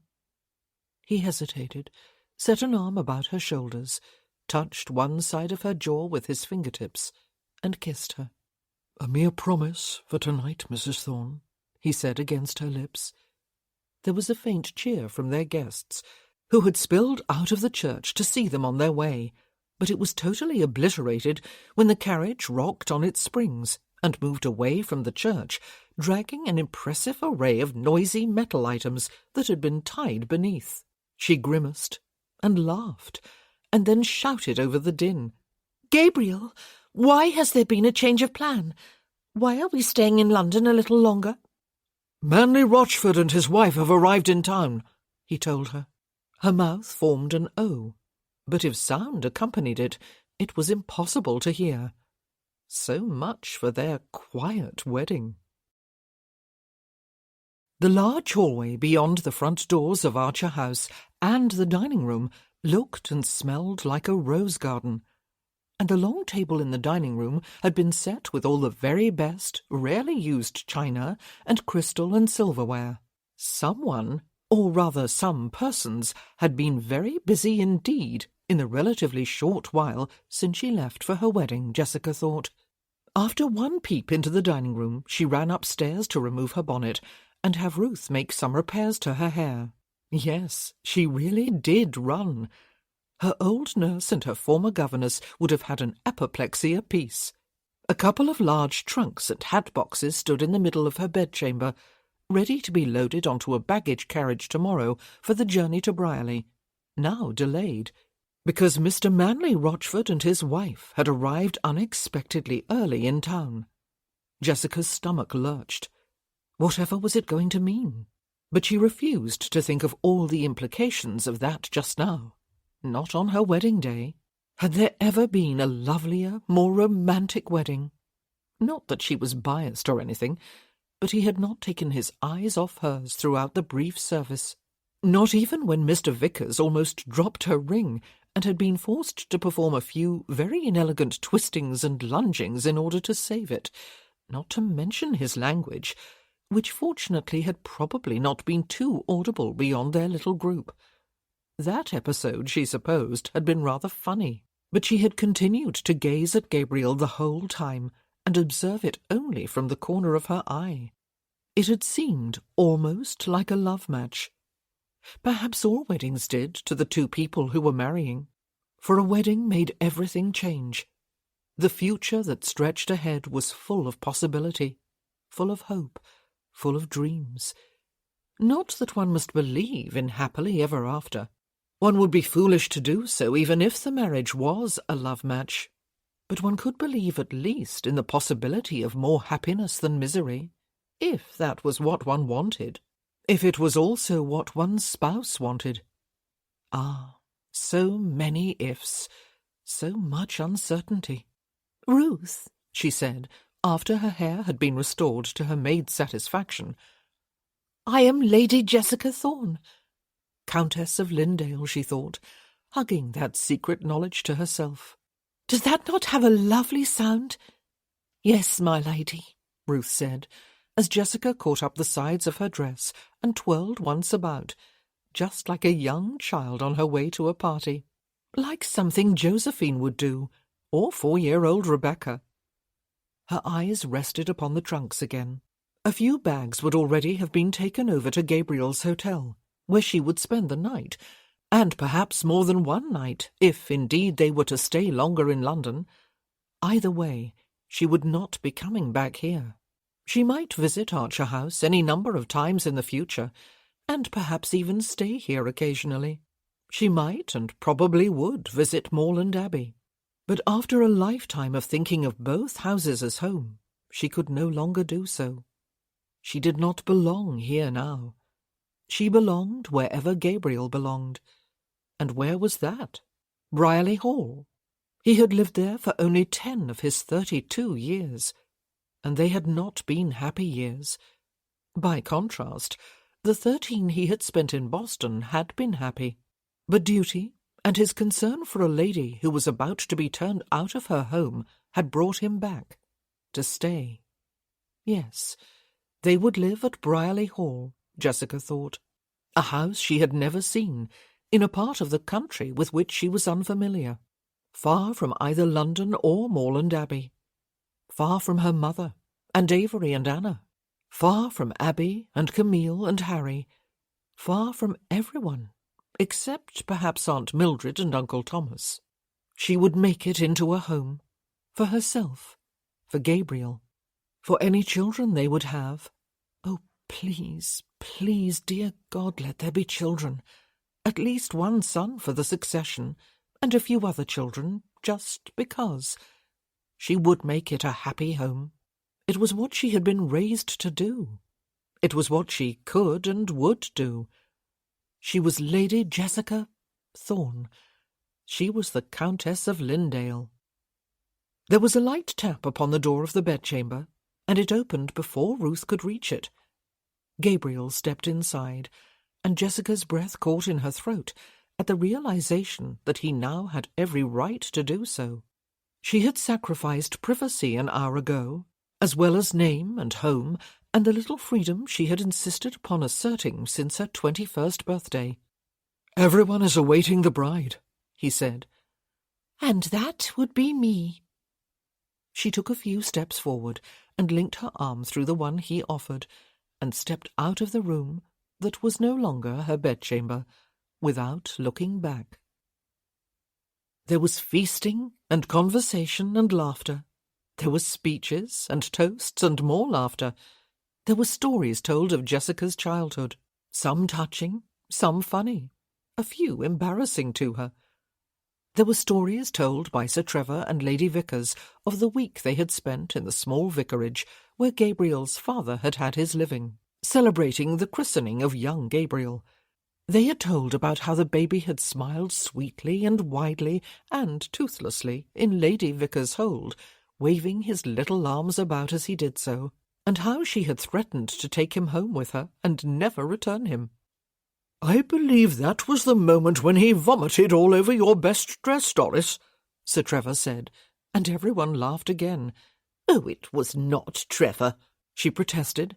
"That was a different time. You were very well behaved at your christening, Gabriel." Gabriel smiled at her. He knew so little of his early childhood. He had had no one after the age of 9 to reminisce about it. "He lived up to his angelic name, did he?" the Marquis of Dorchester said. "Don't I always?" Gabriel asked, and Jessica touched the back of his hand. "I just wish," her grandmother said, "you were not taking my granddaughter so far away, Gabriel, and so soon. Tomorrow is too soon." "It is," Jessica's mother said with a sigh. "However, it is what happens when a woman marries, Mamma." Some of the laughter had faded from the gathering. "Perhaps you will be happy to know then, ma'am," Gabriel said, addressing the Dowager Countess, "that we will not be leaving tomorrow after all, or even the day after. We will be remaining in town for a while. I do not know for quite how long." A few faces noticeably brightened. "Oh," the Dowager Duchess said, "that is good news. What made you change your mind, Gabriel?" He got to his feet and looked down briefly at Jessica beside him. She nodded almost imperceptibly. "Something happened last night that I learned of this morning," he said, "and it is time I shared some information that only a few of you already know.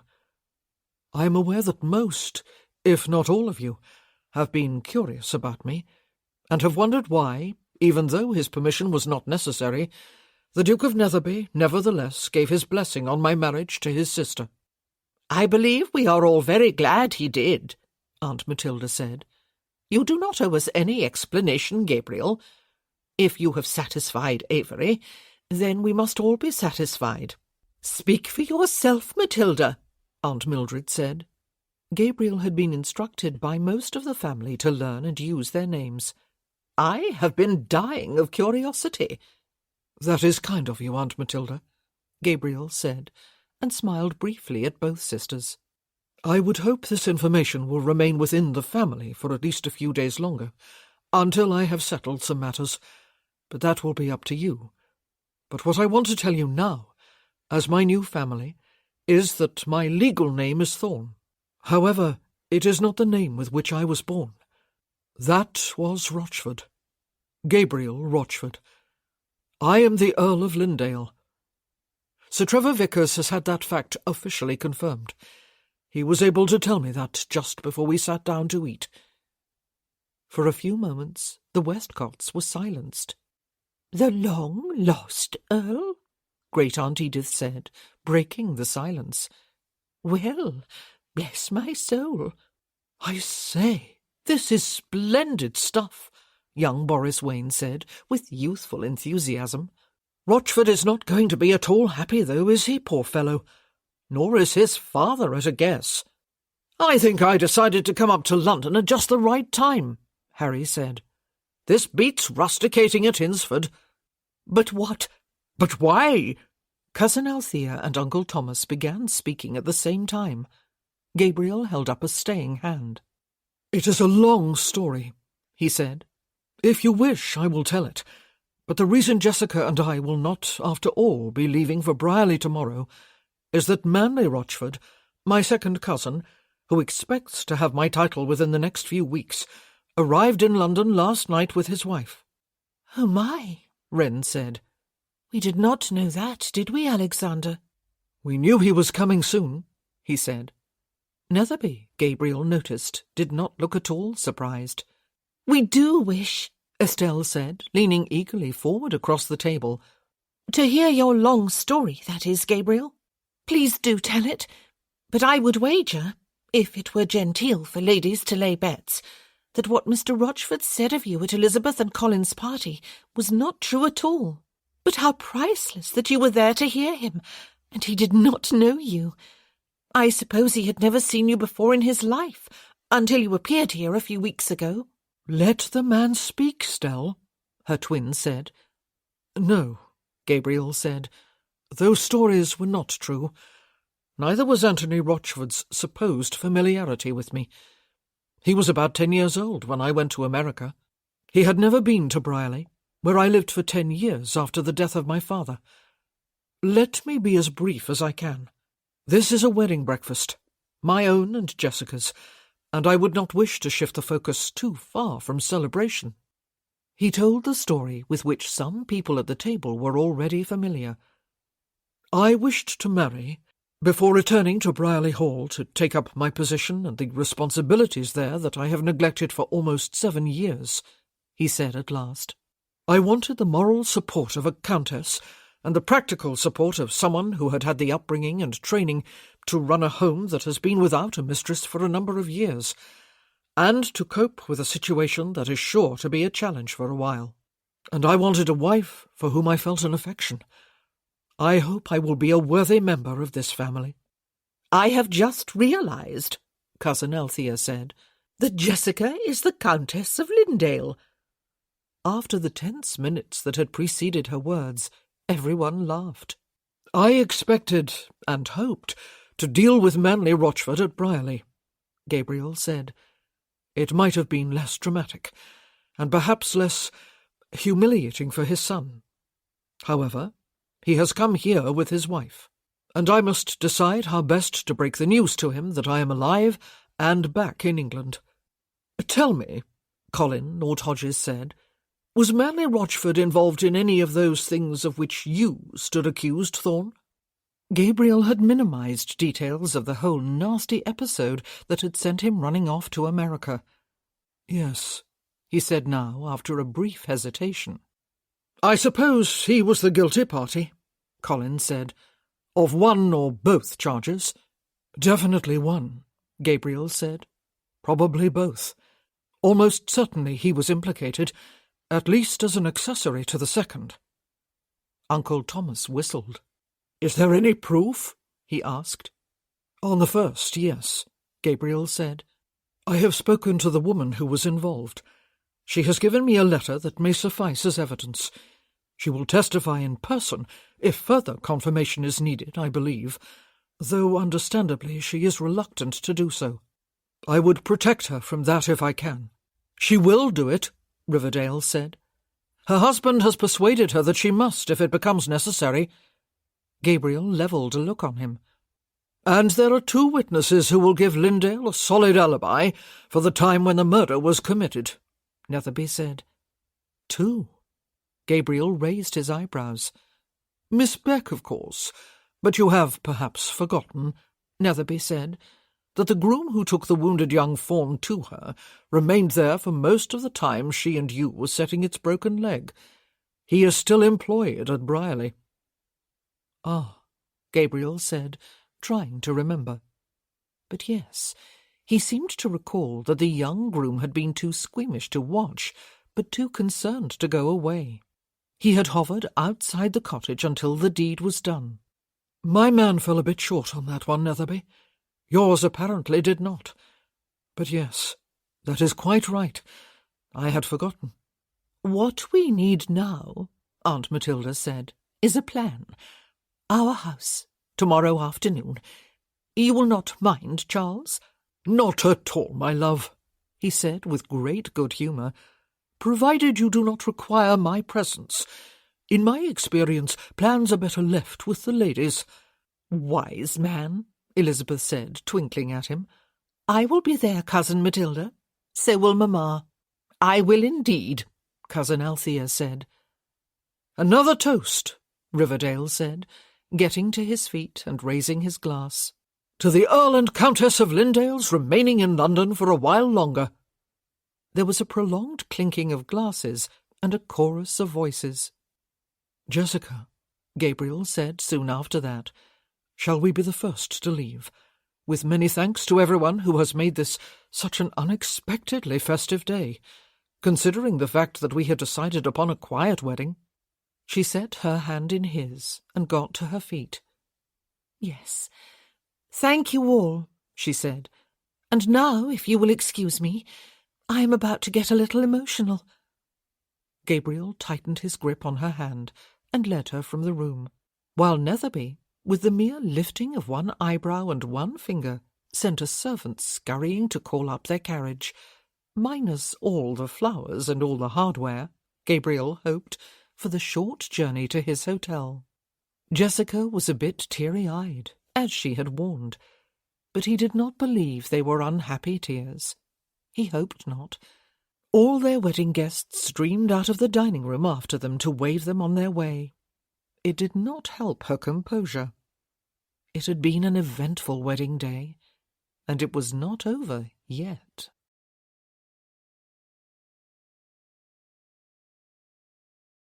Chapter 17.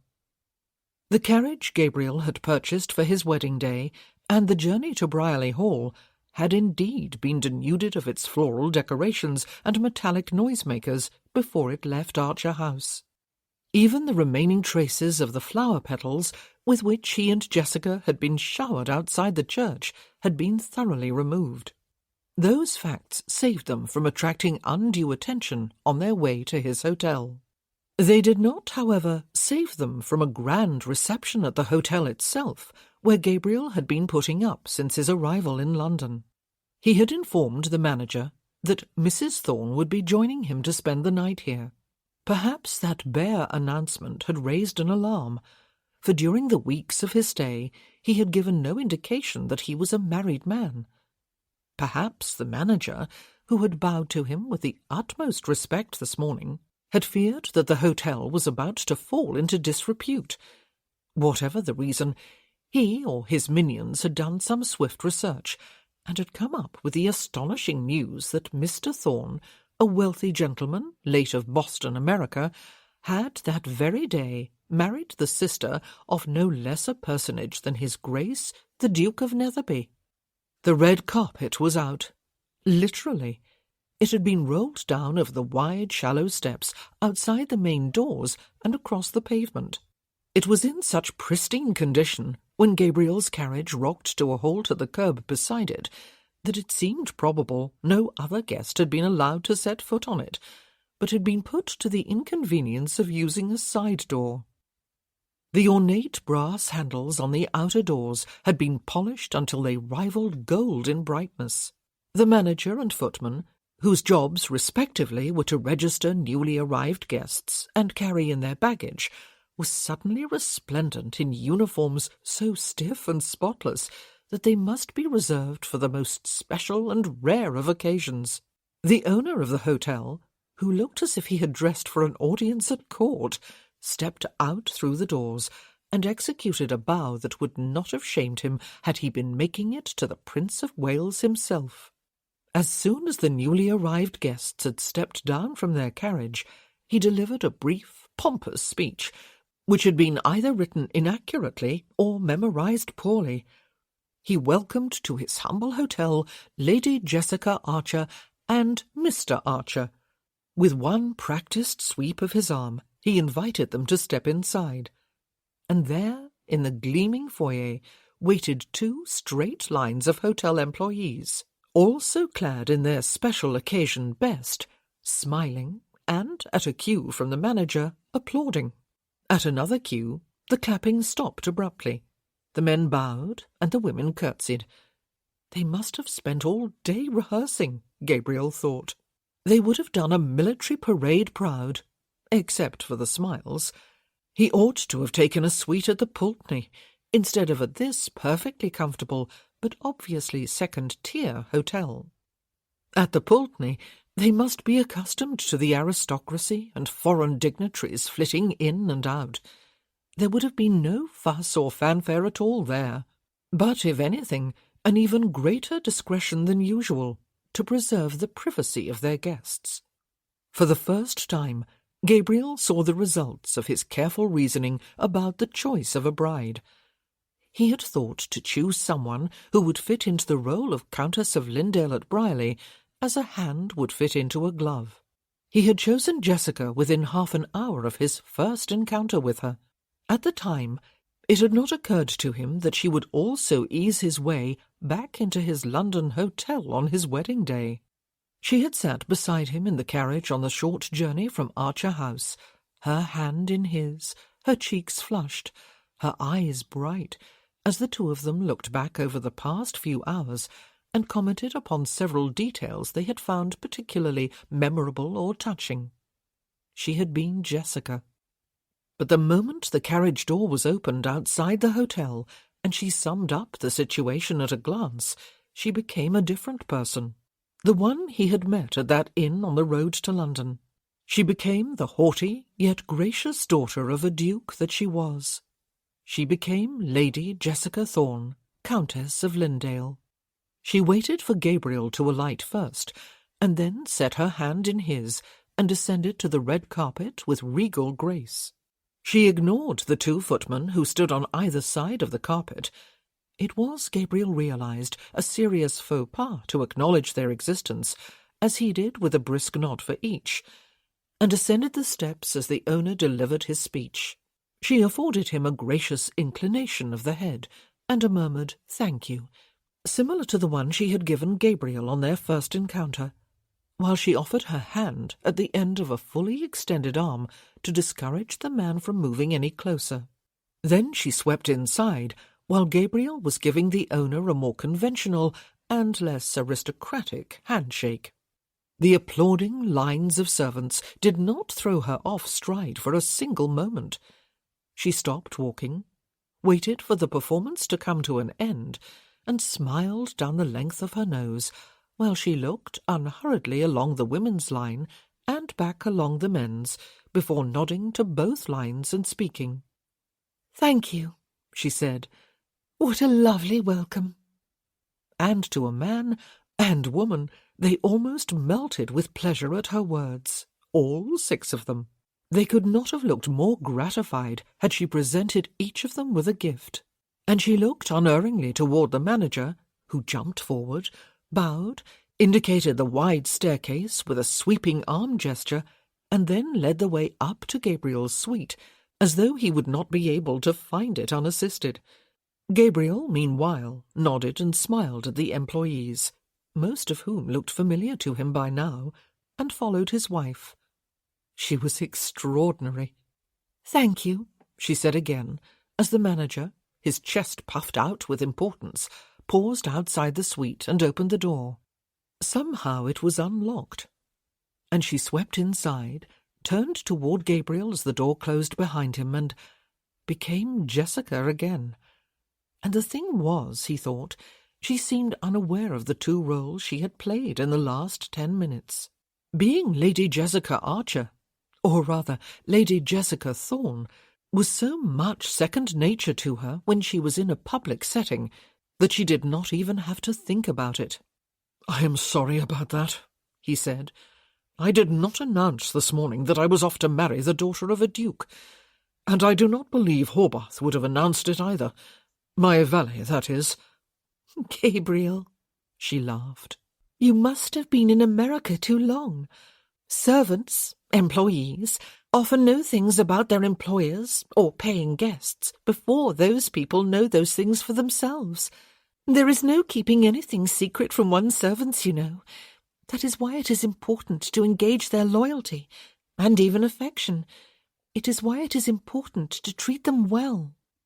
He was not sure it was quite the statement of equality for all that was so touted in the New World, even if it was not a perfect reality there. But he was in England now, where the class system was still alive and well, and perhaps always would be, and where it would work comfortably for all, provided there was mutual respect along the spectrum. It was not perfect, but what was? And these were not thoughts he needed to be having at this precise moment. "Horbath!" he called. He was not sure whether his valet was in the suite or not. "Sir?" Horbath stepped out of his bedchamber. "You may take the rest of the day off," Gabriel told him. "Until after dinner, anyway. Let us say 9:30. "Yes, sir," Horbath said. He bowed to Jessica. "Does my lady wish me to take my lady's maid with me?" "Ruth is here?" she asked. "Yes, by all means, Mr. Horbath. Thank you." Horbath disappeared. There was the murmur of his voice and a female's before another door to the suite that was outside the sitting-room opened and closed, and there was silence. "Perhaps," Gabriel said, his eyes moving over Jessica's wedding dress and straw bonnet, "I ought to have consulted you before sending your maid away. Perhaps you will need her sooner than 9:30 tonight." "I can manage without," she told him. "And," he said, "I can be an excellent lady's maid. Not that I have had any experience, I hasten to add, but I can brush hair and I can undo buttons on a dress that are inaccessible to the wearer." Her cheeks flushed. "Thank you," she said. She did not add, he noticed, that she could manage without. He looked at the clock that was ticking on the mantel. It was 4:30. An awkward time. 3.5 hours to dinner. A little too late to plan anything. Too late to go out. Besides, if they went out, they would probably throw the downstairs staff into consternation. It was too early to... He stepped forward, took her in his arms, one about her waist, the other about her shoulders, and kissed her, hard and deep. Her mouth opened, and he pressed his tongue inside. Her hands, still gloved, came to rest just below his shoulders. She made an inarticulate sound in her throat. "It is still afternoon," he said when he lifted his head. "Daylight." "Yes." The colour in her cheeks had deepened. She was still wearing her bonnet as well as her gloves. "Will you consider it in very poor taste," he asked her, "if I take you to bed now, rather than wait until tonight?" Waiting would be a severe trial. What else was one to do in 3.5 hours with a new wife whom one found damned attractive, to say the least? "I think perhaps," she said, "that in some part of the world it is night, Gabriel." "Where?" he asked. "India? China? Where shall we imagine we are?" "Either," she said, "but we had better both decide upon the same place. It would be too bad if you were in China and I were in India. Join me in India, if you will." "Done," he said. He was still holding her against him. He could feel the warm, slender shapeliness of her from the shoulders to the knees, the soft femininity of her. He could smell the same subtle perfume she had worn when they sat together on the pianoforte bench at her cousin's party. "There are 2 bedchambers," he told her. "Will you come with me to mine? Will you allow me the pleasure of brushing out your hair and unclothing you?" He watched the colour deepen yet more in her cheeks as her teeth sank into her lower lip, leaving the upper to curl upward very slightly and very enticingly. He watched her consider her options and glance briefly at the window, through which the sun was beaming from a clear blue sky, still very far from sinking over the horizon. "Yes," she said, and even in speaking the one word she sounded breathless, but quite decisive. "Come." He took her by the hand and led the way. Jessica had imagined a nighttime consummation, with darkness and bedcovers, and the white silk and lace nightgown, only very slightly daring, which she had purchased for the occasion. She had imagined Ruth getting her ready and leaving her room a discreet 5 minutes or so before the appearance of her bridegroom in his nightshirt and brocaded dressing-gown belted at the waist. She was eager for the experience. She was hardly nervous at all, except for a bit of anxiety that she would be awkward and not know quite what to do. But that was a foolish fear. Though she did not know for sure, she would be very surprised if Gabriel did not have a good deal of experience. She hoped he did, though she did not, thank you kindly, want to know any details. But now it was to happen in the daytime, with bright sunshine beaming through the rather large window of the bedchamber into which he took her. He did not even cross to it to draw the curtains. It was a large square room with another door, but that must lead into a dressing-room only large enough for essential private functions. There was a dressing-table in here, as well as a great marble washstand. The masculinity of the room struck her immediately. 2 pairs of large boots, riding boots and hessians, stood neatly beside the wardrobe. There was shaving gear spread out on the washstand, a set of man's brushes on the dressing-table, as well as a neat pile of starched neckcloths. The room smelled faintly and enticingly of something distinctly male. His shaving cream, perhaps, or his cologne, which was in a dark glass bottle on the dressing-table. It was something she smelled whenever she was close to him, something that always made her want to burrow closer. There were 3 leather-bound books on one of the bedside tables, a handkerchief folded in the top one, presumably to keep his place. There was no sign of any of her things. They must be in the other bedchamber. Ruth probably had everything laid out ready in there. There was no Ruth either, she thought, not until 9:30 tonight. She had left the suite with Gabriel's valet. There were just the 2 of them, and this room, and bright daylight, and a large, high bed. She was still wearing her gloves, Jessica saw, looking down, and her bonnet, and her wedding dress. She drew off her gloves and looked around for somewhere to put them. He took them from her, dropped them, oh dear, on the floor, and came to stand directly in front of her. He pulled loose the bow beneath her chin and removed her bonnet, using both hands. He looked into her face the whole while, those dark eyes of his roaming over it. He dropped the bonnet. Her hair must be squashed. "My hair must be squashed." His eyes came directly to hers. "I will give myself the pleasure of withdrawing the pins and brushing it out," he said. "The first part may not be as easy as it sounds. It is a work of art." "Ruth is good with hair," she told him. "We will have to see," he said, "if I am better." His voice was low. She seemed to hear it less with her ears than with some location low in her abdomen. What a foolish thought to be having. And now, something down there was aching and pulsing, and she swallowed. "Perhaps," she said, "I ought to have hired you as a lady's maid instead of as a husband." "Ah," he said, "but you did not hire me as a husband, did you, Jessie?" And why did the sound of that particular variation on her name almost take her knees out? "Besides," he added, "we are not sure yet, are we, that my skills surpass those of Ruth?" "Are you good at ironing?" she asked him. He gave her a look that implied a clear no. "Come," he said. He seated her before the dressing-table, and she watched in the mirror as he removed all the pins from her hair. He placed them in a neat pile on the dressing table, she was relieved to see, rather than sending them to join her gloves and bonnet on the floor. He was in no hurry, but something struck her. He was already making love to her. His fingers untangled each curl as it was freed of its pins, and his knuckles caressed her scalp each time. He kept his eyes on what he was doing, rather than on her image in the glass. He had a brooding look on his face. No, wrong word, but she did not know what the right word was. He looked wholly intent, wholly engrossed. He was in no hurry at all.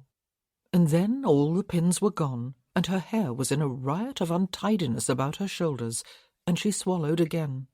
Strange men ought not to see one with one's hair down, but he was not a stranger. He was her husband. For the first time he looked into the mirror. "It is horribly untidy," she said. "Gorgeously dishevelled," he said. "Is that not a contradiction in terms?" she asked. No, just the one word. He picked up his own brush from the dressing table and began to draw it through her hair with long, slow strokes from the roots to the tips. Smoothness replaced the riot, and her hair shone in the sunlight, which was beaming directly on them. He was still fully dressed in his wedding finery. Lace half covered his hands. There was a strangely enticing contrast between the femininity of the frills and the masculinity of the hands. He might have been a businessman, but she doubted he had spent all, or even most, of his working days behind a desk. He put the brush down and drew his fingers through her hair at the temples to draw it back behind her shoulders. He held her eyes with his own before he dipped his head and kissed the side of her neck. Her toes curled up in her slippers. His hands closed about her upper arms, and he drew her to her feet, still facing away from him. Then he swept her hair forward over one shoulder and unbuttoned her dress down the back, from her neck to her hips. He moved it off her shoulders and down her arms. It whispered down her body and pooled about her feet, and he left it there. Ruth would have a fit. Her stays went next. He untied the laces and let the stays fall on top of her dress. Only her shift and her stockings and shoes remained, as well as her pearl necklace. Oh my! It was a short shift. It did not even reach her knees. Neither did her stockings from the other direction. Her knees were bare. He turned her and looked her over without even trying to respect her modesty. He seemed very fully clothed in contrast to her.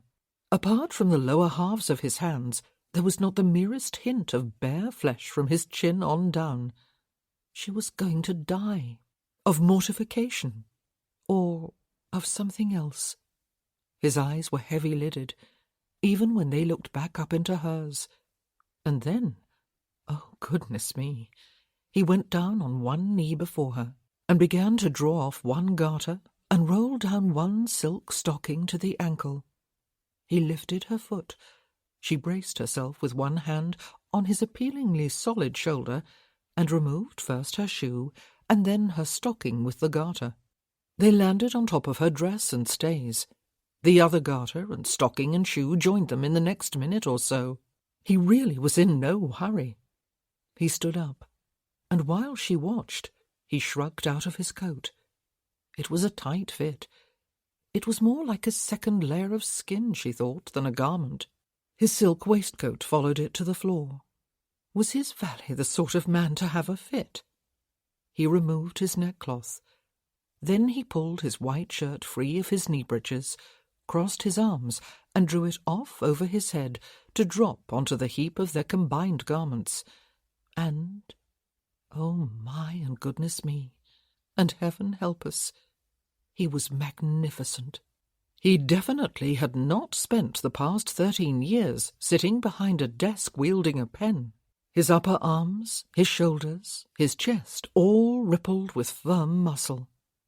Jessica licked her lips, and his eyes dipped to watch the progress of her tongue. One hand came beneath her chin to hold it in the cleft between his thumb and fingers, while the other hand spread over the back of her head, and he kissed her with open mouth, while no other part of his body touched hers. She would surely explode, and somehow not knowing what to do did not matter any longer, for he clearly did know. She was glad it was daytime, with sunshine, and nothing of her own in the room except her person and her wedding clothes, all but her shift of which were on the floor. She was standing barefoot in the middle of them. His tongue was moving inside her mouth, stroking surfaces, tangling with her own tongue, and somehow, oh, how did he do that, making her whole body sizzle with pain that was not pain at all, and with a terrible longing for something else, something more, something she wanted, and wanted. She wanted him. "Gabriel," she said when he lifted his head. It came out on a gasp. Her arms, she realized, were at her sides, but she could feel him, his body heat, his masculinity, though he touched her nowhere except beneath her chin and against the back of her head. Those heavy-lidded eyes gazed into hers. "Come to bed," he said. "Yes. Oh, yes, please, please, please." She was not speaking the words aloud, she realized. He waited until she was beside the bed, and he had pulled back the bed-covers before grasping her shift at the hem and lifting it upward. She raised her arms, and the next moment there was a little pile of shift on the floor. He watched as she lay down on the bed, strangely unself-conscious about her nakedness, for he was clearly liking what he saw. He kicked off his shoes, peeled off his white stockings and then his breeches. She closed her eyes briefly, not out of fear or modesty or shock, though she certainly felt at least some of that last. She closed them because for the moment the desire she felt was more than she could bear. He was on the bed with her then, and raised on one elbow and leaning over her, his free hand touching now far more than her chin and the back of her head. It was touching her everywhere, exploring, caressing, pressing, even scratching lightly, and his mouth kissed her mouth, and then her throat, and then her breasts, drawing her nipples, one at a time, into his mouth, and suckling them before he opened his mouth and exhaled warm air on them. His hand, meanwhile, had moved down to secret places to explore, to touch, to tease, to reach inside her with one finger. Shock hit her, even as her own hands, without her quite knowing it, were moving over his upper body, feeling all those warm, powerful, rippling muscles as she breathed in the cologne and shaving soap smell of him. "Jessie," he murmured, his voice so low that everything from her toes on up curled just with the sound of it. And he was on her, and spreading her legs with his. And, oh dear God, he was coming into her, slowly stretching her, bringing a sting of pain that was soon pain no longer but shock as he pressed deep. Wonderment, happiness. She considered irrelevantly, even though thought was not dominant at this precise moment, if theirs was a love match after all. Surely, oh surely it was more than just a convenience for them both. She would think more on it later. Perhaps this, whatever it was enough. He lifted some of his weight off her then, and began to move in her, deeply, thoroughly, slowly at first, while her body adjusted as she slid her legs up the mattress, first to brace them on either side of his, then to twine about their hard-muscled strength, and his movements quickened, rocking her, laying her bare seemingly to the soul, building that ache of not really pain until she heard someone moan to the rhythm of it, and realized it was her. He gave her his weight again then, and pounded into her, until something exploded inside her, and she went slack with pain become pleasure, too intense for words, even mental words. He held deep, and she felt a gush of heat at her very core. The marriage, she thought needlessly, as she listened to the beat of her heart slowing, and felt his slow with it, was consummated. She was Gabriel's wife. He was her husband, until death did them part. It seemed a lovely, lovely thought. Not so much the death part of it, but the sense of eternity, that they belonged together for ever and ever. He withdrew from her, and moved off her after a few minutes, and she regretted it, even though he was a heavy man. But he had an arm about her shoulders, and turned her against him. He was hot and sweaty. So was she. The sunlight from the window slanted warm across their bodies, just missing their faces. She was so glad they had done this in daylight. She wondered if the family, the wedding party, was still at Archer House. She was almost sure they would be. How strange that life was proceeding normally there. "Did I hurt you?" he asked. No. He had, but it had not really been pain, not as other pains were. That was impossible to explain in words, however. No, Gabriel. He turned onto his back, his arm still about her, and bent one leg to set his foot on the mattress. He rested the back of his free hand over his eyes, and he slept, his breathing becoming deep and even. It was almost, oh, not quite, but almost, the loveliest moment of the consummation. They were husband and wife in bed together, and he had made love to her, and then fallen asleep. Jessica smiled, turned her face to rest against his shoulder, and closed her eyes. One's wedding day was supposed to be the happiest day of one's life. She had just become the quintessential bride, for in her case it was surely true.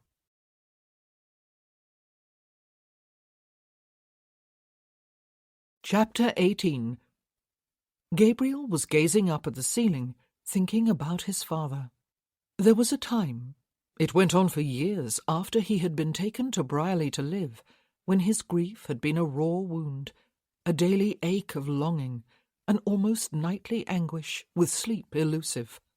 How could his papa have been so very different from Uncle Julius, he had wondered then, and from Philip. His uncle had not been unkind to Gabriel, just indifferent. He had been an abrupt, autocratic, impatient man who seemed to lack all finer feelings, even with his wife. Especially with her, perhaps. It had been difficult for Gabriel to believe that Uncle Julius and his papa had been brothers. The intensity of that early grief had faded over time, but he had never forgotten how much his father had loved him, how much he had loved his father. When he had gone to America, he had transferred some of that love to Cyrus. He missed them both today, but for his father, he felt some of the raw ache his childhood self had felt when he was led away from the cemetery beside the vicarage where they had lived, and he had understood, perhaps for the first time, that he would never see his papa again. Never. Never had seemed an unfathomable expanse for his 9-year-old self. It still did today. His father had not been at his wedding, or his mother. But he had known her only through the stories his father had told of her, and those Cyrus had told him. The rawness of loss had not been so immediate with her. His father had once told him that he had cried inconsolably for a whole week after her death. "A penny for your thoughts," a soft voice said from beside him, and he turned his face toward Jessica's. It was very close. His arm was about her. Her head was nestled against his shoulder. Her eyes were dreamy with sleep. Her dark hair, which he had so thoroughly brushed not long ago, was spread about her in a disordered mass. He had pulled the top sheet over them, but beneath it they were both still naked, except for her pearl necklace, he realized for the first time.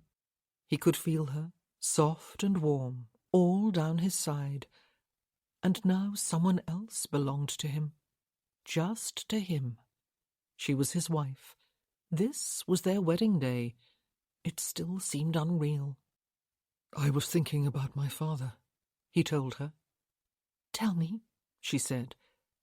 "I think," he said, "I never quite forgave him for dying. It was unnecessary, you see. He neglected a chill because it was more important to him to serve his parishioners than to live for me. I blamed him for that, for loving them more than he loved me. But he didn't. I understand now. He loved everyone. I had a very special place in his heart. I was his son, but that did not mean he loved his flock any the less. He was a man who had a religion. He was a clergyman. More important, though, he lived that religion.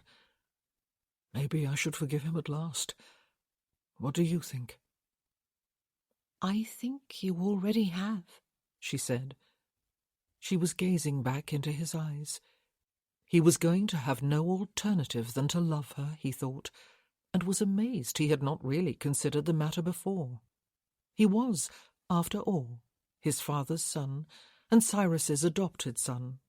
This was a different relationship, a far more intimate one. But she was his wife. This morning he had vowed to love, honour, and keep her. She had given up everything today in order to spend her life with him. She would, God willing, be the mother of his children. Of course he was going to have to love her. He had certainly enjoyed making love to her, and he had been right when he had thought that day at Richmond Park that despite his first impression of her, she might be capable of passion. "Gabriel," she asked him, "what are we going to do about Manley Rochford, and his wife, and Anthony Rochford?" Yes, and there was that. It had been at the back of his mind all day. He had largely ignored it because this was his wedding day. "We," she had said. "What are we going to do?" "I knew he was planning to come here soon," he said. "I was hoping, though, to get there before he left. It would have been easier to confront him there. I waited too long." "Because I wanted a family wedding," she said. "We ought to have married on Tuesday, as soon as you came with the special license." "Even then it would have been too late," he said. "We would probably have passed him on the road.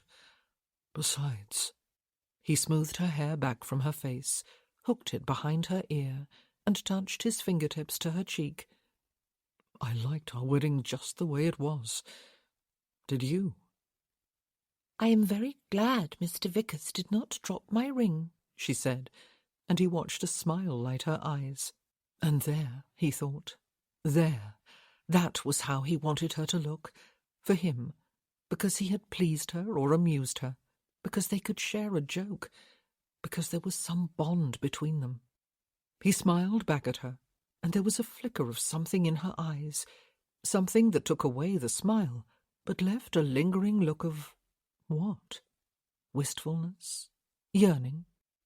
"I liked our wedding," she said, but she had asked a question. "I suppose," he said, "I should call on him, privately. Let him know I am back. Still alive. Give him a chance to leave quietly and avoid embarrassment." "You suppose we should call on him?" she said. His first thought was that he would not expose her to that. But it was for this very thing he had married her, this confrontation with Manley and the return to Brierley. She did not wait for him to answer. "Would he give in that easily?" she asked him. "Or would he have you arrested?"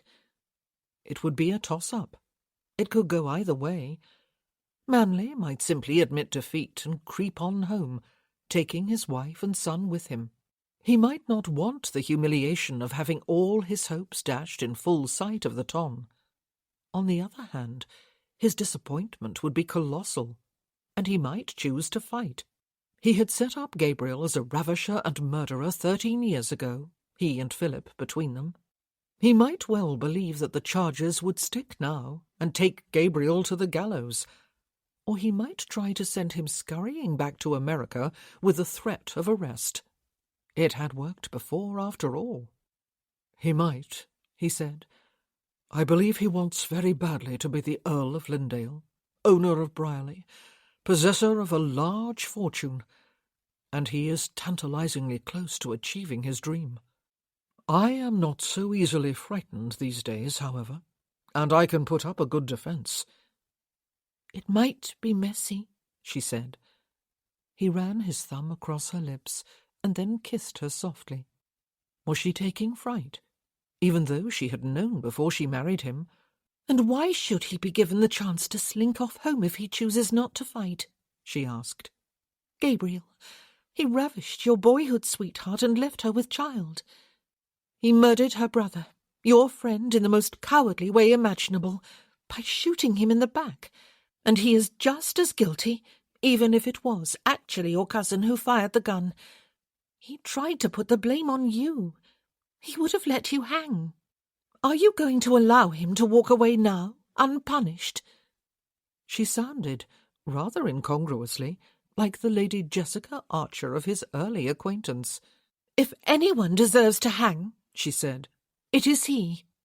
He turned more fully onto his back and draped his free hand over his eyes. "And if anyone deserves to be publicly humiliated, Gabriel," she added, "it is surely Mr. Manley Rochford." He had cut off Mary's allowance without any authority to do so, and was about to turn her out of her home to certain destitution. He had got rid of a number of servants at Brierley, again without any right to do so, and had turned several of them out of their homes. He had not changed in 13 years. Perhaps he had never again ravished anyone, though Gabriel would not wager against it, or shot anyone else in the back. But he was still a sorry excuse for a human being, just as Philip had been. How could they have been related to his own father? "Yes," he said. She moved more fully onto her side then, and spread one hand over his chest. She moved one leg between his. "Gabriel," she said, "what are we going to do?" "We again." "We are going to let things be messy," he said, using her word. "We are going to confront him, Jessie, in as dramatic and as public a way as possible." She lifted her head, and because she could not hold it up comfortably, she came farther over him, bracing herself with both hands on his chest and moving her leg right across both of his. Her hair fell about her face and over his chest. She was smiling, and looking damned irresistible. Looking and feeling. "Where?" she asked him. "And when?" "Ah," he said, cupping her face with his hands. "Those are the questions." "We need answers," she said. "Aunt Matilda and Viscount Dirkson's soiree? You are to play the pianoforte there, are you not? Aunt Matilda is very excited about it. But no, that is not until the end of next week. Anyway, it would not be public enough. What is coming up in the next few days that simply everyone will be attending? Let me think." "There is a masquerade ball on Tuesday," he said. She stared down at him. "The masquerade," she said. "with all the drama of the unmasking at midnight. Oh, Gabriel, it will be perfect. We must find out if Mr. Manley Rochford is going to be there. We must make sure he has sent an invitation, and that he accepts it. Oh, I know. The family committee is meeting tomorrow at Aunt Matilda's. I will go to it. Oh, they are going to love this." "Jessie," he said, frowning a bit.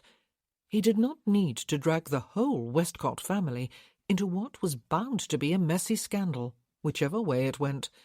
If anything, her family members needed to be warned to stay away from the masquerade. 3 fingers pressed against his lips before he could say more. "Oh, no," she said.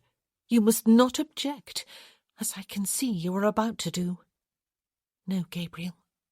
This is why you married me. Because I am an aristocrat myself, and because I have the full force of a very aristocratic family behind me. We can be very formidable when we choose to be." And even when they did not so choose, he thought. "You must not forbid me," she said. "I would have to disobey, and I promised just this morning to obey you. What a foolish part of the wedding service that is. The whole of it was written by men, of course. She looked down at him, and then smiled, sunshine and mischief dancing in her eyes. And then she laughed softly. When you married me, you married into the Westcott family. Now you have to take the consequences. In the meanwhile, he said, I will call upon my lawyer. I may need him. To deal with me? Her eyes were still laughing. She was actually enjoying this, he realized. No, he said. I think I can manage that without his help. Jessie, did I hurt you? I would not want— Oh, but I would, she said, and she slid her hands up his chest and cupped his face with them, bringing her full weight down on top of him, and her face very close to his as she did so. She kissed him. It was an invitation not easily resisted. He did not even try. The news spread quickly, as news always did, that Mr. Manley Rochford, very soon to be the Earl of Lynndale, had arrived in London with his wife. Their son, Mr. Anthony Rochford, had been informed of their arrival soon after he arrived at a ball on Thursday evening. He had left immediately, much to the disappointment of many, in order to welcome them, as any dutiful son would. All three attended church on Sunday.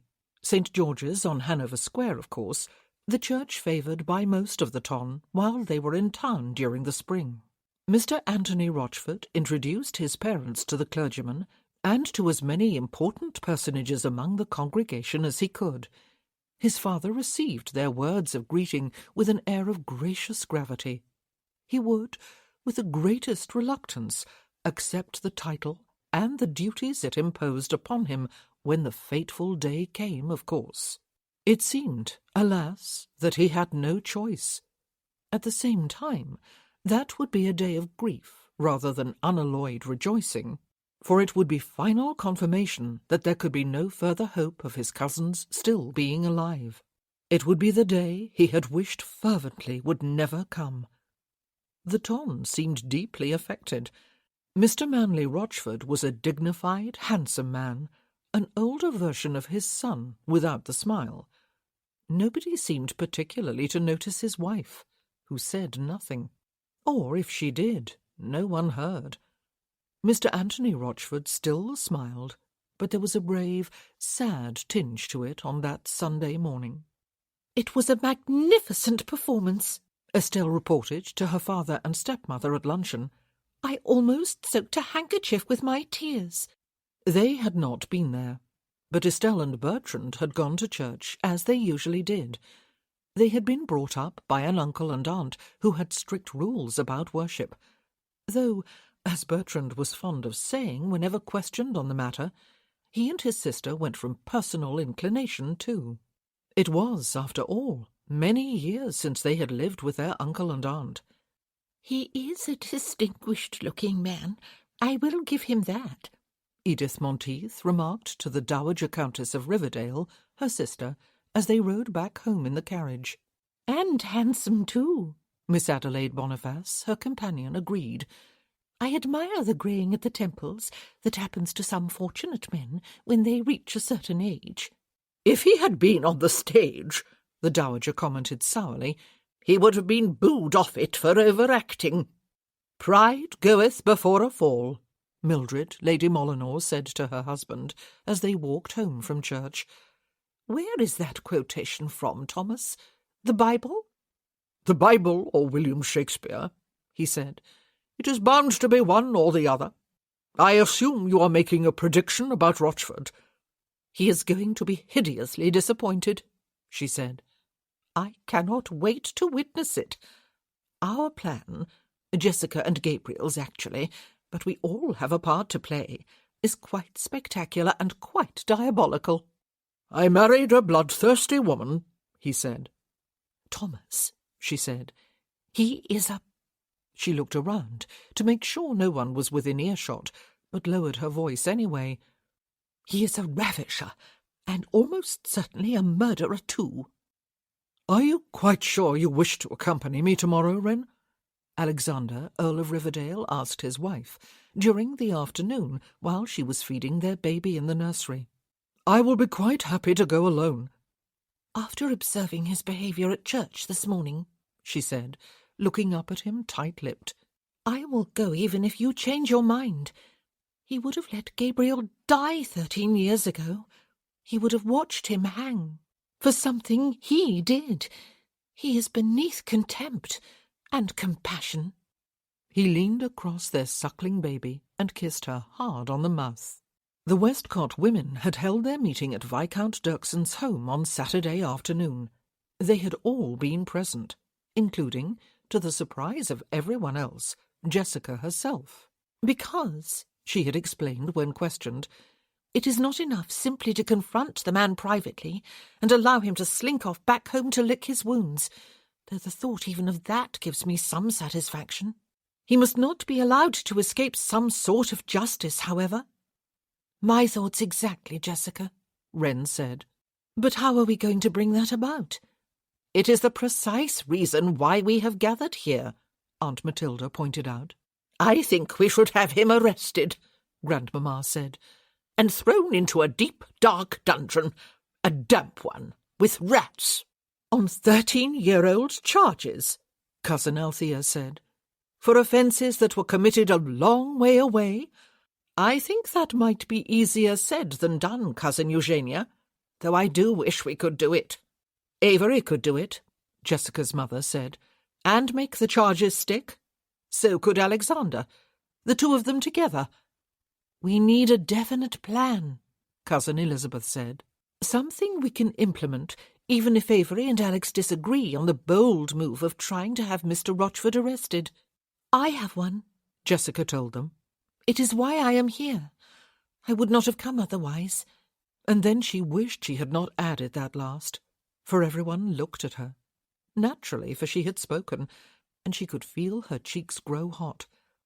She had slept last night, deeply and dreamlessly, probably for several hours, but before and after, well, she probably looked like a dewy-eyed bride the day after, which was precisely what she was. There is that costume ball on Tuesday evening, she continued. I have been looking forward to it ever since I received my invitation. I love masquerades, Estelle cried. And I am not telling anyone what my costume is to be. No one will recognize me in a million years. She laughed. It is bound to be a great squeeze, Aunt Viola said. Everyone loves a masquerade, the respectable kind anyway, and Lady Faraday's is always very respectable indeed. No one sneaks in uninvited there, despite the most impenetrable of disguises. That distinctive invitation card is everything. Are you hoping Mr. Manley Rochford will be there, Jessica, even though he is such a recent arrival in town? That is where all of you come in, Jessica said, glancing about the room. We need to make sure both that he is invited and that he attends. They all gazed at her thoughtfully for a moment. I sense a brilliant plan, Elizabeth said. The unmasking will be a sensation. I suppose it is the unmasking you are picturing as the climactic moment, Jessica? Yes, she said. It will not take care of the meting out of full justice, it is true. We may need another plan for that when the time comes, but it will be a very public humiliation if it is well enough orchestrated. It will be talked about for the next decade. Gabriel and I will take care of that. Oh, Estelle cried. Why should you have all the fun, Jessica? And there she went again, Jessica thought, blushing to the roots of her hair and to the ends of her toes, though that was not what Estelle had meant. They will not, Estelle, Aunt Matilda assured her, sounding quite militant. Not when there will be Avery and his quizzing glass, and Alexander with his magnificent height and looks, and Thomas and Colin, and Marcel and Charles, and Bertrand and Boris and Peter too, and that is to name only the men. Then there will be us, all of which, Grandmamma said, will be worth nothing, Matilda, if Lady Faraday does not send that man an invitation, and if he does not attend the masquerade."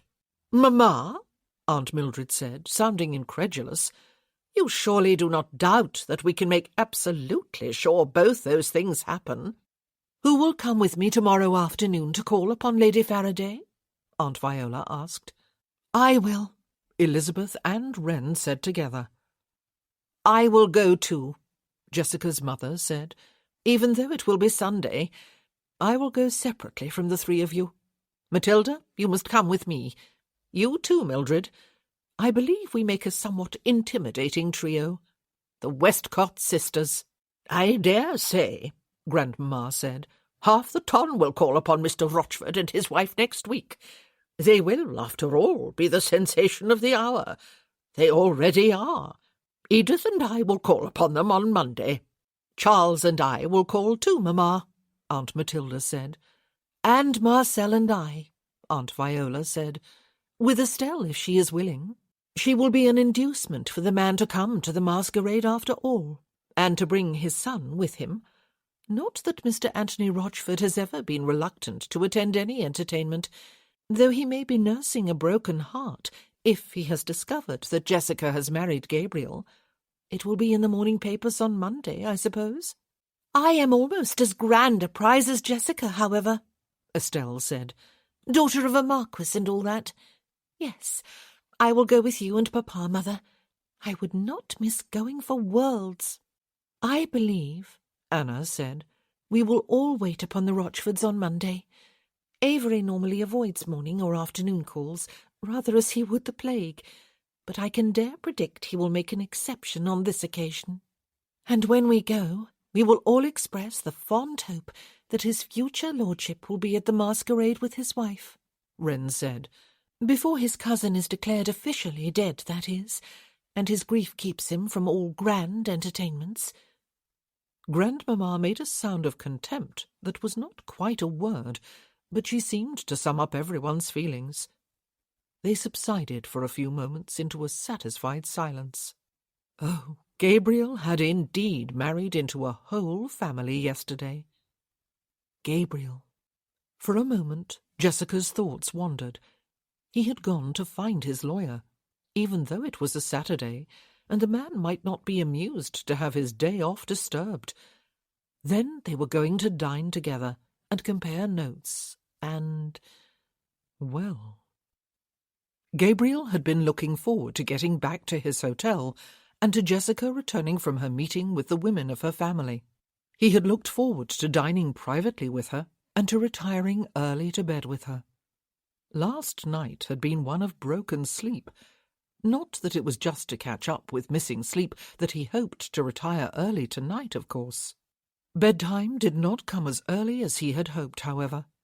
Neither did they end up dining alone.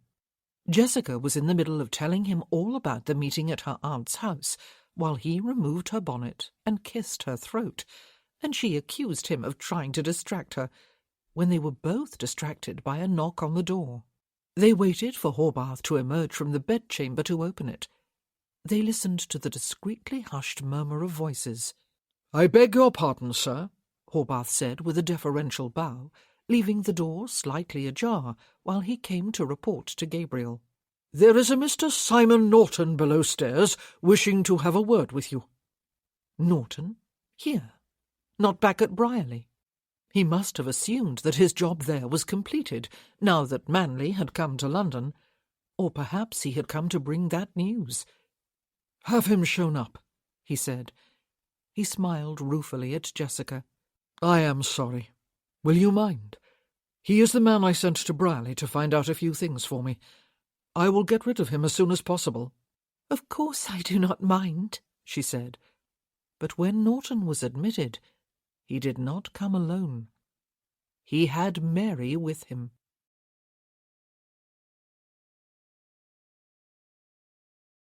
Chapter 19. So this was Mary Beck, the woman for whom Gabriel had come back from America, leaving behind him the life he had made for himself there, his home and his business, his friends and his neighbours. For more than 6 years he had resisted the allure of an earl's title and all the honour and respect it would bring with it, as well as a stately home and estate and a fortune. He had not been interested. He had been happy where he was. She was tiny, perhaps not even quite 5 feet tall. She appeared to have a bit of a hump on her back and one twisted arm. She limped heavily. She wore a long, shapeless coat and no hat. Her hair, a drab mixture of faded brown and grey, was scraped back over her head and sat on her neck in a small, tight bun. She had a long, plain face. She was probably in her 50s, though that was only a guess, and Gabriel had spoken her name with warm affection and bent over her to hug her close. He held her for a long time, his eyes tightly closed, his arms noticeably gentle. "Gabriel, Gabriel," she said, over and over, in a deep, almost manly voice, patting his upper arms. She laughed softly. "Look at you. You are all grown up." The man Jessica assumed was Mr. Norton stood just inside the door, which Gabriel's valet had closed quietly before disappearing back to the bedchamber. "You came all this way?" Gabriel asked rhetorically, moving back far enough to look into her face, though he kept his arms about her. "Mary, what were you thinking?"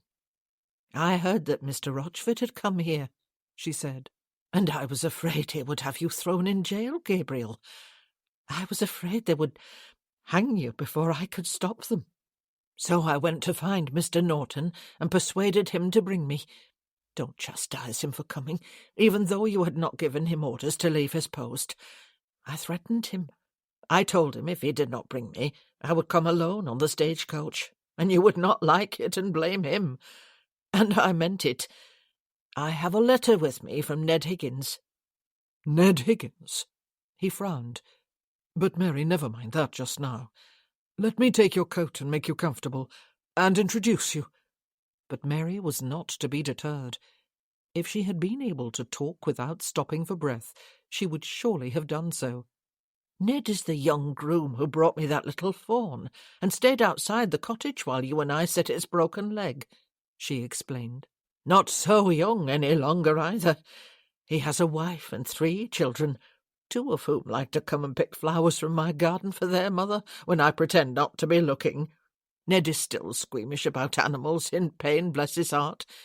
I wrote the letter for him, Gabriel, because he can only barely read and write. I asked Mr. Norton to be there, though, so that he could watch and make sure that I wrote only what Ned said and that I did not prompt him at all. Ned did read it over when I was finished, and then he signed it.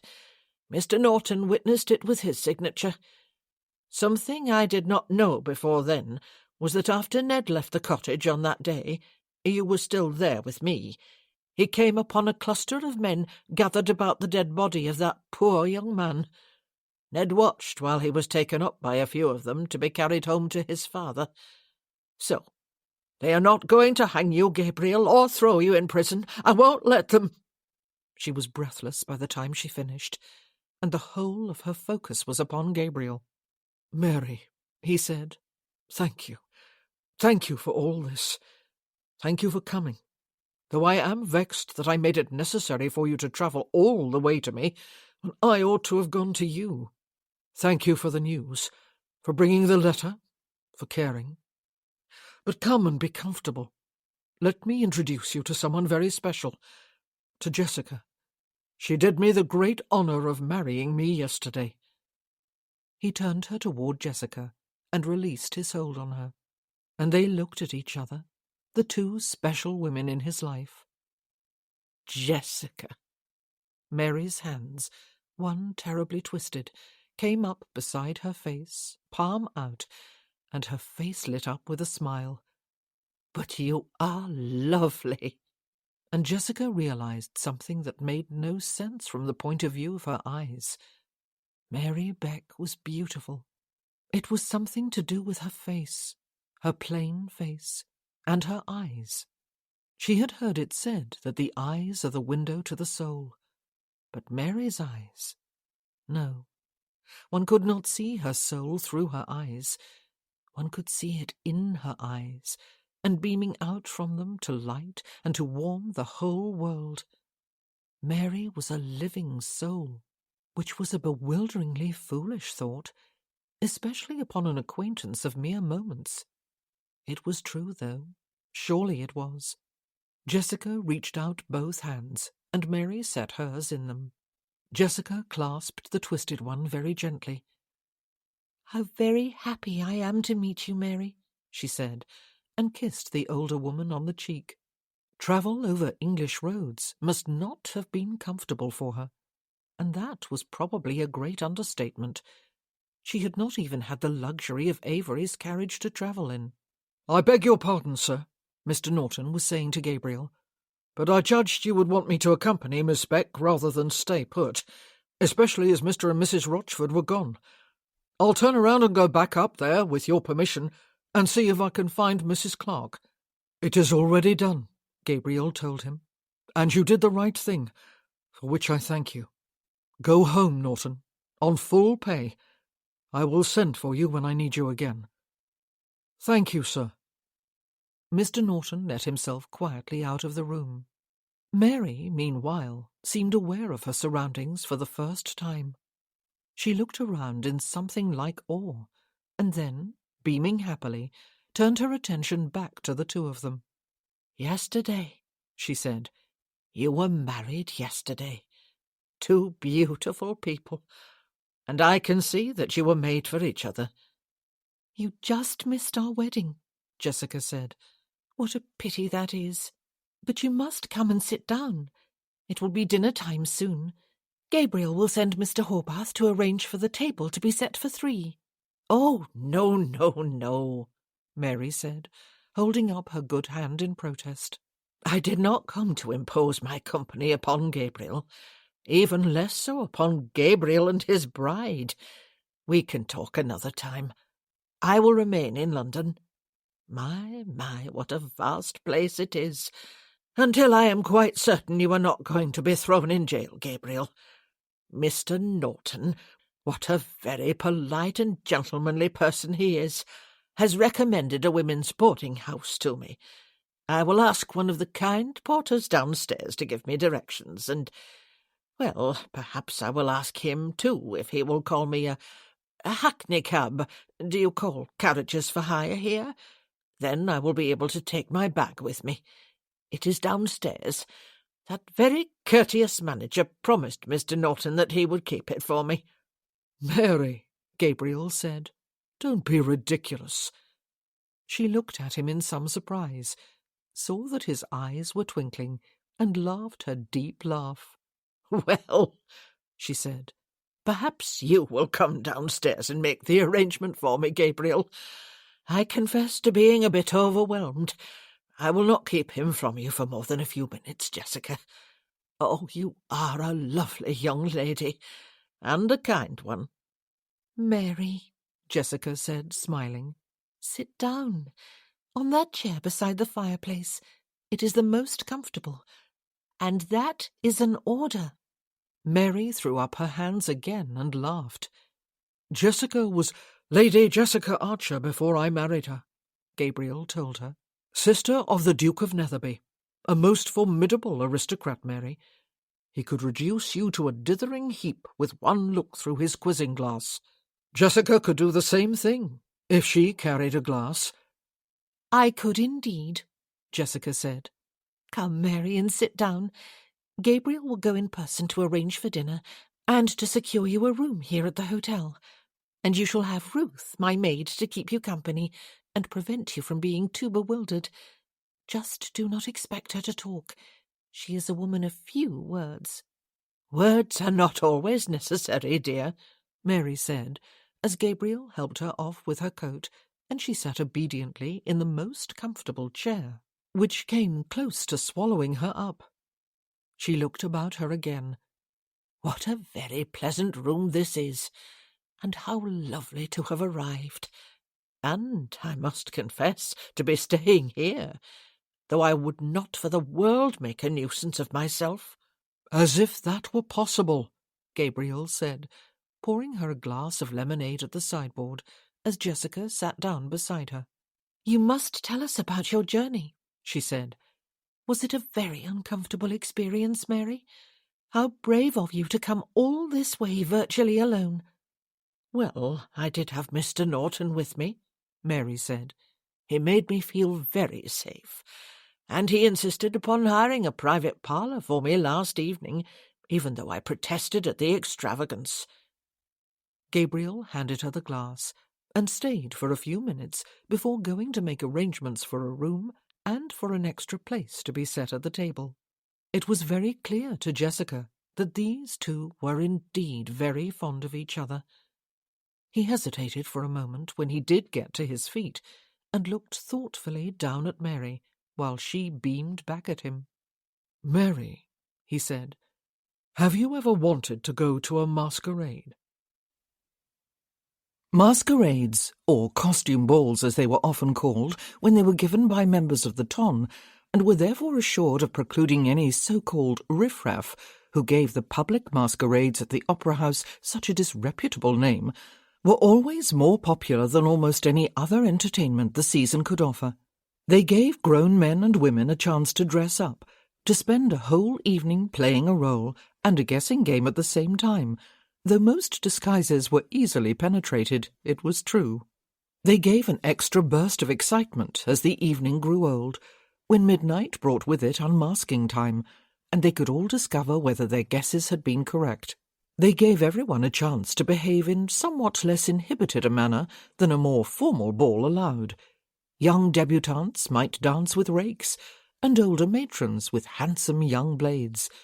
A Roman emperor might take the floor with a milkmaid, and a harlequin with good Queen Bess. Lady Faraday's masquerade ball was looked forward to with even greater than usual anticipation, for Mr. Manley Rochford, so soon to be the new Earl of Lynndale, had made his anticipated arrival in town just in time to attend, and attend he would with his wife. Lady Faraday had confirmed that fact by calling upon them in person the very morning of the ball, following the note she had sent late in the afternoon of the day before. She did not add, when she boasted of this considerable coup to various guests, that she had been urged to do so by no less illustrious personages than the Duke of Netherby and the Dowager Countess of Riverdale, to name but two. Everyone who had not been at St. George's on Sunday was eager to catch their first glimpse of the soon-to-be Earl, and even those who had been there anticipated pursuing a closer acquaintance with so distinguished-looking a gentleman. But there was even more reason for excitement, for the morning papers had carried notice of the unexpected marriage of Mr. Gabriel Thorne, that American gentleman who had so aroused the ton's interest and curiosity over his recent, unexplained return to England after an absence of several years, and he had made nothing short of a brilliant marriage, his bride being Lady Jessica Archer, daughter of the Dowager Duchess of Netherby and sister of His Grace of Netherby. The news would have been sensational enough, even without one additional factor. But there was an additional factor, for it had been generally believed among the ton that Mr. Anthony Rochford, soon to be heir to the earldom of Lynndale, had been in hot pursuit of Lady Jessica, and that she had favoured his suit. And who could have doubted that? The gentleman, even apart from his prospects, was gorgeously handsome. All the ladies were agreed upon it. His smile, and exceedingly charming besides. Again his smile. Yet Lady Jessica had confounded all predictions and married Mr. Thorne, who had rivalled Mr. Rochford in the contest for favourite of the ton, but had never quite equalled him. Mr. Thorne, after all, was not about to become heir to anything, least of all an exalted title, and both men were attending the masquerade. Lady Faraday confirmed it to all who asked. Indeed, several members of Lady Jessica's family, not to mention Lady Vickers, seemed downright eager to pass on the information to anyone who would listen, even to those who had not asked for it. Both men were to attend the masquerade. So was Lady Jessica, of course. Who could resist all the potential drama inherent in a love triangle? How would Mr. Anthony Rochford react to his first sight of Lady Jessica as a married lady? And how would he react to the sight of his rival for her hand, the man who had bested him? And would he recognize them before midnight? Would anyone recognize Mr. Anthony Rochford himself? Even those few people who had accepted their invitations, but had half decided that they would not go to something that was sure to be a sad squeeze, decided that after all they must attend. Lady Faraday's ball had become the most anticipated entertainment of the season. Mary was the only one who needed a heavy disguise, for she was quite a distinctive figure to those who knew her, and presumably Manley and his wife, as well as their son, had seen her a time or two. She rather fancied the nun's costume that was presented for her review among a few other possibilities. It would cover all but her face, from eyebrows to chin, and would enable her to hide her bad arm. Jessica said when Mary tried it on. "Your face is still recognizable, Mary. We must add a mask, just a half one. Full masks are horrid things. It becomes hard to breathe, especially in a stuffy ballroom. Black, I think." She added the mask to Mary's disguise and took a step back. "The bandit nun," Gabriel said, and Mary laughed merrily. "The bandit nun," she said. "I like it. May I choose this costume, Jessica?" Surprisingly, very surprisingly, her face had lit up with delight when Gabriel had asked if she had ever wanted to go to a masquerade, and when he had explained to her what the plans were for Lady Faraday's ball, she had first looked very serious, and then had lit back up and looked like an excited child in anticipation of a treat, seated as she had been in that chair, which was many sizes too large for her. Her feet did not even reach the floor. "Provided I will not have anything to do except sit and watch until after midnight," she had said, "I will do it. Will I be able to wear a costume?" "It is imperative that you do," Gabriel had told her, and she had smiled from him to Jessica and looked very pleased indeed with the world. "You will be quite safe, Mary. I will see to it." "I know you will," she had said. "What an adventure I am having. Did I tell you that Ned and his elder son are staying at my cottage to look after my animals until I return? They are very kind. So is Ned's dear wife for allowing him to do it." "Do you wonder that I love her, Jessie?" Gabriel asked that night, when they lay in bed, relaxing after making love. Perhaps it was not the wisest thing to say of another woman to one's brand-new wife. "I do not," she told him. "I think, Gabriel, she must be an angel. And what a foolish thing to say. How embarrassing." She laughed. "But she must be." He turned onto his side and kissed her. Hard. And for perhaps the first time since returning to England, he was consciously glad he had come. Even with all the challenges ahead, he was glad. Gabriel chose a black domino for his costume, with a black half-mask. It was neither an imaginative nor a very effective disguise, but that would not matter.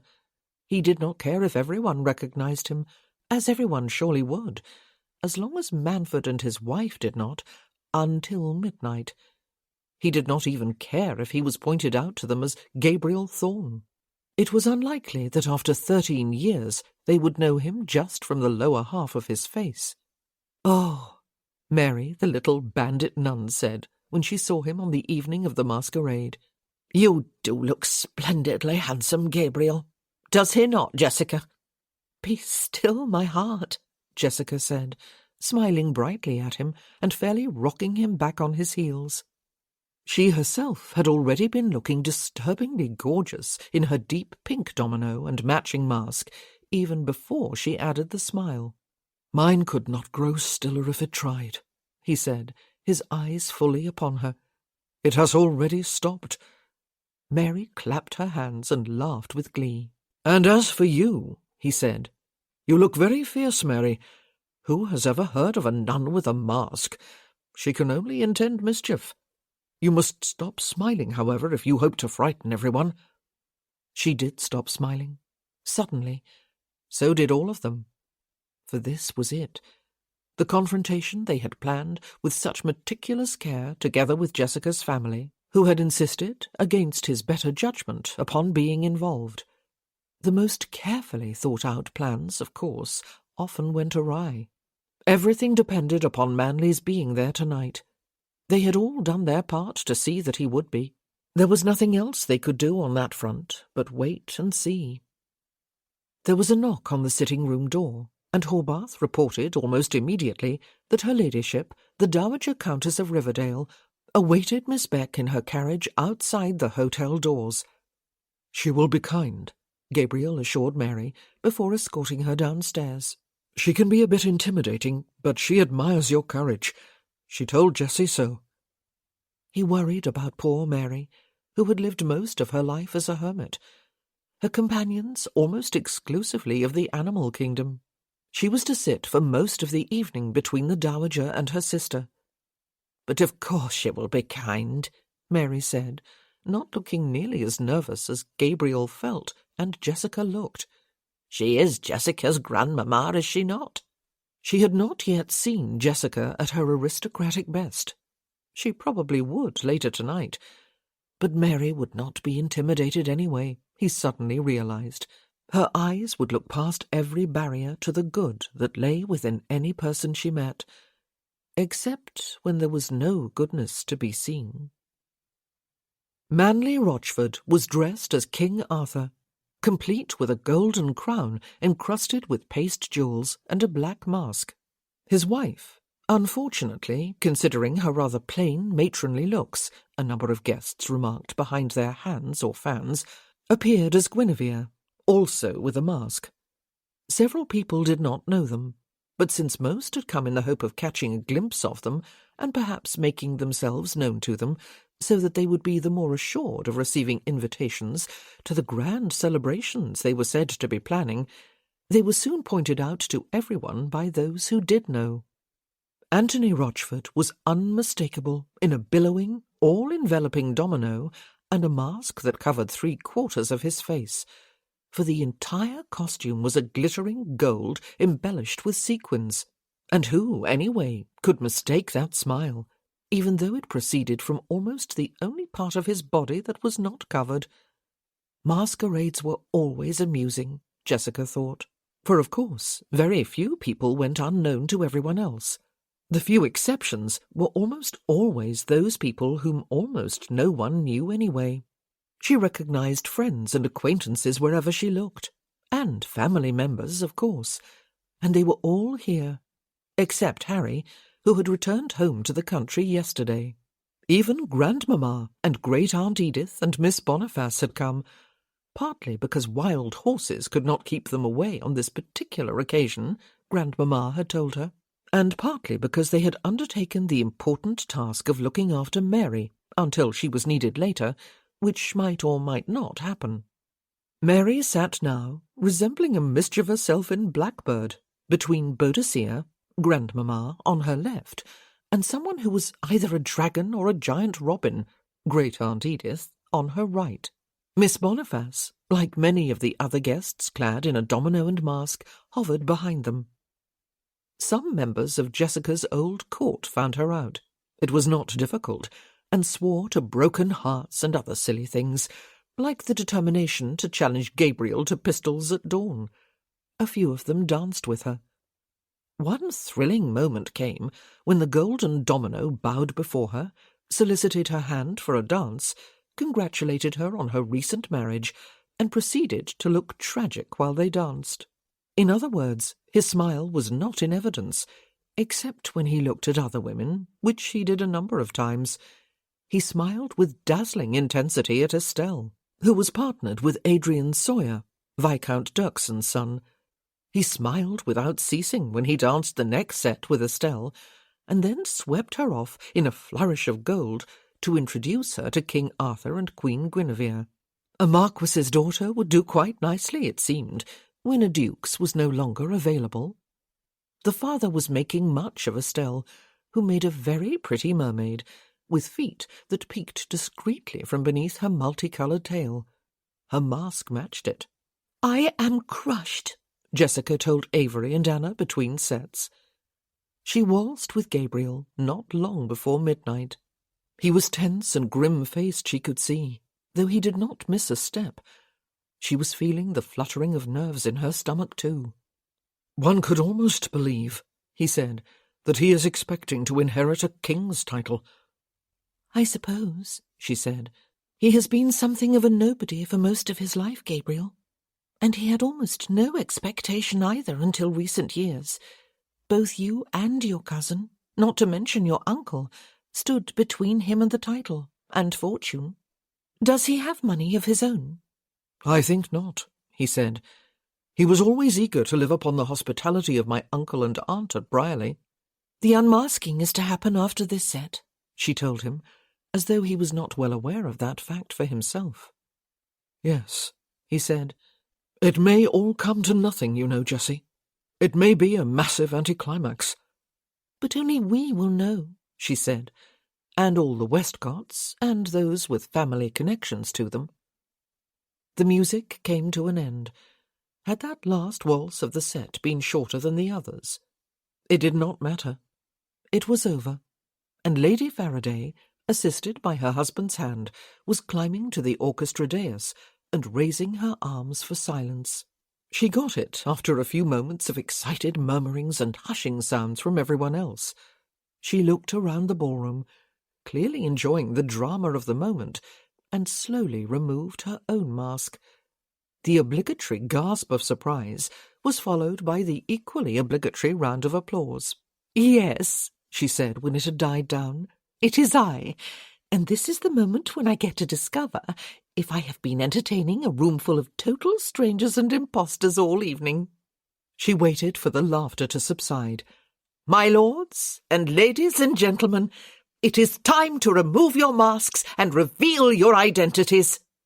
There was a great deal of noise and laughter as everyone complied and looked around at one another and pretended astonishment at discovering acquaintances they had not identified until that precise moment. Manley Rochford, as they had hoped, aroused particular interest, now that everyone could admit to knowing who he was, and he was standing, conveniently enough, almost in the centre of the ballroom. Well-wishers gathered about him to shake his hand or to curtsy. He smiled graciously upon them all, a rather handsome King Arthur without his mask. His son, still glittering even without his mask, stood smiling at his right hand while his wife hovered at his left. Gabriel looked steadily at Jessica and offered his arm. They approached that most dense group of guests together, and a pathway opened before them. Perhaps because the space had been occupied by Avery and Anna, Elizabeth and Colin, Alexander and Wren, Boris and Bertrand, and Sir Trevor and Lady Vickers. Manley Rochford looked graciously upon the two of them, prepared to receive their homage. "Hello, Manley," Gabriel said.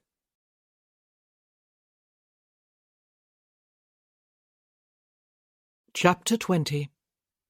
Manley looked somewhat startled at being so familiarly addressed. His smile faltered for a moment, but he nodded graciously at them both. "Mr. Thorne, Papa," Anthony Rochford said. "I have told you about him. And Mrs. Thorne, Lady Jessica Thorne." "Ah, yes." Manley's eyes rested upon Jessica. "I understand congratulations are in order. And Mr. Thorne." He made them a slight bow. "Gabriel Thorne," Gabriel said. "How are you, Manley?" Manley frowned in puzzlement. "Do I know you?" he asked, and Gabriel saw the beginnings of unease in the man. "A long time ago," he said. 13 years ago and more." He was very aware of Jessica's hand on his arm. He knew, though he did not turn his head to look, that since removing her mask she had become the cool, poised, aristocratic Lady Jessica. He was aware, too, that the loud sounds of merriment that had succeeded the unmasking were dying down slightly in their immediate vicinity. Manley's handsome face, framed by becomingly greying hair, upon which sat a jewelled crown, had paled. His jaws had clamped together, to prevent him from gaping, perhaps. A definite quiet had fallen upon the crowd around them now, and Gabriel sensed that other people were drawing closer to see what was happening. "It cannot be." The words barely passed Manley's lips. "No." "But yes," Gabriel said, "it can be, and it is." Manley's wife set her hand on his arm. Gabriel could not for the life of him remember her name. She had always been a shadowy figure, along with Philip's wife. And his aunt, too. Women were not highly regarded by most of the Rochford men. "Manley," she said, her voice noticeably shaking. "He is Gabriel." Manley shook off her arm with open impatience. His nostrils flared, his eyes blazed. "You are dead. This man is an impostor." He pointed a finger at Gabriel and took one wild look about the crowd, as though searching for an ally. "Marjorie, we are leaving." Marjorie. That was her name. "Papa," Anthony Rochford said. "this is Mr. Thorne, the man from America I told you about." "Mamma?" "Actually," Gabriel said, without taking his eyes off Manley, and he knew now that he had a rather large and avidly listening audience of the cream of society, "I was born with the name Rochford. Gabriel Rochford. I kept that name until I sailed for America 13 years ago." The reaction was worthy of any melodrama. There was a gasp, followed by loud murmurings, followed in turn by frantic shushing noises. "Papa?" Anthony Rochford sounded close to panic now. Manley ignored him. He was having a bit of an onslaught of panic of his own, Gabriel guessed, but he mastered his emotions with a visible effort. He thrust back his shoulders and continued to point a now shaking finger at Gabriel. He looked rather magnificent, actually, with his crown glinting in the candlelight from the chandelier overhead. All he needed to complete the picture was Excalibur clutched in his hand.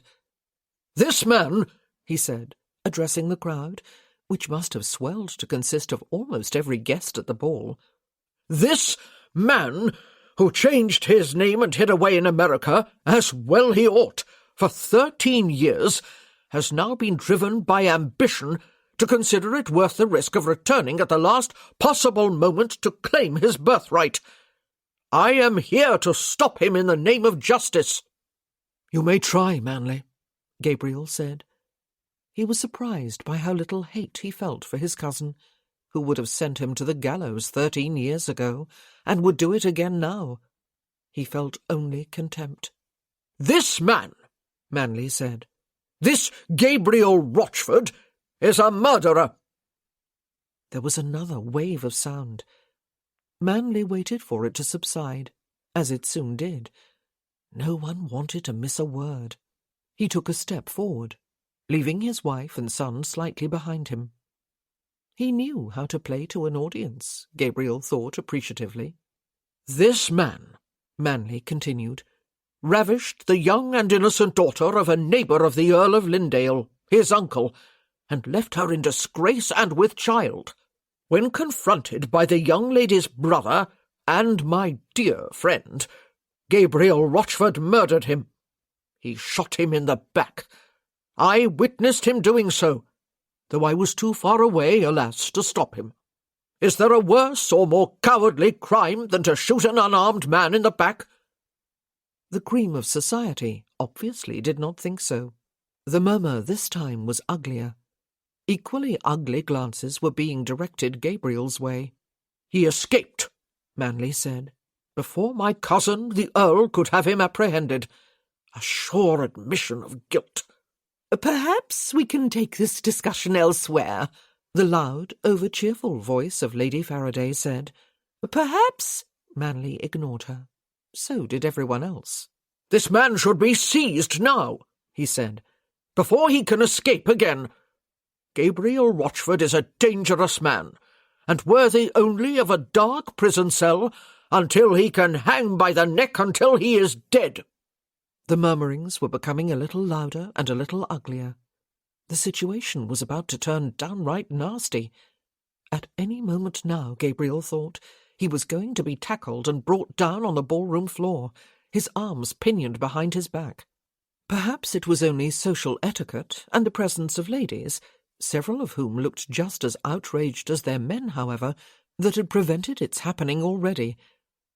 "I find it a little strange, Manley," Gabriel said, and the need to hear what he had to say outweighed the urge to prevent him from fleeing. Silence fell almost immediately.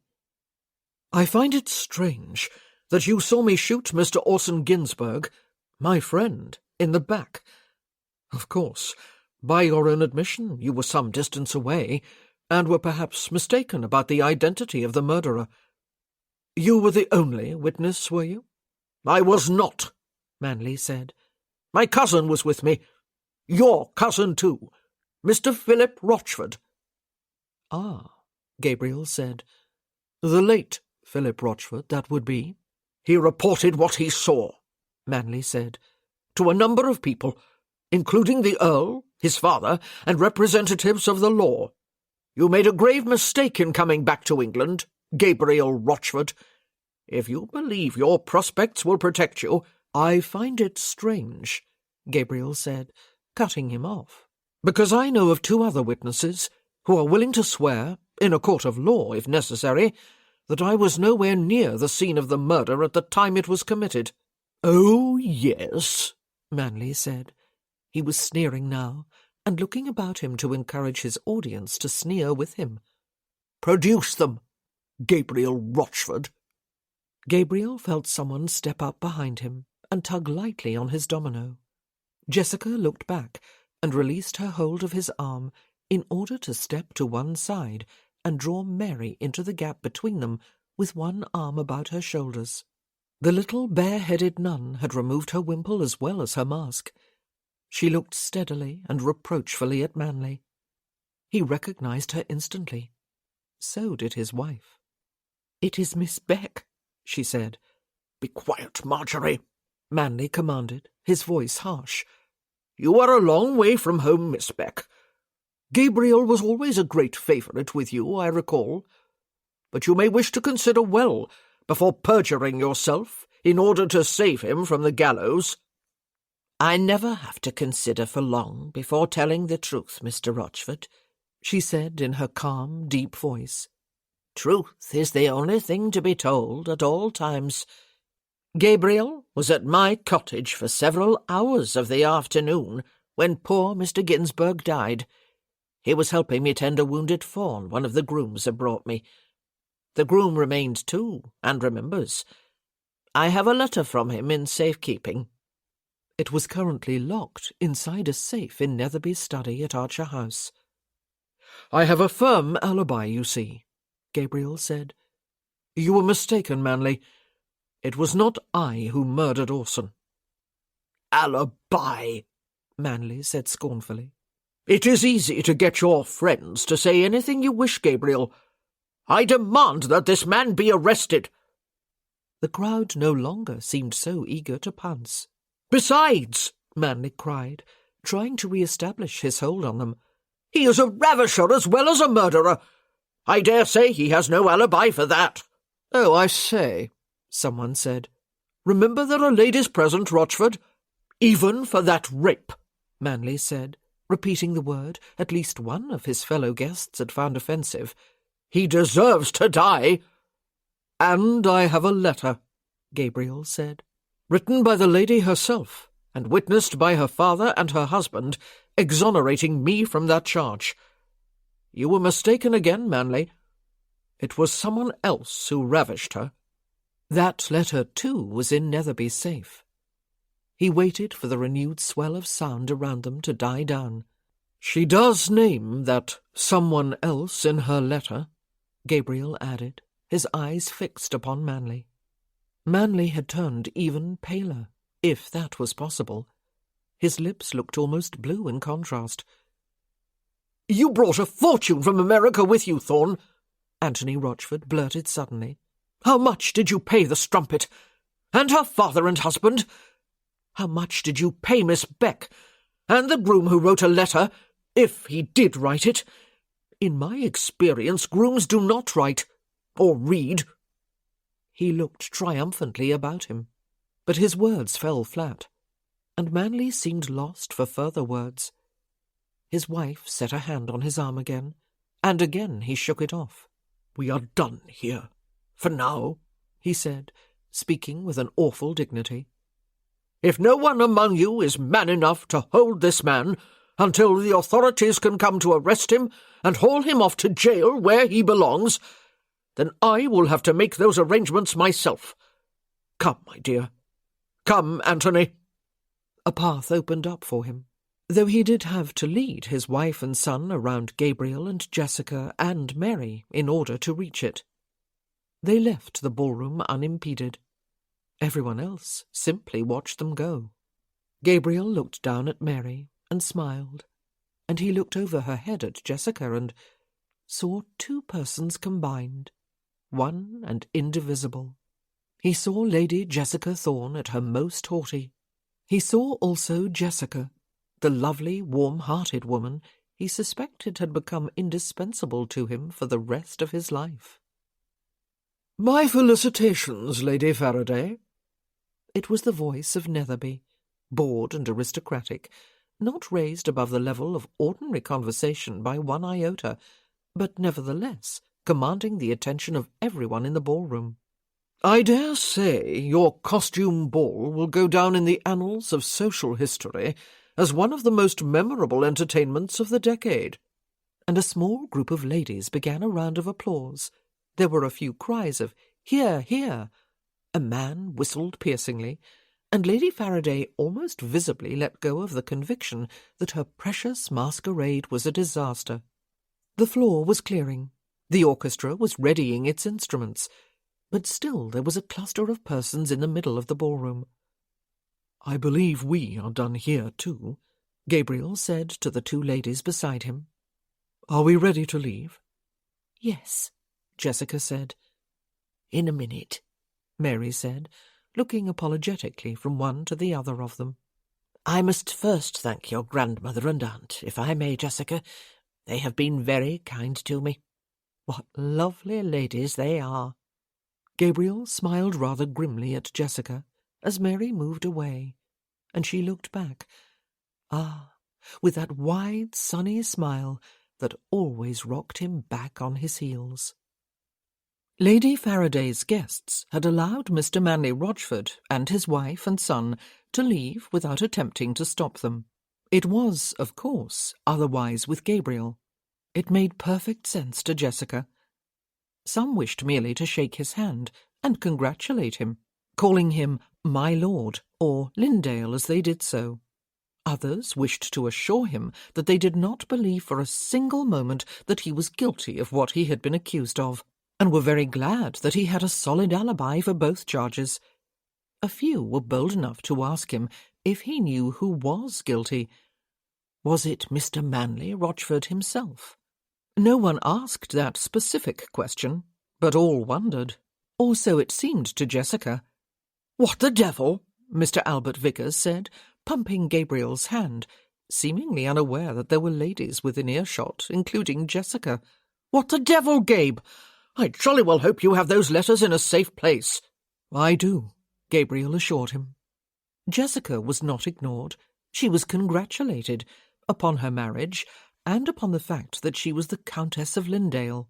She was assured that no one believed any of those nasty things Mr. Rochford had said about the Earl, her husband. Predictably, a few people told her they had not really liked or trusted the man from their first sight of him at church on Sunday. The orchestra was poised and ready, and Lady Faraday was looking a bit anxious again. Finally, Gabriel drew Jessica's arm through his, and they were able to leave the ballroom to rather embarrassing applause. Alexander was waiting outside the ballroom doors with Mary. "Tomorrow morning, then," he said, "in a private dining room at your hotel. The arrangement has not changed." He and Avery were planning to meet Gabriel for breakfast tomorrow morning, to assess what had happened tonight, to discuss what ought to happen next. Gabriel had been unwilling to make plans for the latter ahead of time. They had had no way of knowing how their plans for the ball itself would turn out. "I have reserved a room," Gabriel told him, shaking his hand. "I appreciate the support, Riverdale. even though I am such a new member of the family." Alexander grinned. "We thrive upon such crises," he said. "I hope you reserved a largish room. I suspect Wren and Anna will insist upon coming too, and I would not bet against a few others. Jessica, for example." He turned to her and hugged her tightly. "Thank you, Alexander," she said. "You look very impressive as Alexander the Great." He laughed, and finally they left. Mary, seated beside Jessica on one carriage seat, while Gabriel sat with his back to the horses, was very quiet. "You were tired, Mary?" Jessica asked her. "I believe," she said, "I could sleep for a week if no one disturbed me. What will happen to him, Gabriel?" "I am not sure," he told her. "It is what will be discussed at tomorrow's breakfast meeting. I suppose, Mary, you feel sorry for him." She thought about it in her serious, quiet way. "We diminish ourselves too," she said at last, "when feeling sorry for someone who has done a dreadful wrong leads us to excuse him and simply hope he will mend his ways. Feeling sorry for someone, but acknowledging that justice ought nevertheless to be done, is more appropriate to moral beings. Yes, Gabriel, I feel sorry for him, and I feel real sorrow for his wife and his son, who appears vain and occasionally callous, but is perhaps not really vicious. For Manly Rochford, I feel pity and hope for justice. It breaks my heart." "Even though he was intent upon making you homeless and destitute?" Jessica asked. "Even though," Mary said, patting her hand. None of them said anything else during the ride home, for the present at least, being a hotel. They both saw Mary to her room, which was close to their suite. Ruth was waiting for her inside. "My dear Ruth," Mary was saying, as Gabriel was closing the door, "you ought not to have waited up so late just for me. You must lie down on that truckle bed right away. I hope it is comfortable." The first thing Gabriel did when they stepped inside their own suite was to summon his valet from his bedchamber and dismiss him for the night. He went with a respectful bow and a murmured good night.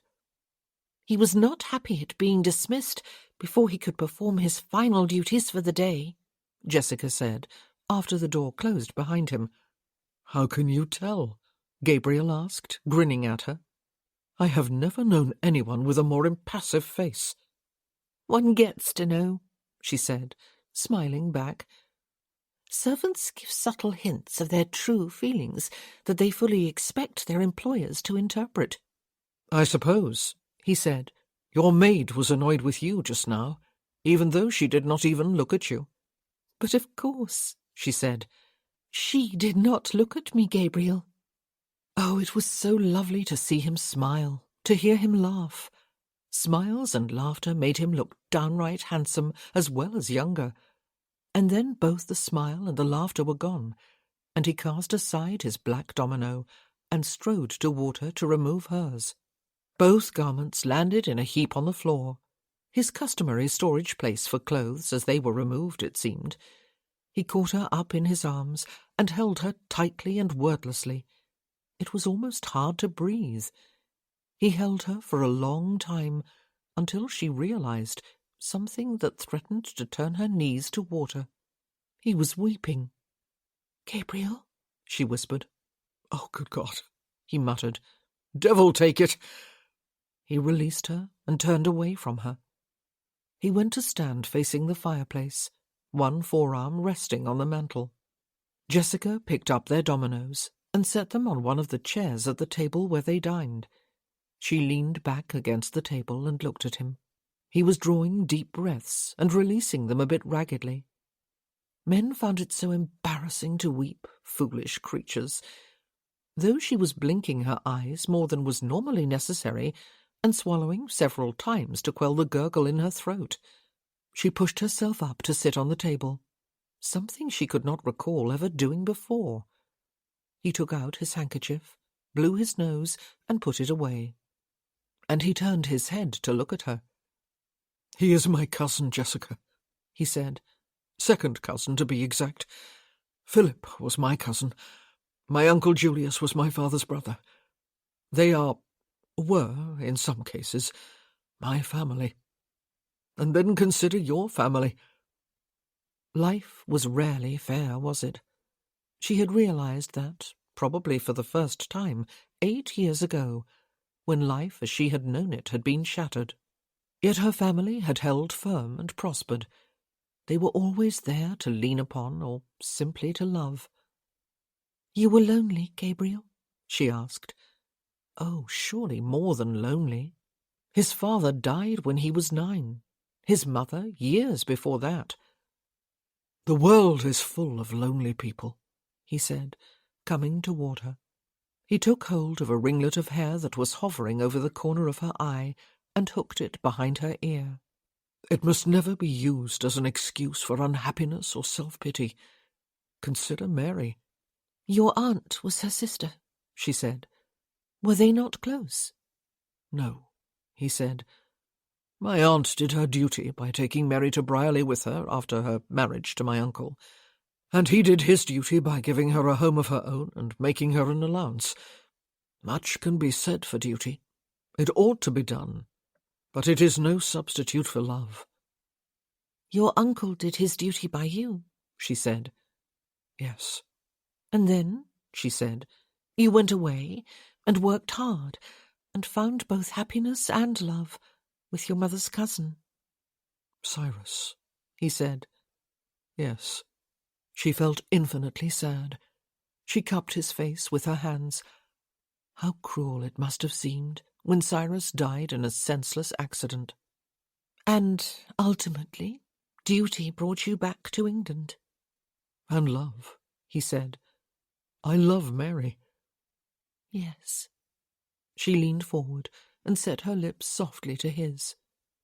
He did not immediately respond, though he did not draw back his head either. "And now," she said, "you love everyone else at Brierley, all those who are suffering from having had Manly Rochford there for a while." "I did not know," he said. "I ought to have. I have been derelict in my duty." "But not any longer," she said. "You must not be hard on yourself, Gabriel. You had duties in Boston too. You dealt with those by leaving your friend in charge, confident that he will carry your legacy forward. Now you will solve this problem, and you have already started. Manly will no longer be there, and you and I will. I will be there by your side. It is why you married me." "Jessie," he said, "that is not—" She set a finger across his lips. "And it is why I married you," she told him. "Duty and—" "Love," he said. Ah, but she did not want to load that sense of guilt upon his shoulders. "Affection," she said. "You feel some for me. I know you do. And I feel some for you. It is a start, Gabriel. It is a very good start." "Yes," he said, and they gazed at each other. What was the difference, she wondered, between affection and love, or between desire and affection and love? What did she feel for her husband? What did he feel for her? But did it matter by what name it was labelled? It just was. His hands came to her hips then, and his mouth returned to hers, but open and hungry this time, and hot. Oh, so hot. He was hot, whatever that meant. Words again. Words could be so stupid, stupidly inadequate. So could thoughts. Begone, then, thoughts. His mouth was devouring hers. His tongue was deep in her mouth and sending trails of tingling heat right down inside her to her toes, though it concentrated about her womanly parts, those she had discovered on the bed in the next room during the past few days and nights. But mouth and tongue were not sufficient, not by half. Oh, he was raising her evening gown, none too gently, and he lifted her above the table for a moment so that he could raise it up and, after he had dealt quickly with the buttons at the back, all the way off her body to be tossed to the floor, Her stays followed in short order, and then her shift. He did not touch her evening slippers or her silk stockings and the garters that held them up. He shrugged out of his evening coat, with a bit of help from her, and his waistcoat and neckcloth. He tugged at his shirt and pulled it up and off his head to join everything else on the floor. He dealt with the buttons at his waist, but did not remove his breeches. His mouth ravished hers almost the whole time, and then she realized, oh goodness, he was not going to take the time to carry her into the bedchamber. He was going to, right here, right now. His hands came to her naked hips again and pulled her to the edge of the table. She wrapped her legs about him, and he thrust hard into her. The table squeaked as he worked in her. The sound got all caught up with the eroticism of the moment, that and the rhythmic sound of the wetness of their coupling. It was unbearably painful, unbearably sweet, unbearably. Her forehead came to rest on his shoulder as she shuddered, and then shuddered again and again, before floating downward from... Well, there went the stupidity of words again. There never were any for the truly important things. She floated downward. He was still pulsing and throbbing inside her, though he was still, and she knew he was finished. And he was hot. There was really no other word that came close to describing what he was as a lover. "I am so sorry, Jessie," he said. He was still inside her. He sounded breathless, as well he ought. She raised her head and looked into his dark blue eyes. They were heavy-lidded with the aftermath of passion. "If you really mean that, Gabriel," she said, "I am leaving you in the morning and going home to Archer House." He smiled slowly at her. Oh, that smile!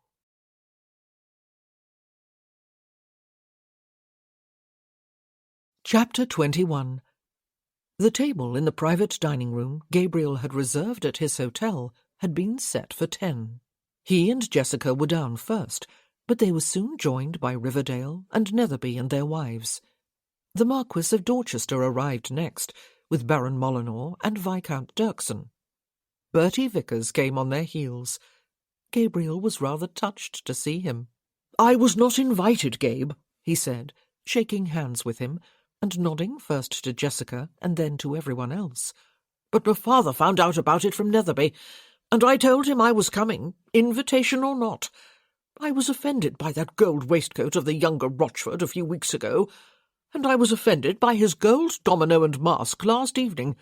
Sequins on a man, for the love of God!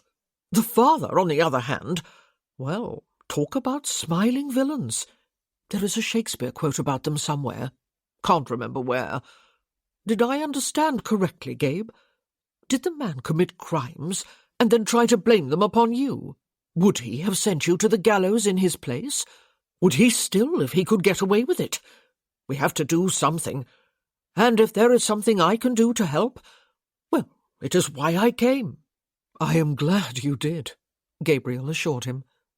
No one else came, though all the younger men of the Westcott family and a number of the women had apparently wanted to, but they had been persuaded to remain at home. So 10 settings were exactly enough. The English aristocracy was a remarkable breed, Gabriel discovered over the next half-hour, while they partook of a sumptuous breakfast. The hotel cooks and kitchen staff had probably been up half the night preparing it, he guessed with a twinge of guilt. They conversed easily, and with apparent interest on a number of topics, which ranged from politics to foreign affairs, from the newest books and pamphlets to the opera, from the state of the crops on their various estates to, yes, the weather. Anyone listening in, as the manager and waiters no doubt did, as they carried in an endless supply of food and removed plates and dishes and poured coffee, would have assumed that this was a mere social gathering. It was not until the table had been cleared of all except their coffee cups and the cream and sugar and a large pot of fresh coffee that they got down to business. "First things first," Riverdale said. Those papers are locked up in the safe in your study, Netherby? I can safely report, Netherby said, that they are quite perfectly safe in the safe. Bertie smirked, and Dirksen chuckled. And Miss Beck and the groom from Brierley, Ned Higgins, I believe, are prepared to testify in a court of law if necessary, Lindale? Riverdale asked. And Mrs. Clark? I would not allow Mrs. Clark to be called in person as a witness, Gabriel said. Her letter, witnessed by her father and her husband, will have to do. Yes, Jessica said. I agree. Oh, Anna said, and so do I. One knows very well what would happen if she were dragged into court. Soon everything that happened would be her fault. Netherby's well-manicured, beringed hand covered hers briefly on the table, Gabriel noticed. Mrs. Clark's letter, in her own handwriting, I assume, Lindale? The Marquis of Dorchester began, and paused, eyebrows raised. Gabriel nodded. And witnessed by her male relatives, Dorchester continued, is surely proof enough, first, that Lindale did not ravish her or father her child, and second, that Manley Rochford did, by overpowering her and proceeding without her consent. You are safe on that charge. On the second you are safe too, since you have an alibi, to which 2 witnesses are prepared to testify. But is there any proof that Manley Rochford committed the murder? It was almost certainly either Manley or Philip Rochford, my cousin, Gabriel said. He died 7 years ago. Hence my title and my return to England. His version of events died with him, though both he and Manley swore to my uncle that they had seen me commit the crime. Both joined him in urging me to flee. Perhaps they were afraid their story would not hold up in court. But I am afraid probability would not bring a conviction in court. There were no other witnesses that I know of, and therefore there is no proof beyond all reasonable doubt that one or the other of them shot Orson Ginsberg in the back. And so, Wren said, even if he can be convicted on the one charge, on the other he cannot be, which is exactly why we all came here this morning, Gabriel. If justice is to be meted out, or an approximation of justice, then it must be done in a different way. A bloodthirsty wife you have there, Alexander, Molyneux said, but he was nodding approvingly at her. I like to see justice done, Uncle Thomas, she told him. Not only is Mr. Manley Rochford a ravisher and a murderer, but he is also willing to commit a second judicial murder by framing Gabriel and sending him to the gallows. He must not be allowed to creep home, his only punishment being his disappointment over not gaining the earldom. And he is still the heir to that earldom. You had better watch your back, Gabriel. You are so very right about everything, Wren, Anna said. Hear, hear, Bertie said. Will he creep back home? He had not made any move to do so up to the time we came here, Netherby said. My man outside his house and the one outside his carriage house had a tedious night. So did the mysterious stranger, who also had an eye on the house. Stranger? Gabriel frowned. Alas, Netherby said, my man was unable to identify him when he spotted him, and then he disappeared, or seemed to. We are on it, Riverdale assured Gabriel. What I would like to do at the very least, with apologies to the ladies, Gabriel said, is pound Manley Rochford to a pulp. Bertie, will you serve as my second? Jessica, he noticed without actually turning his head in her direction, clapped both hands over her mouth. It would be my pleasure, Gabe, Bertie assured him. You are right about this not being appropriate for the hearing of ladies, Dirksen said. Remember that Rochford would have the choice of weapons if you were the challenger, Lindale. Women, Charles, Anna said, are not such delicate creatures as men believe. But surely there is an alternative. Duels are not the answer to everything. They are not, Anna, Dorchester agreed. Unfortunately, they are the only answer to some things. How good are you with a pistol, Lindale? Molyneux asked. That was when Jessica's forehead thumped onto the table. narrowly missing her coffee cup. She had fainted. By the time Jessica returned to full consciousness and convinced Ruth that she had no intention of being an invalid for the rest of the day, or even for one more minute, Gabriel was no longer in their suite of rooms. Apparently, the breakfast meeting was over, and everyone had dispersed. It seemed a little suspicious to her that neither Anna nor Wren, at the very least, had insisted upon coming with her when Gabriel apparently had carried her unconscious form upstairs. It was also very suspicious that he had not remained himself to hover at her bedside. Instead, he had disappeared the moment she stirred, but before her mind was clear enough to allow her to do anything constructive with her consciousness, like make him swear upon his most sacred honour that he would not be fighting any duels. When Ruth had finished tidying her dress and repairing the damage to her hair, Jessica stepped into the sitting room and found Mary waiting quietly for her there. "Mary, do you know what's happening? Gabriel has gone out to find Manley Rochford and challenge him to a duel and shoot him," Jessica cried, in a voice that sounded frantic even to her own ears. "But instead, he is the one who will end up shot. I have to go out and find—" "Now, dear, calm down. Gabriel had to go out on some quick business," Mary told her, sounding infuriatingly calm. "Just some very tedious business of the sort men always have to see about. He will be back here before we are, I dare say." "Before we are?" Jessica asked, determinedly ignoring the buzzing in her ears. She was not going to faint again. How very humiliating that she had done so earlier, and in front of half her family, who would by now have carried the delightful news home to the other half. Anna and Wren had behaved like warriors during that meeting, while she had fainted. But it was not their husbands who were about to have their brains blown out. "Well, Jessica," Mary was saying, smiling, "your dear grandmamma and her sister are taking me out to show me the Tower of London and Westminster Abbey, and then we are going to a tea shop, which is apparently very fashionable, and you are to come with us. This is such a treat for me.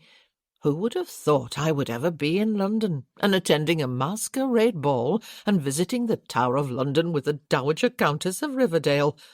All my animals will be very impressed indeed when I tell them about it." "Mary," Jessica said, sitting down on a sofa before she could fall down.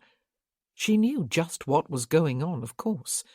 There was no way on earth Mary could be this insensitive while smiling so very placidly at her. "I cannot go." "Yes," Mary said, "you can, and you will, my dear. You are the Countess of Lindale. You are the sister of the Duke of Netherby. And what a very formidable gentleman he is, by the way. I like him exceedingly well. Gabriel wishes you to accompany us. And, my dear Jessica, there will be no pistols, no bullets. He assured me of that, and he asked me to assure you. He advised me to tell you that I do not lie, and he is right. I do not." Jessica sucked in a breath and let it out slowly. She was the Countess of Lindale, Mary had reminded her. More to the point, and from long experience, she was Lady Jessica Archer. Mary did not tell lies, but perhaps Gabriel had lied to Mary. No, surely he would not have done that if there was any risk that someone, Avery, Alexander, Anna, might have to come here later to tell her he had been shot through the heart in a duel. But he was, without any doubt, up to something he did not want her to know about, or he would not have dashed away in such a hurry before she could question him. But it was not that. He would not be so rash anyway, for it must have occurred to him, and to all her family members who had been here for breakfast, and even to Mr. Vickers, that if he died in a duel, Manley Rochford would become the Earl of Lindale after all. It would have occurred to Gabriel that it was his duty to remain alive at least long enough to beget a son. She would kill him anyway with her bare hands the next time she saw him. Unconsciously, she adjusted her posture and raised her chin. "You will love the Tower of London, Mary," she said, and Westminster Abbey. So will I. I have not made a visit to either for at least a year or two. As for the tea-room, well, she would think of that when the time came. At the moment, the very thought of food, or even a cup of tea, made her want to vomit. "You are a very dear and brave young lady," Mary said. "Gabriel is a fortunate man." Gabriel had spent a busy few hours, though it was not easy to keep his mind off Jessica. He had tried to keep her from attending that meeting, but of course she had insisted. The last thing he had expected her to do, however, was faint, and she had been out cold. Some chafing of the wrists by Anna, while one of her uncles had fanned her face with a napkin, had done nothing to bring her around. Gabriel had scooped her up in his arms and carried her back to their suite. His first instinct had been to send for her mother. When Horbath had gone to fetch Ruth, however, Mary had come with her. Leaving her with Mary was leaving her in very safe hands indeed. And leave he must, before Jessica had recovered enough to interrogate him on his intentions. He waited just until she was stirring back to consciousness, and both Ruth and Mary assured him that she would be perfectly fine after a little rest. Mary had come out to the sitting-room with him and told him that the Dowager Countess of Riverdale and her sister had very kindly offered to show her some of London today. "I could counsel the outing without suffering any great disappointment," she said, "but I believe it would be better, Gabriel, to go and to take Jessica with us." "An excellent idea," he said after a moment's thought. "I will call upon the Dowager and inform her of the slight change in plan and the reason for it." "Gabriel," she said, as he took his hat and gloves from Horbath, "you will remember, will you not, that all life is sacred, even that of a miscreant?" "I will remember," he told her, looking steadily at her. "He will not die at my hands, Mary, and I cannot take the risk of dying at his. Much depends upon my staying alive, at least for a while." No, he could not challenge Manley to a duel. As had been pointed out at breakfast, that would give Manley the advantage of having choice of weapons, and Manley had grown up with a gun in his hands. Gabriel, on the other hand, had not. Anyway, a duel was an affair of honour between two gentlemen. Manley did not deserve a duel. Gabriel regretted even mentioning it now, but it had been in the heat of anger. He called upon Jessica's grandmother and great-aunt and gave them a brief summary of the morning's meeting. He discovered from them exactly where they planned to go with Mary, and at approximately what time they expected to arrive at each place, and he told them he would be obliged to them if they would stay away from Hyde Park. "We will certainly do so," the Dowager assured him, giving him a hard look. "But do remember, Gabriel, that in a duel it is just as likely that the aggrieved party will be shot dead as the offender. I would not wish to see my granddaughter widowed so soon after she has become a bride." "There will be no guns, ma'am," he assured her, "and no shootings, no deaths." "I am almost sorry to hear it," she told him. "But go now. Edith and I need to get ready for a day of pleasure." He went to Sir Trevor Vickers' house next. Bertie had told him at breakfast that his mother was going to call upon Mrs. Rochford this morning.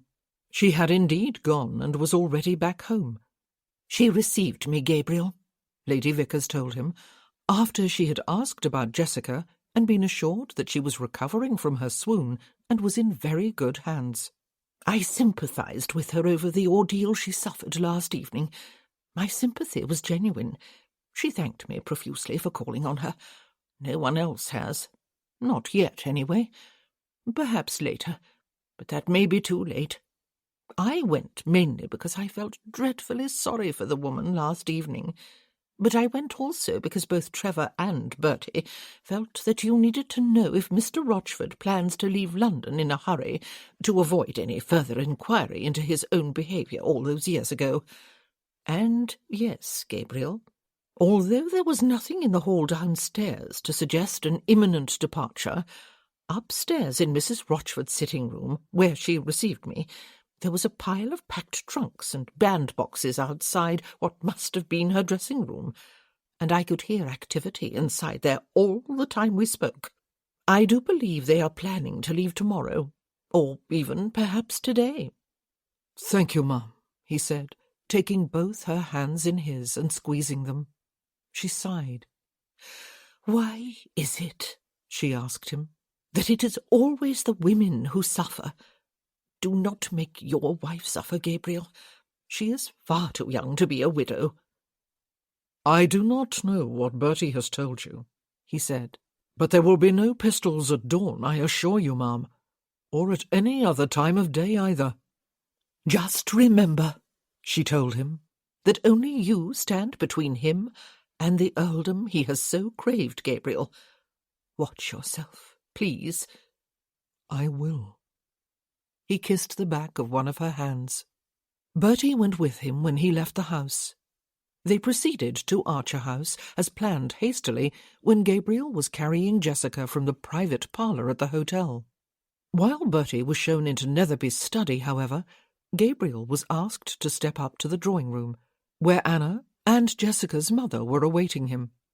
"Jessica will be fine," Gabriel assured them before they could even ask. "She was conscious before I left, and she is in excellent hands.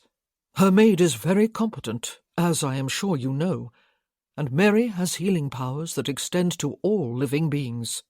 "Jessica is not a deer or a horse," the Dowager Duchess said tartly, "but Ruth I know I can depend upon. I have never known Jessica to faint. I dare say the prospect of your being shot dead in a duel was too much for her sensibilities. I suppose she cares for you." She was on the verge of tears, Gabriel could see. But like her daughter, on most occasions, she had herself well under control and looked every inch the Duchess. "And I care for her," he said. "There will be no duel, no pistols, no deaths." "There is a veritable army of Westcotts downstairs in Avery's study," Anna told him. "We have been excluded, of course. We are mere women." "One woman fainted this morning, Anna," her mother-in-law reminded her, "because she was included, and realized there was a possibility that her husband of less than a week could have his brains blown out before today ends." "But as Avery pointed out to us when we got home, Mother," her daughter-in-law said, "Gabriel cannot afford to die just yet. If Mr. Manley Rochford could avoid prosecution, he would become the Earl of Lynndale after all, and that is unthinkable." The Dowager said. "You had better go down and join them, Gabriel. They are all doubtless bristling with ideas. But I will tell you this. That man deserves to be strung up by his thumbs." "I will keep it in mind," Gabriel said, and he grinned at them, Jessica's mother and her sister-in-law, before he left the room and went downstairs. Good God! Every man who either was a Westcott or had some familial connection to them must be in the study, plus Bertie. In addition to those who had been at the breakfast meeting, there were Colin, Lord Hodges, Molyneux's sons, Boris and Peter Wayne, Dorchester's son, Bertrand Lamar, and Dirkson's son, Adrian Sawyer, all of them grim-faced. "They are packed and ready to leave," Gabriel told them, after nodding his greeting to the group. "My men on the morning shift are keeping a close eye," Netherby said. "No actual movement yet."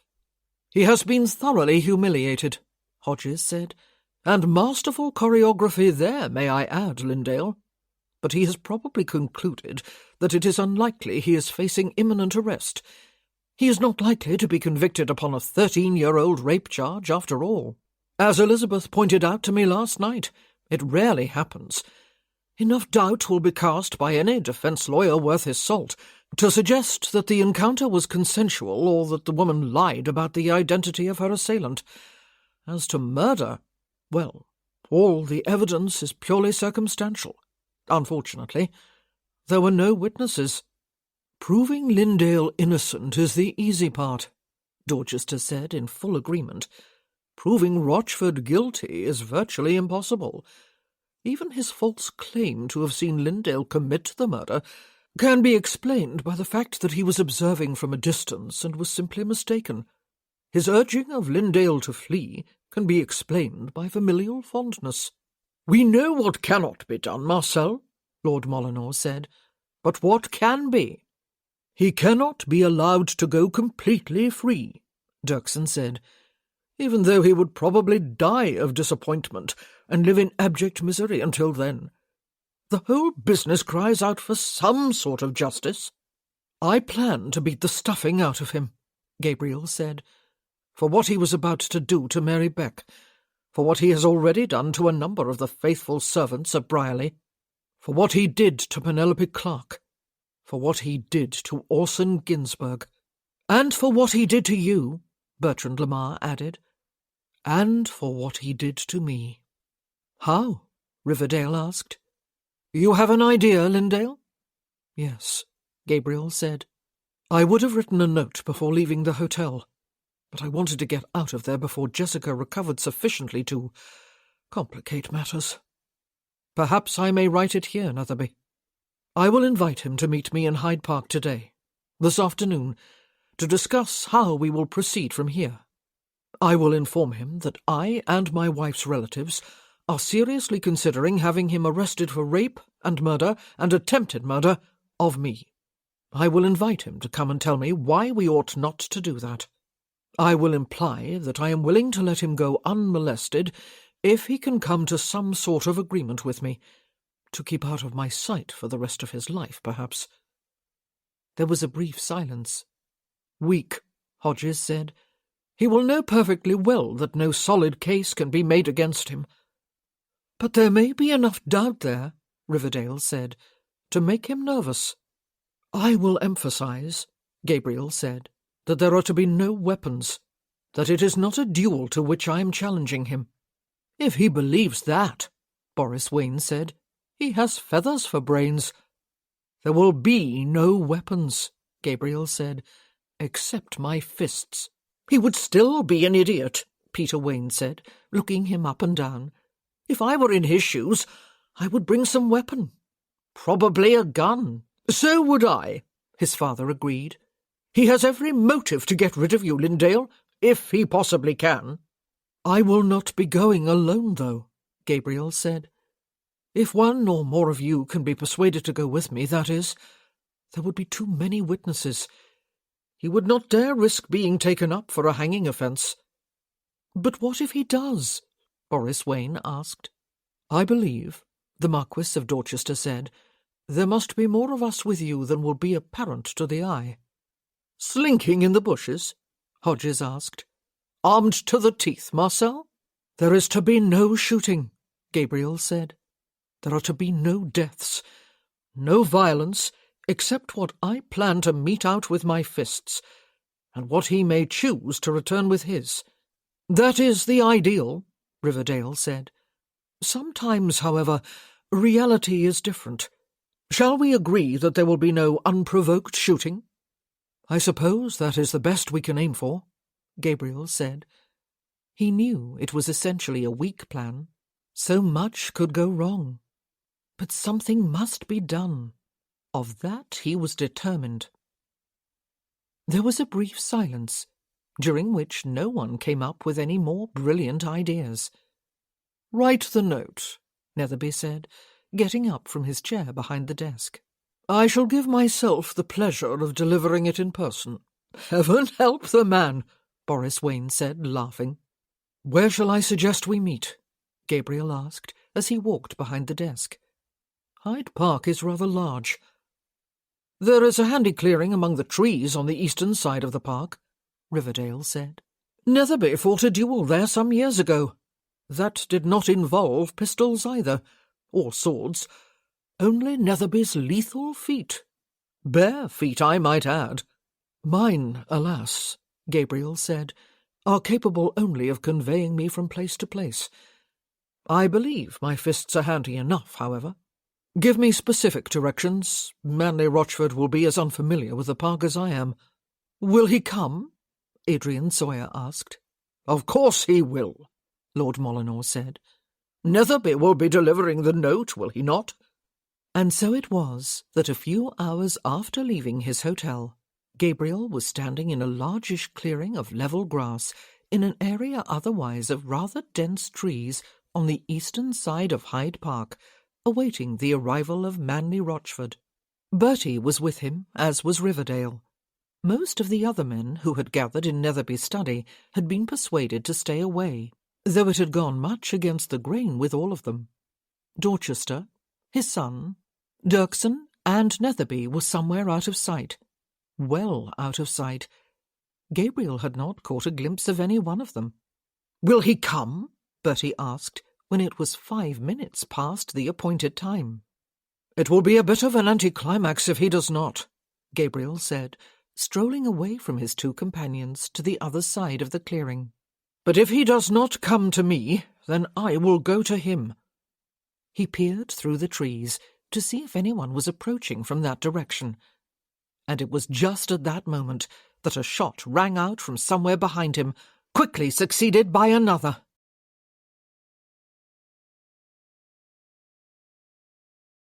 Chapter 22. "Down, Lindale! Down, Vickers!" the Earl of Riverdale yelled. "Devil take it!" It was advice he did not immediately apply to himself. He came hurtling across the distance between himself and Gabriel, and brought him down with a flying leap. If he had been shot, Gabriel thought, both the warning and the tackle would have come too late. But he did not believe he was dead. Pain registered all over his body, and for a few moments, while the breath was still knocked out of him, and most of the sense out of his head, he tested the pain to discover if any of it was attributable to a bullet wound. And if so, if it was fatal. He did not believe he was at death's door, but he was bound to be in shock, and shock, he had heard, could delay one's reactions for a considerable time. His ears were certainly ringing.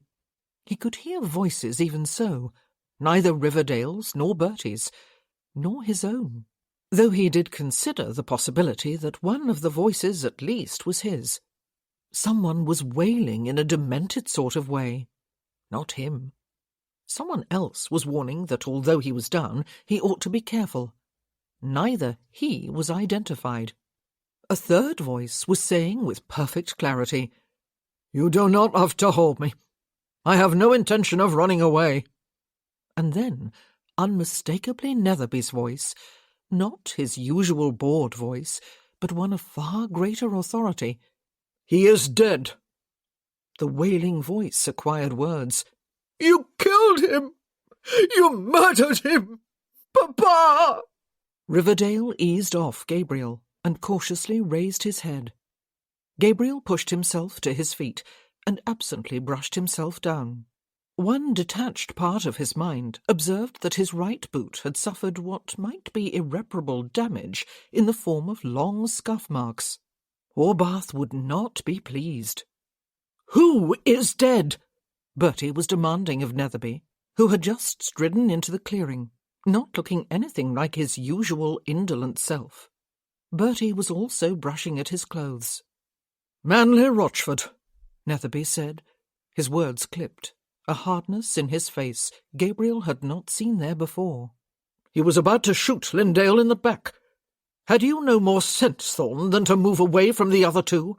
Had you no more sense, Riverdale, than to let him? Or you, Vickers?" "Who killed him?" Gabriel asked, wondering if the buzzing in his ears was entirely attributable to the gunshots. "You?" "I had no clear line of fire," Netherby said. "It looked as though he was approaching with his son in all good faith. Dorchester saw otherwise and got off a shot, though his was not the first, and if I am not much mistaken, it merely grazed Rochford's gun hand and forced him to drop the pistol. We did agree there were to be no deaths if they could be avoided."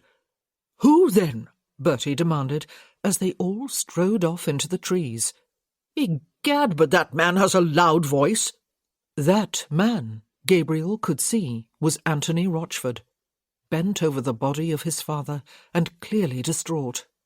"It is time we discovered the answer to that question," Netherby said, and Gabriel looked toward 3 men standing on the far side of the body. two of whom, Dirksen and Bertrand Lamar, had a firm hold upon the arms of the third man, who stood tall and proud between them, a pistol at his feet. "Mr. Ginsberg," Gabriel said. "I'm not going anywhere," the man said, shaking off the hold of the other two men. "I will take my trial, and I will die like a man. I will die satisfied, knowing that I have been preceded from this life by the scoundrel who debauched my daughter and murdered my son." His voice was firm and distinct, even though Anthony Rochford was still wailing and sobbing. "He murdered my father," he said. "He killed my father." "He felled a man who was about to murder the Earl of Lindale," Netherby said, in that same cold, authoritative voice. "And there were 4 witnesses. This was not murder, Mr. Ginsberg.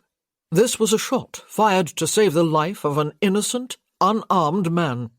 But for you, Mr. Ginsberg," Dorchester said, "Lindale might be dead now, killed in the same way as your son was killed."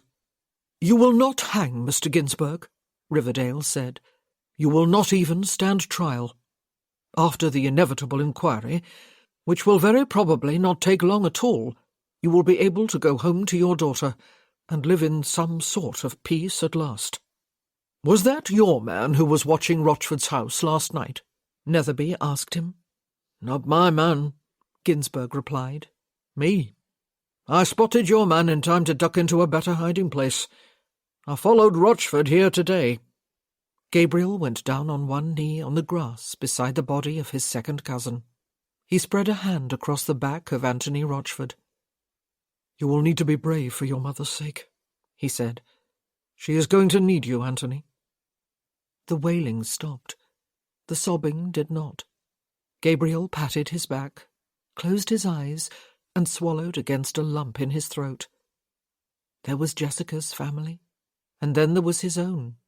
But it included other cousins, female ones, first cousins, daughters of Uncle Julius, and his family included Marjorie Rochford, and Anthony himself. Perhaps. But these were strange thoughts to be having while he was kneeling over the body of the man who would have murdered him in cold blood. He continued to pat Anthony's back while he sobbed and hiccuped. "I did not know," he managed to say, "that he had brought a gun with him."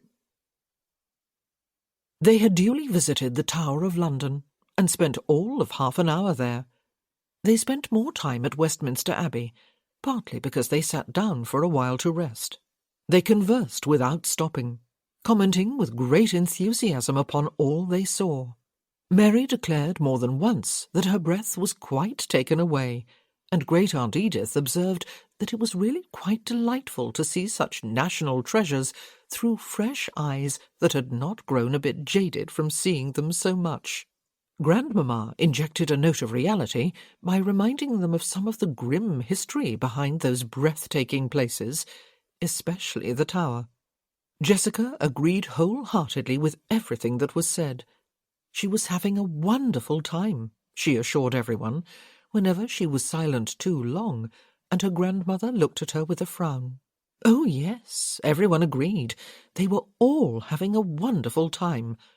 There was to be no duel, no guns, no deaths. No one even whispered any of those things, of course. They were too busy having a wonderful time. And then they arrived at the tea-room, which was to be the climax of their day out, with its fine china tea service, its delicate crustless sandwiches, its scones and strawberry preserves and clotted cream, and its dainty pastries and cakes of all kinds. "What a wonderful banquet!" Mary exclaimed. "Oh, I am being spoiled." Yes, wonderful, they all agreed, and Grandmamma nodded graciously to the other occupants of the rooms, mostly ladies. It had perhaps not been the best choice of tea-room, Jessica decided, within minutes of arriving. For, of course, most of the members of the Ton, now present in London, had attended that costume ball last evening, and any who had not would have read about it in the morning papers. Any few who had missed both would have been exposed to gossip all day. Their story must be at the very top of everyone's list. Everyone wanted to smile and nod at Jessica. A few bolder souls approached their table with the same basic message. I will not interrupt your tea, Lady Lindale, but do allow me to congratulate you and tell you how delightful it is that the Earl, your husband, has returned as though from the dead. I knew from the first time I saw him as Mr. Thorne, the American gentleman, that there was something very special, even aristocratic about him. Everyone's smiles and nods had to be acknowledged. Everyone who approached had to be thanked. Never had Jessica been more thankful for her Lady Jessica Archer persona, though she had not even known until very recently that such a thing existed. Perhaps she had realized it only at Richmond Park, when Gabriel had wanted to marry that person, and she had been upset that he had had no idea who the real Jessica Archer was. There was to be no duel, no guns, no deaths. The mantra had run through her head without ceasing since before she left the hotel. Her head believed it. Her stomach knew it all to be a blatant lie. Each of them took one tiny sandwich while Great Aunt Edith poured the tea. Each of them looked at her tiny sandwich, and each of them dutifully bit into it. Each of them, perhaps, was hearing that same mantra repeat itself to the point of utter weariness. The famed tea-room sandwich felt and tasted like cardboard in Jessica's mouth. She chewed and swallowed, half expecting to choke. She did not. "Ah," Mary said at last, interrupting some historical feature of Westminster Abbey that Grandmamma was recounting for their edification. Her face lit up with a smile. "Gabriel!" Jessica turned her head sharply, and then leapt to her feet, tipping her delicate chair to the floor as she did so. He was striding across the tea-room, narrowly missing a few tables that stood in his way. His eyes, burning hot in a pale face, were focused upon her, and he caught her up in a tight hug, or she caught him up. It was impossible to say which of them was the more guilty of causing such a scandalous public spectacle.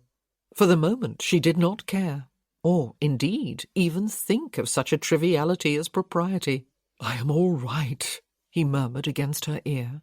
"I wanted you to know that as soon as possible. I have only just been able to get away. I am safe. You can stop worrying." She lifted her face to his. He was deathly pale, and he kissed her, very briefly, on the lips. She was jolted back to reality by the burst of applause and laughter all around them. "Oh," she said. Gabriel had a little more presence of mind. He released her, looked about the room, and removed his hat. "I do beg your pardon," he said, including the whole clientele with a sweeping glance.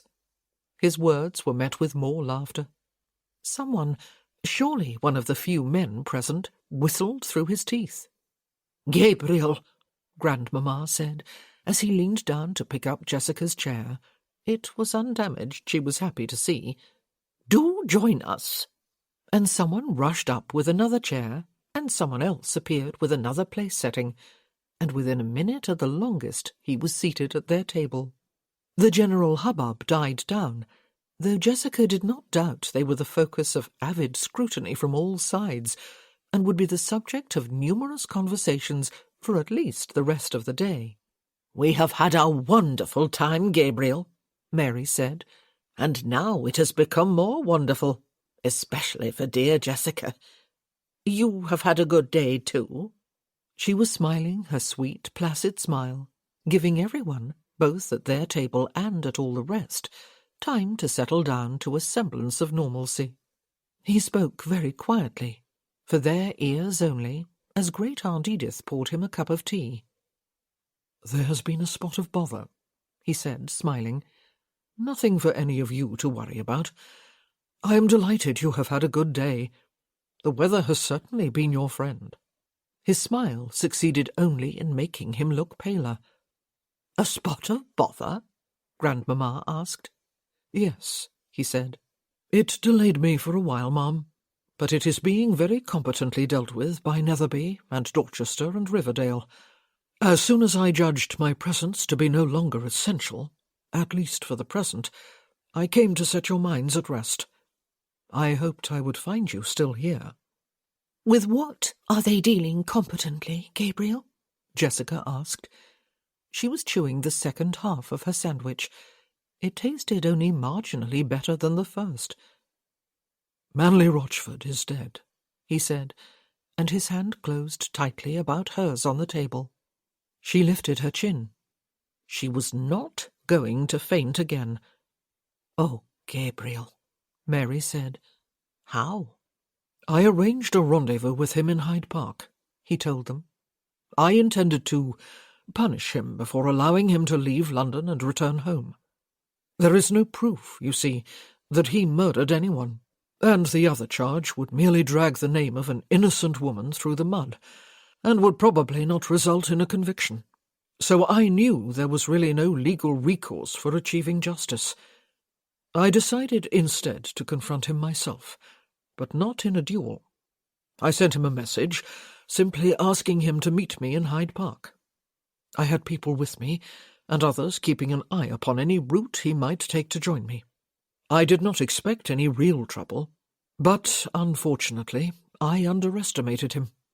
He brought a gun with him, and would have shot me in the back with it, had not Mr. Ginsberg shot him first, and killed him.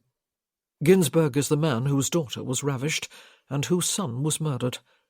I do beg your pardon, but I saw no way of not letting you know." Jessica clutched his hand, and they were all silent for a long minute. "I will say only this," Grandmamma finally said, keeping her voice as low as his had been.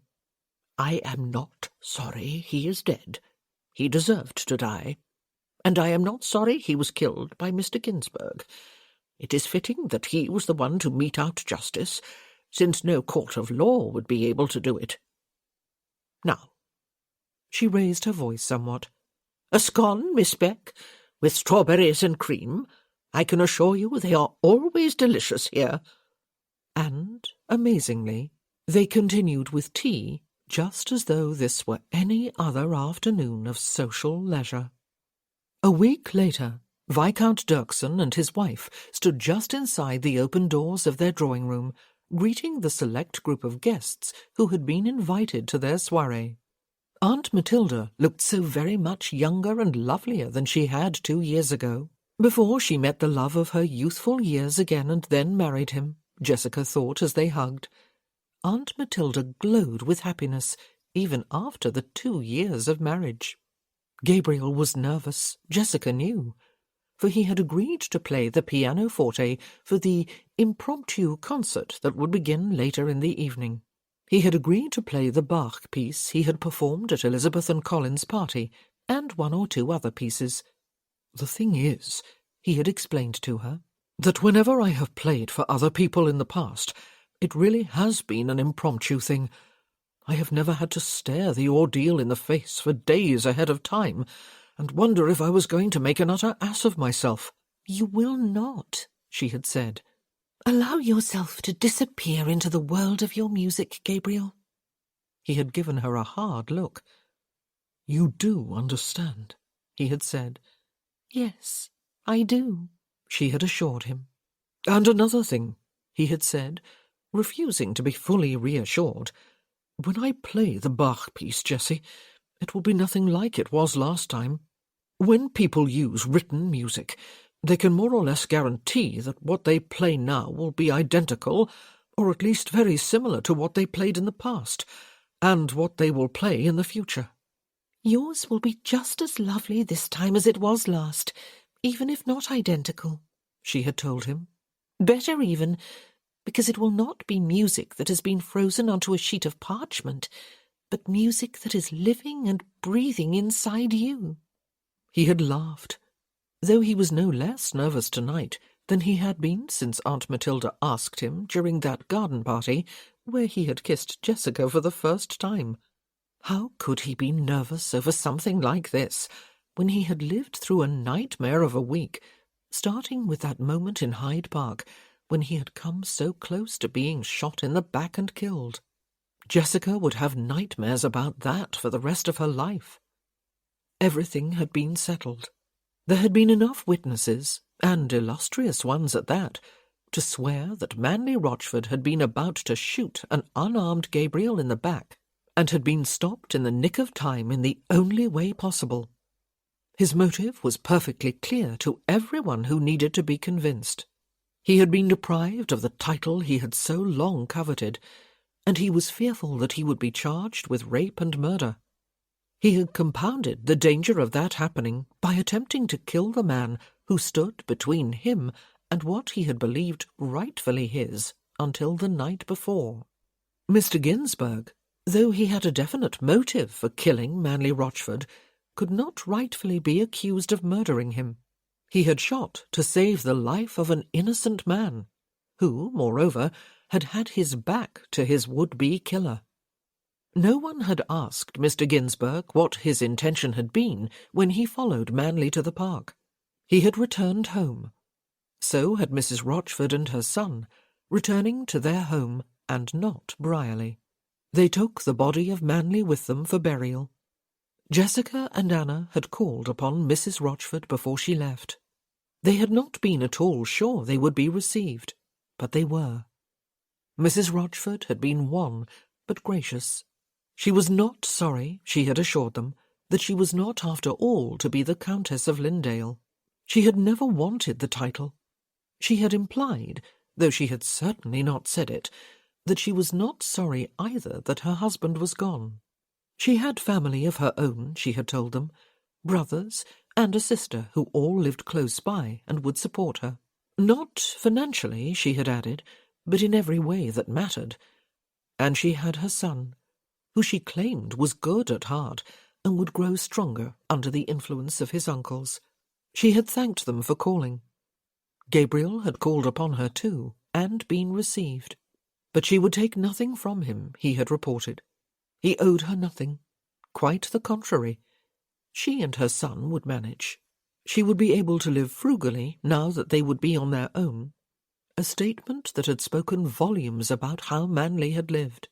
She had thanked him for his offer of help and sent him on his way. "I am expecting Anthony to return at any moment," she had explained to him. "I would rather he not find you here, Gabriel." Mary had also returned home. They had wanted her to stay until they were ready to go themselves, but she had explained to them that she was no longer needed here, and was missing her home and her animals and her garden quite dreadfully. Gabriel was sending Mr. Norton back to Brierley with Mary to take over as estate manager from the man Manley Rochford had put in place. Mr. Norton had much to do to start sorting out the mess of fired servants and the ones who had been brought in instead of them.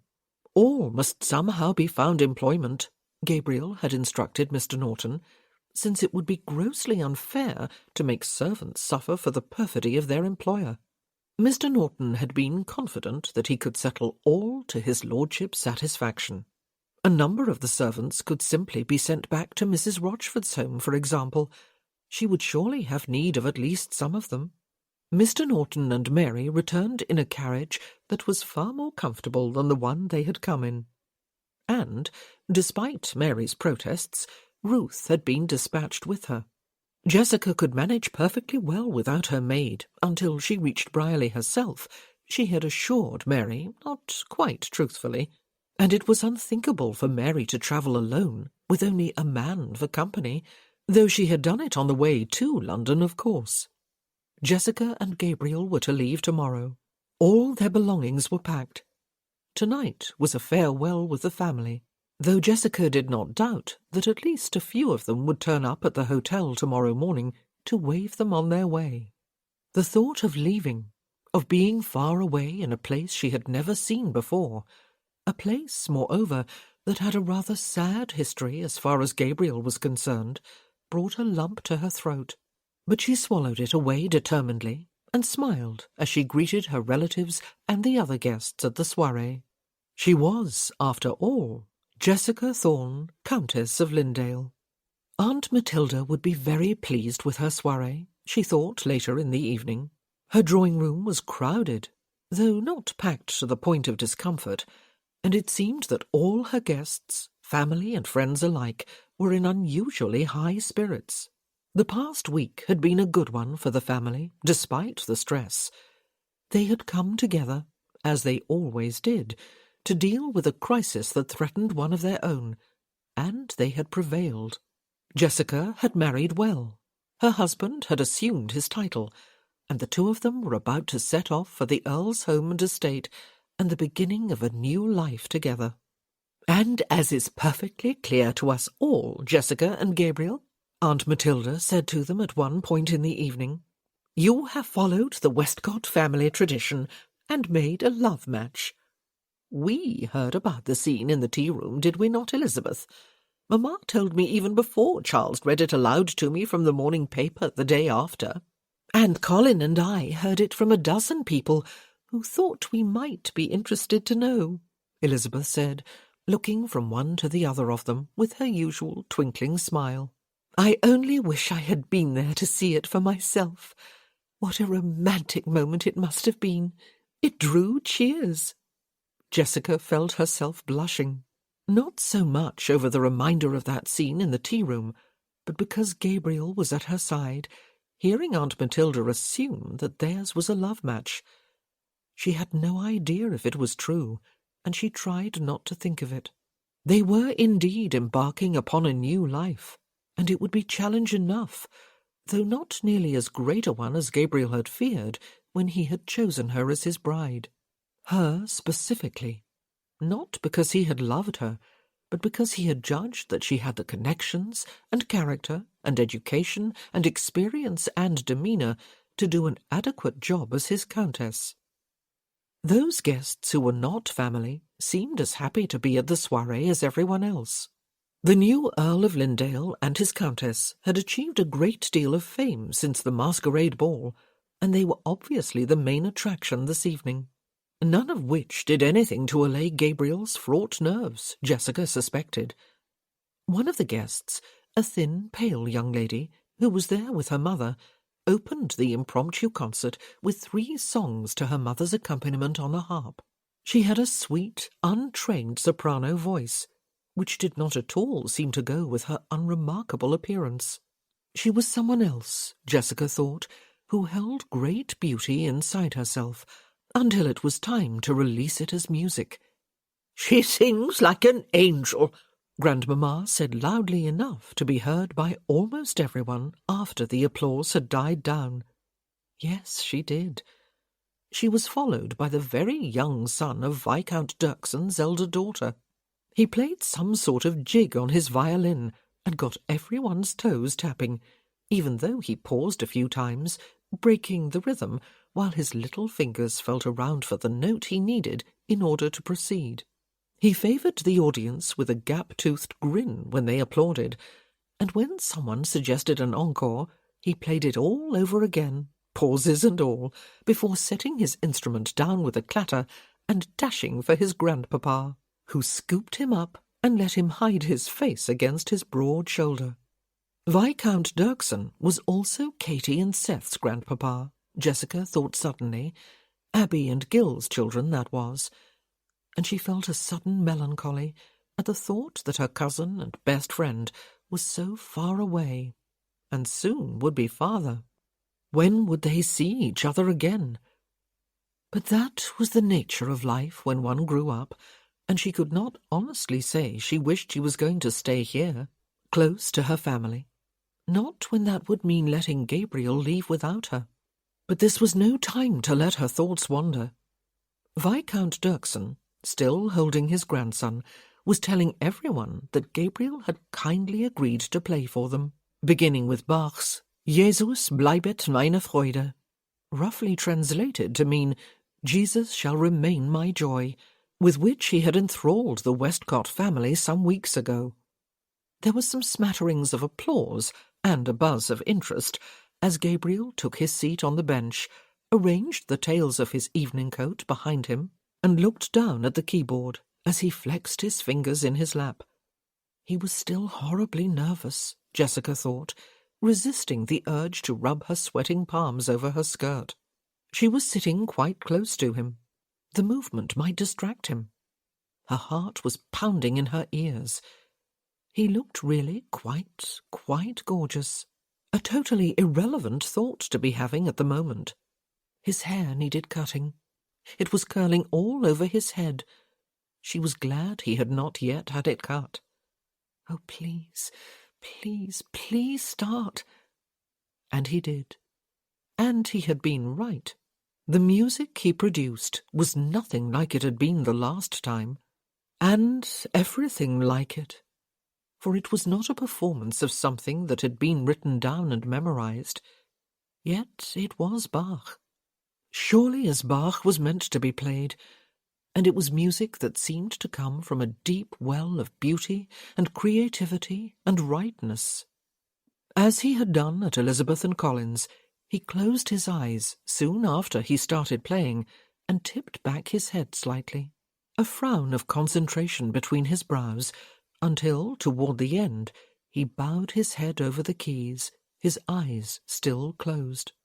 Jessica found herself swallowing repeatedly, so that she would not disgrace herself either by sobbing aloud or by allowing tears to spill from her eyes down her cheeks.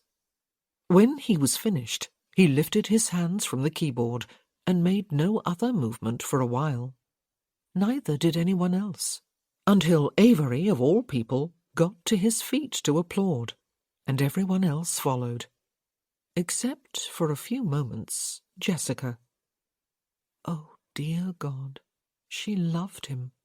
Not for his looks, not for his sense of duty and honour, not for the music that was in him, not because he was still bringing her a rose each day, not because he had hurried to that tea-room, knowing she would be beside herself with worry, not even because his frequent love-making made her deliriously happy. Not because of anything.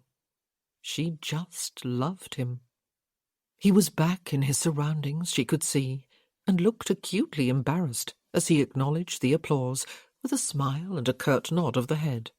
His eyes met Jessica's, and there was something in his, something far back within them, that caught at her breathing, and surely stopped her heart for a moment before it resumed its beating, audible to her ears again. He next played a short piece by Mozart, and something else Jessica could not identify. Then he got to his feet and moved away from the pianoforte, even though someone at the back of the room, the same person as last time, begged for an encore. And the party continued. Aunt Matilda hugged Gabriel tightly, seemingly unconcerned about the tears that trickled down her cheeks. "Thank you, Gabriel," she said. "Thank you for playing just because I asked you to. If you want, I will adopt you. Charles will not mind." And they both laughed as they hugged, and Jessica lost the battle with 2 tears. It was only the start of an emotional hour, of course. It was never easy to say goodbye, even though, as Uncle Thomas pointed out with cheerful gruffness, goodbye very rarely meant forever.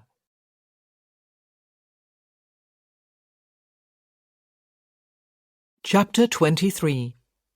The goodbyes had been said.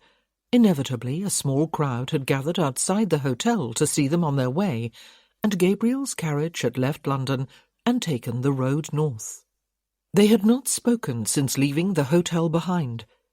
Gabriel had left Jessica to her thoughts, going only so far as to take her hand in his and hold it on his thigh. Her shoulder was leaning against his. It had been an emotional leave-taking, of course. Even he had been a bit choked over the hugs and backslappings and good wishes of people he had never even heard of a mere few weeks ago, and of those from Sir Trevor and Lady Vickers. It was understandable that Jessica needed a little time to compose herself. It must be some consolation to her, though, that her mother and brother and sister-in-law had promised to pay them a visit some time during the summer. He looked into her face at last. "I am sorry," he said. "Sorry?" She gazed back at him. "For taking you away," he said.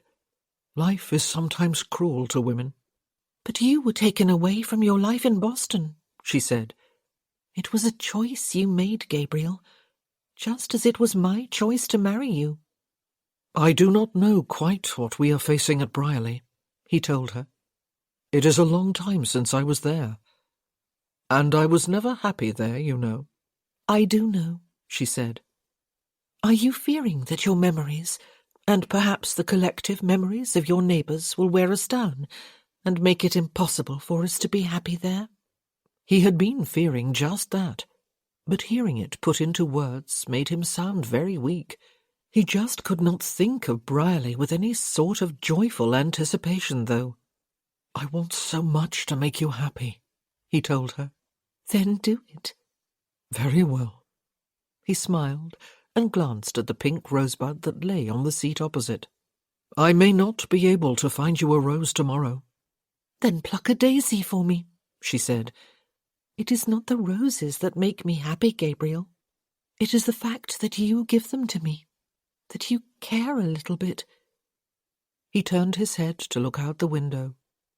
Gabriel, she said, we will make our own memories at Brierley. From the moment we arrive there, it is our home. The space is ours. The servants and neighbours and potential friends are ours. The future is ours. The past is gone.